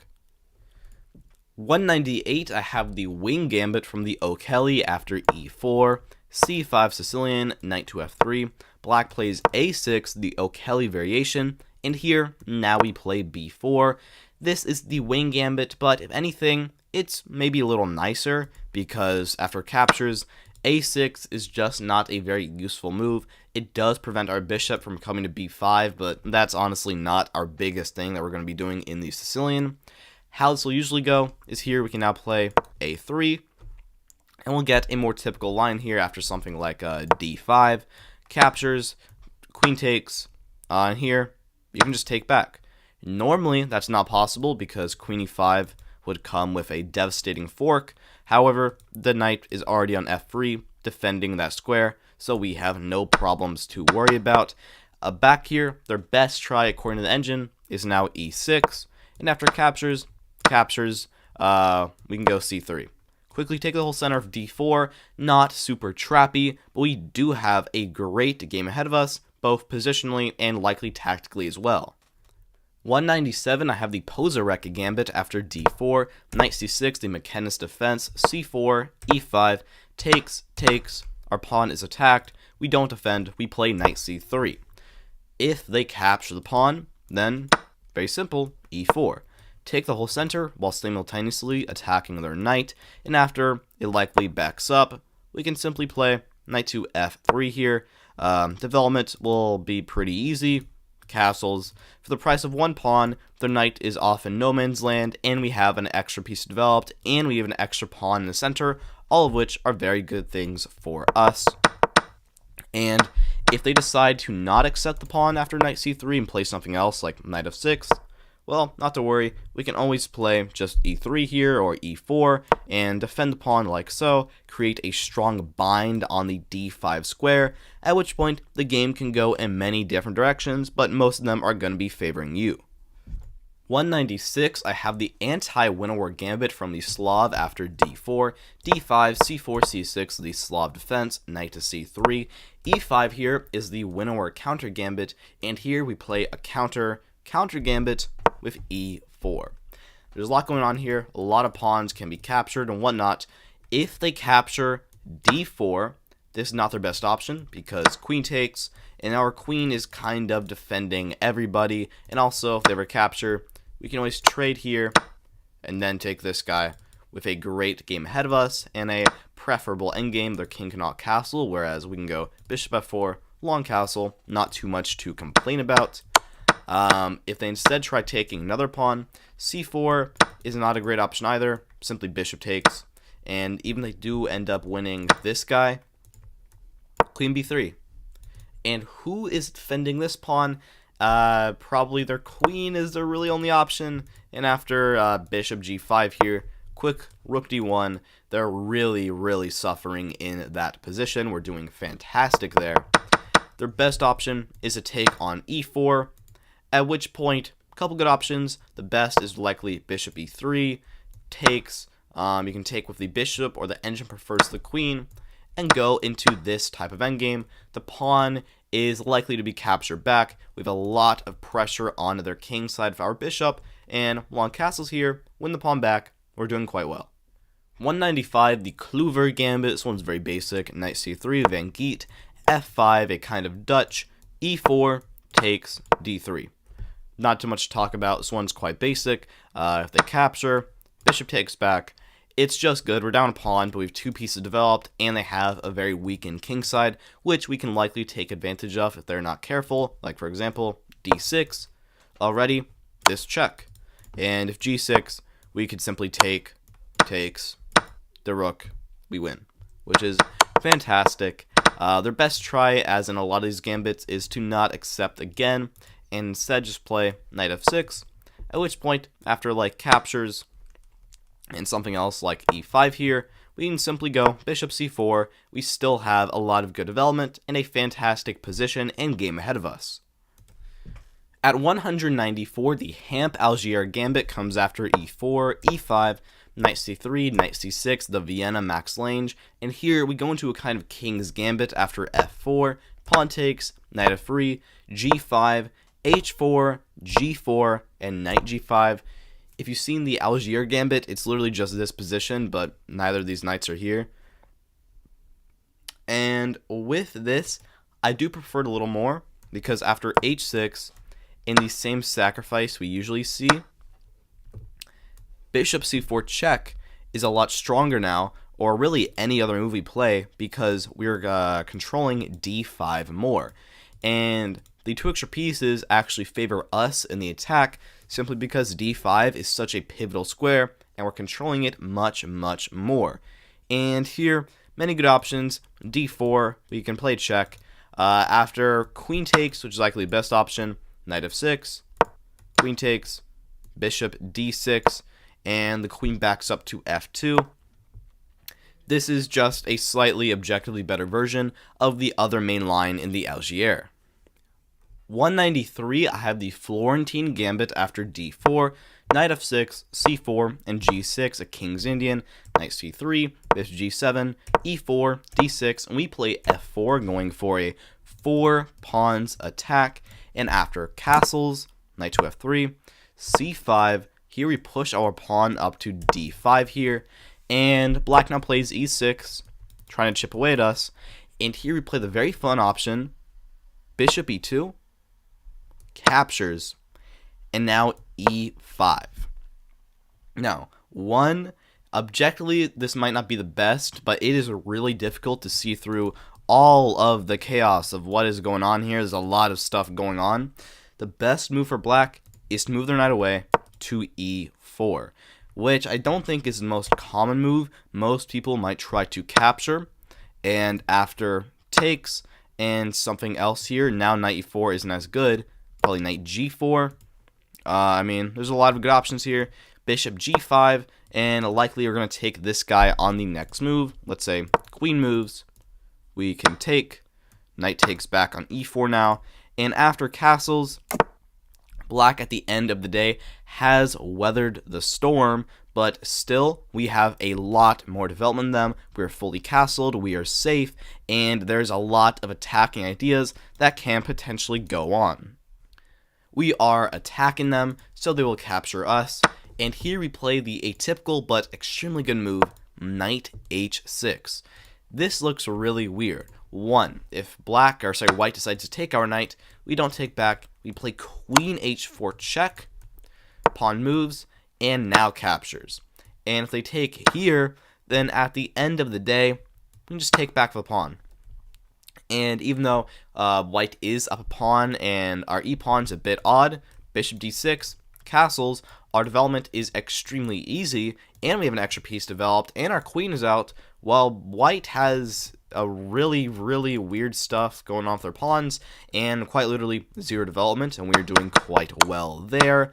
And if they decide to instead just try to capture right away, the queen h4 trick always is going to stay here, but we can also play knight f5. And after takes, knight can go ahead and capture back. White is up 2 pawns, but they have to play extremely carefully. Queen h4 is a threat. If they play something random, queen h4 check, g3, knight takes on g3 here, pawn takes, rook takes. We're up material now, and development is once again extremely easy to go by.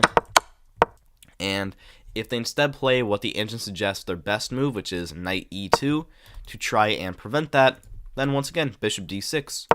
We can once again renew that threat, and they have to be still careful here. Knight bc3 is what the engine says their only move is to stay afloat here, and after queen f6, we can quickly long castle or short castle, and we have a fantastic game ahead of us where white must defend extremely accurately. 191, I have the Blumenfeld counter gambit, comes after d4, knight f6, c4, e6, Indian game, knight f3, c5, counter-strike immediately, and after d5 here, we play the move pawn b5. This shares a lot of DNA with the Banco gambit, essentially this position, but no e6 and no knight in f3. And here, they can play a lot of things. If they try to capture on b5, this is not their best option because we can take on d5, and their pawn is quite weak, whereas we can go d6, strengthen our center, and these pawns are surprisingly strong and annoying for them to deal with.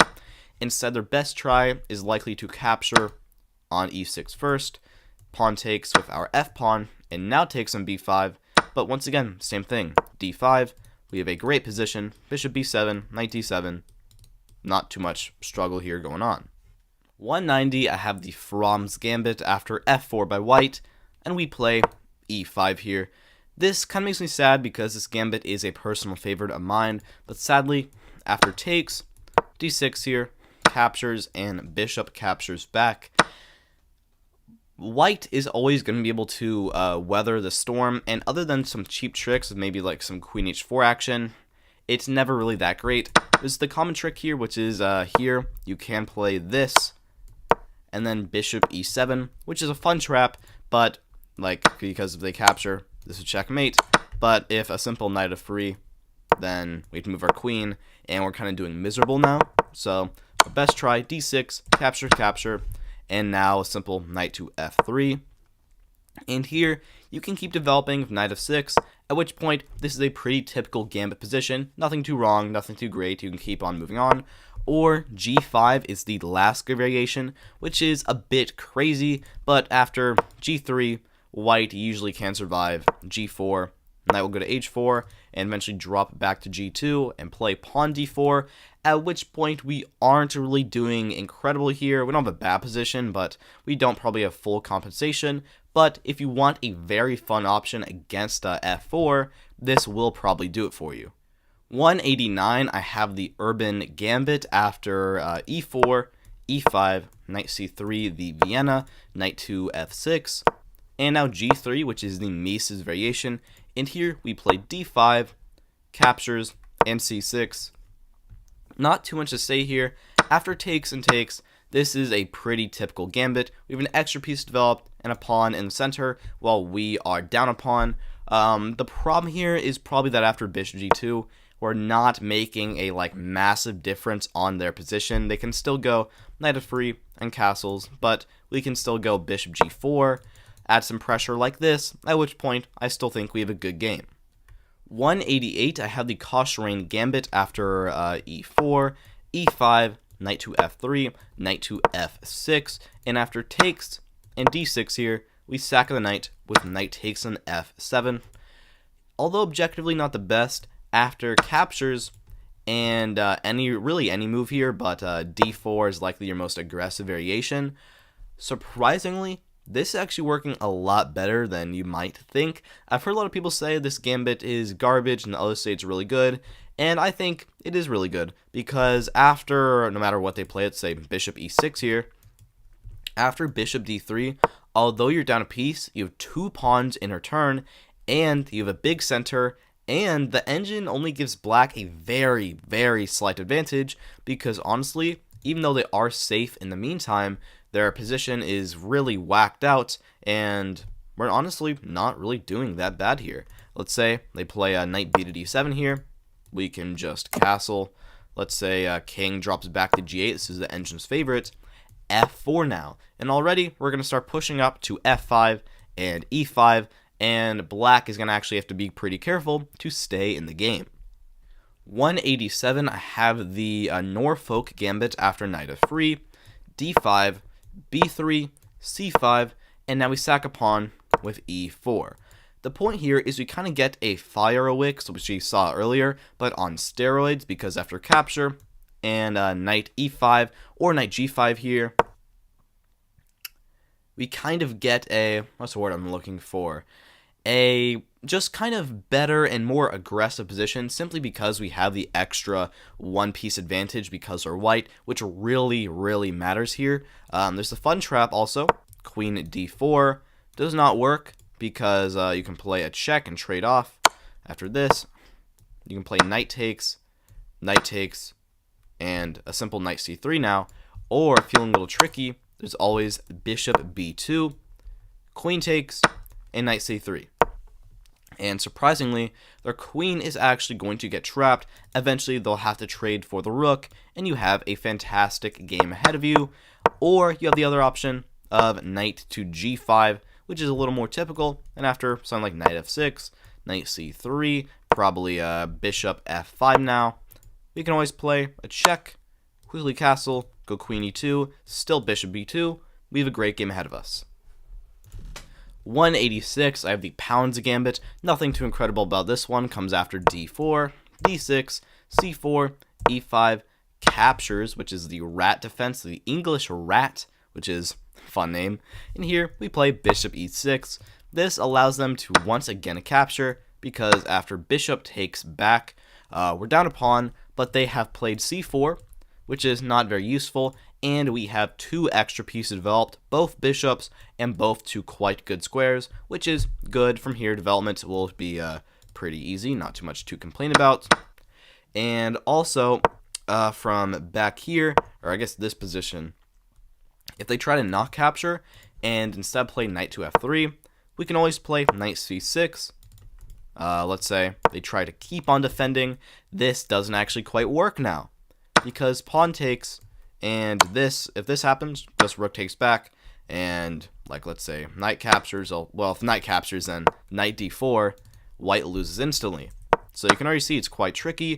Bishop takes instead, and after the trade, bishop b4, you have a very good position. 185, I have the wing gambit from the Sicilian after e4, c5, and b4. This gambit is fun, but objectively it's sadly not the best. After captures, you have a couple good options. You can strike in the center right away with d4. My favorite will likely be a3, and it depends on what they play. If they just play like some normal move here, like, I don't know, let's say d6, and let us capture back, well, we're doing great. Not too much to complain about.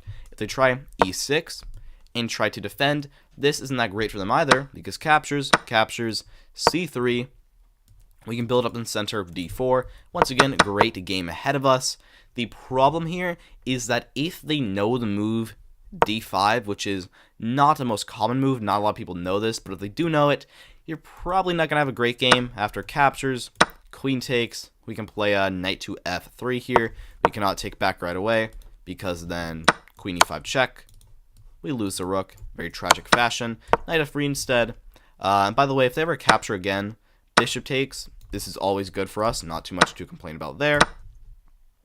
Instead, most people play a move like e6, or this is what the engine suggests, at which point, I mean, we don't have a bad position, but we can always play like d4.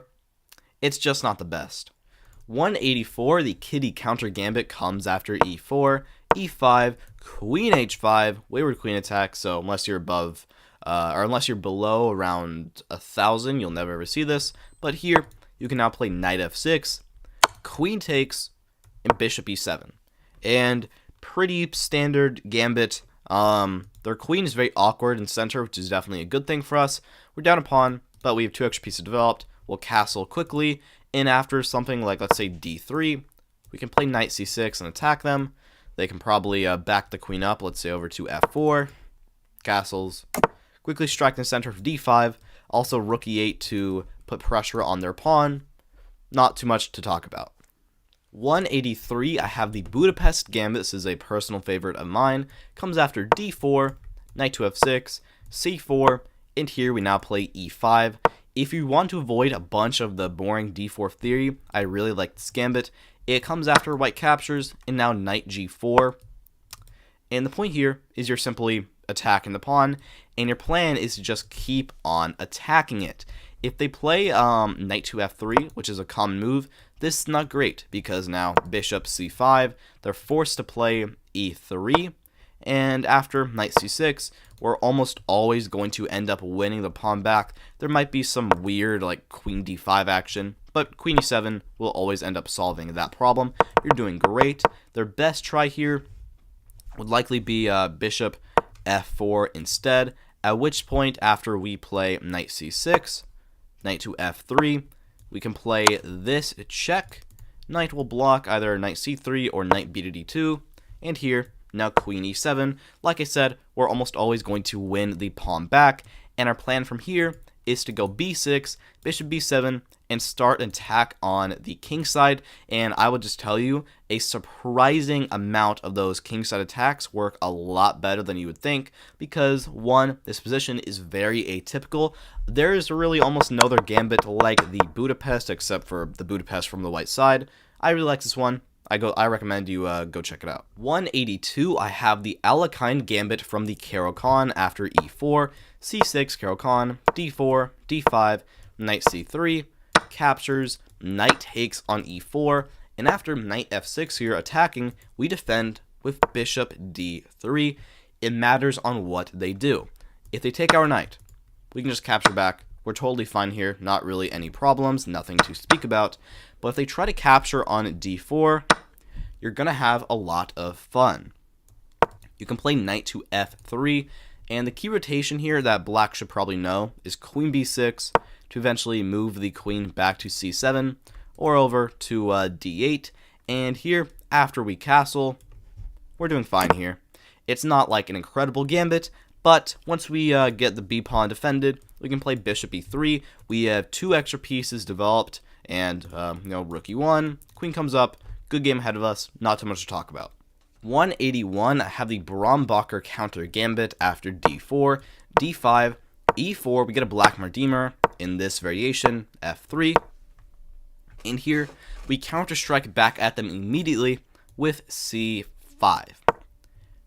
White must be very careful, and already pretty much all of the lines are going to favor us. Their best move is to capture, which already forced them to go into this line, which is not great for them. It's an endgame, which is probably not what they want. No gambitier wants to go into an endgame.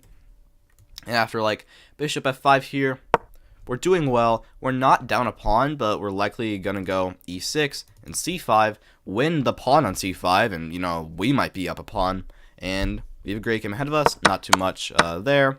And other than that, if they try something else, like let's say push up to d5, a simple capture, knight takes, and g6.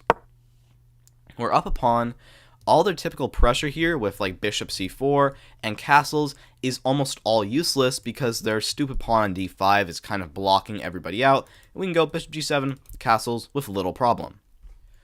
180, I have the wing gambit deferred, which comes after e4, c5, and here, not b4 right away, but knight f3 first. And after black plays d6, now we play b4. And principles are pretty much the same. After captures, we can play d4 first or potentially a3 too. It's made a lot better because black's absolute best try against the wing gambit is d5, which here isn't as good because we can just capture, takes, and now we can take the pawn in b4. Before, there would be this check, and we would lose our rook, but our knight is already here defending, so that's just great. We've wasted one of their moves. Instead, their better try here is now knight f6 according to the engine, and you have a couple options. d3 potentially captures, knight takes, and here a simple c4. We can also play d4 pretty soon, bishop d3. Yeah, not too much to talk about. It's good, probably slightly better than the normal wing gambit, but not that much. 179, this one is pretty hard to say. The Kudishewicz gambit, I think is how I say it, comes after d4, knight f6 Indian game, c4, c6 the Slav Indian, and after knight to f3, here we play pawn up to b5. The idea is after captures, one, we can always capture back if you don't really want to play into the gambit, but if you want to play this like, as an actual gambit, the move here would probably be e6. And one, if they ever capture, simply knight takes back. We can then go bishop b7. It's a bit atypical, but it is a good position. We have good compensation for the pawn, an extra piece developed, the open b file to play around with, and a lot of tactics on the fianchetto diagonal, which is always great. And if they try to delay it and play something else, like maybe e3 first, we can just delay as well. Bishop b7, let's say bishop e2 here.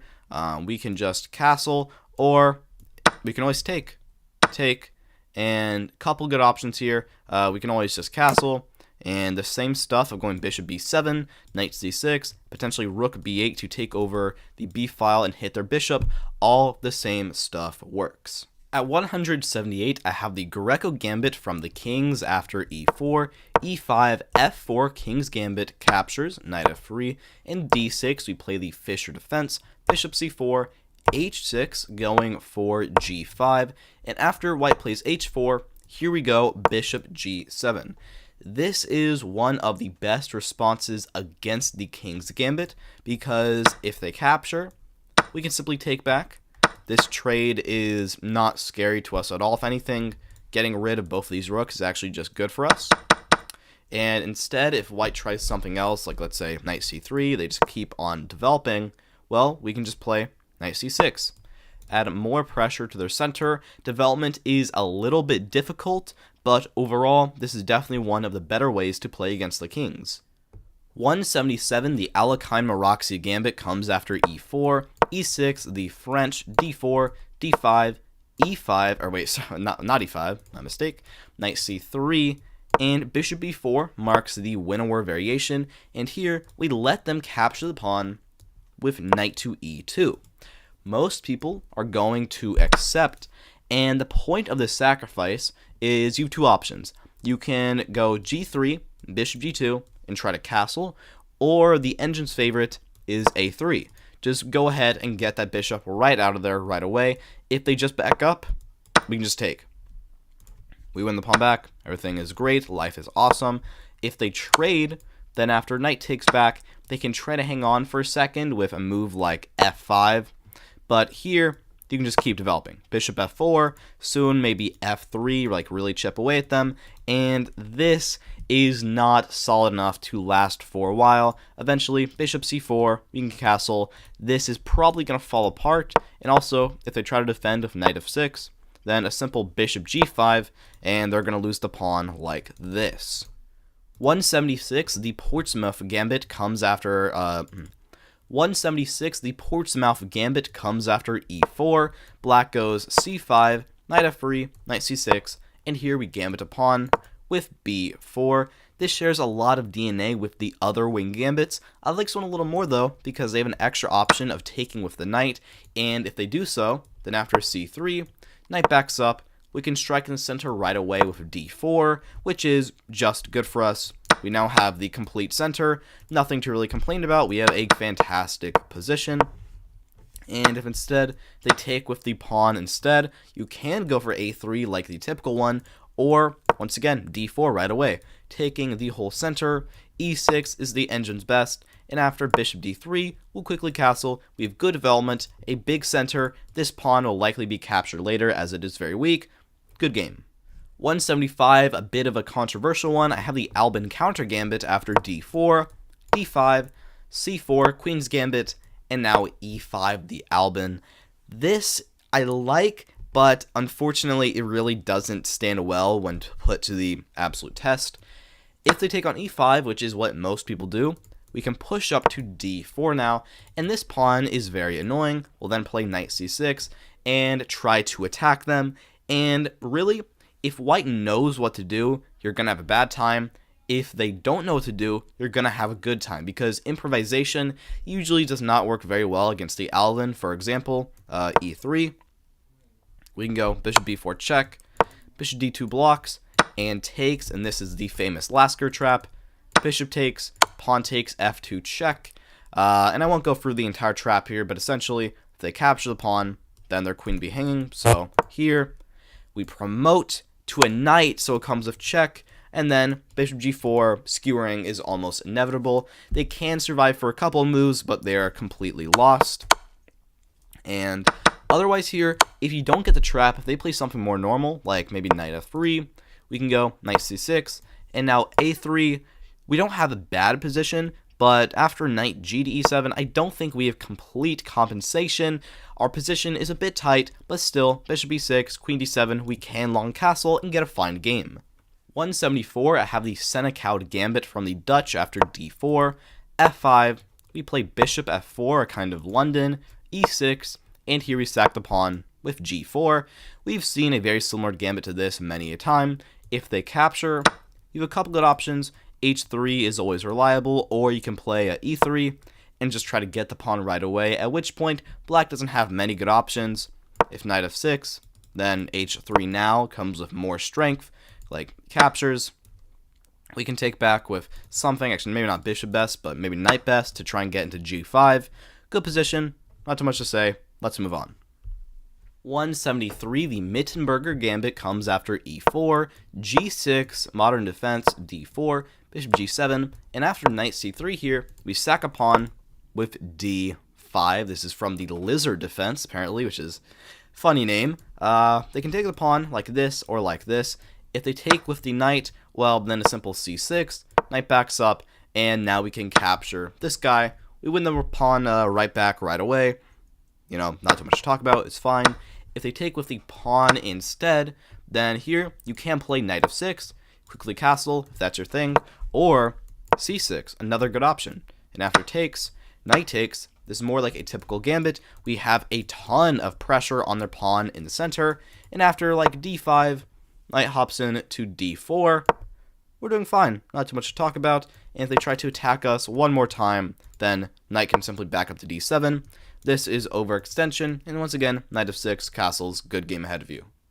172, I have the Gary gambit after e4, c5 Sicilian, knight f3, e6, d4, we capture, and now knight c6, this is the Taimano variation, and white plays knight b5, interesting variation. We will now play d6, they go c4, we play knight f6, attacking the pawn, they defend with their own knight, and after a6, the knight backs up to a3, we can play the move d5 here, this being the Kasparov gambit. The idea is that after this happens in the center, our knight can hop over to b4. Now, there are various threats of going bishop f5 and potentially getting some of this action, even though the knight here is still defending in the meantime. And also, the pawn in d5 is not going to last for very long. It's almost always going to get captured back. And after something like bishop e2, we capture, let's say, castles now, bishop e7. This is about an equal position. We'll go bishop e6, b5, good position. 171, I have the Caro gambit after e4, e5, knight f3, knight c6, and c3 by white, the Ponziani. Here, we now play d5, striking in center right away. White tries queen a4, doing some pinning business as well as defending. And here, we play bishop d7. And the sacrifice here comes after they take on d5. The point here is we're going to play knight d4. Discovered attack, queen drops back, we trade, and then a simple knight to f6. And the idea is that after they play something, we'll go bishop d6 here. This pawn is not very well defended. We'll probably go e4. We can castle quite quickly, and our game plan is just easy. After white plays something like c4, we can try c6. Trading would be very bad. They don't want to allow us to get on the strong diagonal. So instead, likely knight c3 here, and after one more trade, we can just castle. Yeah, great game. 170, I have the Tartakower gambit after the Polish with b4, e5, bishop b2, and f6 defending. We can now play the move e4. The point here is, by sacrificing this, we can go bishop c4. We have an extra piece developed. We have a really good control of this diagonal. Good pawn in center, while black has some weakened pawns over here which aren't great. Our game plan from here is pretty simple. c3, push in center of d4. The queen will potentially come out to give some check. The knight can also come to f3. A lot of ways the game can go. Most of them are going to favor you. 169, funny number, I have the Bird gambit from the Philidor after e4, e5, knight f3, d6 Philidor. We now play d4. They capture, and we sack the pawn with c3. This is good for a couple reasons. Black's bishop is already blocked out, so we have a head in development, and we're white, so we have an extra tempo as well. After captures and knight captures back, I mean, this is really all you want to have a gambit. I mean, you're down a pawn, but you have two extra pieces developed. Bishop c4, bishop f4, castle. Your game plan is very easy. 168, I have the Romanishin gambit after knight f3. We play knight to f6, the ready opening, c4, e6, g3 by white, and here we play a6 followed by b5. This is an interesting gambit. The way we actually sacrifice pawns after captures and captures, white can play knight d4 now and win the pawn like so. But the idea is that this is not really scary because d5. We take the center. Yeah, they can win the pawn, but from here we have many good options. We can play c6 or just develop bishop b7. We have the open A and also potentially b files to play around with. The engine's favorite here is the insane looking move h5, just because nobody's really helping the bishop out soon, h4, and we might actually be able to get a big attack against them that they cannot very easily stop. Overall, good gambit, not too much to talk about. 167, the Salvio Gambit comes after e4, e5, f4, King's Gambit, they capture, knight to f3, g5, we go bishop c4, and after g4 here, we launch our knight into the center on e5. The point of this is that we're putting pressure and just straight up attacking f7. How do they defend? If they try knight h6, well, this is quite passive. You have a couple good options here, namely just d4. You're doing quite well. Their most common try, though, is to play this check because it looks very odd, but simply king over to f1.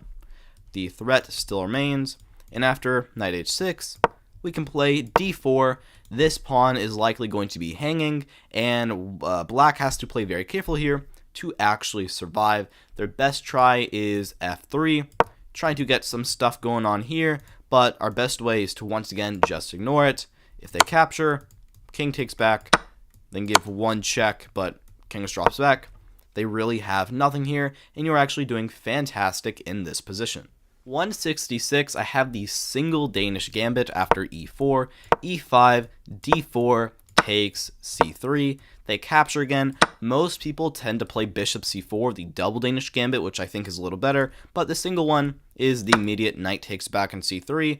There's nothing wrong with this gambit. I mean, this is all you really want. You have an extra pawn in the center, you have an extra piece developed, you have better control over d5. This is everything you want from a gambit. 165, this one looks a little stupid, but it's actually quite good. Comes after f4, e5 from's gambit, they take, d6, they capture, and here, instead of taking back, we can play the very fun knight to f6. If they take again, this is the Langheld, and we can take back with the queen.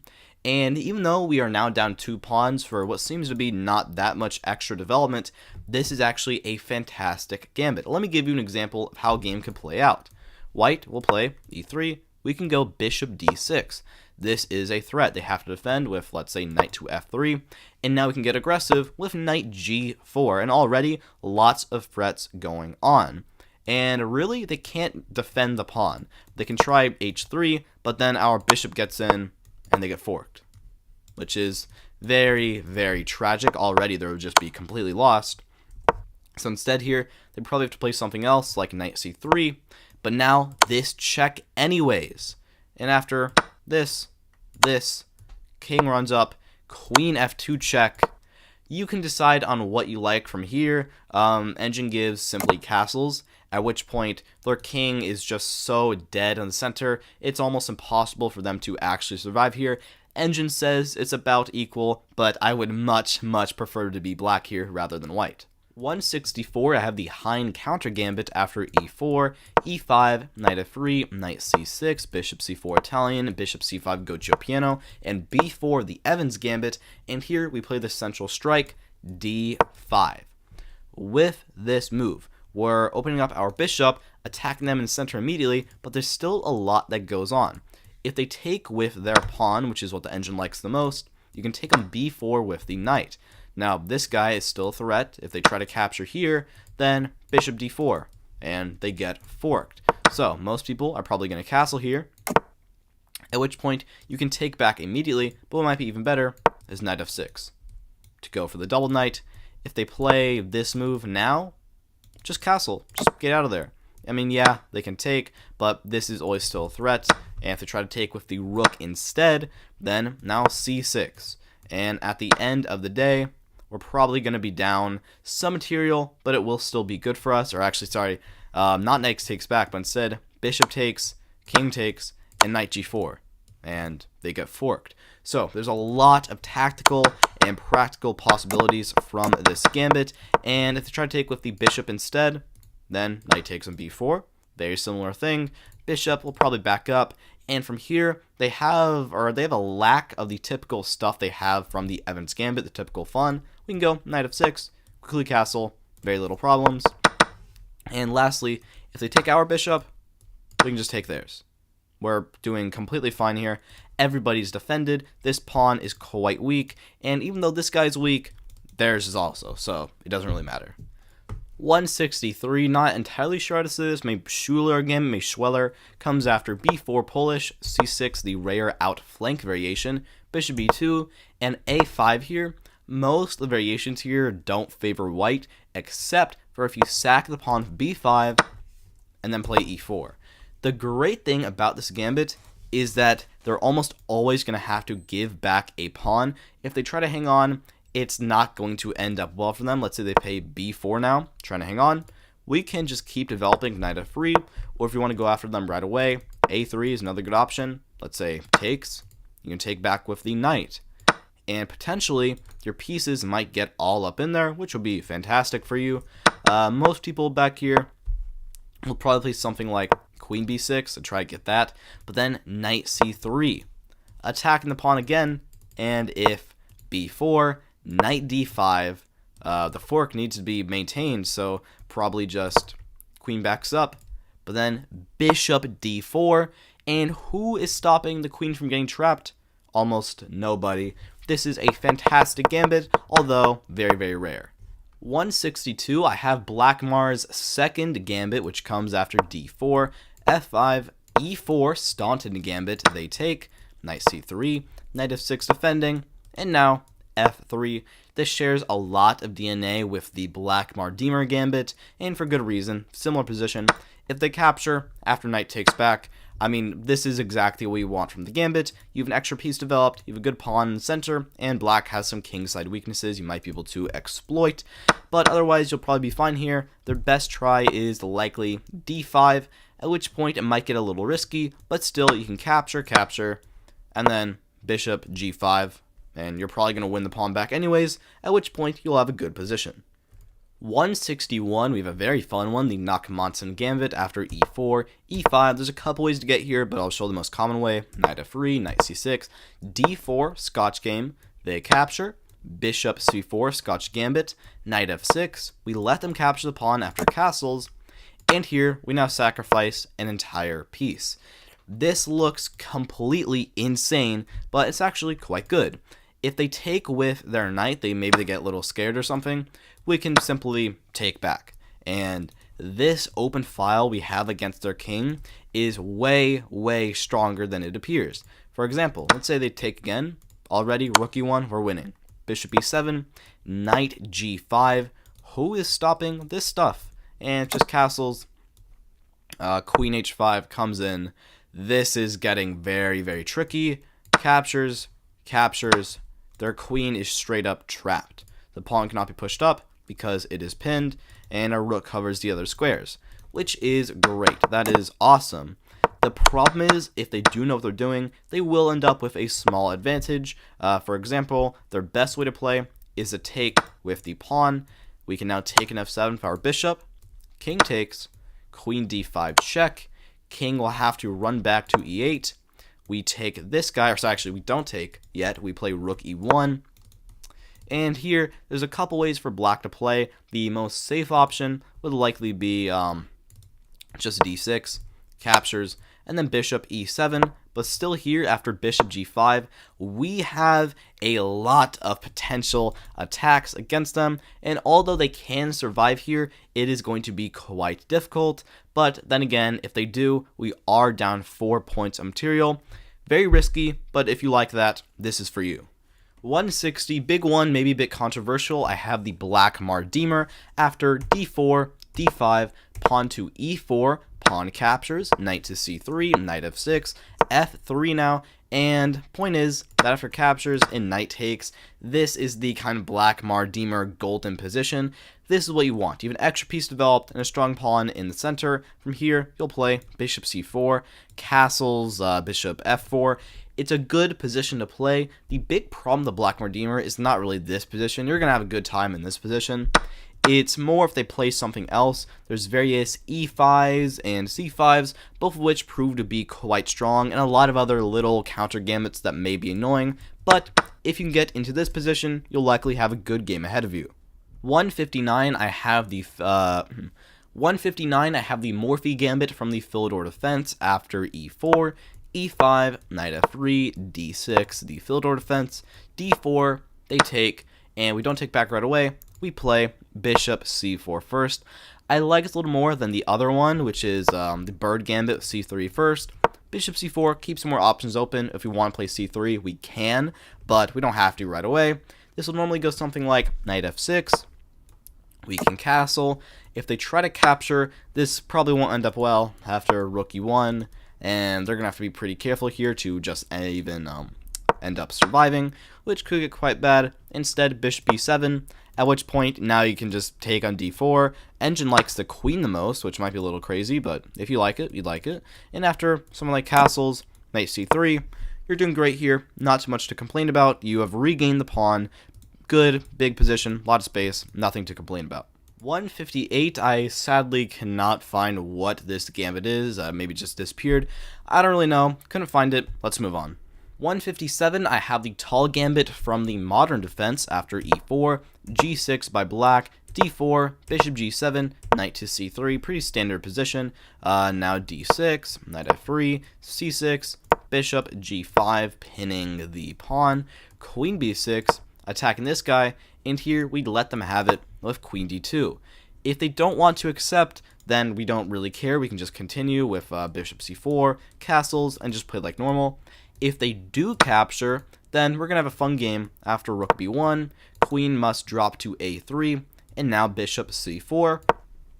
And for the price of one pawn, we now have the semi-open B file, as well as black here is still extremely undeveloped. While we cannot make an approach in the center quite yet, after we castle, we can still continue to prepare, and eventually we're just going to have a far more developed position. 156, the Omaha Gambit comes after E4, black plays E5, Knight to C3 Vienna, D6 by black, and here we sack a pawn with F4. A lot of these F4 gambits are very good, especially when black plays more passively like this, because the idea is, after captures, we can just go Knight F3. It's kind of like a King's Gambit, but we have a lot more development, and black cannot really fight against us in any substantial way. Black has many ways to play here. Their best would likely be G5, and here we just continue playing. Bishop C4. If G4, the engine even gives a kind of Muzio Gambit with castles, capture, capture.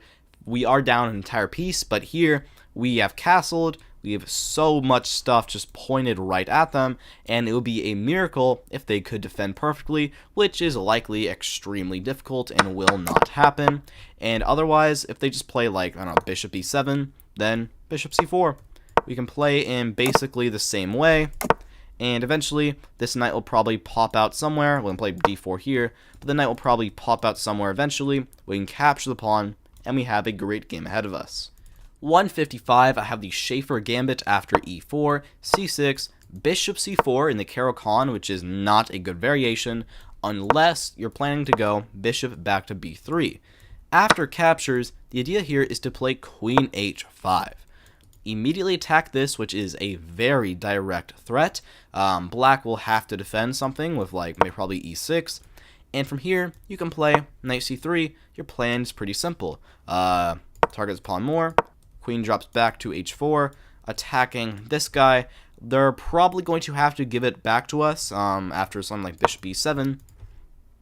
And here, you can take back. If feeling a little crazy, you may even want to play F3 here and go for some type of a position like this, which could also be fun. The other option is G6 here, and after this, they can try to hang on with Bishop to F5 here, but once again, F3, great option. Captures, knight captures, good gambit game, very atypical, especially in the Caro-Kann, which is a plus for you. 154, I have the Steinitz gambit after e4, e5, knight c3, the Vienna, knight c6, Max Lange, and here, f4, a kind of deferred king's gambit. They take, and you have a couple good options here. The one I really like is d4, this being the Steinitz gambit or Steinitz. The point here is that if black just plays, something, then we'll just capture the pawn back, we're already doing great. If they try to play a check with queen h4, we just move our king to e2, which looks extremely awkward, but what's going to happen here is we're going to play knight to f3, kick their queen away, move our king to f2, and we're actually going to be doing great. And because of the addition of knight c3 and knight c6, this helps us a lot because their knight is very badly misplaced. There's a lot of ways this game can go. The engine gives b6 as the best line, which I must say I really cannot imagine anybody playing that. A more common move would likely be something like d6, at which point you can go knight f3. Attack the queen, they'll probably try to pin it with like bishop g4. And the extremely fun line here is you can actually regain the pawn. With the idea of if captures, king takes on f3, which looks ridiculous, but nobody can actually attack your king. And if g5, just back your bishop up. You're doing completely fine here.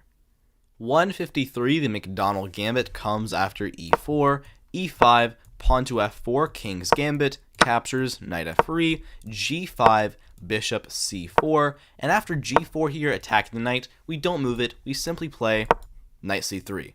If the idea is after captures and queen takes, we get a kind of Muzio gambit where we're probably going to capture the pawn, and we have a lot of pressure on them, but unlike the Muzio, instead of we having castled, we have the knight on c3, which is actually a much more helpful move than it may seem, because the by far best response in the Muzio is queen f6, which just doesn't work now, because knight d5.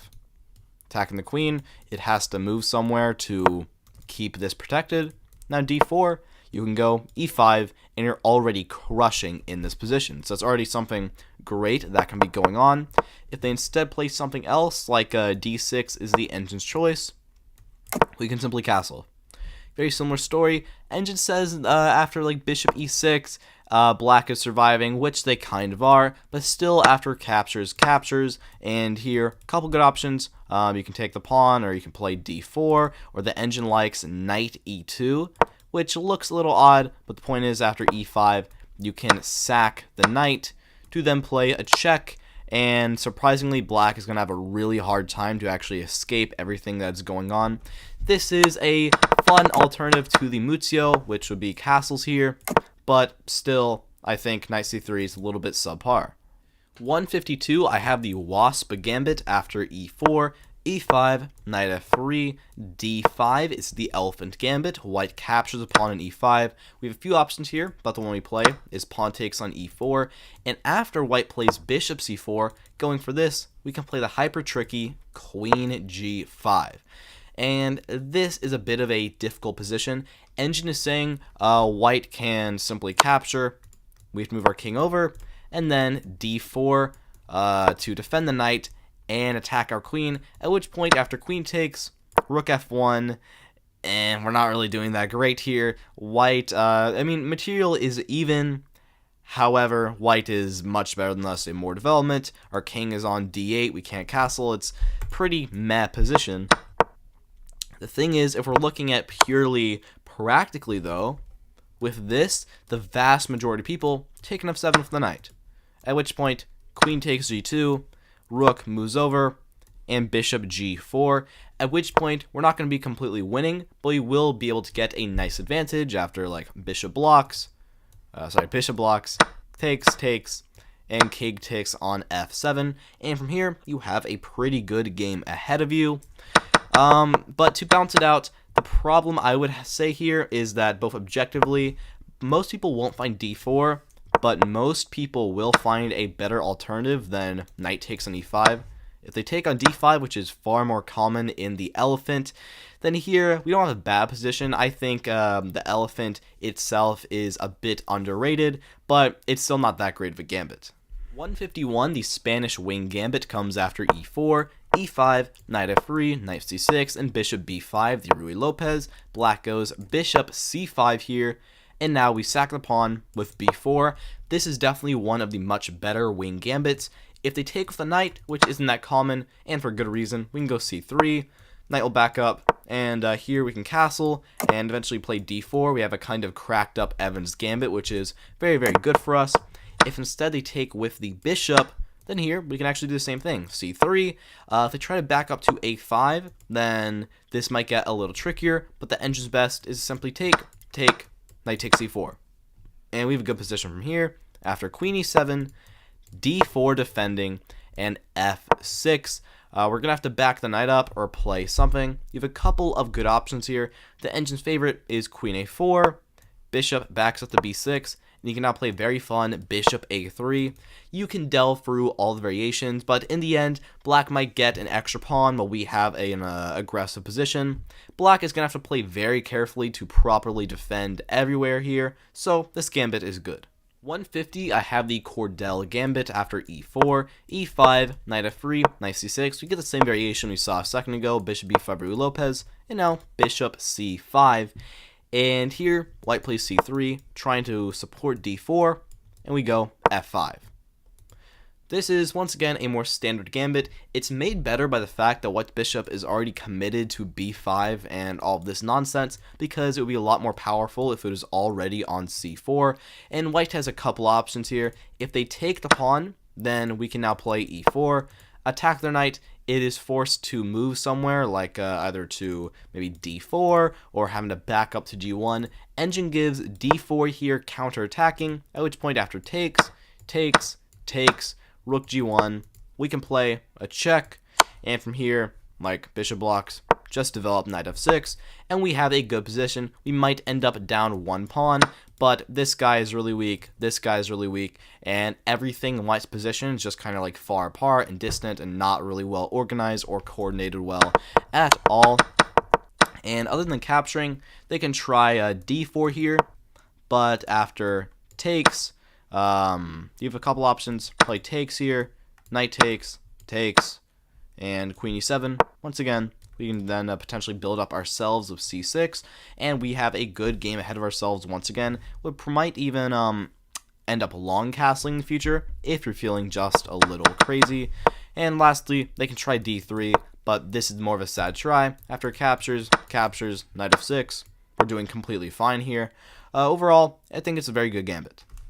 149, I have the Fuller gambit after e4. We play d6, pierce defense. f4, we now play d5, which is interesting, but I mean, objectively, it's fine, I guess. White takes, and here, knight to f6 is the Fuller gambit.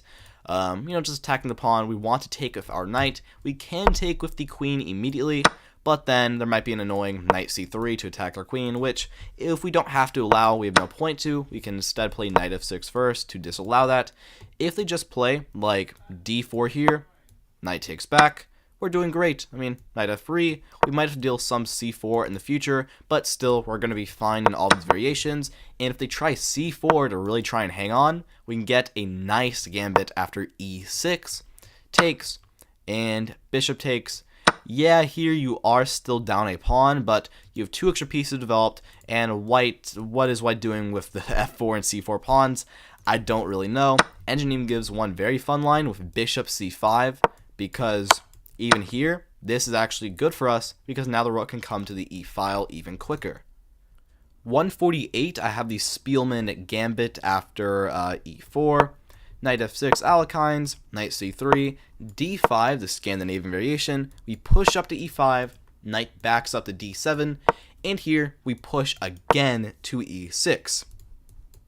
Objectively, this is not the best option, but the point here is that now we've kind of messed up their pawn structure. We can now play d4, take central space, and our plan here is essentially, well, because black, because of this going on, they pretty much are forced to play g6, and we can now play h4, h5, along with bishop d3, potentially move our queen out as well, and black is going to be facing a lot of pressure. Yes, black can survive, but unless they know some theory, it might, and really likely will, end up going quite poor for them.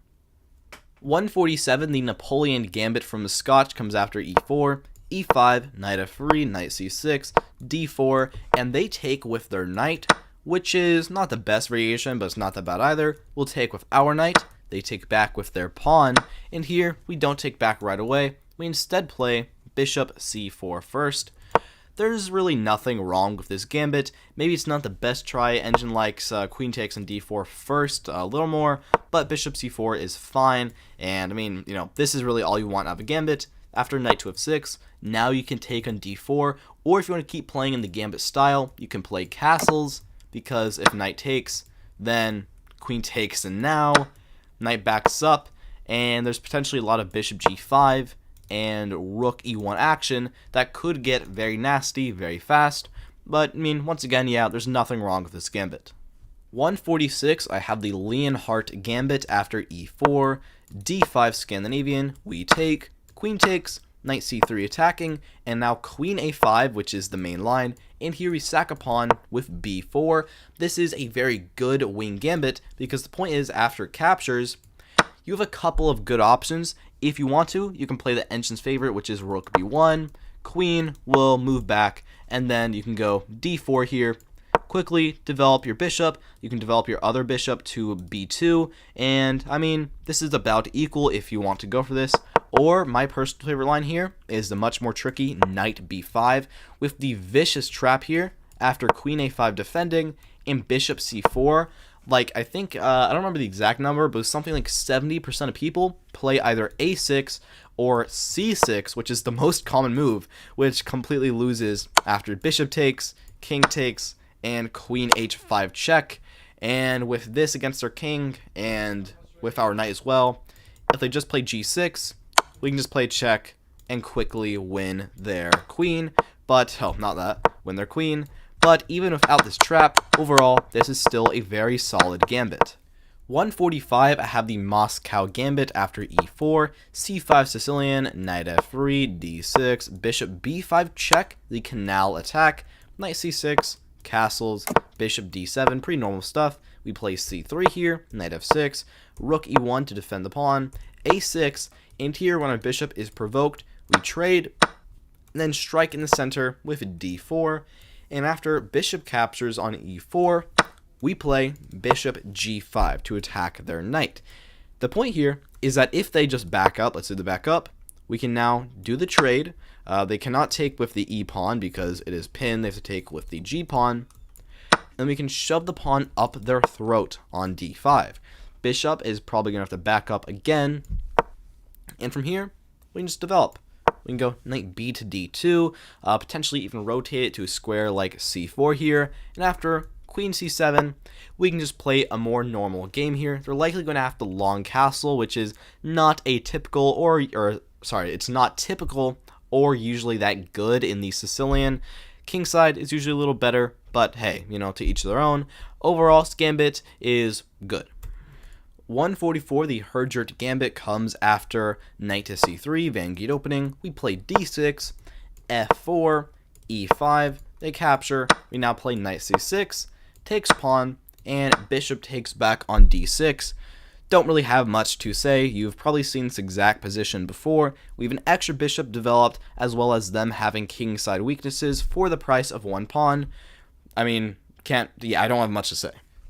143, I have a much more positional gambit. This is the same-ish gambit after d4, knight f6 Indian game, c4, g6 king's Indian, knight c3, bishop g7, e4 by white, d6 to stop the e5 advance, and f3 is the same-ish variation of the king's Indian. And after castles, bishop e3, here we can sack a pawn with c5. The point of this sacrifice is that if after captures, and we go down this line, even though at the end we end up going to an endgame, this is exactly what we want. Here we can now play knight c6, and yeah, it's an endgame which is a bit atypical for gambits, but still here, the same principles that we usually have apply. We have more development, we have dominant control of the only open, I forgot the name, open row? No, open file, sorry, and yeah, there's a couple ways you can go. Usually, the most common way is for them to do this trade, king can capture back, and now knight can drop back to d7. the bishop must kick out, and then you can rotate this knight to the center on e5, potentially bishop e6, and the other rook will come to the d file. And yeah, this is an endgame. If you like endgames, this is a gambit that must be your go-to. 142, I have the Marshall Gambit from the Tarrasch defense after d4, d5, c4, e6, standard Queen's Gambit declined, knight c3, c5 is the Tarrasch, captures, pawn captures back, and now e4 is the Marshall Gambit. This one's pretty simple. It's kind of like an Albin counter gambit, but we have an extra piece developed, which is just a good thing. And by counter-striking in the center immediately, we really clarify what is going on. If they take on d4, then we can simply capture back with our queen, or if you want to, you can also take on d5 with your knight. Both of these are good options, at which point this pawn is simply a sitting duck that we can go ahead and pick at and try to capture back later. And if they take on e4, which is the best line, then here you can push up to d5. And like I said, it's very similar to an Albin counter gambit, but we already have the knight developed to c3. So everything we do just comes with a lot more power, which in a gambit like this really matters and is really important. 141, I have a very fun one. This comes after d4, d5, c4, Queen's Gambit. We now play c5, which is the Austrian variation, which is not the best, but by just copying like this, we can't really get a bad position. And after white takes on c5 here we can just play e6, but the fun variation is d4. This being the Salvio counter gambit. What we're doing here is these pawns are just sitting duck, especially the one on c5. So after something like knight f3, we can play knight c6. Let's say they keep going, let's say e3 here, we can support the pawn with e5, and very soon, captures, we can go ahead and capture this guy, develop the other bishop, at which point we have a good position and very atypical coming from a Queen's Gambit. 140, I have the Schubert Gambit after e4, e5, f4, King's Gambit, and queen to f6, the Norwald variation, which is not the best, and here we'll play knight to c3, allowing them to capture on f4 because we can now play d4. And I mean, this is just a good gambit. We're punishing them with their very odd and not developing play. There's a lot of ways this can go. Most commonly, black will give a check, g3, and then back the queen up somewhere, like all the way back to d8, at which point we can go ahead and just capture. And even though our pawn structure might be a little odd, we have regained the pawn. Black has been wasting a ton of time. Meanwhile, we can go bishop c4, knight f3, and potentially get a big attack on black, especially while they have very little development. 139, I have the Kaidansky Gambit after e4, e5, bishop c4, bishop's opening, knight to f6, attacking the pawn. And here we play d4, the Urasov Gambit. Now they take on d4. We don't take back right away, we instead play knight to f3, and if black takes on e4 now, we can play queen takes on d4. This is the Kaidansky Gambit. It's really all you want of a gambit. After knight drops back to f6, we can go bishop g5, and it's pretty typical. We're down a pawn, however, we have a lot of extra development. Black only has one puny piece, while we have three, and the queen as well. And I mean, there's a lot of ways this can go, but most of the time they'll play something like bishop e7. We can go knight c3, probably castles. We can castle as well. We can you can either castle short or long castle. You can go here, feeling a little crazy. At which point, Engine says maybe about equal, if anything, slightly better for black, but practically, I think you're doing fantastic here. Ton of development, potential for a very big attack with h4, h5, h6. You're doing great. 138, I have the Winnower counter gambit from the Slav after d4, d5, c4, Queen's Gambit. We go c6, Slav defense, knight to c3, and here we now strike in the center right away with e5. Point here, it's kind of like an Albin counter gambit, but a bit better. If they take on e5, we can push up to d4. Attack their knight and must move somewhere. Knight to e4 is their best square, with the only alternative being knight back to b4, which is just sad. And from here, Engine gives queen a5 check, and actually, you can just straight up win the pawn back. Bishop blocks, queen takes e5, and from here, after something like knight drops back to g3 because we're attacking it, we can go c5, knight attacks our queen, and we can just drop it back to c7. And at the end of the day, we have an equal material position where white is up some development. However, we have an extremely strong pawn center, which we can pretty easily defend and is a very annoying thing for white to deal with. And back here, if they try to avoid that and instead play like pawn takes on d5, well, we can simply take back. The plan is pretty much the same, and if they keep trying to not take back, then here you can just go ahead and trade, at which point you don't have that or you don't have that much of an exciting position, but it's an okay position, kind of like a Slav exchange, and you don't really have much to what am I saying? You don't have much to complain about.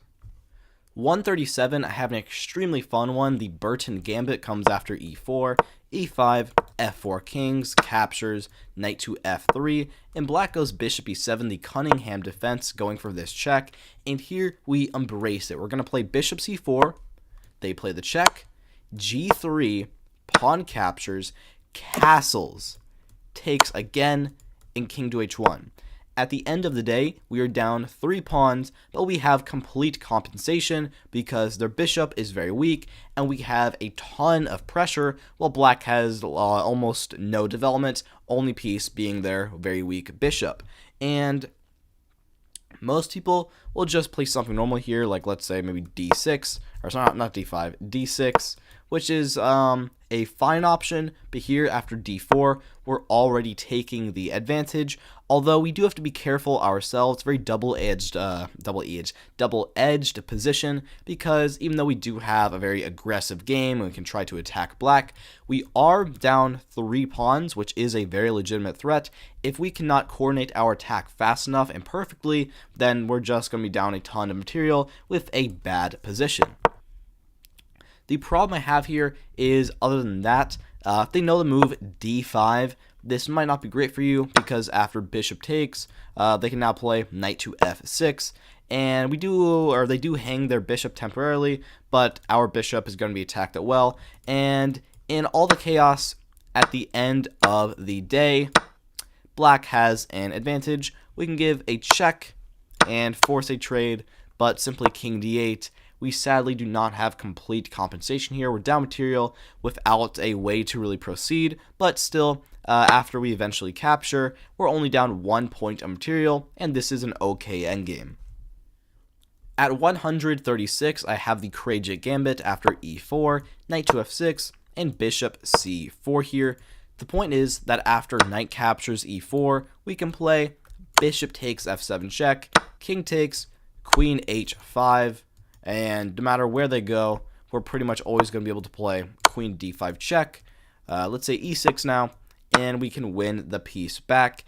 If you like this position, where your queen is out, black's king is a little awkward, but they are safe, then go for this. Personally, I do like these positions. However, if you don't like this because black is quite solid, the engine does give black a very slight advantage after like d5, but simply we can play check, king walks over, d4. I struggle to say we have a bad position, and this is a very easy, quick, and nice to learn little counter against the Alekhines. 135, the Papatik Gambit comes after e4, e6 French defense, and here we go b3, d5 attacking, and bishop b2. Simple gambit. After takes, we have a couple good options here, namely knight c3, knight to f6, and we can now play queen e2, with 2 ideas. We're going to win the pawn back, first of all, and second, we're likely going to be able to long castle here, and eventually play probably d3, and potentially chip at them, or chip away at them like that. And if they try to hang on here with like f5, then d3 immediately is a fantastic way to go. Captures, bishop captures, you're still down a pawn, but you have 3 extra pieces developed. This is pretty weak, and you quickly go queen e2, long castle, with a great game ahead of you. 134, the Bellin Gambit comes after d4, f5 Dutch, c4, e6, and here we sack a pawn with e4. Very standard gambit. It's also known as the deferred Staunton. After captures, we can play knight c3 and, just attack the pawn. There's a few good things here. If black tries d5, then simply takes, pawn takes, and queen h5. and we're going to either end up winning a pawn or even potentially a rook if they are not being careful like so. But if they do just move their king away, then captures, or sorry, then knight takes here, and we're completely winning. Instead, king d7 captures. We're doing fantastic here. We're going to end up being up a pawn after everything. So instead, their best try is likely just knight f6. And here, you have a couple good options. You can go f3 and try to move this into kind of a black Mardimer territory, or you can just keep developing with a modest bishop e2, and after something else like, let's say, bishop b4. The way to develop here the engine really likes is the uncommon knight h3, which looks stupid, but the idea is the knight is coming to g4, nobody can really attack it, at which point the pawn in e4 is just a sitting duck. This gambit is quite good. 133, I have the Zurevlev counter gambit. Zurevlev, not sure exactly how to say it, comes after e4, e5, knight c3 Vienna. We play the very aggressive bishop b4, going for this trade immediately, and white plays queen g4, which is not a common option, but the idea is the pawn in g7 is now attacked. How do we defend it? No matter what we try, it might be a little awkward, so the move here is knight to f6, this being the counter gambit. The point is, by sacrificing the pawn, we play rook g8. There's a lot of positions like this in the French, and after queen to h6 here, you have a couple of very good options. Bishop f8 is what the engine gives, which I think might be a little insane. Instead, a more modest knight c6 is what I like, and you have many good ways to play here. If white goes like, let's say, d3, we can go, I don't know, many good options. Rook g6, queen will probably drop back to d2, and now strike in the center with d5. You're doing well here. You are down a pawn, but white is quickly getting overrun, and they have to be very careful to not lose immediately. 132, the Lisbon gambit comes after d4. We play d6, c4, e5. We go for the English rat defense, which I think is just a funny name. And after white captures, here we play knight c6. This is a very similar gambit we've seen many times. After captures, we can play bishop takes on d6. This is everything we want from a gambit. You have 2 extra pieces developed while we are down a pawn, and white has played c4 here, which is not a very useful move. And after something like knight f3, we can go bishop f5, potentially after knight c3, knight f6. I mean, yeah, not too much to say. We can castle, queen e7, rook over to d8 to target their queen. Great game ahead of us. 131, I have an extremely fun one, the Perenni Gambit, e4, c5 coming from the Sicilian, knight f3, d6, d4, takes, knight to f6, knight to c3, and black plays a6 here. This is the Najdorf, and we now play bishop e3, e6, and here g4, which is the delayed carries attack, going for this type of action, which is quite dangerous for black. They try e5, we move our knight to f5, they now play g6, just attacking our knight, asking us where it's going to go, and here, we don't move it, we play g5. The point here is that, one, if they just move their knight away somewhere, like let's say anywhere, like back here, well, our knight can come to d5. And we're already pretty much dominating here because our bishop is going to come in, and along with that our knight, and black really cannot stop this threat, or really a lot of the other threats are also going to be coming their way. Instead, they have to capture. We will take on f6, and once again they have to be careful here. They must play f4. If they try to recapture too fast, then knight d5, queen backs up, bishop b6, queen moves, and knight comes in to either c7 or here, knight f6 also works. They're just completely lost, so that really does not work. Instead, f4 is our only option. We can back our bishop up to d2, and here, after something like knight d7, we have an okay position, but still bishop c4, and there's a lot of threats. Black has an extremely atypical and weird game going on. Even if they are slightly better according to the engine, they have to know what they're doing to play in this just weird setup. I don't know if you've ever had a position like this. I know I probably, honestly, I don't even think I have. It's just so weird. And also, they have to survive a lot of only moves. Overall, it's a very good gambit, if anything, a bit rare. 130, the Tarrasch Gambit comes after d4, d5, c4 queens, e6, knight c3, and c5 is the Tarrasch defense. They will take, we take on d5, they take again. Here we now push up to attack their knight, and they try knight a4, which looks a little odd, but the point is they're hanging on to the extra pawn, and here we play b5. The point of this is that, well, their knight cannot go anywhere. They must capture on b6, and we take back with the pawn. And even though this looks a little odd with kind of messing up our pawn structure, we now have the open a file to play around with, as well as their knight still being kind of stranded there. Many ways this can play out. Most commonly, well, it will just go like something like e3, at which point you can play bishop d7 to attack their knight, probably b3 to defend, at which point you can play a check, bishop blocks, and takes on e3 is a very fun option because if they take, then queen h4, and we get this fork, which is quite rare. That's a very fun fork to play around with, but other than that, this is a bit of an odd gambit, but objectively, it is quite good. 129, I have the Kirkin Gambit after e4, e5, knight f3, knight c6, bishop c4, Italian game, knight to f6. We play knight g5, going for fried liver action. d5 now, we take with the pawn. b5 is the Ulvestad variation. Despite how it looks, the best move here is to back the bishop up to f1, which is odd, but if you know what you're doing, this is the best move. And here, what black should do is either capture the pawn right away or launch their own knight into the center, but here they play h6, attacking our knight. And what we do here is we don't just capture and let them capture, we play knight takes f7, this being the Kirkin Gambit, and after king takes and pawn takes on c6. This is a fine gambit. We're up 2 points of material now, but the idea is after black plays queen d5, even though we are down material, surprisingly this is kind of hard to play. If we just go like knight c3, then after queen takes and probably bishop takes, well then they can take on g2. And this actually is not great for us. We'd have to probably take with the knight instead.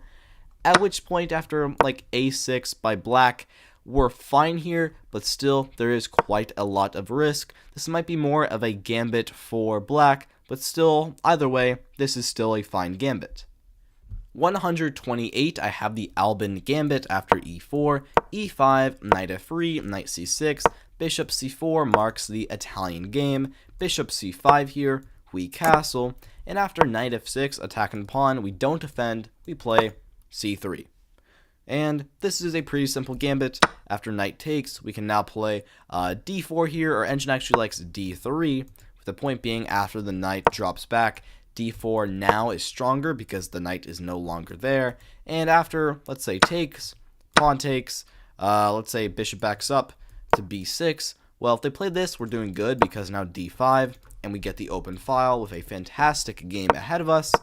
The engine's best here is now d5, which kind of ruins the fun here, but still, after captures, and queen takes on d8.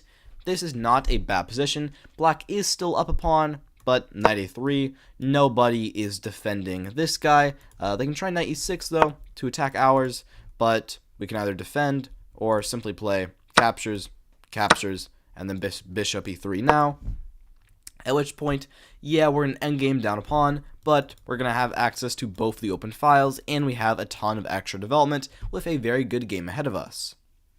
127, I have the Ponziani counter gambit after e4, e5, knight f3, knight c6, and c3 here, and we sacrifice a pawn with f5. A lot of these f5 gambits in these e4, e5 positions are normally only around mid, but this one is made quite good by the fact that now the knight cannot come to c3, which is one of white's main defenses in these positions. If they capture, here we can now play, we have a couple good options, namely knight f6 or quick d5. The engine likes queen f6 here, which looks a little crazy, but after d4, e4 here, attacking their knight will probably move somewhere to like maybe back to d2. We can just capture. Quickly go d5, And surprisingly here, we have now regained the pawn, and we have a surprisingly good game ahead of us. Their absolute best try here is likely d4 to counter-strike immediately, but after takes, knight takes e5, and once again queen f6, I don't think we're doing bad here. We'll quickly go d5, and if they trade, pawn takes with the b pawn to once again d5 support. And yeah, I mean engine, or I guess not engine, but I mean practically also, this is only about equal. White might have a very slight advantage after queen h5, but sometimes the engine should stop talking. 126, I have the Thomas Gambit after f4, bird's opening. Black now plays d5, knight f3, and d4, which is not a very common or great variation, will now play b3. They go knight f6, bishop e2 attacking, they support it with c5, and here we sacrifice a pawn with e3. But the idea here is a bit more complicated than it seems. After black captures, the idea here is not to take back right away, but instead play bishop d3, shielding the queen from seeing our pawn, because after captures, and here we can take with the knight, or the engine likes queen takes on d2 the most. Because the point is, we're going to go knight c3 and try to long castle. And after, like, knight c6, knight c3, I don't know, e6 here, and we castle, we're doing great here. Fantastic game, fantastic position. We can go knight e4, knight e5 as well, centralize our pieces. Yeah, great game ahead of us. 125, the Kunin double gambit comes after e4, e6 French, d4, d5, knight c3, and bishop b4 marks the winnower variation. And here we play bishop d2 finger slip. They capture on e4, and now queen g4, which allows queen takes on d4, this being the Kunin double gambit. Here we're down 2 pawns, but black has an enormous amount of stress on their position. This pawn is only really defended by their queen and I guess their bishop kind of, and this pawn is only protected by their queen through some weird long range stuff. And here you can play the very fun knight to f3. I mean, yeah, attacking their queen like this, they cannot capture because that's a free queen. And here, after something like the queen backs up, probably to f6, we can now play knight d5 is what the engine suggests, which is absolutely insane. Or you can just take, but knight d5 is really fun. Point being, if they take, then queen captures, queen blocks. We can play h check, pawn blocks, and now queen takes on b7. And at the end of the day, nobody is defending the rook in the corner. This can get pretty crazy, but pretty much all the variations, as long as you play pretty accurately, are going to end up favoring you, which is very good. 124, the Benoni Gambit from the Pterodactyl Defense comes after e4, g6 modern, d4, bishop g7, knight to f3, c5 here. We now play knight to c3, and after queen a5, going for a lot of this business, we sack a pawn with d5. This move is good for 2 reasons. One, after captures, and queen takes, we can play bishop d2. Queen will have to drop back, and now bishop d3. And yeah, we're down a pawn, but we have the open b file to play around with, as well as a ton of extra development, which is just a fantastic position. Only con really being that black is still so solid that we can't really break through immediately. We're going to have to wait some time, but still, it's very good. And secondly, the reason this is also very good is that pretty much all of the standard pressure they have here with all this action is just completely gone. Because with 1 pawn sacrifice, their golden bishop is gone. All the pressure they had on these diagonals is gone as well. And you have just, a great game ahead of you, while black has little to no plan. At 123, I have the Chandler Gambit after d4, d5, knight to f3, c5, we play g3, they take, and now bishop g2 here. And, this gambit's pretty simple. This pawn is extremely weak. There's basically no way they can keep defending it, and we'll be able to quickly castle, capture the pawn back with a good position. If they play knight c6, you do want to take back immediately, because otherwise, after castles, they could play e5, which could prove to be a little annoying. So, take back immediately here. And after maybe, let's say e5, you can go like this. And after castles, this is actually kind of like a Grunfeld, but for white, which is just better for you. You're up a tempo. C4, knight C3, very good game ahead of you. 122, I have the Taimanov Gambit from the Queen's Indian after d4, knight f6, Indian game, c4, e6, knight f3, b6, the Queen's Indian defense, g3, bishop b7, bishop g2, bishop e7, castles, and here we sack a pawn with d5, captures, and now knight to d4. Now, first off, they cannot take again, because then bishop takes b7, the rook is trapped, we're already winning, that is fantastic for us. What can they do? If they try to hang on with like c6, this probably won't end up well after captures, pawn captures, and here, now, knight f5.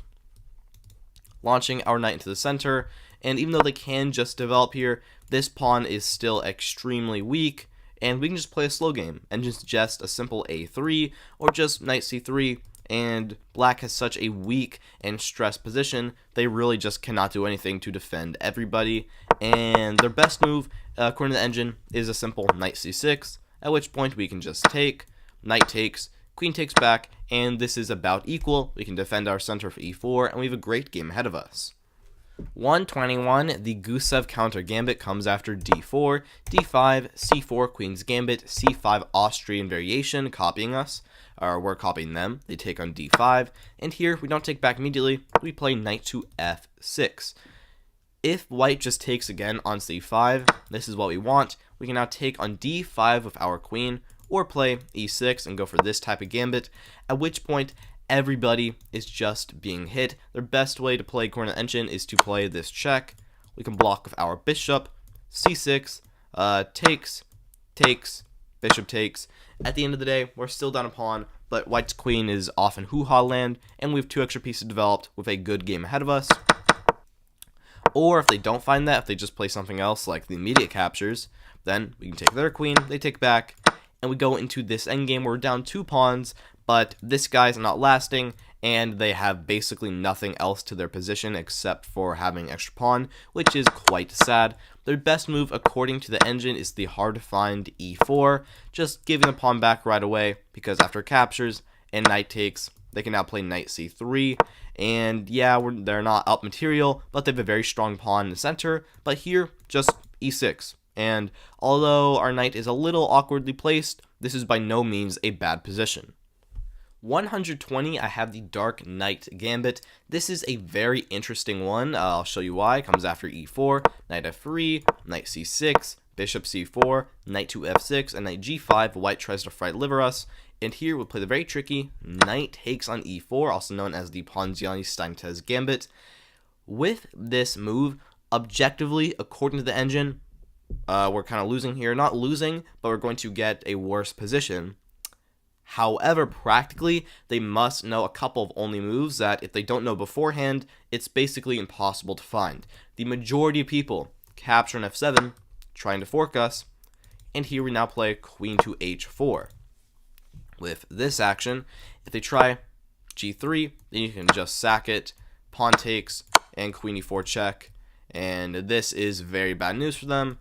King tries to run, bishop c5, they're already completely lost. So instead, they might try to defend with like queen e2 here, but then after knight d4, they must find the move g3 counterattacking, and after captures, pawn captures, and knight drops back with this threat, this is only about an equal position, which is exactly what we want because we're playing from black.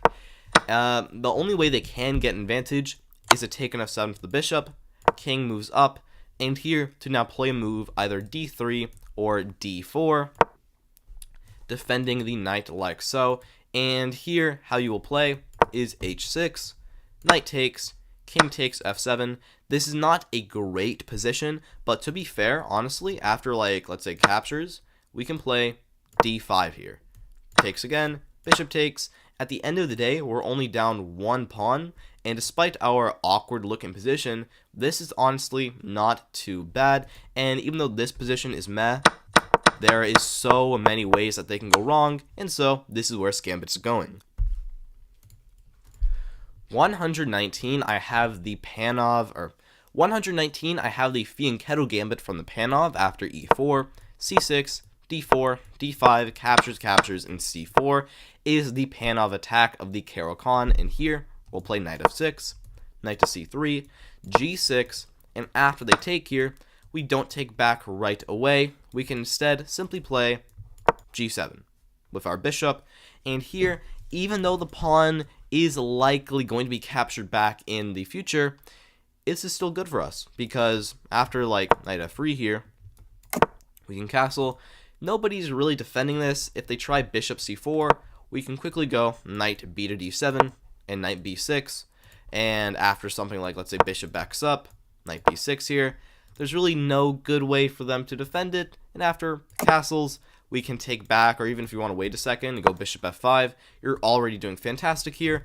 Take the open c-file, and this is one of the best ways how to counteract the very aggressive Panov attack of c4. My favorite personal weapon against it. I think it's great. 118, the Ortho Schnappi Gambit comes after e4, e6, French defense, c4, d5, captures, captures, and now queen b3. I really like this gambit. After black captures, we go bishop c4.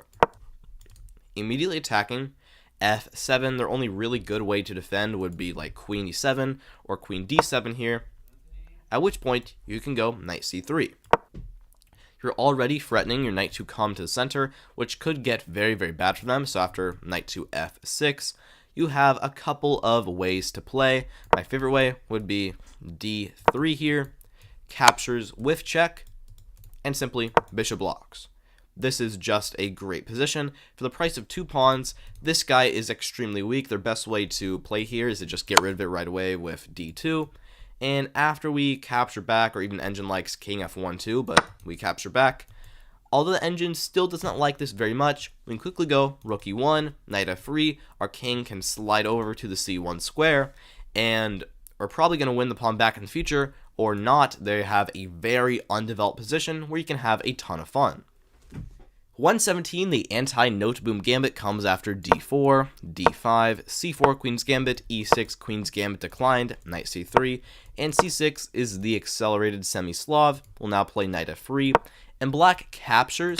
This is the Noteboom variation, and here we don't play e3 and try to win the pawn back immediately, because the whole point of the Noteboom is that black is going to go b5 and just hang on. So here, we just go g3. And after something like b5 here, hang on, we just go bishop g2. We let them take the pawn and let it be defended because they're going to play that anyways. And after something like bishop e7, we castle, knight to f6. We can launch our knight into the center on e5, quickly take the whole center with e4 as well, and we have a great game ahead of us. 116, the Halloween Gambit comes after e4, e5, and we get a 4 knights game, knight here, knight there, knight everywhere. And here we sack the knight with knight takes and e5. Engine's not a fan of this one. The point is, after takes, we can play d4, knight will back up, and e5. This guy is now attacked. It's going to be forced to drop back to g8. And here, you have many good options. I personally like queen to f3 the most. Point being, you're going to go bishop c4 very quick. And for the price of the knight, you now have the entire center and a lot of quick development as well. And this is another gambit where most people don't know what to do. If they do know what to do with pawn d5 here, and after queen takes, something like, I don't know, there's a lot of options, maybe bishop e7. Let's say we play something, now bishop c4, and this trade, and now simply bishop backs up to d8. At the end of the day here, we're not really feeling the compensation. We're still down a piece for 2 pawns, which isn't horrible, but we definitely do not have an advantageous endgame. But most people don't know what to do, and if they don't, if they just try to play something normal, like, I don't know, maybe c6 here, going for d5, we can play bishop c4. This is a very real and very quick threat they must deal with, and there are a lot of tricks and traps. Their best try here would likely be d5. You can now take en passant. Sorry, not like that. Take en passant. Let's say bishop e6 now, and pawn d5. There's a lot of potential tactics and tricks you have here. Overall, objectively, it's not great, but practically, it is a monster. At number 115, I have the O'Sullivan Gambit after e4, knight f6 Alekhines, e5, knight d5, d4, and here we sack a pawn with b5. The point here is that after captures, we can play c5, and there are a lot of tricks here. If they capture back here, then queen f5 check, and this is bad news for them because knight c3, captures, and this is a free bishop. They might be able to survive temporarily with some like knight d2 action, but overall, even here in this position, we're still going to be doing great. Captures, equal material, bishop b7, good position, good game. And if they try something else here, let's say they try, I don't know, c4 to attack our knight, we can actually capture on d4 here, because once again, if takes, then here we win their bishop. So probably knight to f3 or something else like that here, at which point we can go bishop b7, and although the engine still does not favor our position, I still think it is quite good. And one more trick here, I'm trying to remember the move. I believe it was something like knight c3 immediately here. If they play this, then we can capture, takes, and there is a lot of tricks here. If they capture back right away, once again, queen a5 check, we win. If they take with the queen, well, now the pawn structure messed up. We can go bishop b7, knight c6. Once again, good game. And there's some other tricks here that I can't remember off the top of my head, but remember, this is a very tricky gambit that will end up favoring you a lot. 114, I have the Venice Gambit after e4. We play c5, the Sicilian, knight to f3. We go a6. White tries c3 here, the Venice system. We play d5, captures, and instead of taking back right away, we go knight to f6. This is just a good move, good developing move. This pawn is a sitting duck, so they can't really do anything to defend. If they try c4, this will probably be poor after e6. Takes. We're still down a pawn, but now we have an extra piece developed, and they have a gigantic hole in d4, which is terrible and very, very bad for them.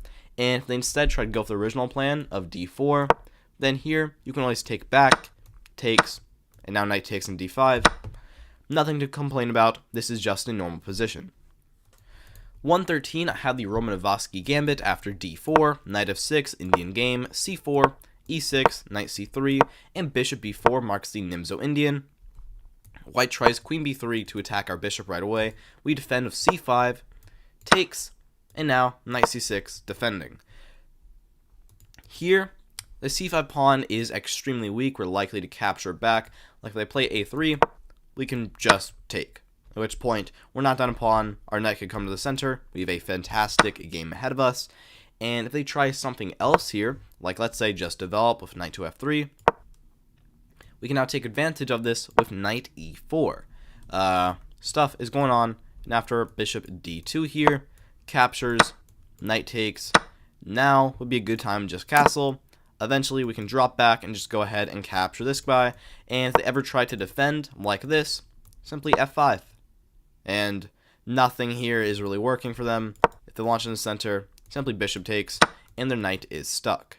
112, the Lion's Claw Gambit comes after e4. We play d6, knight c3, knight f6, d4, and now knight b to d7 is the lion defense. f4 here, strike in the center, e5, knight f3, captures, queen takes, c6, and after they keep developing here with bishop c4, we can sack a pawn with d5. The point here is that after pawn takes, we can play bishop c5. Attack their queen defended by the knight. They have no checks anywhere against our king, so they have to back up. d3 is their only good square. And here, couple of options. My favorite would simply be to castle and try to take advantage of the open e-file as quick as possible. And after captures, you can play a check. King will probably slide over somewhere. Maybe they'll block with their knight. Takes back.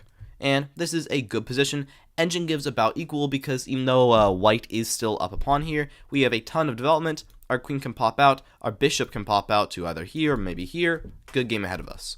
The triple 1-1-1, I have the Charoset Gambit, e4, e5, f4. We play d5, the Falkbeer counter gambit, takes, we push up to e4, and here white tries d3, this being the Charosek gambit.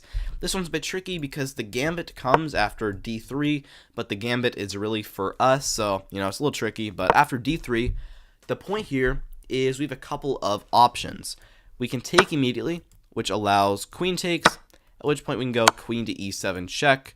They will probably block, and then a quick knight to f6. Despite how awkward our position looks, it's actually working. Knight to f3 here. We can go knight to a6 is what the engine likes. And after castles, what we're doing here is we're going to put our knight on b4, when this guy, surprisingly, we're doing quite well here. Yeah, we win the pawn back, we're doing great. Or maybe even better is the immediate queen e7. Engine also likes this.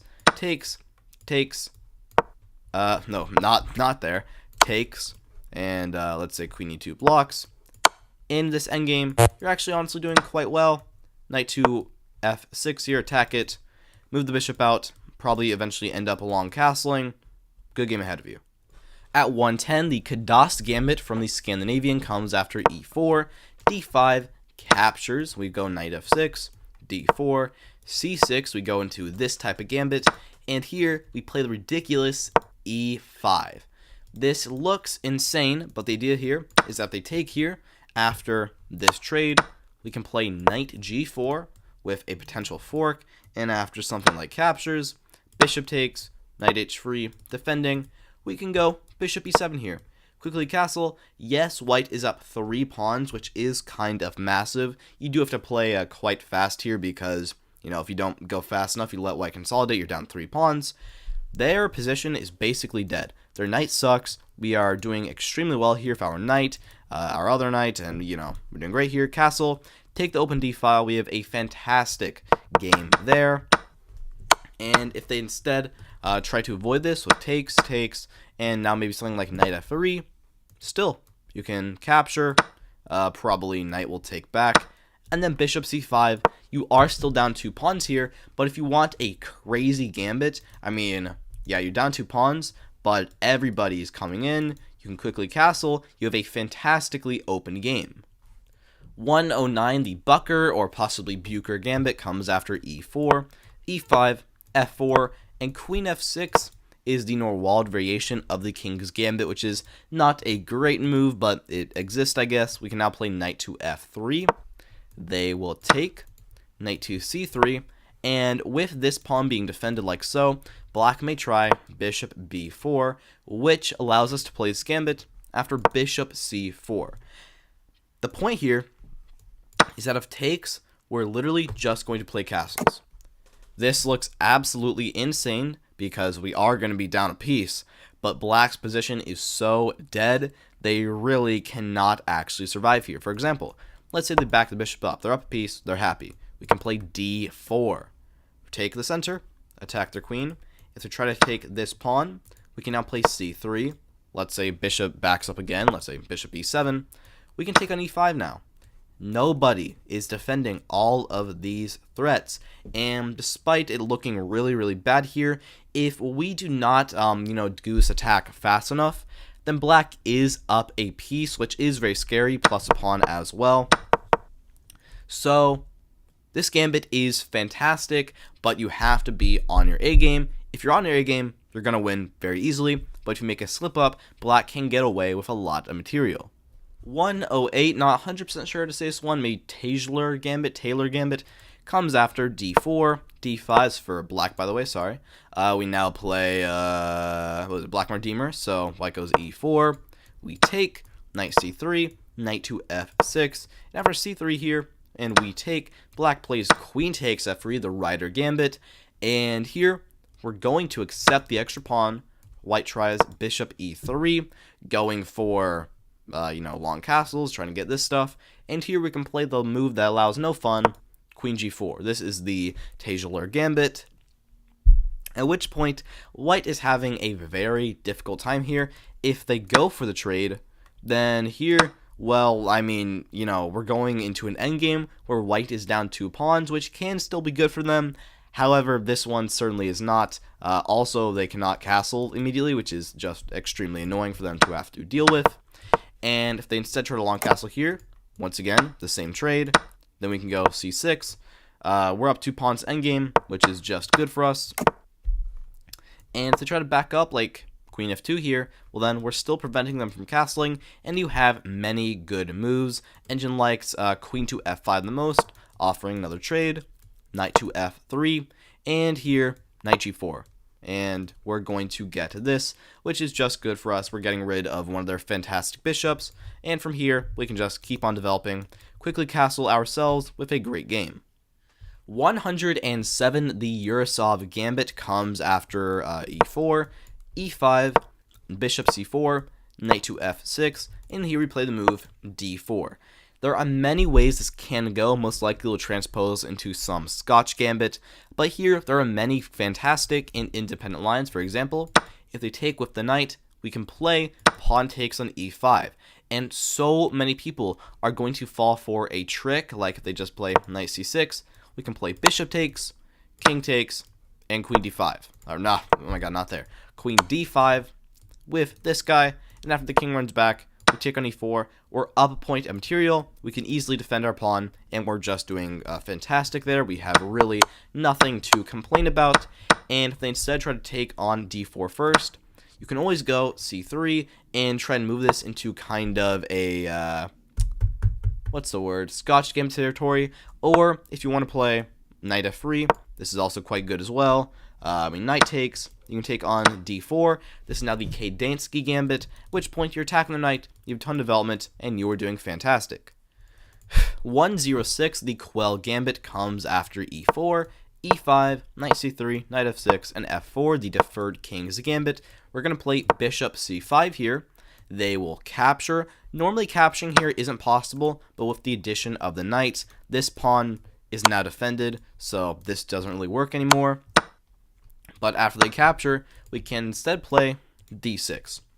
This is the Quell Gambit. Point being, after takes, we can take back immediately with our queen, at which point they have a ton of kingside weaknesses, and you are doing great here.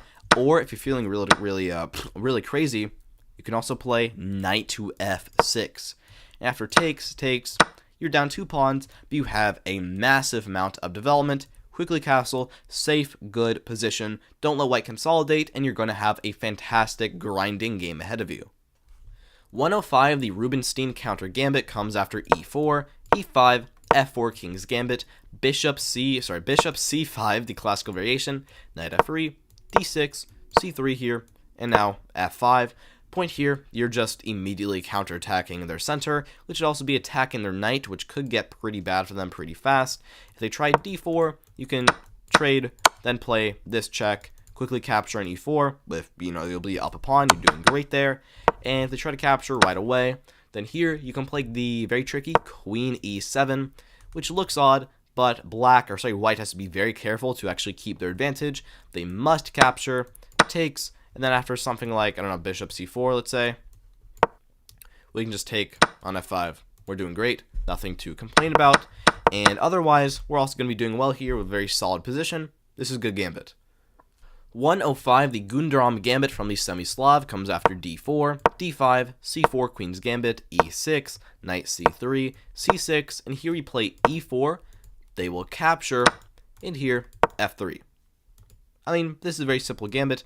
After takes and knight takes back, you're just doing well here. You have an extra piece developed, you have a big center, and because black has been playing so passively, this also benefits you by quite a bit. You can go bishop d3, castle, your game is pretty easy. Their best move is to not capture right away, and instead play something else, like maybe knight f6.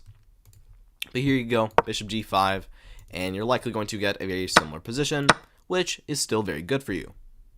103, the Grunfeld Gambit comes after d4. Here we play knight to f6, c4, g6, knight c3, d5, Grunfeld defense. And here, white goes bishop f4, the Brinkmann attack. We'll go bishop g7, and after e3 here, we'll simply castle. The idea is by letting them capture like this, we're not going to take back right away. We can, or we can play another move. We can go c6 here.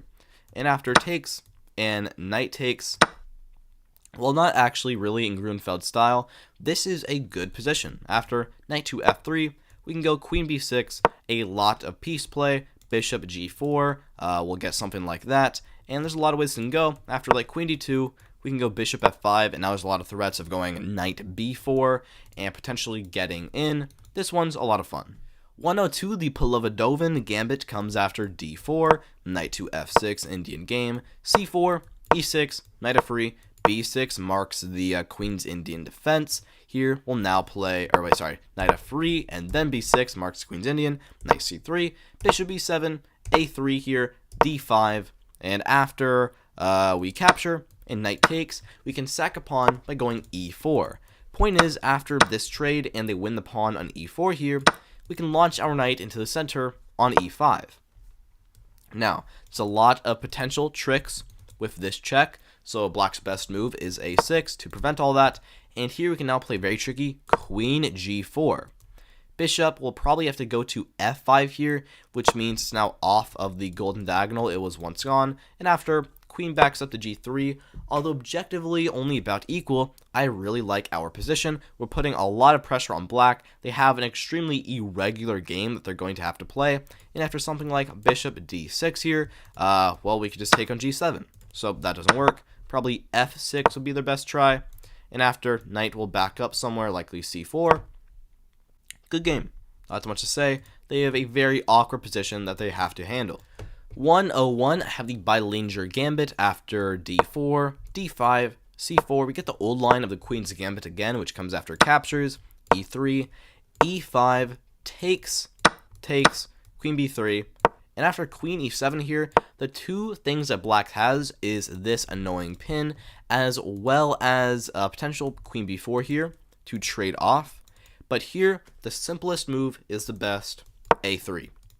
This move just prevents queen b4, at which point, what does black really play? If they capture, then bishop takes back. We can go knight f3, castle. We already have a very nice advantage here. We're doing fantastic. Their best move, according to the engine, is a simple knight c6. We can go knight to f3, bishop d7, and here you have a couple of good moves, but honestly, just castle. Try to take the open file, and here black's best try is knight a5, queen backs up, capture, and now long castle. At which point here, this might be about equal, but still, knight takes back on d4, and I really find it hard to say you have anything really bad about your position. And at the big 100 mark, now going to the top 100, I have the Pierce-Diemer gambit after d4, knight to f6, and here we play the aggressive h4, g6, and we sack the pawn with h5. The point here is that if they take up the pawn, well, now their pawn structure is just completely messed up. We can go c4, just play normally, and this is completely ruined. They can never really castle kingside now. Instead, knight takes is more likely, and here you have a couple options. You can just play e4 if you want and just take the center, and after something like d6, if you want to have a lot of fun, you can play rook takes h5, pawn takes, and queen takes. And here, yeah, you're down in exchange, but it's only slightly worse, just because black has now ruined their entire kingside. You have a lot of potential play here, and you're going to have a ton of fun in all of these positions. On to double digits at 99, I have the Lasker Simul gambit after e4, knight f6, the Alekhines, e5, knight d5, and here we play c4 and c5, the Lasker variation. Knight drops to the center, bishop c4 attacking, e6 defending, and here we gambit a pawn with knight c3. What black can do here is they can immediately trade, we capture back, and then go ahead and capture the pawn on c5. But if they do this, we can now play queen g4. Hyper aggressive option, attacking g7. They have to be very careful. If they just castle, then bishop h6 here with this threat. And after g6, you can capture the rook. Engine doesn't even like that. Engine likes the h4 and h5, trying to just go all in on the attack, which is another good option. And so because of that, they'll probably have to play something else like the immediate g6. Then we could go bishop h6 here and simply defend them from castling, at which point we can easily long castle with a great game ahead of us. Black is really stressed in their position, and the best they can get is an equal game. 98, the Karpov gambit from the Ruy Lopez comes after e4, e5, knight f3, knight c6, bishop b5 is the Ruy Lopez. We go, or sorry, black goes a6, we back the bishop up, knight f6, castles, takes, d4 striking center, b5 counterattacking our bishop, we back it up, and then d5 reinforcing their knight in center. We'll take, bishop e6, knight b to d2, they back the knight up to c5, attacking our bishop, and after c3 here, and a pawn to d4 by black, immediately striking in the center, here we play the very aggressive knight g5. This might look insane to you. The point is it attacks the bishop. However, that is a hanging piece, because this is not, the bishop no longer sees it because our knight is on d2. The point is here we can now play queen to f3, and this is actually simply too strong for black to handle. The only move they can really play here that wouldn't lose is like long castle, at which point queen takes on c6, and I mean, this is a good position. Your queen is really far into their position. If they're not careful, they can lose very, very fast. And if they just try to back up to d7 to defend, then you can capture this guy with check. King will probably slide over somewhere, and then you can take on d4, and the same pin still applies, and you're doing already fantastic in that position. And otherwise, if they just capture your bishop instead, like with their knight, you can just take back with your own knight. At this point, the knight, or there's a lot of knights going on, the g5 knight is defended, and this is a good position. You don't really have anything bad. 97, we have a personal favorite of mine. The Vienna Gambit comes after e4, e5, knight to c3, knight to f6, and here, now f4 is the Vienna Gambit. The good thing about this one is the lower you are rated, the much stronger this gambit is, because if they capture an f4, which a ton of beginners do, this is a dominating gambit after e5. Their knight cannot go to any of these squares. They are all covered by our queen and our knight, so it's going to have to back up to g8. And here, after knight f3, our plan is so simple. We're going to go d4, win the pawn back. We have a fantastic position already. The problem is, the higher you go, like especially at my level of about 2100, the vast majority of people know the move d5 here. And after we capture an e5 and knight takes an e4, this is the theory. While we are fine here after like queen f3, we will, what did I say? We'll usually be fine in most of these variations, but if they know what they're doing and they play like f5, the Bardello Bean variation, we're probably going to be suffering here. We score quite badly in the majority of these lines, but overall, this is still a very fun and tricky gambit. 96, I have the Vitalin's Dorjan Gambit after d4. We go knight to f6, c4 here, e6, knight c3, and bishop b4. We get the Nimzo Indian defense. Queen c2, the castle, a3 attacking our bishop. We're going to go for the trade. They'll take back with their queen, and here we sack a pawn with b5. And despite this looking like just some normal wing gambit, this is actually good for quite a few reasons. If they capture, you have many ways you can play. You can launch your knight into the center on d5. You can put the bishop on b7. The engine's favorite way to play is a simple c6. Point being, after it captures, we can just take back with our knight, and we have complete compensation here because all they have is a queen out. Well, we have two pieces developed, and we're castled, and we also have all the tactics of the semi-open b-file now, which is all great, fantastic things to have. And other than that, if they decide to not accept and try something else like c5, well then, bishop b7. We can support this guy with a6, and we now control this entire diagonal, and we have a great game too. 95, the Shokran Gambit comes after d4, knight to f6, the Indian game, c4, e6, knight c3, and bishop b4, another Nimzo Indian, knight to f3. We play c5 here, counter-striking in center. White pushes up to d5, and here we sack a pawn with b5. The point of the sacrifice is that 1, they cannot take the knight because it is pinned. If they try taking immediately, then this is too early. We can take on d5 with the knight or the pawn, and we're already doing fantastic here. So instead, their best try is to take an e6. We'll take back with our f-pawn, and then taking on b5, at which point we can just let this guy stay here, and we can just strike in the center immediately. d5, quickly castle. This pawn over here is just a sitting duck and really not useful to their position at all. And after like e3 here, we castle, yeah, we're just doing fantastic. 94, I have the Belgrade Gambit after e4, e5, and we get a 4 knights game like so. And here, we're going to play d4, the Scotch variation, capture, and now we launch the knight into the center on d5. This looks kind of crazy for a couple of reasons, but the idea here is that one, if they take another pawn, this is too much. We can go queen e2 now, and this is quite dangerous. They have to play f5.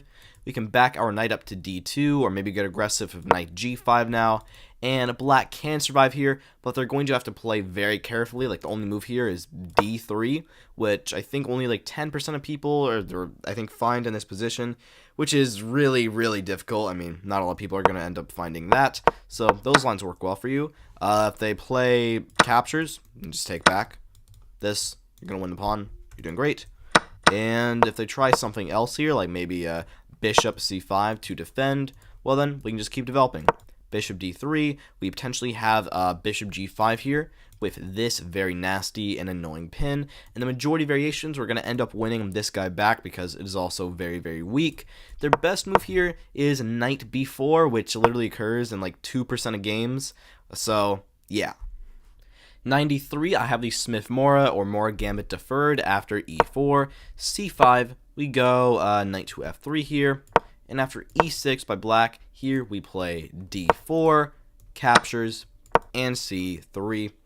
This is not bad. The problem here is that black can play knight to f6.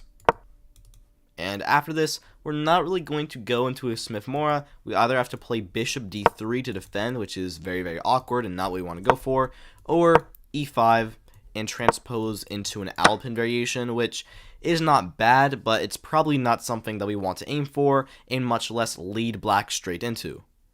92, I have the Scotch double gambit accepted after e4, e5, knight f3, knight c6, d4 Scotch, captures, bishop c4 now. We will now play knight to f6, and after white castles, here you have a couple of options like maybe d6, bishop e7. The double gambit accepted is when you're daring enough to take on e4. While this is one of the best ways to fight against the Scotch, it comes with a lot of risk, namely after rook e1. This pin is going to be very annoying for a while. We must play d5, and after captures, queen takes, knight to c3, take advantage of all the pinny business that is going on. Queen moves to the side, and they take on e4. At the end of the day, we are still up a pawn, and we're probably going to be doing fine here. However, it does come with a lot of risk still, as this guy is very much a threat that white can try to take, and we don't really have enough defense. Overall, it's fine. 91, I have the Kingfisher Gambit after d4, f5 the Dutch, knight to c3, Raphael. Black plays d5 here, which is not the best move, but it does control e4 very much. But here, we play e4 anyways. The point here is that if they take with the e-pawn, we can play queen h5 check, or sorry, f-pawn. We get this, we just win the pawn back. Not there, sorry. Win the pawn back. Probably going to win this guy soon also, and we're doing great there. If they try to take with the other pawn, which is slightly better, then here we have a lot of good options. My favorite would likely be bishop g5, because this pin is very annoying, and if the knight ever comes to f6, we can always trade it off when we need to, and from here, we can likely play f3, kind of steer this into Black Mardimer territory, and this is fantastic for us. They have a big kingside weakness. Our development is fantastic. Bishop comes out, we'll castle, great game. 90, I have the Berlin Gambit from the Van Geet after e4, knight to c6 is the Nimzovich defense, d4, d5, knight to c3, and after captures here, we play pawn up to d5. Very simple. We're attacking the knight. No matter where it goes, it's going to be pretty awkward for them. They either have to back up to b8 or maybe knight e5. But here, we can now put our queen on the center. We can win the pawn back immediately. Like, if you want to do this, just capture back immediately. Or also h4. The engine likes to go h5 and just harass their knight even more. This is fantastic. 89, I have the center gambit from the Steinitez. From the Ruy Lopez after e4, e5, knight f3, knight c6, bishop e5. Black now plays d6, the old Steinitez defense. We play d4, captures, and here we simply castle. Point being, this pawn is a sitting duck. There's basically no way that black can keep the pawn in this gambit. And also, we keep our options open. And after like bishop d7, if you want to, you can go ahead and capture this guy back like right away. There's nothing wrong with that. Or you can also play c3 and go for this type of gambit, which the engine does not like as much, but this is still very quality, good position, nothing to complain about. You're doing great.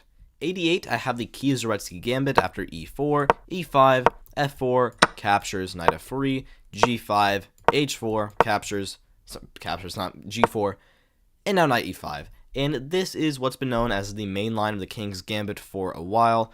Point is, this pawn is now very weak, as well as the f4 pawn too, if we can ever play d4 and attack it with our bishop. There's a lot that can happen. Most people will play a move like knight f6, is what the engine suggests. And after captures, they can take on e4 now, at which point we're still down a pawn, but, I mean, we can play d3. Knight will probably have to back up somewhere, or actually head into g3. But here, bishop takes f4, knight takes h1, and bishop g5. And all of a sudden, this is a problem for black. There's a lot of variations here, a lot of ways this can play out. Engine says now h5, and black actually has a large advantage, but like I said, many ways this can play out. Lot of variations, and this has long been known as the main line because it's simply the best.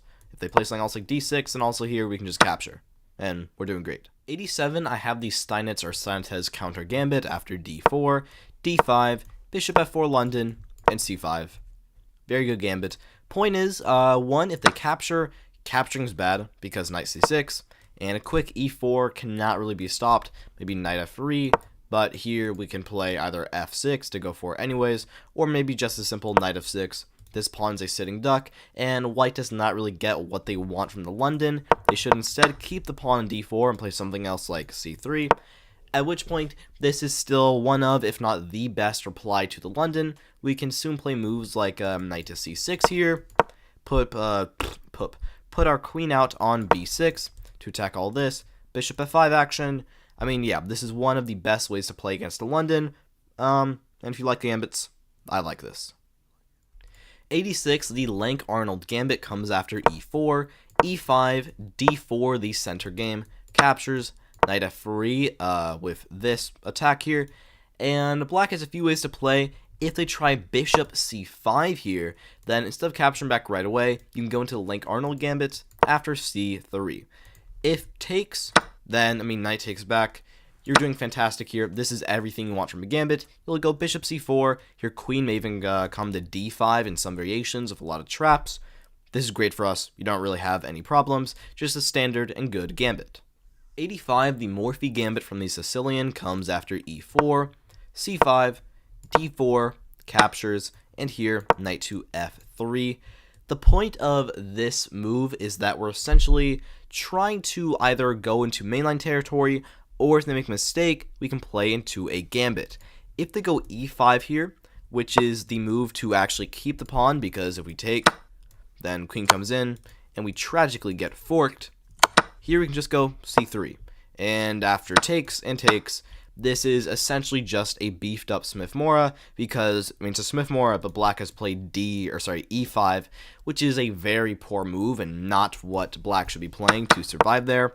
And if instead they just play something normal like d6 and let us have the pawn, then after this and this is just a straight up transposition into main line, and like now in the Najdorf. So, if you want to go into the mainline Sicilian, this is a fun gambit to do so. 84, I have the deferred Janisch gambit, which comes after e4, e5, knight to f3, knight c6, bishop b5 is Ruy Lopez. The normal Janisch gambit is the immediate f5 here, but we can play the deferred with a6, attack the bishop, it will back up to a4, and here, now f5.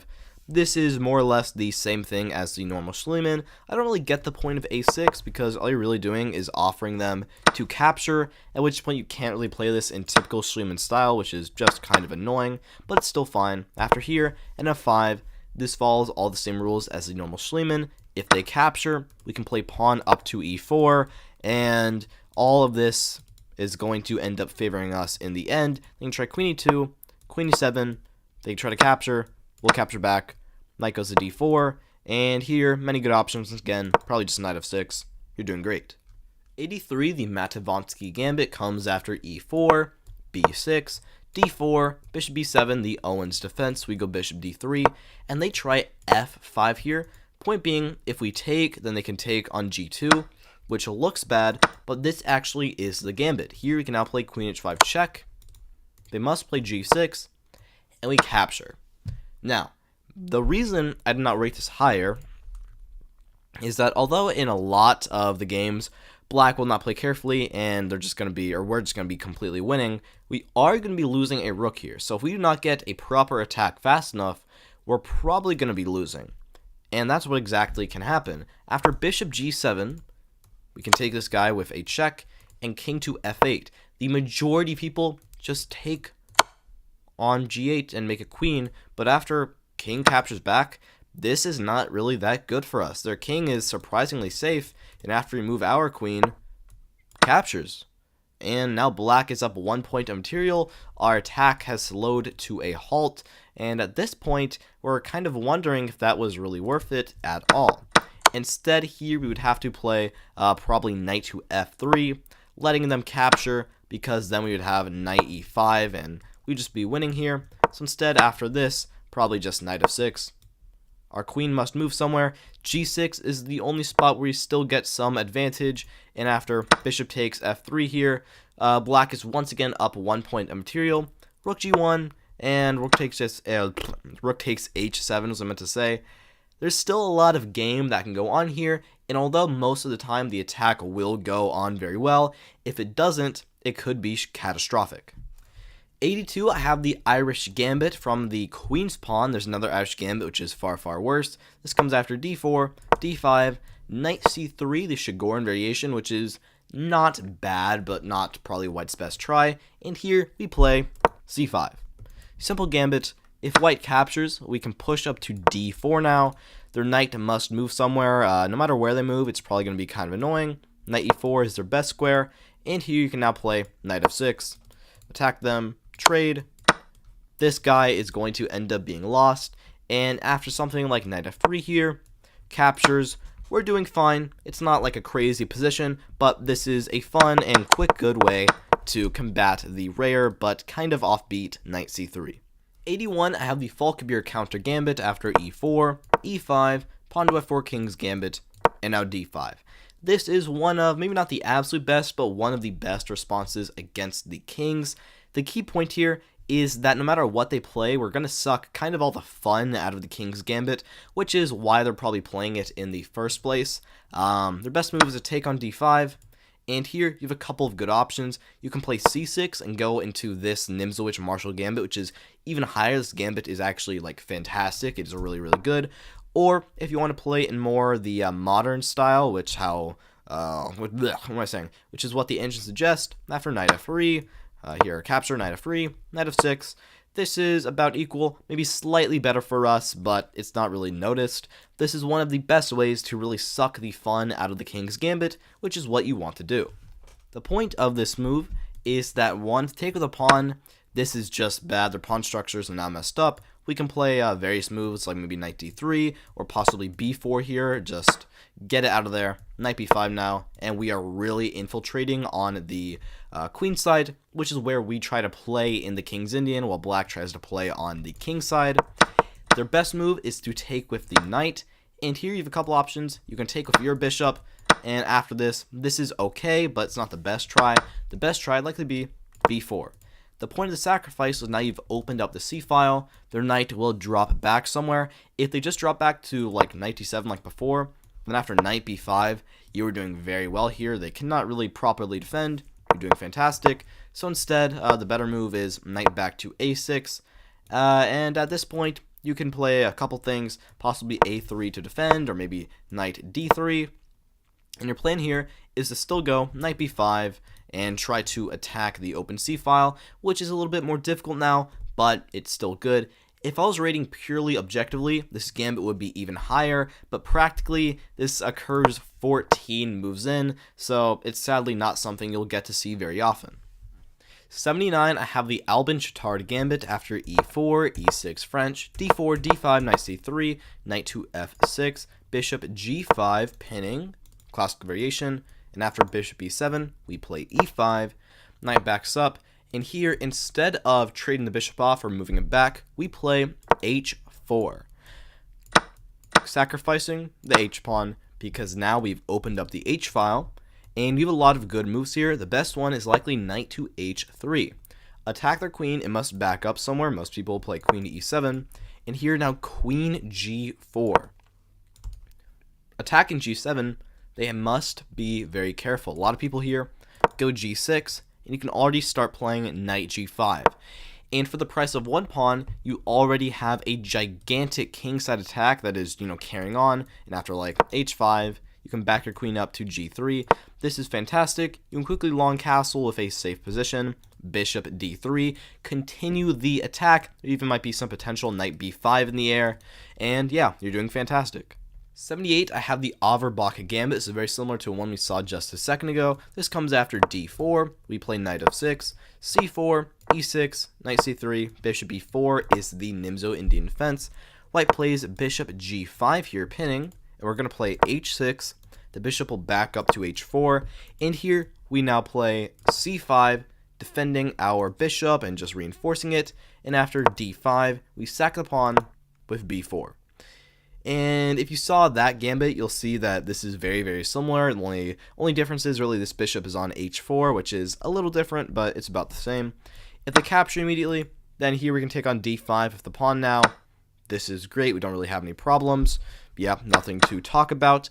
Their best try is likely to capture first. We'll capture back for our f-pawn, and then take. But, once again, same thing. We can castle here. We'll soon play pawn up to d5. Bishop b7. Game is great. Not too much to talk about. They do have one other try here, which is a little interesting, which is e3. And if they play this, which is kind of like a counter gambit, you have a couple options here. I'd recommend a simple bishop b7. And once again, just castle. In the future, this pawn has no friends, and it will be fodder for us to capture.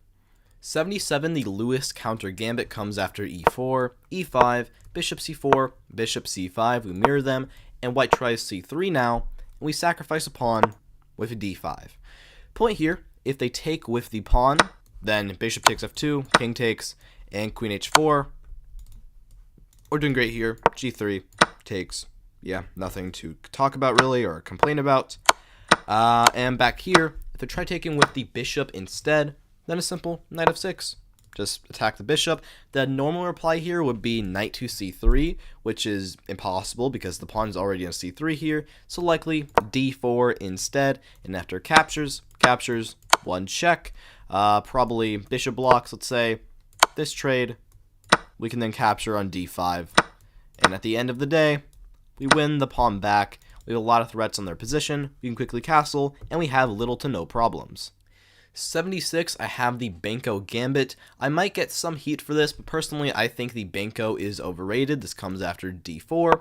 We play knight f6, c4, c5 is the Benoni. They push up to d5, and here, now b5. The point of this is that if they capture, we can now play a6, and if we get to this, then now we've opened up the B and A semi-open files, which is going to be good in all endgames. And we're going to try and move this into a more endgame territory. That's where we want to go. But overall, even here, after like knight c3, we can play potentially a d6 or maybe e6 here. Either white can now play e4. This is the king block line, and essentially here, white can just go g3 on their king to g2, at which point, even though we do have a lot of queenside pressure here, and objectively, I will say this is not a bad gambit, this is a very good gambit, I still don't think that it is as incredible as people say, but overall, it is still quite strong.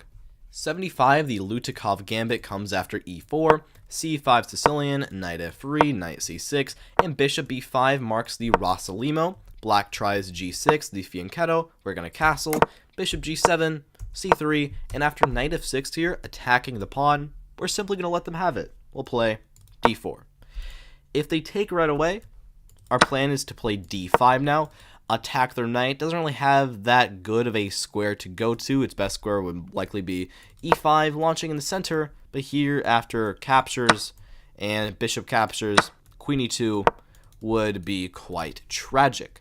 So instead, their best try is to back up to d6 immediately to attack our bishop, and after we play something like the knight a3 to try and defend it, captures, a6, here we'll simply back the bishop up, or knight up. Theirs is still hanging, and after they move it somewhere, we can just go rook e1. Both our knights are on the side, however here we have a very strong and advanced pawn, and after like castles, we can try bishop g5. Yes, we're still on a pawn. No, our compensation is not crystal clear, but we have a lot of good development in return. Despite our knight on a3, we have a good centralized game. 74, I got the Ringelbach. 74, I have the Ringelbach gambit, which is funny. White now plays bishop b3. Oh my fuck, I can't even talk. 74, I have the Ringelbach gambit after we play b3, the Nimzo Larsen. Black tries f5, the judge.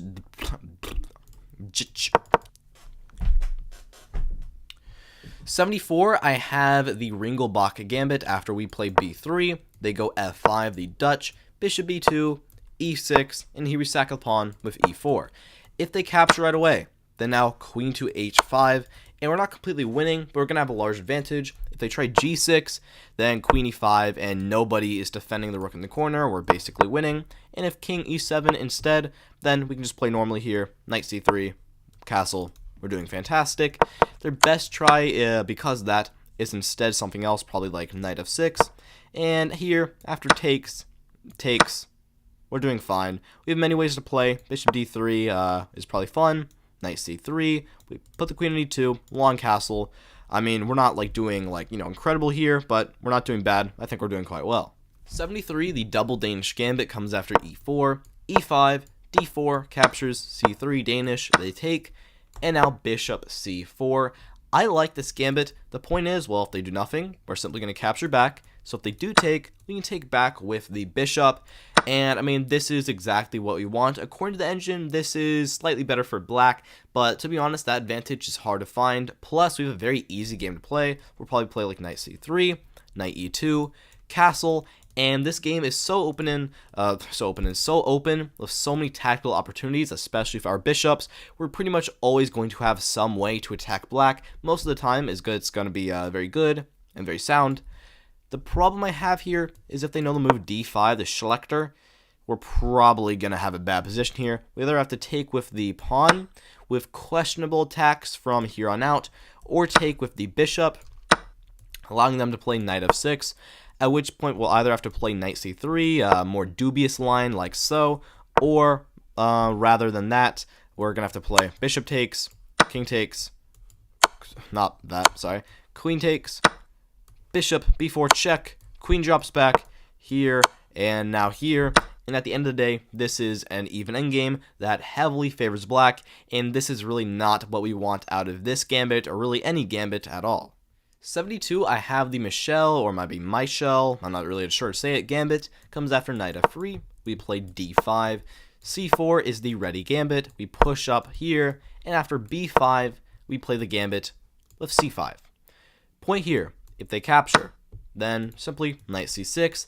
It's kind of like a reverse Banco. We're probably going to go e5 here, maybe capture the pawn back.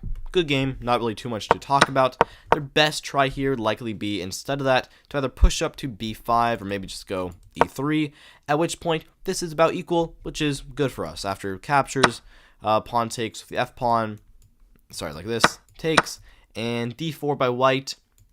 We do have a bit of a passive position, and our pawn is kind of out in no man's land. However, overall, this is not that bad. We can still go knight to f6, get a normal game, keep developing, and we have little to no problems. 71, I have the Krause gambit after e4, e5, knight f3, knight c6. We get a 4-knight game like so.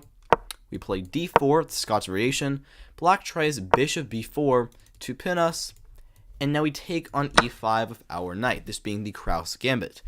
The point here is that if they just take, Then after captures and knight takes on e4, we have the extremely fun move queen g4, which looks insane, but the idea is if they take here, we can just take back.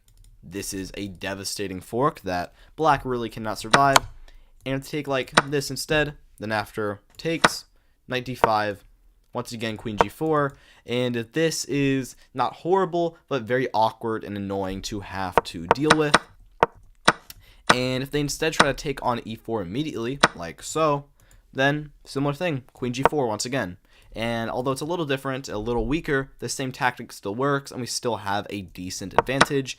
And if they just try to castle instead, then, we can just move our queen up to d3, and we're fine here. 70, I have the Russian gambit from the queen's gambit after d4, d5, c4 is the queen's gambit, captures, e3, knight to f6, knight to f3. Here, bishop takes on c4, we get some normal moves, and now in this position, we sack the pawn with e4. This looks kind of stupid, but the idea is, one, if they take with the knight, then d5 here.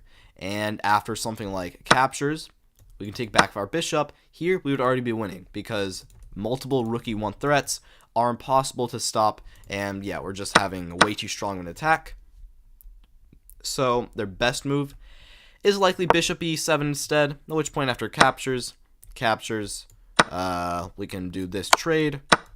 And at the end of the day, we are still down a pawn, but their pawn structure is now messed up, and a quick rook e1, and we're going to win the pawn back, at which point we just have a decent endgame, nothing to complain about. And if they do something else, like capture on d4 instead, then now e5. Their knight must move somewhere, likely to d5, which would allow us to then just take on e4, at which point we've won the pawn back, we're doing fine, extra development, nothing to talk about. At number 69, I think it's a little controversial, I have the king's gambit. I know, I'm saying there is 68 gambits better than the one that is almost extremely popular, maybe the most popular one, but this comes after e4, e5, and f4. King's gambit is extremely fun. After takes, you can go knight f3, potentially other moves like bishop c4.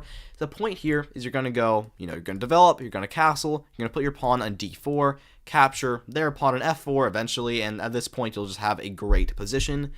And for like 95% people, that will just be true. You're going to get that position, you're going to have a great game, and everything is fine.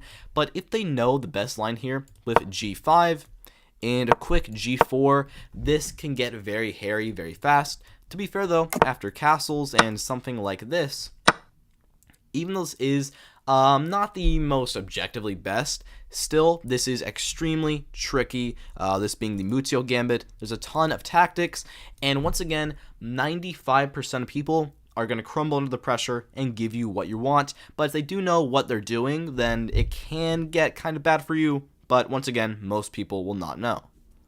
68, I have the double Muzio gambit. To note, this is not the Muzio gambit. The double Muzio gambit comes after e4, e5, f4, takes, knight f3, g5, bishop c4, g4, castles, and after captures, this is the Muzio. Black can now try the move queen to f6, the Surratt defense, and we can go into the double Muzio gambit after e5, queen takes, and bishop takes on f7 check.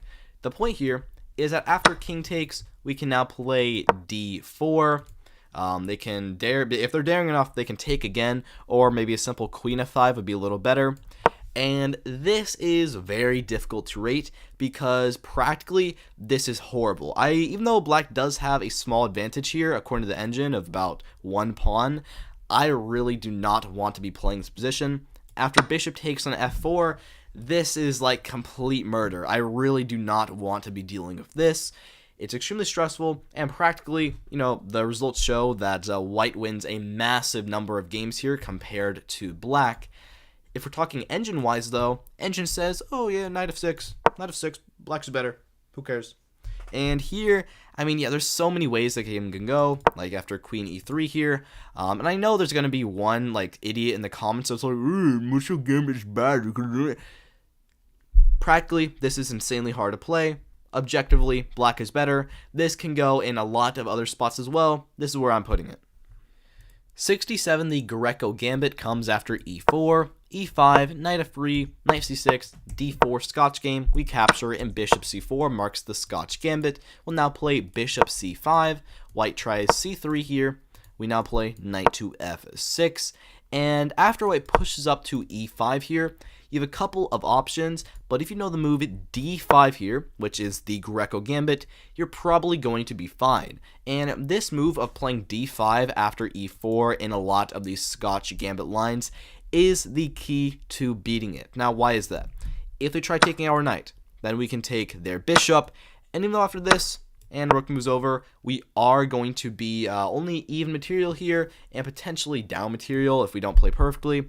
After white castles here, none of these threats are really that scary. We can push up to d3, which is a monster move.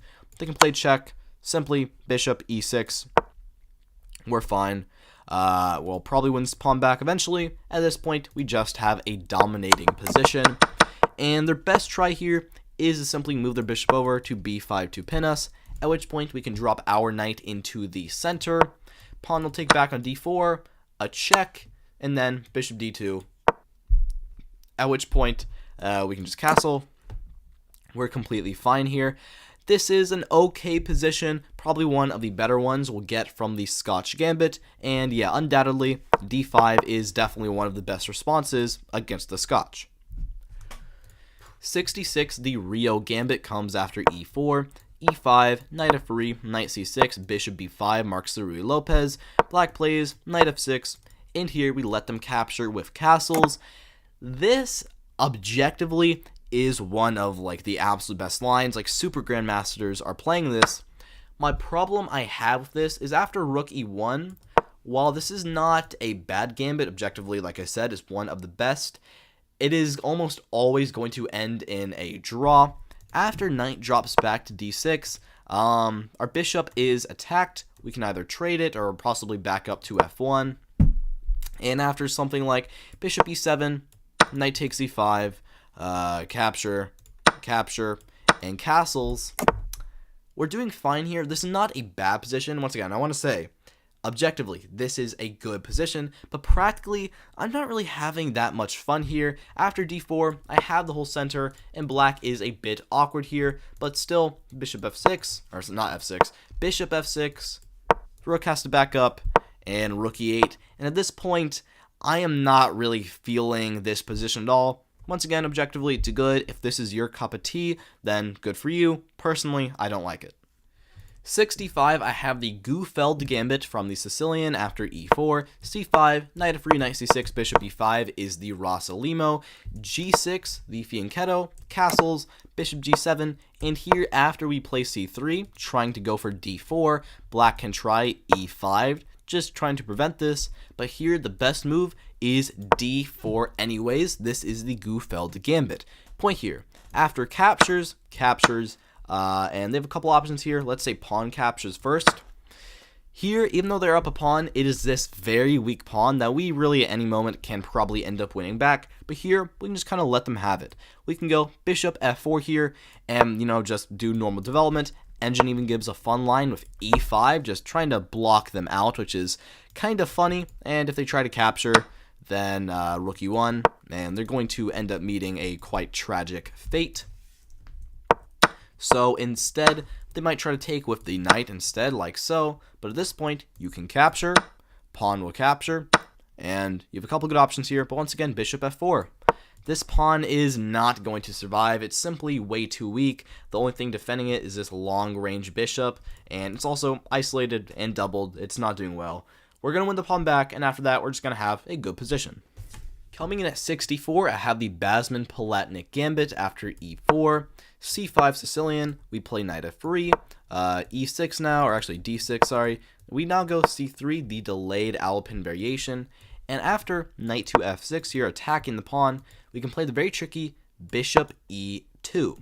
Now, they cannot capture because queen a4, and this will happen, which is not good for them. They're going to end up losing a piece, so instead, probably knight c6. And here we can now play d4, striking in the center. If they capture, once again, d5, and our knight must move, and same tactic, we win a piece. So instead here, they're probably going to have to play captures, and now they can play knight takes on e4.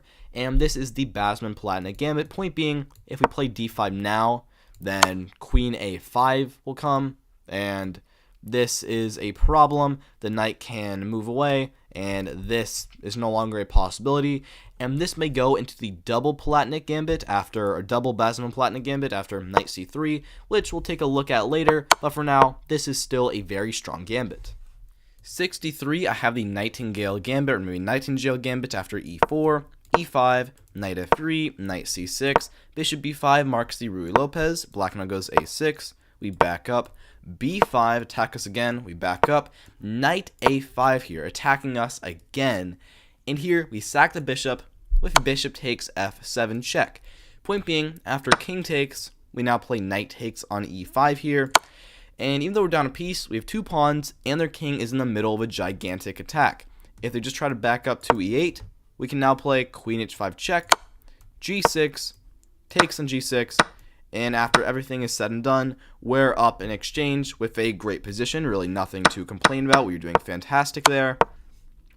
The engine's best move here is to instead play king e7, at which point you can play d4. Let's look at knight f6. Now you can go knight c3, very simply. And even though you are still down 1 point of material here, you have more than enough compensation in return, and you still have a fantastic game ahead of you. 62, I have the Staunton gambit after d4, f5 the Dutch, and here we sack a pawn with e4. Point being here, after captures, this diagonal is now very weak, and we can play knight c3 here and just immediately attack it. If they ever play a move like g6 and just let it capture back, well then we're just doing entirely fine here. We really have no problems at all. If they try to hang on, well, how can they do that? Only knight f6 is a really good move. A lot of people play d5, which immediately loses after queen h5, and we end up winning one of the pawns back. Probably the other one as well. We're doing fantastic here, nothing to complain about. And if they do play knight f6, you have a couple of good options. You can try f3 and go into a kind of Blackmar gambit, or a simple bishop g5 with the idea of capturing and then winning the pawn back, and after like c6, probably takes, pawn takes back, knight takes e4. Engine might give a slight advantage to black, but really this is about equal, and still if you want to play in a more gambit type way, f3 is always your best friend.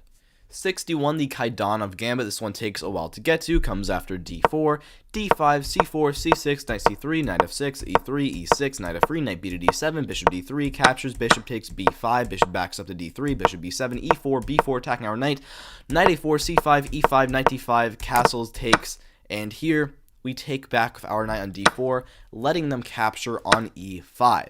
Now here, we're down a pawn, but the idea is we now have bishop to b5 check. And surprisingly here, they have to be pretty careful. Their only move that doesn't lose is backing up with their knight. And at this point, you have a couple good options, but the one I like the most is rook e1 to immediately target their pawn in the center. And if they're not careful, if they play something random, then queen h5. And here we have various threats. Their knight is probably going to be hanging here. It doesn't look that bad, but the point is, after captures, you could play knight takes e6, takes back, capture, and we're winning. And if they play something else other than g6, like, I don't know, knight drops back to c7, for example, still knight takes on e6. And this pin proves to be way too strong for black to handle. Their absolute best try here after this and rook e1 would likely be rook over to c8. And here we can still play queen h5, and black can weather the storm here with g6. Queen will probably drop back to e2.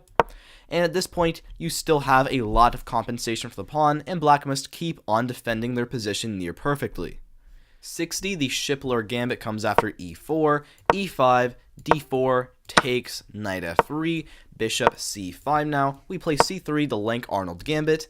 They capture, and now, instead of capturing back right away, which is completely fine, we go bishop c4. The Shipler, kind of similar to a double Danish gambit, but simply better objectively because of the addition of bishop c5 and knight f3. This heavily favors us. Black can play a lot of things, but the engine's best move is king f8, which is like Nobody's gonna play that. Most people will probably play most people will probably play a more normal move, like maybe knight f6. Here we can now push up to e5. Knight may drop somewhere, let's say knight g4, and already we can sack the bishop and play queen d5.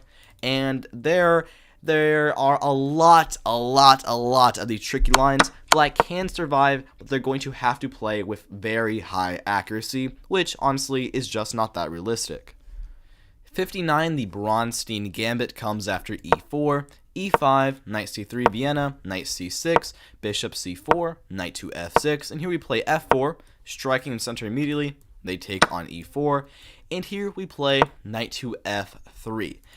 Engine's not the biggest fan of this gambit because the point is, after takes and takes, Black's only move to get any advantage is queen e7, which, while they can find in a game, is very rare. The vast majority of people will play something else, pretty much all of which is going to give us a nice advantage. If they capture right away, here we can just castle. We'll take the pawn on the next move, immediately take over the open e-file. We're doing fantastic, almost nothing to complain about. If back here they try like d6, we can now play knight g5, and oops, nobody is defending the f7 pawn.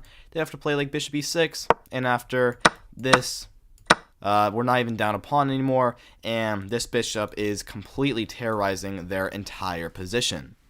And like I said, their best move here is queen e7, which is very rare and hard to find in a practical game, but even if they do play it, simply we can capture, knight will take back, takes, and here you have a couple good options. You can literally just go queen e2 though, because after takes and bishop takes back, although you are down a pawn in this endgame, you have premium access to the open E file first, as well as the semi-open D and F files, and you still have a lot of play in this position. 58 is the Portuguese Gambit coming after e4, d5 Scandinavian, takes, knight to f6, attacking the pawn. White plays d4 here, which is the main line, just letting us have it.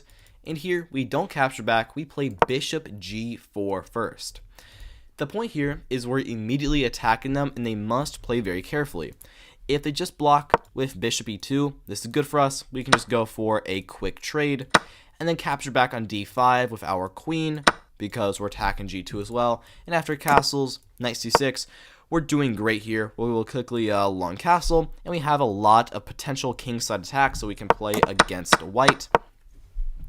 And their best move here is to block with f3, at which point we can just back our bishop up to f5.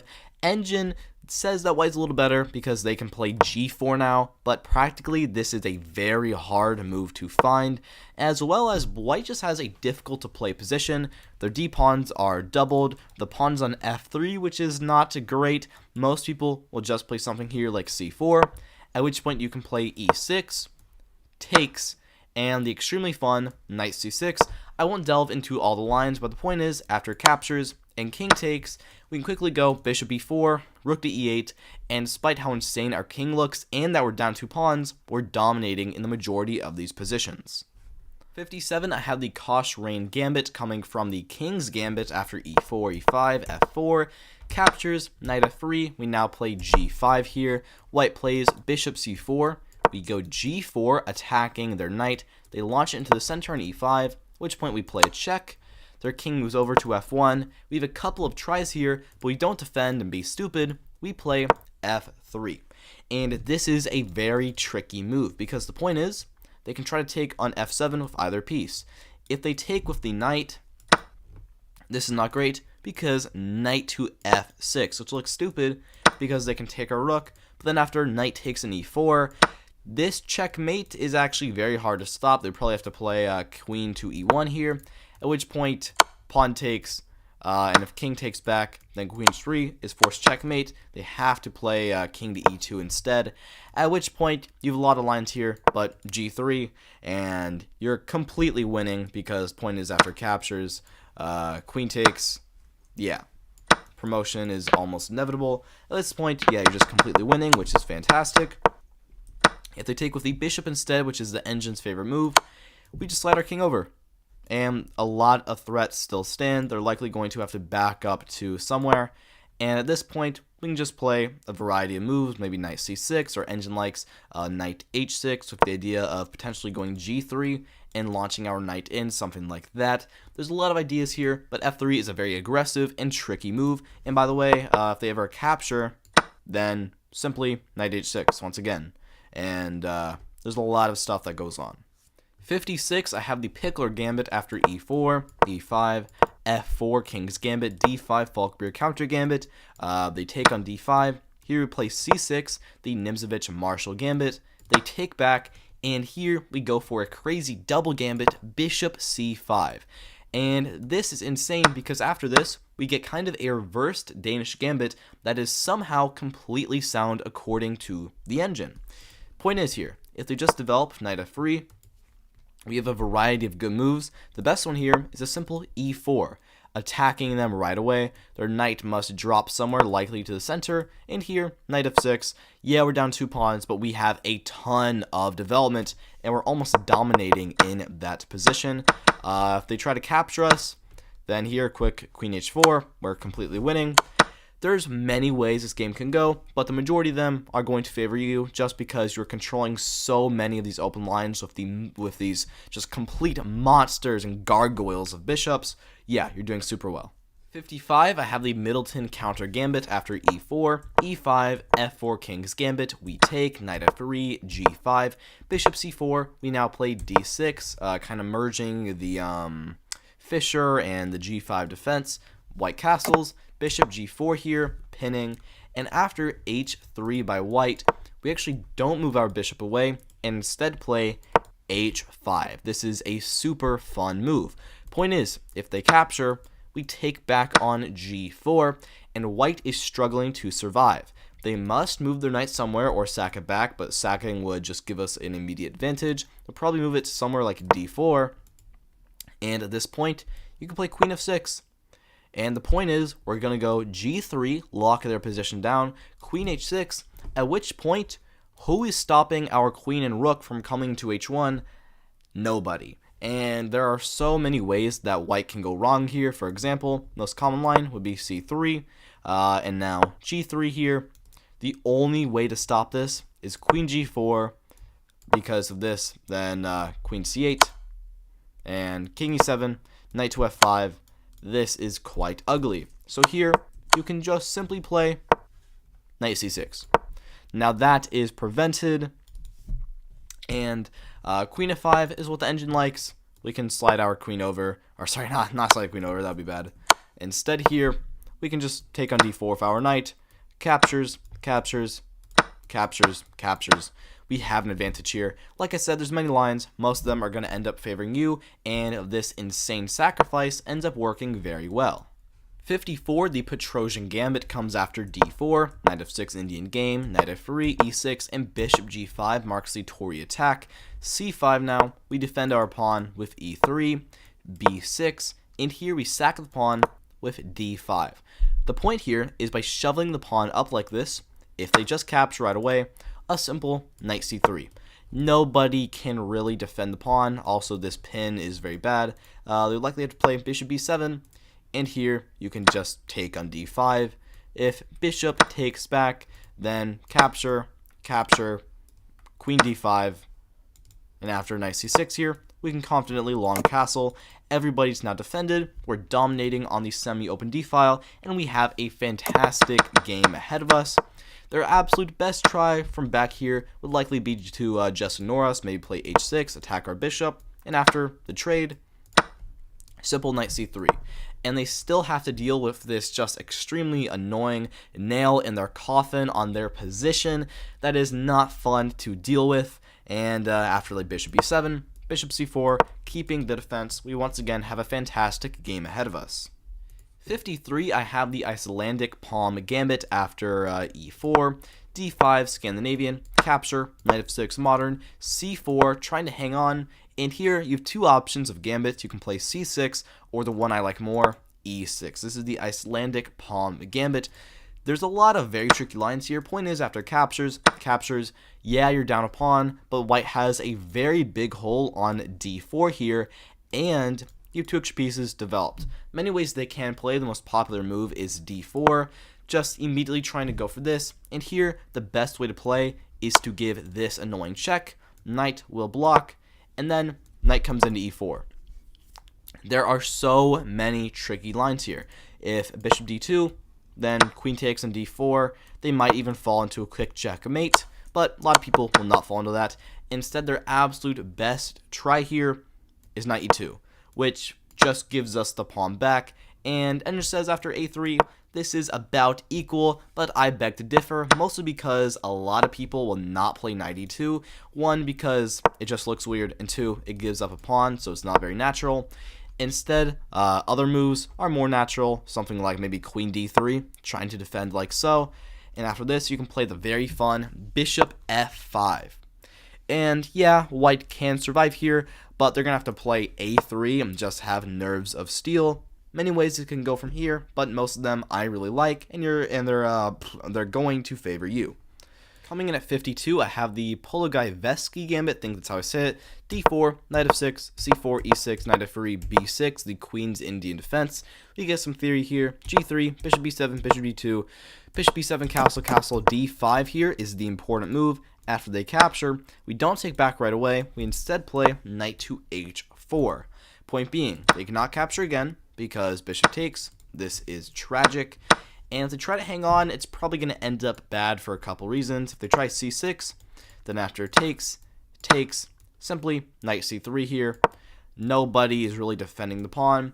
Also, various knight to f5s here can get very annoying for black. Like if they play, I don't know, knight a6 here, knight f5. Where do they move the bishop? It's surprisingly awkward. They just move it out.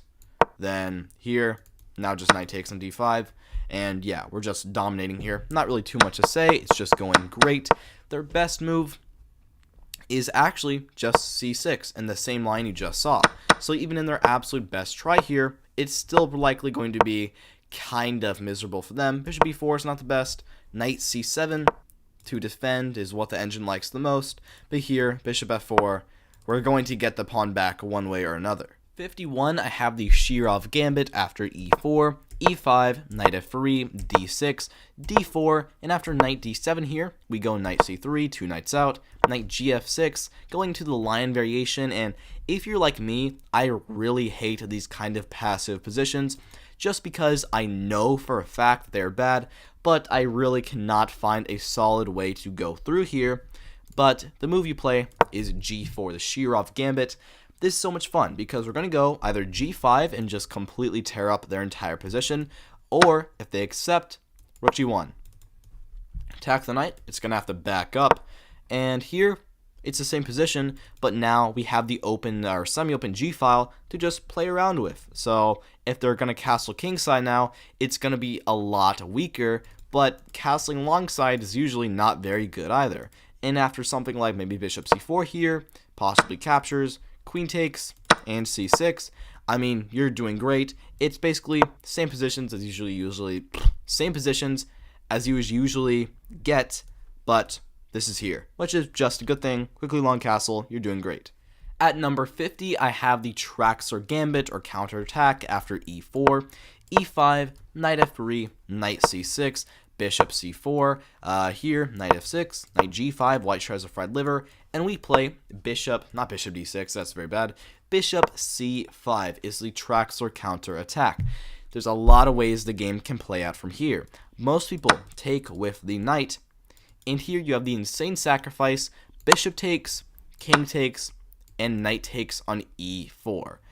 And here, white can survive and get either an even position or a small advantage, but they must know theory, because after king walks over and queen h4, I will say not even grandmasters like understand these types of positions, because they're just completely bonkers, insane, whatever you want to call it.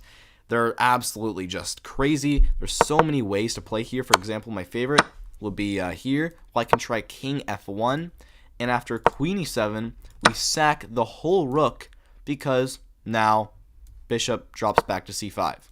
The pawn is likely to get taken very soon. Or here, you can play d5 with the idea of captures and potentially bishop g4. And like they took with the bishop here, their queen would be trapped. There are a ton of lines that are all extremely complicated. The way white can try to avoid this would be bishop takes f7 check, which a lot of people really like against this, but still here, after rook to f8, you have a lot of flowing compensation, like castles. Here you can play d6, probably knight c3, h6, knight may back up, and now bishop g4. And surprisingly, you might be able to get a ton of pressure on the f3 knight. A lot of ways the game can go. Very fun, very cool. 49, I sadly could not find whatever this gambit was, but whatever it was, it probably was good because it came in at 49. But sadly, we'll probably never know. Ondřejšek gambit comes after e4, c5 the Sicilian, d4, captures, and knight to f3 is the Morphy gambit, and here black tries to hang on with e5. Point is, we cannot capture because queen a5 here, and we very tragically lose, which is sad. So instead here, we play c3, this being the Ondřejšek gambit.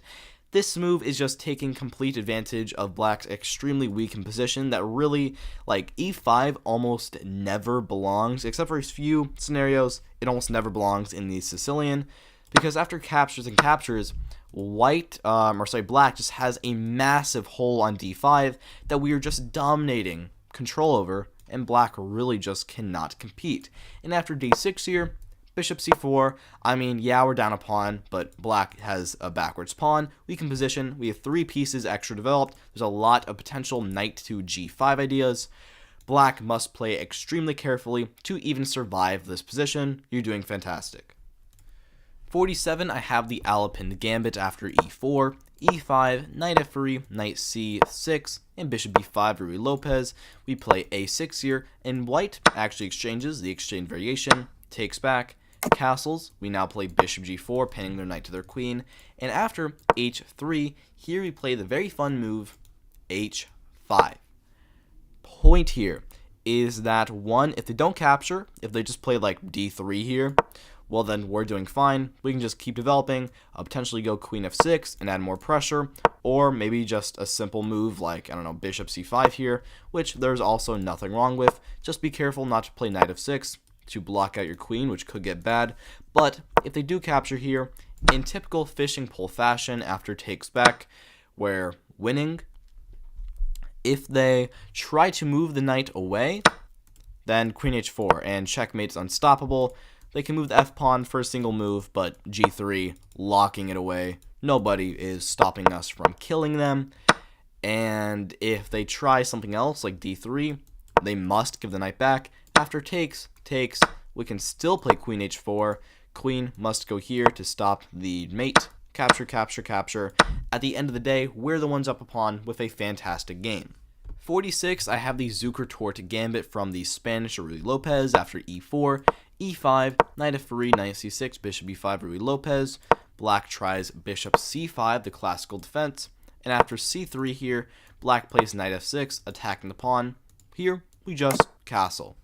We let them take because the point is we can now play d4, and this comes with a lot of power and a lot of strength. If they take with the pawn, then there's always, we can just take back, quickly play rook e1 to get this pin on. We're doing great there. Their absolute best try from black here would be to probably not accept and maybe just castle, at which point we can still play d4 with, I mean, just a great game ahead of us, really no problems. Bishop backs up, potentially e5, yeah, we're doing great. 45, I have the Mariotti gambit after e4, e5, knight c3, knight c6, the Vienna Max Lange, g3 is the Paulson variation, bishop c5 by us now, and after bishop g2, we play the aggressive h5, followed by h4. I like this a lot because white has pretty much already committed to castling kingside, but with h5 and h4, they can't really now. If they try to castle, then after takes and pawn takes, this is very bad for them. Opening up the h file like this, we can now play d6, and this is only going to lead to very big problems for them in the far future. If instead they take with the pawn, well, then their king side is just ruined. We can just develop normally, we're dominating here, nothing to say. And if they take with the knight, you can just play normally here with d6, but the most fun move is captures. Takes. Yeah, you're down in exchange, but this is a real threat. And white has an extremely weakened kingside now that they cannot rely on. If they try to defend their queen, then already knight e4, we're winning. If they try to defend on f3, once again, knight e4, we're winning. Their best move would be to sack a pawn with d4, bishop takes, and now that the knight can no longer come to the center, now queen e2. But we've won 1 point of material back. Here when you can just go d6, potential for bishop g4 in the future. Yeah, we're doing fantastic.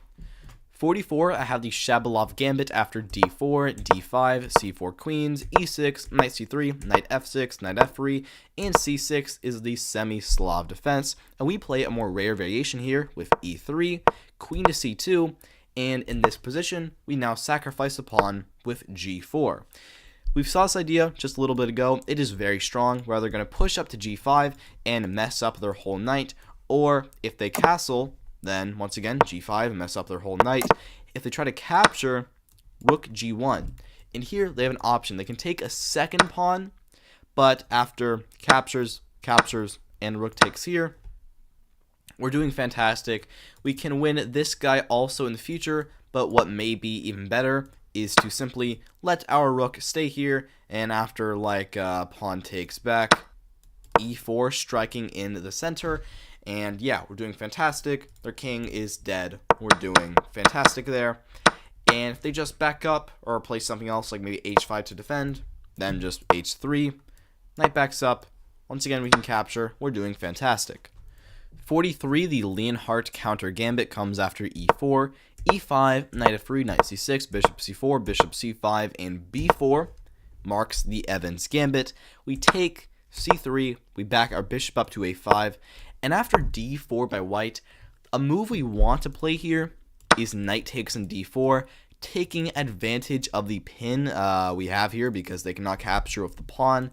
Unfortunately, they could simply play knight takes on e5, and because of these threats, this will probably not work out very well for us. So here we play b5. The sole purpose of b5 is that if they take, now knight takes on d4 is possible, because if they try the same thing, well, there's not really the threat here, and we can also just capture the bishop. So this is just completely good for us. And if they instead try to capture on d4, then after pawn takes and queen takes back, we can simply go queen to f6, and we've landed ourselves in an equal material position, which is likely more or less about equal after, let's say, castles, bishop drops back to b6, queen might drop back a little bit, and now knight e7. While it's not the absolute best we can get out of the Evans, for how dangerous the Evans is, this is a fantastic line to just get rid and get out of all the unneeded and, stressful stuff that white can try to attack us. 42, I have the Benoni-Staunton gambit after we play d4, black goes c5, the immediate Benoni, we push up, and black here plays f5, going for a kind of Dutch, and here we sack a pawn with e4. This shares a lot of DNA with the Staunton, point being, if they take, we can now play knight c3, just go ahead and attack the pawn. If they just give it back with g6 and after takes, we're just doing fantastic here. We're just doing, nothing to complain about. If they try to defend with knight f6, here you're going to have to get a bit more creative. You have a couple of good options. Knight g to e2 to go knight to g3 and attack it. The immediate queen e2 is potentially another good option. Yeah. 41, I have the Jansen-Korchnoi gambit after d4, f5 the Dutch, h3, knight to f6, and here now the move pawn g4. This gambit is exceptionally tricky, point being, if they take, then after takes back, we already have a good position because we can potentially play g5, but if they take again, we now play e4, and black is insanely likely to fall into a trap. Their knight is attacked. If they just back up right away, then e5 here, knight must drop to the center, and bishop d3, and there's a lot of potential threats here. Black can survive, but they're going to have to play very, very carefully, of which they're not going to. If they try to defend with, like, I don't know, d6, then here we can simply play a variety of moves, but most likely just f3. Knight will back up, and knight c3 now. For the price of one pawn, you have a big center, and the semi-open h and g files to play around with, both of which are very, very fun. And also, let's say back here, their best move in this position is d5, which only occurs in like 5% of games. And even if they do end up somehow finding this, after like a simple g5 here, knight may drop to the center, and now just bishop f4. Like, we're doing completely fine here. It's an irregular position, which is good for us because that means black probably does not know how to play well here. We can continue the standard plan, or even back here you can play like knight f3 and keep going for the sacrifice. You have a great position.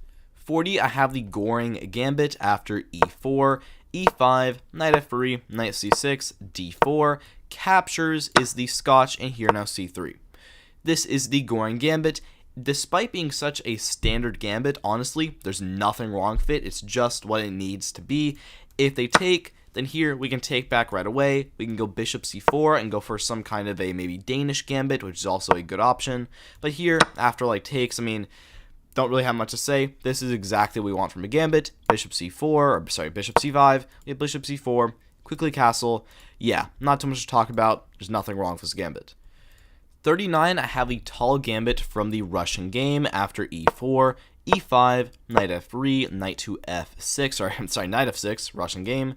We now play d4, striking in center, they capture, e5, their best move to move the knight to is knight e4, and here we play the move bishop b5. Now, give this a chance. I know it looks really stupid, but this is actually great. The point of this move is by pinning the d-pawn, we make the game surprisingly hard for black.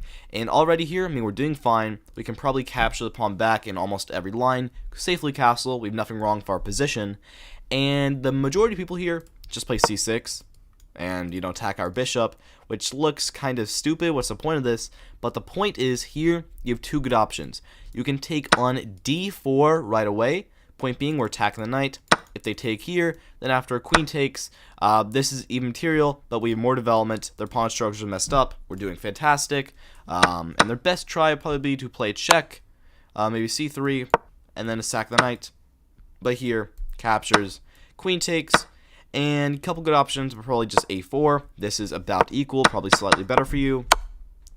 Back here, though, the other option is to simply back up to d3. And despite how stupid this maneuver looks, after like knight c5 here, surprisingly, c6 is actually nothing but a bad thing for them because the knight cannot come to c6, which is where it really wants to go. And also d5 is really not where black is going to strike in the center in this position. And here, after like you castle, probably they'll take your bishop, you can take back. And I mean, you're doing great here. This pawn is dead. If they try c5, you can go c3. At the end of the day, you might still be down a pawn, but you have a ton of development, a fantastic pawn in, like, deep in their position. Bishop f4, rooks on the open files. You're doing incredible. 38, I have the Silberschmidt Gambit after e4, e5, f4 King's Gambit. We take knight to f3. Here we now play g5, bishop c4, g4 here, knight e5 by white is the Salvio Gambit. Going for this business, here we play queen h4 check.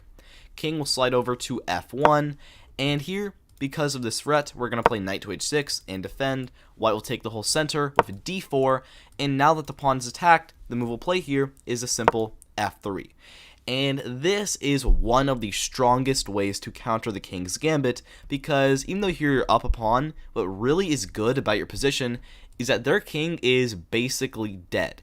If they try to capture the pawn, then here a simple d6. Their knight must move somewhere, and they're just completely losing here because after backs up, you can now capture.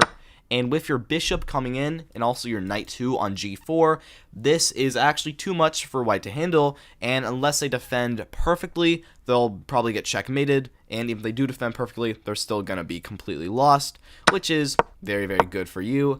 And back here, let's say they try something else. If they try to ignore, like knight c3, then c6 here. Point being, you're going to strike in the center of d5. Let's say, I don't know, they play something random here, maybe just queen e1, offering a trade. Just back up to h5.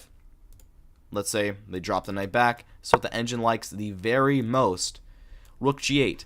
And this I love so much because despite this being the king's gambit and we're black, we're supposed to be defending and all of that, we are counter-attacking white and they must play insanely carefully to even survive this position. These variations often get very crazy, they're very fun, and I like them a lot. 37, the Dutz gambit comes after e4, e5, knight f3, knight c6, bishop c4, bishop c5, the Gocho piano. Here, we simply castle.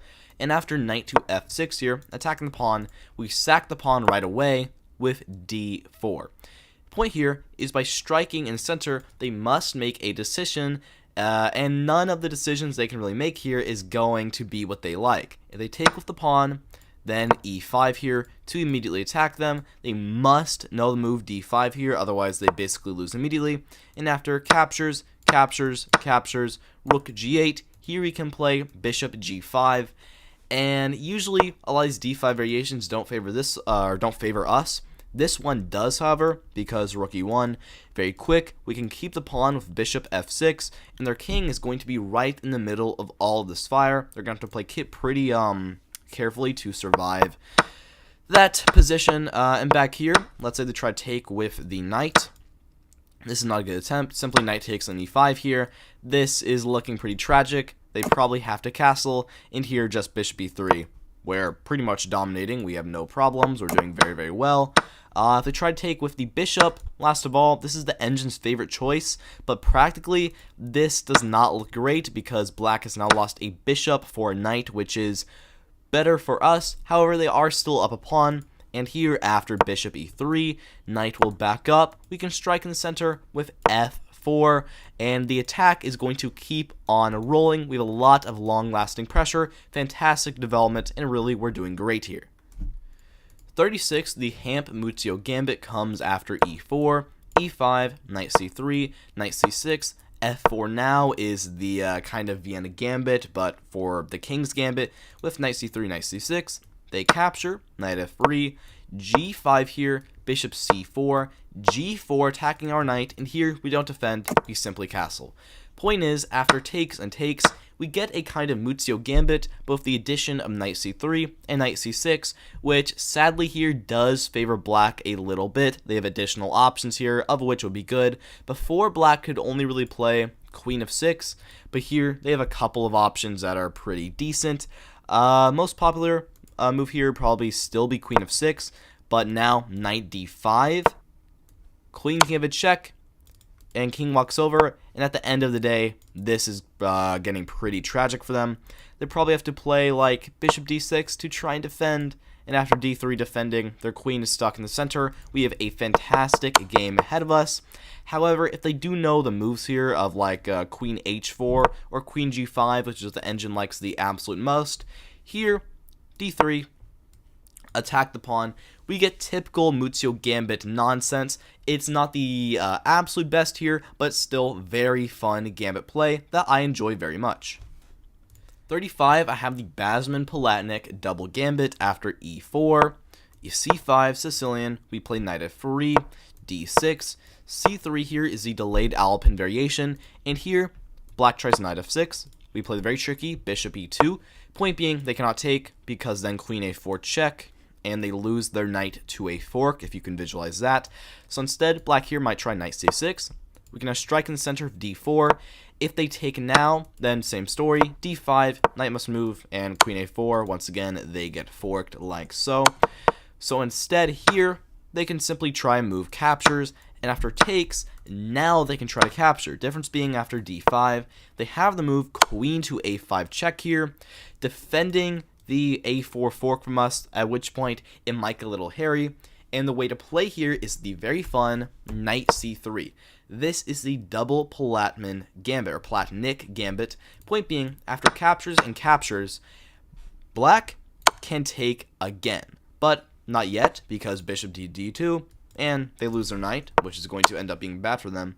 Instead, they move the knight to the center first, And here we have a couple options. You can castle right away. The option I like is to take on e5, because here black might go for the insane captures, bishop d2, and queen takes on e5. At this point, now you can castle, and queen takes on d5. This is a triple pawn gambit. Here you can even play rook c1 and go for a quad pawn gambit, which I must say is ridiculous. And here you are winning after bishop e5 check. The key thing here is they have record low levels of development. Yeah, black is up 3 pawns, but all they have is a queen. Well, we are just ready to unleash entire entourage against them, which they must be extremely careful to stay alive. The only real way to stay alive in these variations is to find the move f6 either sooner or later to run the king into f7, and even then they're not surviving. The top line here is bishop d7, bishop f3, queen takes a2, bishop takes b7, rook goes over to d8, and a rook infiltrates into c7. And I mean, this is just awesome. Yeah, we're down 3 pawns, and if we can't find the attack, black can consolidate, we are going to be losing. However, our attack is rolling. Rook e1, queen e2. Black is going to have to play very carefully to survive here, while you are just having a ton of fun.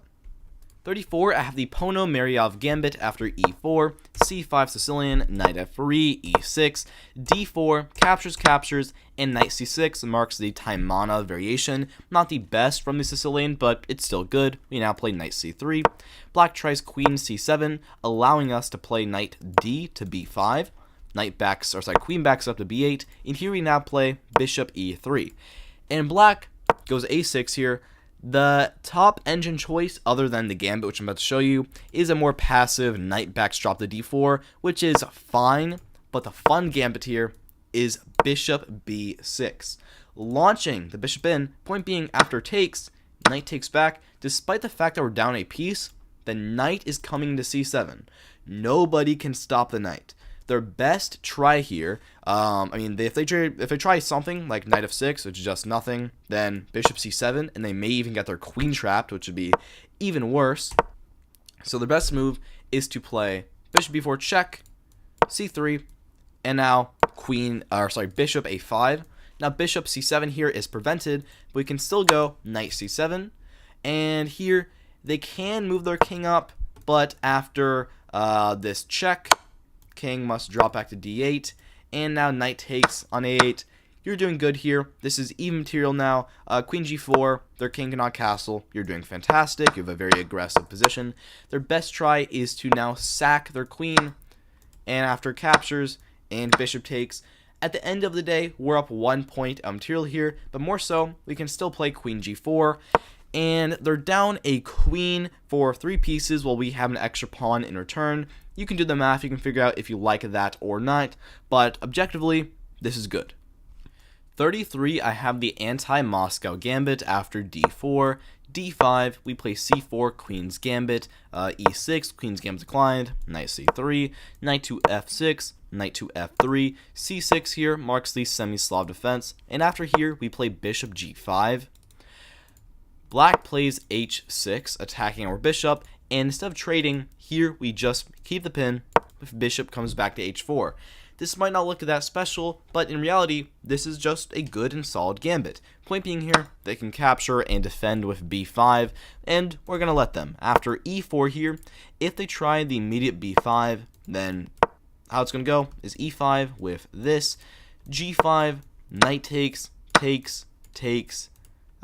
here, and there's a couple ways to play. Most people will probably go knight b to d7, the best try, and after capture, probably takes back, g3. Here, we're not even down a pawn anymore. We can go bishop g2, castle, with a safe and good position, with really no problems at all. And if they don't do that, if they play something else here, like, bishop b4, then the option to trade and then capture on c4 is always here. It never really goes away. And at this point, you just have a good position also. At 32, I have the Stafford Gambit. Somewhere, Eric Rosen just won a lottery ticket. This comes after e4, e5, knight f3, knight f6, knight takes e5, and knight c6. This might shock you a little bit because, to be fair, after captures and pawn captures, this gambit is the epitome and the prime example of if white knows what they're doing, they're going to get a better position. And that is true. And I beg you, if you think, oh, the Stafford Gambit is bad, do you know the best lines? Because at my level 2100, I think I've only faced like 3 people that have actually played the best lines, and I've won something like maybe 40 games. The Stafford Gambit is so unbelievably tricky. There are so many traps. I made a video on this a while back, but there are just an enormous amount of tricky traps, so much that white can fall for. I won't get into all of it here, but the key ideas are after bishop c5, castles potentially, or actually not castles, but even h5, knight g4, a lot of f2 tricks, so much can go on, and it's great. 31, I have the Matsukovich Gambit after e4, knight f6, the Alekhines e5, knight d5, c4 attacking, knight b6, c5, knight d5, this is the Hunt variation, knight c3 attacking, they immediately go for the trade, and after captures and d6 by them just go ahead and attacking everybody, we play the very fun bishop g5. The point of this move is that although it looks very odd, if black captures any one of these pawns, we can now play queen b3. And already here, black must play the insane looking move queen d7. This is the only move to survive because if they play just about anything else, then a quick rook d1. This is bad news because bishop d7, then bishop c4. Nobody is defending this guy. Nobody, and this is not possible because of the pin. So here, what black must play instead of that is h6, bishop backs up, and here now captures is better. And here once again, queen d7 is the only move. Probably bishop comes back to bishop comes back to g3, and here queen f5 is the only move, which is like nobody's ever gonna play this. If we're rating purely off of objectively, this gambit is really, really good, but the problem I have with it is it's just not that practical. Although you're probably going to crush if you ever do get it, this is something like almost nobody even plays the Alekhines, and for all this to happen, including d6 here, which is not a great move, it's not that practical, but the pure gambit itself is incredibly good. 30, I have the hog or maybe hag gambit after e4, c5 Sicilian, knight f3, d6, bishop b5, the Moscow or canal attack, bishop d7, we trade here, we now play castles, knight c6, c3 going for d4, and after knight f6 here, we don't care, we let them capture, we play d4 anyways. Point here is that 1, if they just play normally, then, we have the whole center, we're doing great here, development's easy, we just have a good game ahead of us. If they're daring enough and they accept the sacrifice, then d5 here. Their knight must move somewhere, likely to e5, allowing this trade, which is quite awkward for them. And here, you have a couple good options, possibly rook e1, and you can probably just win the pawn back right away. Or even c4 here, just locking in everybody, at which point, black is having a tough time here. After like e6, they can still chip away, but rook e1, maybe f5, attempting to defend, knight to d2, maybe captures now, but simply takes, and here we are down 2 pawns, but queen a4 check, and this is going to pretty quickly be very bad news for black. 29, the Lisitsyn Gambit comes after e4, not e4, 29, the Lisitsyn Gambit comes after knight f3, f5, Dutch, and now e4. This is a simple gambit. After takes, you can play knight g5, immediately attacking the pawn. There's a couple things that black can do here. If they try d5, then after d3 here, probably captures and captures. This is fantastic. You have a ton of play on their king side, and their weakened king side is already weak, so it's not helping very much. If they try knight f6 to defend, then once again, d3 here. And you've seen a lot of gambits like this. After captures and captures, we once again have a lot of potential tactics on black, and after like g6 here, you can play knight takes h7. They must take up the rook. If knight takes, then bishop takes, checkmate. So rook takes, capture, rook f7, and here, bishop g5. Black is up 2 points of material, but this rook is dead, and they have an extremely stressed position. We can castle safely, everything's great. At 28, I have the Janish gambit after e4, e5, knight f3, knight c6, bishop c4, sorry, what am I saying, bishop c4, bishop b5, the Ruy Lopez, and here, f5. Also known as the Schliemann defense. I think this is just the perfect gambit fun way against the Ruy Lopez. First off, they capture right away. This is already good. e4. Their knight is attacked. If they move it back to g1, this is just a huge win because now, like, we have a couple good options, but queen g5 really stands out. This is dominating. g4, h5. You're doing fantastic already. If they try instead, let's say, maybe back here, d3 to defend, then after capture, knight f6. We're simply going to be doing great. This pawn is attacked, probably knight c3 to try and defend, but then bishop b4, bishop d2 here. You can win the pawn, but what is even better is probably just castles. And normally this gambit would be a lot worse if their bishop was on c4, because that would be preventing us from ever castling, but because they've already committed it to b5, almost nobody is daring enough to ever back it up to c4 to get that exact purpose, so we can usually castle in pretty much all these variations. At which point, we're doing once again great. Last try here, probably d4, one of their better tries, but after takes, knight takes, one more trade, and here, simply c6. Bishop is going to have to back up somewhere, and at this point, you can just play a check and immediately win the pawn back. Knight c3, captures, or my mistake, here we're actually up a pawn, a quick d5, we're doing fantastic. 27, I have the Benoni gambit after d4, and we play c5. This is also known as the Benoni defense, but it is a gambit in of itself. If white captures, then here, e6. And we're going to win the pawn back. They might be able to try b4, but a5. And if they try c3 here, this can end up very bad very quick, as in the rook is trapped in the corner and we're already winning. So they must give the pawn back, and after like knight f3, bishop takes back here. It's not like an incredible position, but we're black, we've already reached equality, we're doing fantastic. Quick d5, we have basically no problems here.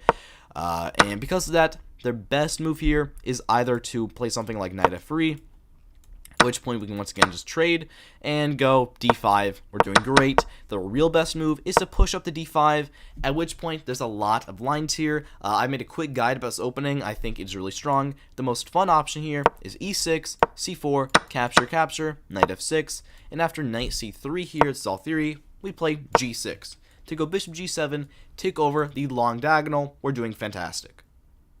26, the Portish gambit comes after d4, d5 by black, c4, e6, knight c3, c6 is the accelerated semi-Slav. Here we play e3, and black tries f5 here, going into kind of a stonewall setup. And even though this pawn, or all these pawns look kind of odd and stupid, it is very solid. But here we can try to break through with g4.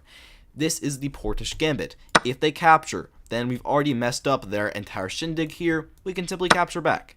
And although here, objectively, we're only slightly better, practically, we're much better, as their entire plan here is all messed up. It's all out of whack. Nothing really works for them now. Sorry, let me go back here. And let's say they try something else. If they try to ignore with knight f6, this is one of their better tries. Here we can play g5 and annoy their knight, which is good, but even better, simply trade, and then queen b3.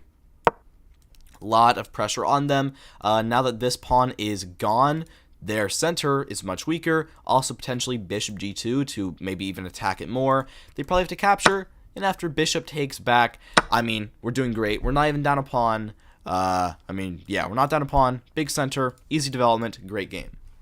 25, I have one with a funny name, the Locock Gambit, which is nothing else. Here we now play e4, e5, knight f3, d6. We go into a Philidor. We play d4 here, striking at them immediately. Black tries knight f6 to attempt to counterattack us, and here we defend with knight g5, which looks odd because while the engine might say, oh, pawn takes on d4, 99% of sane humans are going to play h6 here, just attack our knight, but here we sacrifice it with knight takes f7. Point here is after king takes, we take on e5, and this causes a lot of problems.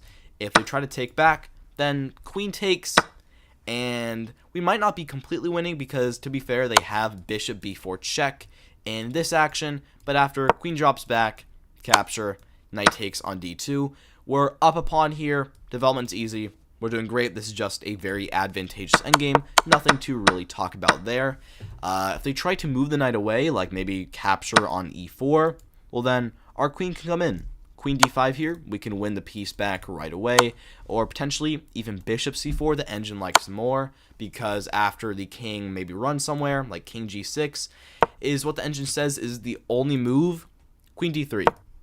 And yeah, I mean, maybe they can survive here after like some knight c6, but they're going to have to play with very, very high accuracy, and I would much, much prefer to be white in this position rather than black, because attacking is fun. And other than that, they don't really have many other options. Knight g4 is what the engine likes the very most, but bishop c4, and the attack keeps on rolling. 24, I have the Walbrat-Baird gambit after e4, e5, knight f3, knight c6, bishop c4, and bishop c5 is the Goccio piano. Here we play c3, going for d4, black tries knight f6, we play d5 here, and after takes, we simply castle. I really like this gambit. Point 1, if they take on c3 right away, then here we don't take back, we play e5, which is extremely fun. Attacking their knight. If they take again, then after bishop takes on b2, we have a much stronger Danish gambit where their knight is suffering in center, and there's always some idea of this to win one of the pawns back, and here you'll just have a dominating game ahead of you. Their best try from back here is instead likely d5, but after takes, you have a lot of good options here, but rather simply, you can just capture, king takes, and after capture, rook g8, now knight takes back. At the end of the day, you might still be down one pawn. However, you're now in a very fun endgame. Most endgames aren't fun. This endgame is fun. This pawn c4 is a sitting duck, and their king is just waiting in the center to get absolutely pummeled by all your pieces. Many threats are happening. They have to defend against all of them, which simply isn't realistic. And back here, if they instead try to take on e4 with the knight, you can take back on d4 with the pawn. If they just back up, then knight c3, or maybe a d5 here to attack their knight, you're dominating, you're doing super, super well. And if instead they play the best move, d5, counterattacking, and after takes, queen e2, they must play queen e7. Now queen takes on c4, and at the end of the day, we're not even down a pawn. 23, I have the Muzio gambit after e4, e5, f4, captures, knight to f3, g5, bishop c4, and after g4 attacking our knight, we simply castle. Point being here, after takes and queen takes on f3, despite the fact that we're down a piece, we have this poise. 23, I have the Muzio gambit after e4, e5, f4 kings, captures, knight f3, g5, bishop c4, g4, attacking our knight, we will castle here, and after captures and queen takes on f3, this is the gambit. It might look insane to you at first, but it is fantastic. Point is, yes, we're down a piece, however, we have 1, 2, 3 heavy pieces, all looking straight at their f7 pawn, which only has one defender, their king. Now, if black does nothing here, we're going to capture an f4, we're going to take an f7, we're going to roll them, and after like queen e7 here, we can go knight c3. Knight coming into d5 is also a massive weakness for them. Yeah, engine says they can survive here, but it is not going to be very easy. You're probably going to be winning in loads of your games. Even here, you can just sacrifice an entire bishop, because after king over and this, knight d5 comes with just way too much strength, and even here, f6 is the only way to not lose immediately. So, insanely aggressive position. Their best try is queen f6, the Seurat defense, and here, if you want to, you can go for a more low-key d3, planning, just capture back on f4 for the bishop and continue the attack from there. That is entirely fine.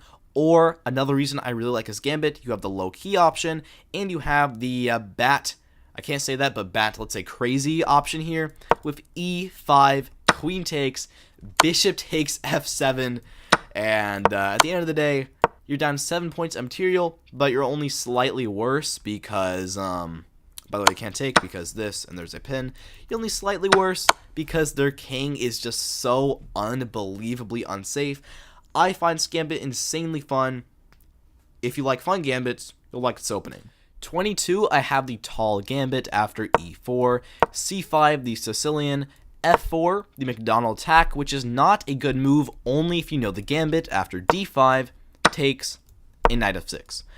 Point here is by attacking the pawn like this, you have completely gotten rid of their center, making f4 just kind of a redundant move, and you're giving white a choice here. They can play a move, knight f3, which gives into the pressure, allowing us to play knight takes on d5, and after, like, let's say knight c3 here, we can easily develop, and we're going to be coasting for the rest of the game. We really have no problems here, and f4 is just a weakness for us to attack in the far future.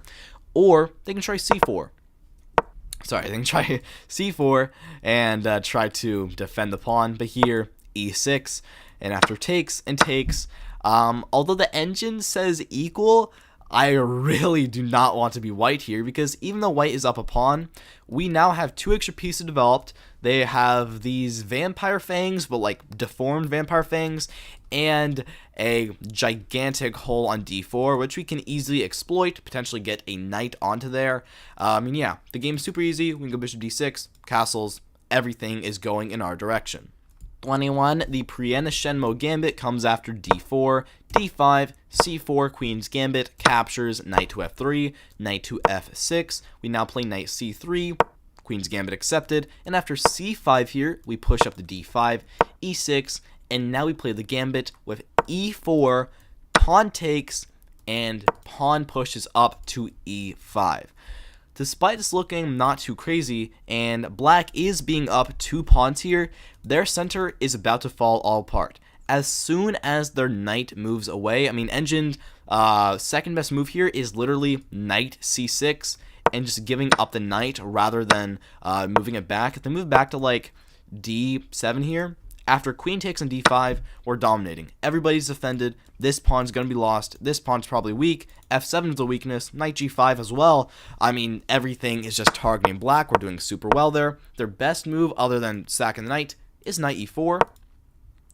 At which point, you have a couple good options here. You can take on d5, because if pawn takes back, after this trade, you have knight g5, and you're dominating here. This is a fantastic option. Or you can play knight takes on e4, just kind of leave it there because nobody is really attacking this guy. The best move would be b5 here, and after knight g5 here, this is just a destructive position. They cannot capture because after takes and queen takes, knight c7 would lead to a checkmate.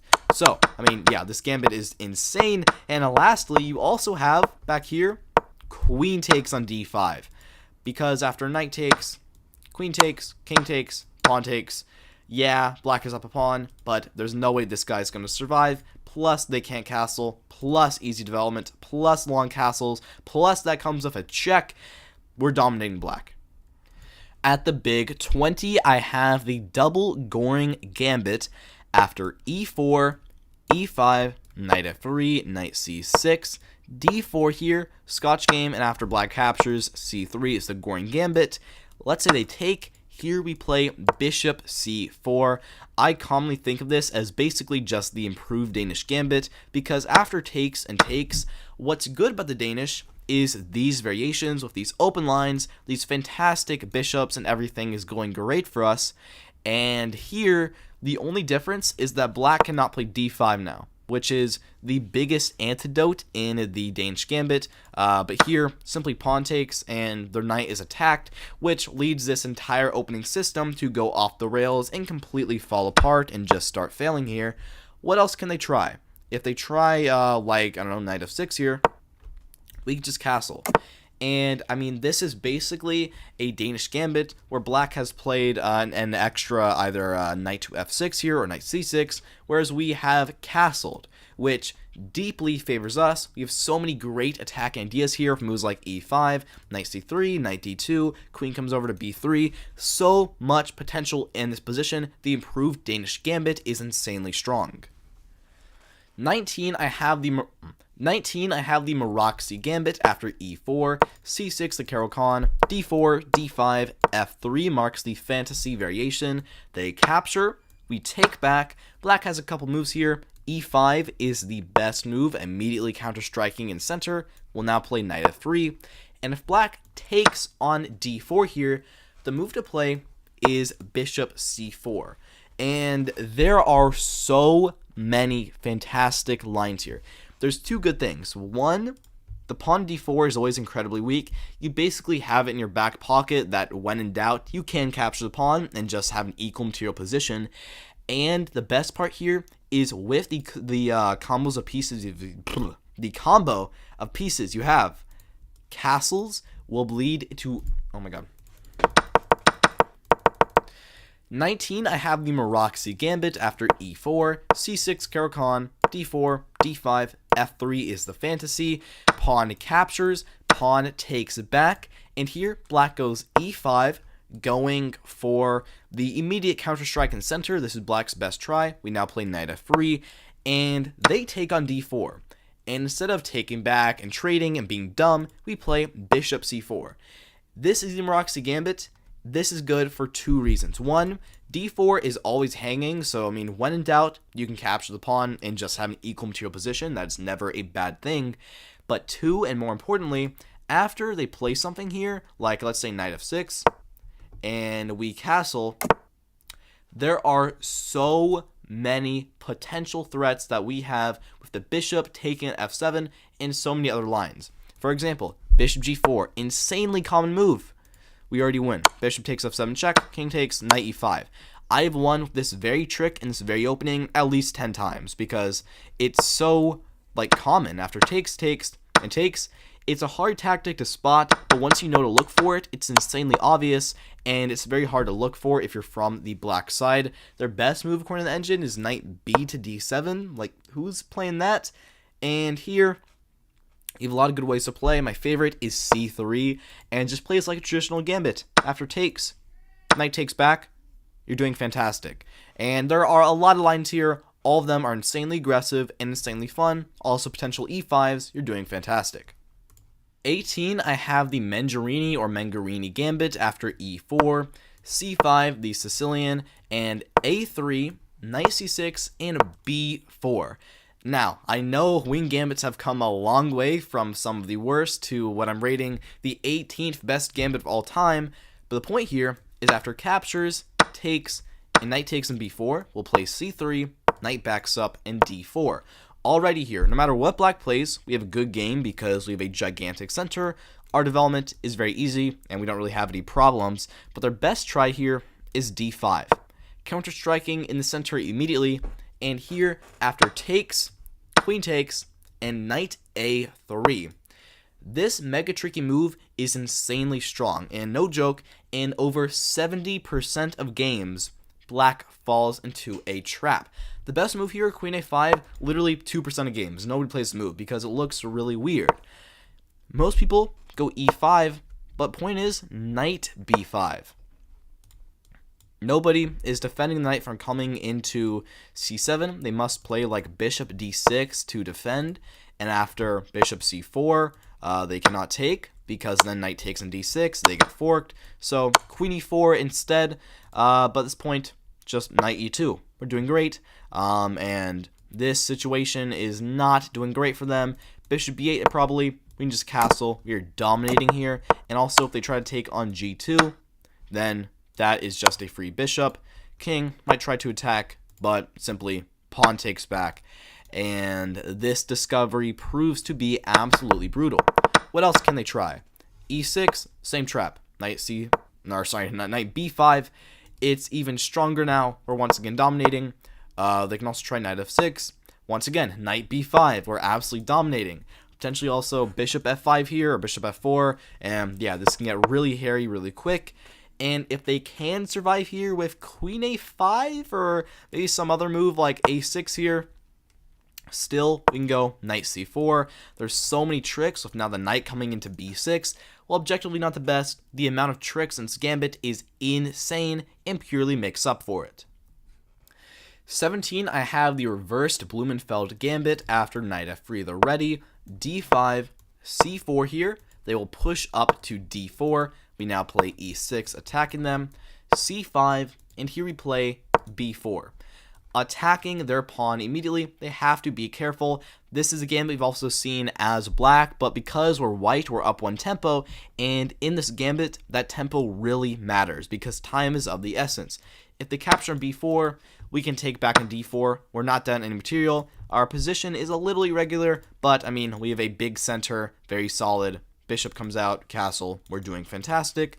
If they try to take on e6, we can take back with the f pawn, because if it takes here, then d4. Once again, we have a big center, and honestly, I don't have too much else to say. This is just a very good gambit.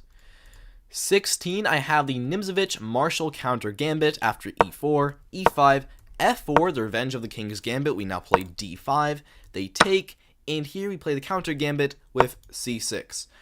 A while back, I made a video on every single king's gambit variant. I did not even find this move when I made the video. Someone had to point it out for me in the comments. It is insanely strong, and it is my favorite option against the king's gambit for a couple of reasons. One, it is objectively fantastic. After white captures, if you're feeling crazy, you can play bishop c5 and go into double gambit, or if you want to, simply knight takes back on c6. They'll probably take here, but then queen h4 instantly loses, g3, queen e4 check. Yeah, they're completely lost. So instead here, they'll probably have to play something else, maybe like knight f3, at which point you can push up to e4, you can capture an f4, whatever you want to play, they're all good. This is just a fantastic game. Their best move here is queen e2, which almost nobody knows, and even if they do, you can simply play takes. They will take on e5 with the pawn, and now you have a couple good options, probably just knight c6 here. White is now up a pawn, but I mean, you know, their queen's on e2. They know their development. This guy is super weak. You have a fantastic gambit ahead of you, and no matter what else they try, you're probably going to get a great position out of it, and this is such a fun way to play against the kings, which in an opening is really what I look for. 15, I have the Smith-Morra gambit after e4, c5, d4, takes, and now c3. At first, for a while, I did not really think too much of this gambit, but somewhere around a year ago, maybe 6 months, I got the Mayhem Nomura book by Mark Efserman, who's basically the leading guy on Smith-Morra, and since then, I have been convinced of its power. Point is, after takes and takes, development is easy, knight f3, bishop c4, and you have the open c and d files to play with. There is a lot of variations. I'll give one like sample position. Let's say d6. You can play knight to f3 now. Let's say now, I don't know, knight c6. We can go bishop c4 here. There's a lot of tricks. If black plays knight f6, then after e5 here, this is one of the trickiest variations imaginable. I got this in a tournament game. I won in about 5 moves, so it's pretty deadly. If instead they try e6, more for a Schmeningen setup, which is a little bit more solid, just castle. Knight to f6, let's say that. We can go queen e2, just defend, bishop e7, and let's say now rook over to d1. The bishop will come out. d6 is an eternal weakness, also knight b5 to probably try and attack that. The other rook will come to the open c file. I can't explain the entire gambit here, just know it is very strong, and it is criminally underrated. 14, I have the Marshall gambit after d4, d5, c4, the queen's gambit, now e6, knight c3, c6 by black, the accelerated semi-Slav. We now play e4. They capture, and here after we take back, black can win a pawn with bishop b4 check. We'll block with bishop d2, and now queen takes on d4. And after takes and takes with check, this is the position here. We're going to block with our bishop on e2, And there is a lot of just completely bonkers, insane, off-the-walls variations here. For example, if they take on g2 right away, you can go bishop f3, queen will probably back up to g5, and here, simply knight e2. And yeah, you're down 2 pawns with not the clearest plan, but rook g1, and they have like just no development, so you're probably just going to end up murdering them, which could just be incredible for you. Their best try would probably be like maybe knight to d7 here, or maybe knight a6 I think is the best move, but here, lot of tricky and great options. You can back up to c3, you can play bishop a5 and attempt to go for this action, and after bishop d7, probably knight f3. Now, lot of places the game can still go. Most popular, probably c5 and castles. Once again, there is a lot of variations, but for the price of 1 pawn, black has an insanely awkward position that is devoid of normal and sane development, or if really any development at all. Their queen is in the center and easy to attack. You have a fantastically fun game ahead of you.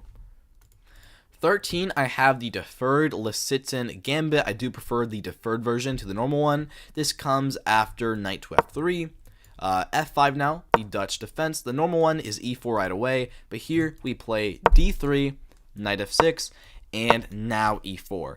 And I mean, this is all the great things about the other gambit, just more intense. After captures, if they don't take back, we have an incredible position.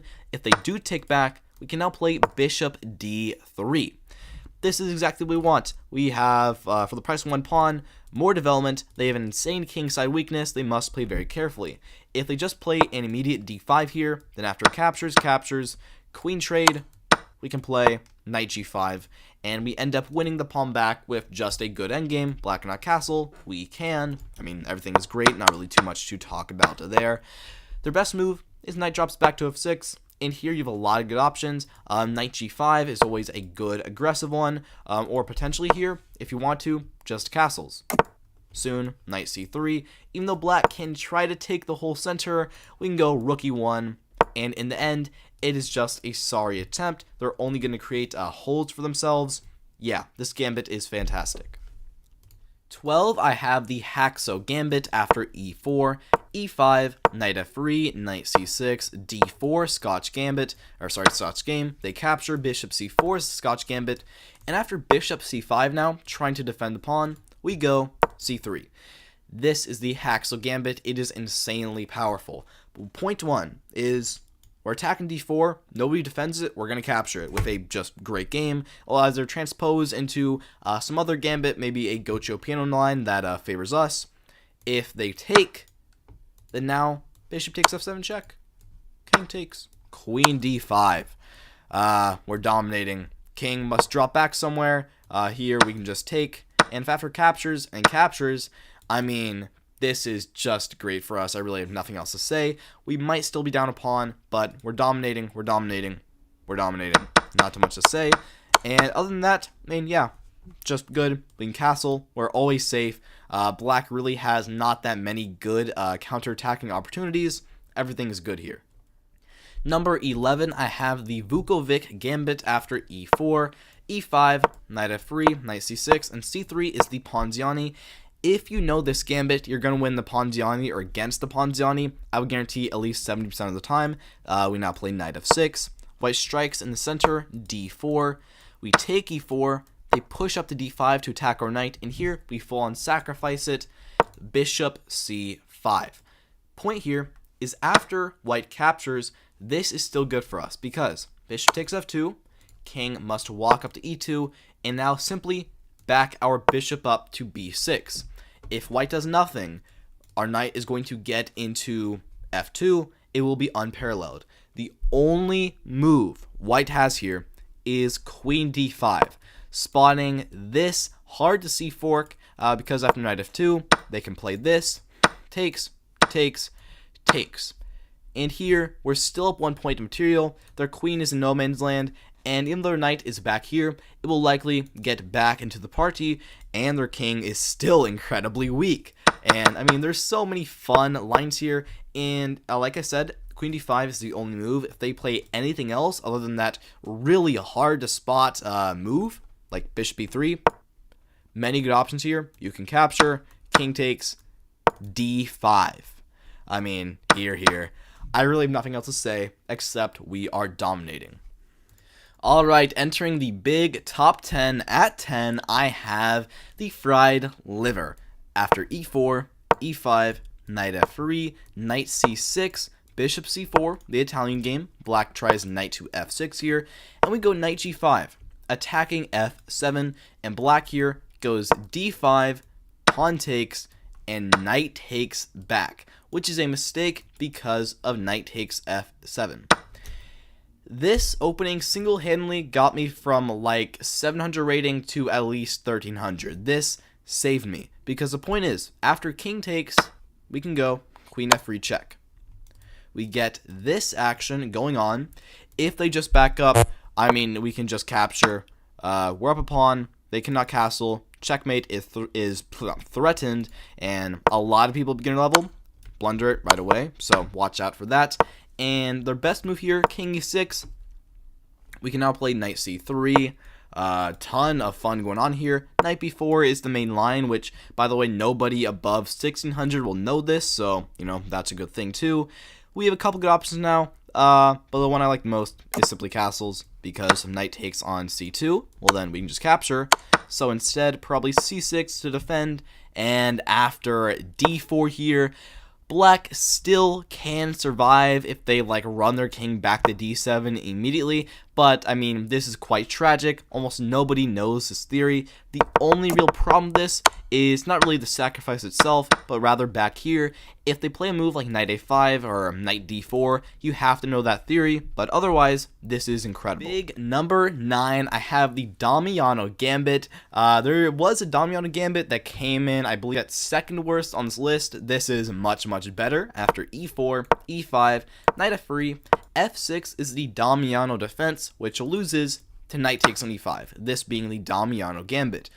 Almost everybody that plays f6 does not know what they're doing and is going to capture back, at which point queen h5, you're already winning, because this is going on if g6 then takes and you win their rook in the corner, which is, I mean, you're dominating there. If they play king e7, trying to get out of it, then after takes, king runs, bishop c4. If king keeps running, then check king 6 and h4 or d4 check, and checkmate is unstoppable. So I mean, yeah, you're winning there, not too much to say. And their only way to survive from here would be d5 takes, and then here, and now the bishop defends, but you have a couple good moves, but simply h4. You're winning. H6 is really the only move here, because allowing h5 would be deadly. And now bishop takes b7, and you're winning the rook in the corner. They cannot take, because queen f5 is simply checkmate. So, I mean, yeah, the rook is lost, at which point you're completely winning. The only flaw is if they don't take, if they play like queen e7 here, it's not good, but I mean, I guess black is surviving in the moment. Plus, we even may fall for this trap, which, do not fall for this, please. That would be beyond embarrassing, but still, you're far better here. Number 8, I have the Bohdan Kieseritzky Gambit, or the improved Stafford, after e4, e5, bishop c4, knight f6, knight to f3, and after captures, we now play knight c3 here. I don't know how this gambit is not more known. After captures and pawn takes, this is the Stafford Gambit, but we're up a tempo. The Stafford Gambit is already one of the trickiest gambits, so by being up a tempo, it is ridiculously strong. The only move that doesn't lose here is f6. Everything else is likely to lose very fast. d6, incredibly common, knight g5. They're already lost. Oops, what happened? e4, incredibly common. Knight g5. Oops, already lost.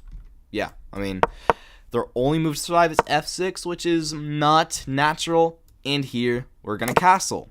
Once again, black must be very careful. If they just play some normal move here, like, I don't know, a6, if they don't play anything, knight takes c5 check. Or not check, but after takes, queen comes in, this is completely lost. They're going to lose a rook or get checkmated. So here, they must play d6. We can now play knight comes over to h4. If they do nothing, then queen comes in to h5. And, I mean, they're losing once again. After this, knight takes taking advantage of this pin here. You're once again winning. Oops, you capture the rook. Oh my god, 2 in a row.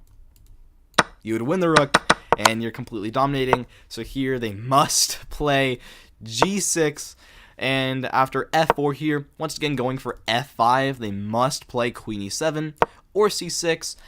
If they can find this position, which, I mean, God help them, then yeah, they're slightly better, I guess, but I can say with assurance almost nobody can get here. This position has about 200 games played, whereas the one back here has about 60,000. So that's how strong this gambit is. 7, I have the Botvinnik Karls gambit after e4, c6, d4, d5, e5, and here we play the move c5. This is from the Caro-Kann. This is the advance. This variation is easy to play, it is very tricky, and it is fun. Point being, 1, if they just play c3, which a lot of people do, you're already going to be doing great after captures, and knight c6. Your bishop will come out if potentially knight f3, bishop g4 here. They can defend their d-pawn, but if as soon queen b6, it's going to get very stressed for them. You're probably going to win it and get a dominating position. And if they do actually try to accept the gambit like so, you have a couple good options here, knight c6, or my favorite, e6. It's kind of like a French defense where white has taken on c5, which is never good here. Engine still says after bishop b3, we play knight d7, bishop b5 here. White is fine, I guess, but I mean, the best they can get is equality, which is, I mean, for white, you should have a small advantage. Equality is not what we want, and still, we have a lot of fun here. Our main break in the center will be as soon f6. We're doing great. At number 6, the Scotch gambit comes after e4, e5, knight f3, knight c6, d4, the Scotch opening, and after captures, we don't take back, we play bishop c4. This is good for 2 reasons. 1, the d4 pawn is incredibly weak. They're basically never going to be able to fully defend it.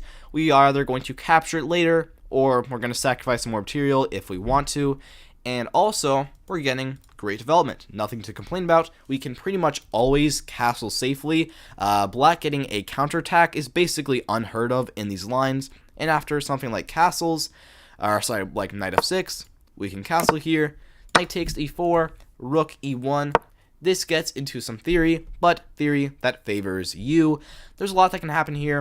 There's also potential for multiple c3s, which will also likely be very good for you. A lot that can happen. Everything is great. At number 5, I have the Reti gambit after knight f3, d5, and c4.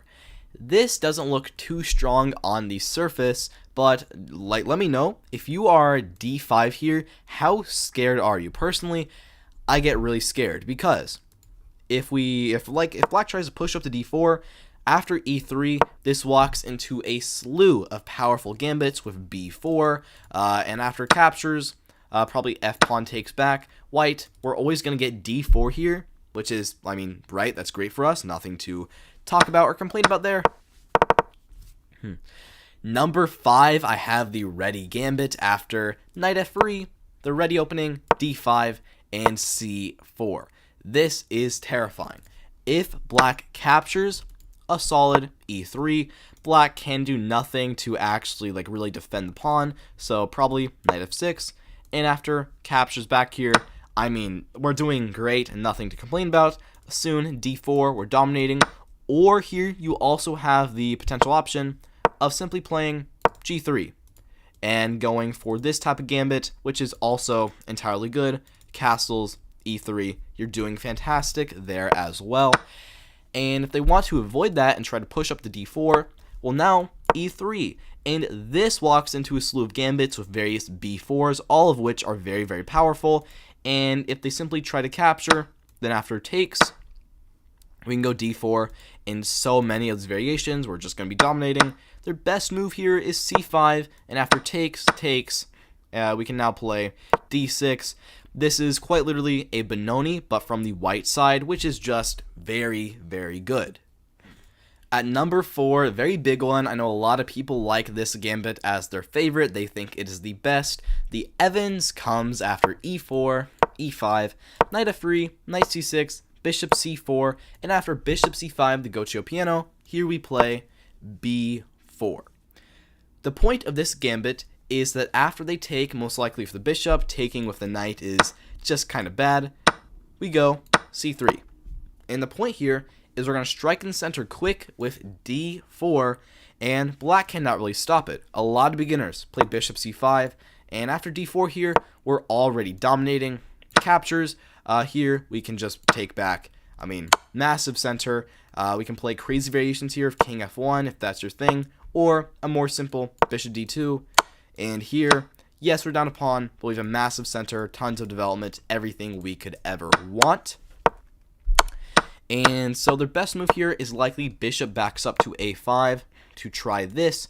But here, after d4 takes castle. This is awesome. If they take again, then here queen b3, you're down 3 pawns, but black is going to be losing in so many of these lines. Engine gives us the advantage because their position is weak. They have little development. We're being extremely aggressive, and if they try queen e7 to try and defend everybody, it takes. And after like captures, various rookie ones, we're dominating here.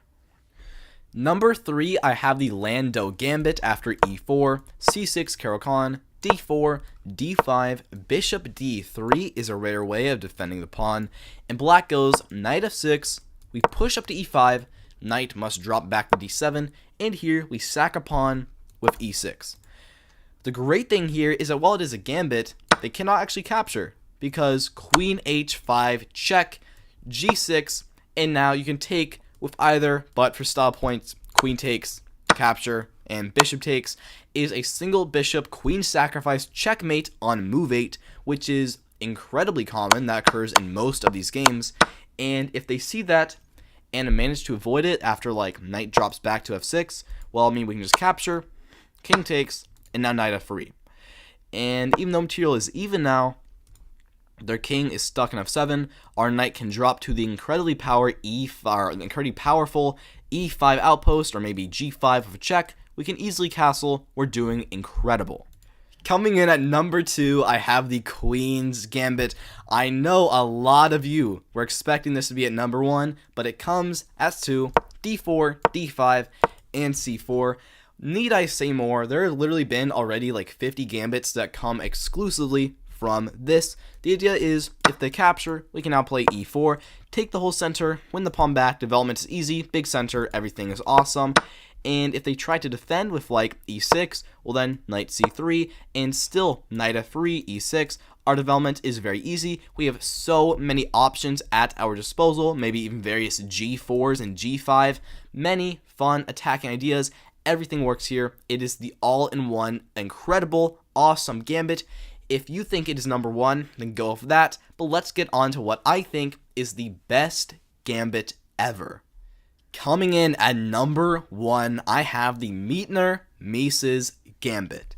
This comes after e4, e5, knight c3, d Vienna, knight c6, black copies us, bishop c4, bishop c5, black continues to copy us, and here we play queen g4. Attacking the g7 pawn, black cannot really defend it easily. Their best move is queen to f6 to try and defend like so. And here we sack a pawn with the incredible knight d5. The point here is we sack the pawn on f2. King walks over. We're down a pawn. Our king cannot castle, but 1, there's no checkmate here because if queen f1, our bishop comes back and captures, so that's not a checkmate. But the idea here is this is a threat, this is a threat. How do they defend both? And their queen might get stuck in no man's land. The only move here that does not lose immediately is king f8, which only occurs in like 20% of games. If they simply play like d6 here, attacking our queen, queen takes g7. Very soon, this queen is going to get booted out. This rook is probably going to end up getting lost, or this fork is going to happen. Black has so many threats, while our king, surprisingly safe. We can always play c3 and run it over to the king side, or queen side, and we're just going to be dominating. King f8. is the only move that even tries to survive because it gets out of the fork and the pawn is now defended, but now we initiate phase 2. This is where the genius of the gambit comes into play. Knight h3, attacking the queen. It's only safe square. If you see, we're actually covering everything except d4. We will now play d3. If black slips for even one move, c3, and they are completely trapped. Also, not to mention, there are various rook f1 ideas, and that can also be so brutal in so many variations. Back here, their only way to once again try and survive would probably be knight to f6. But here, simply queen backs up to f3. We are once again dominating here.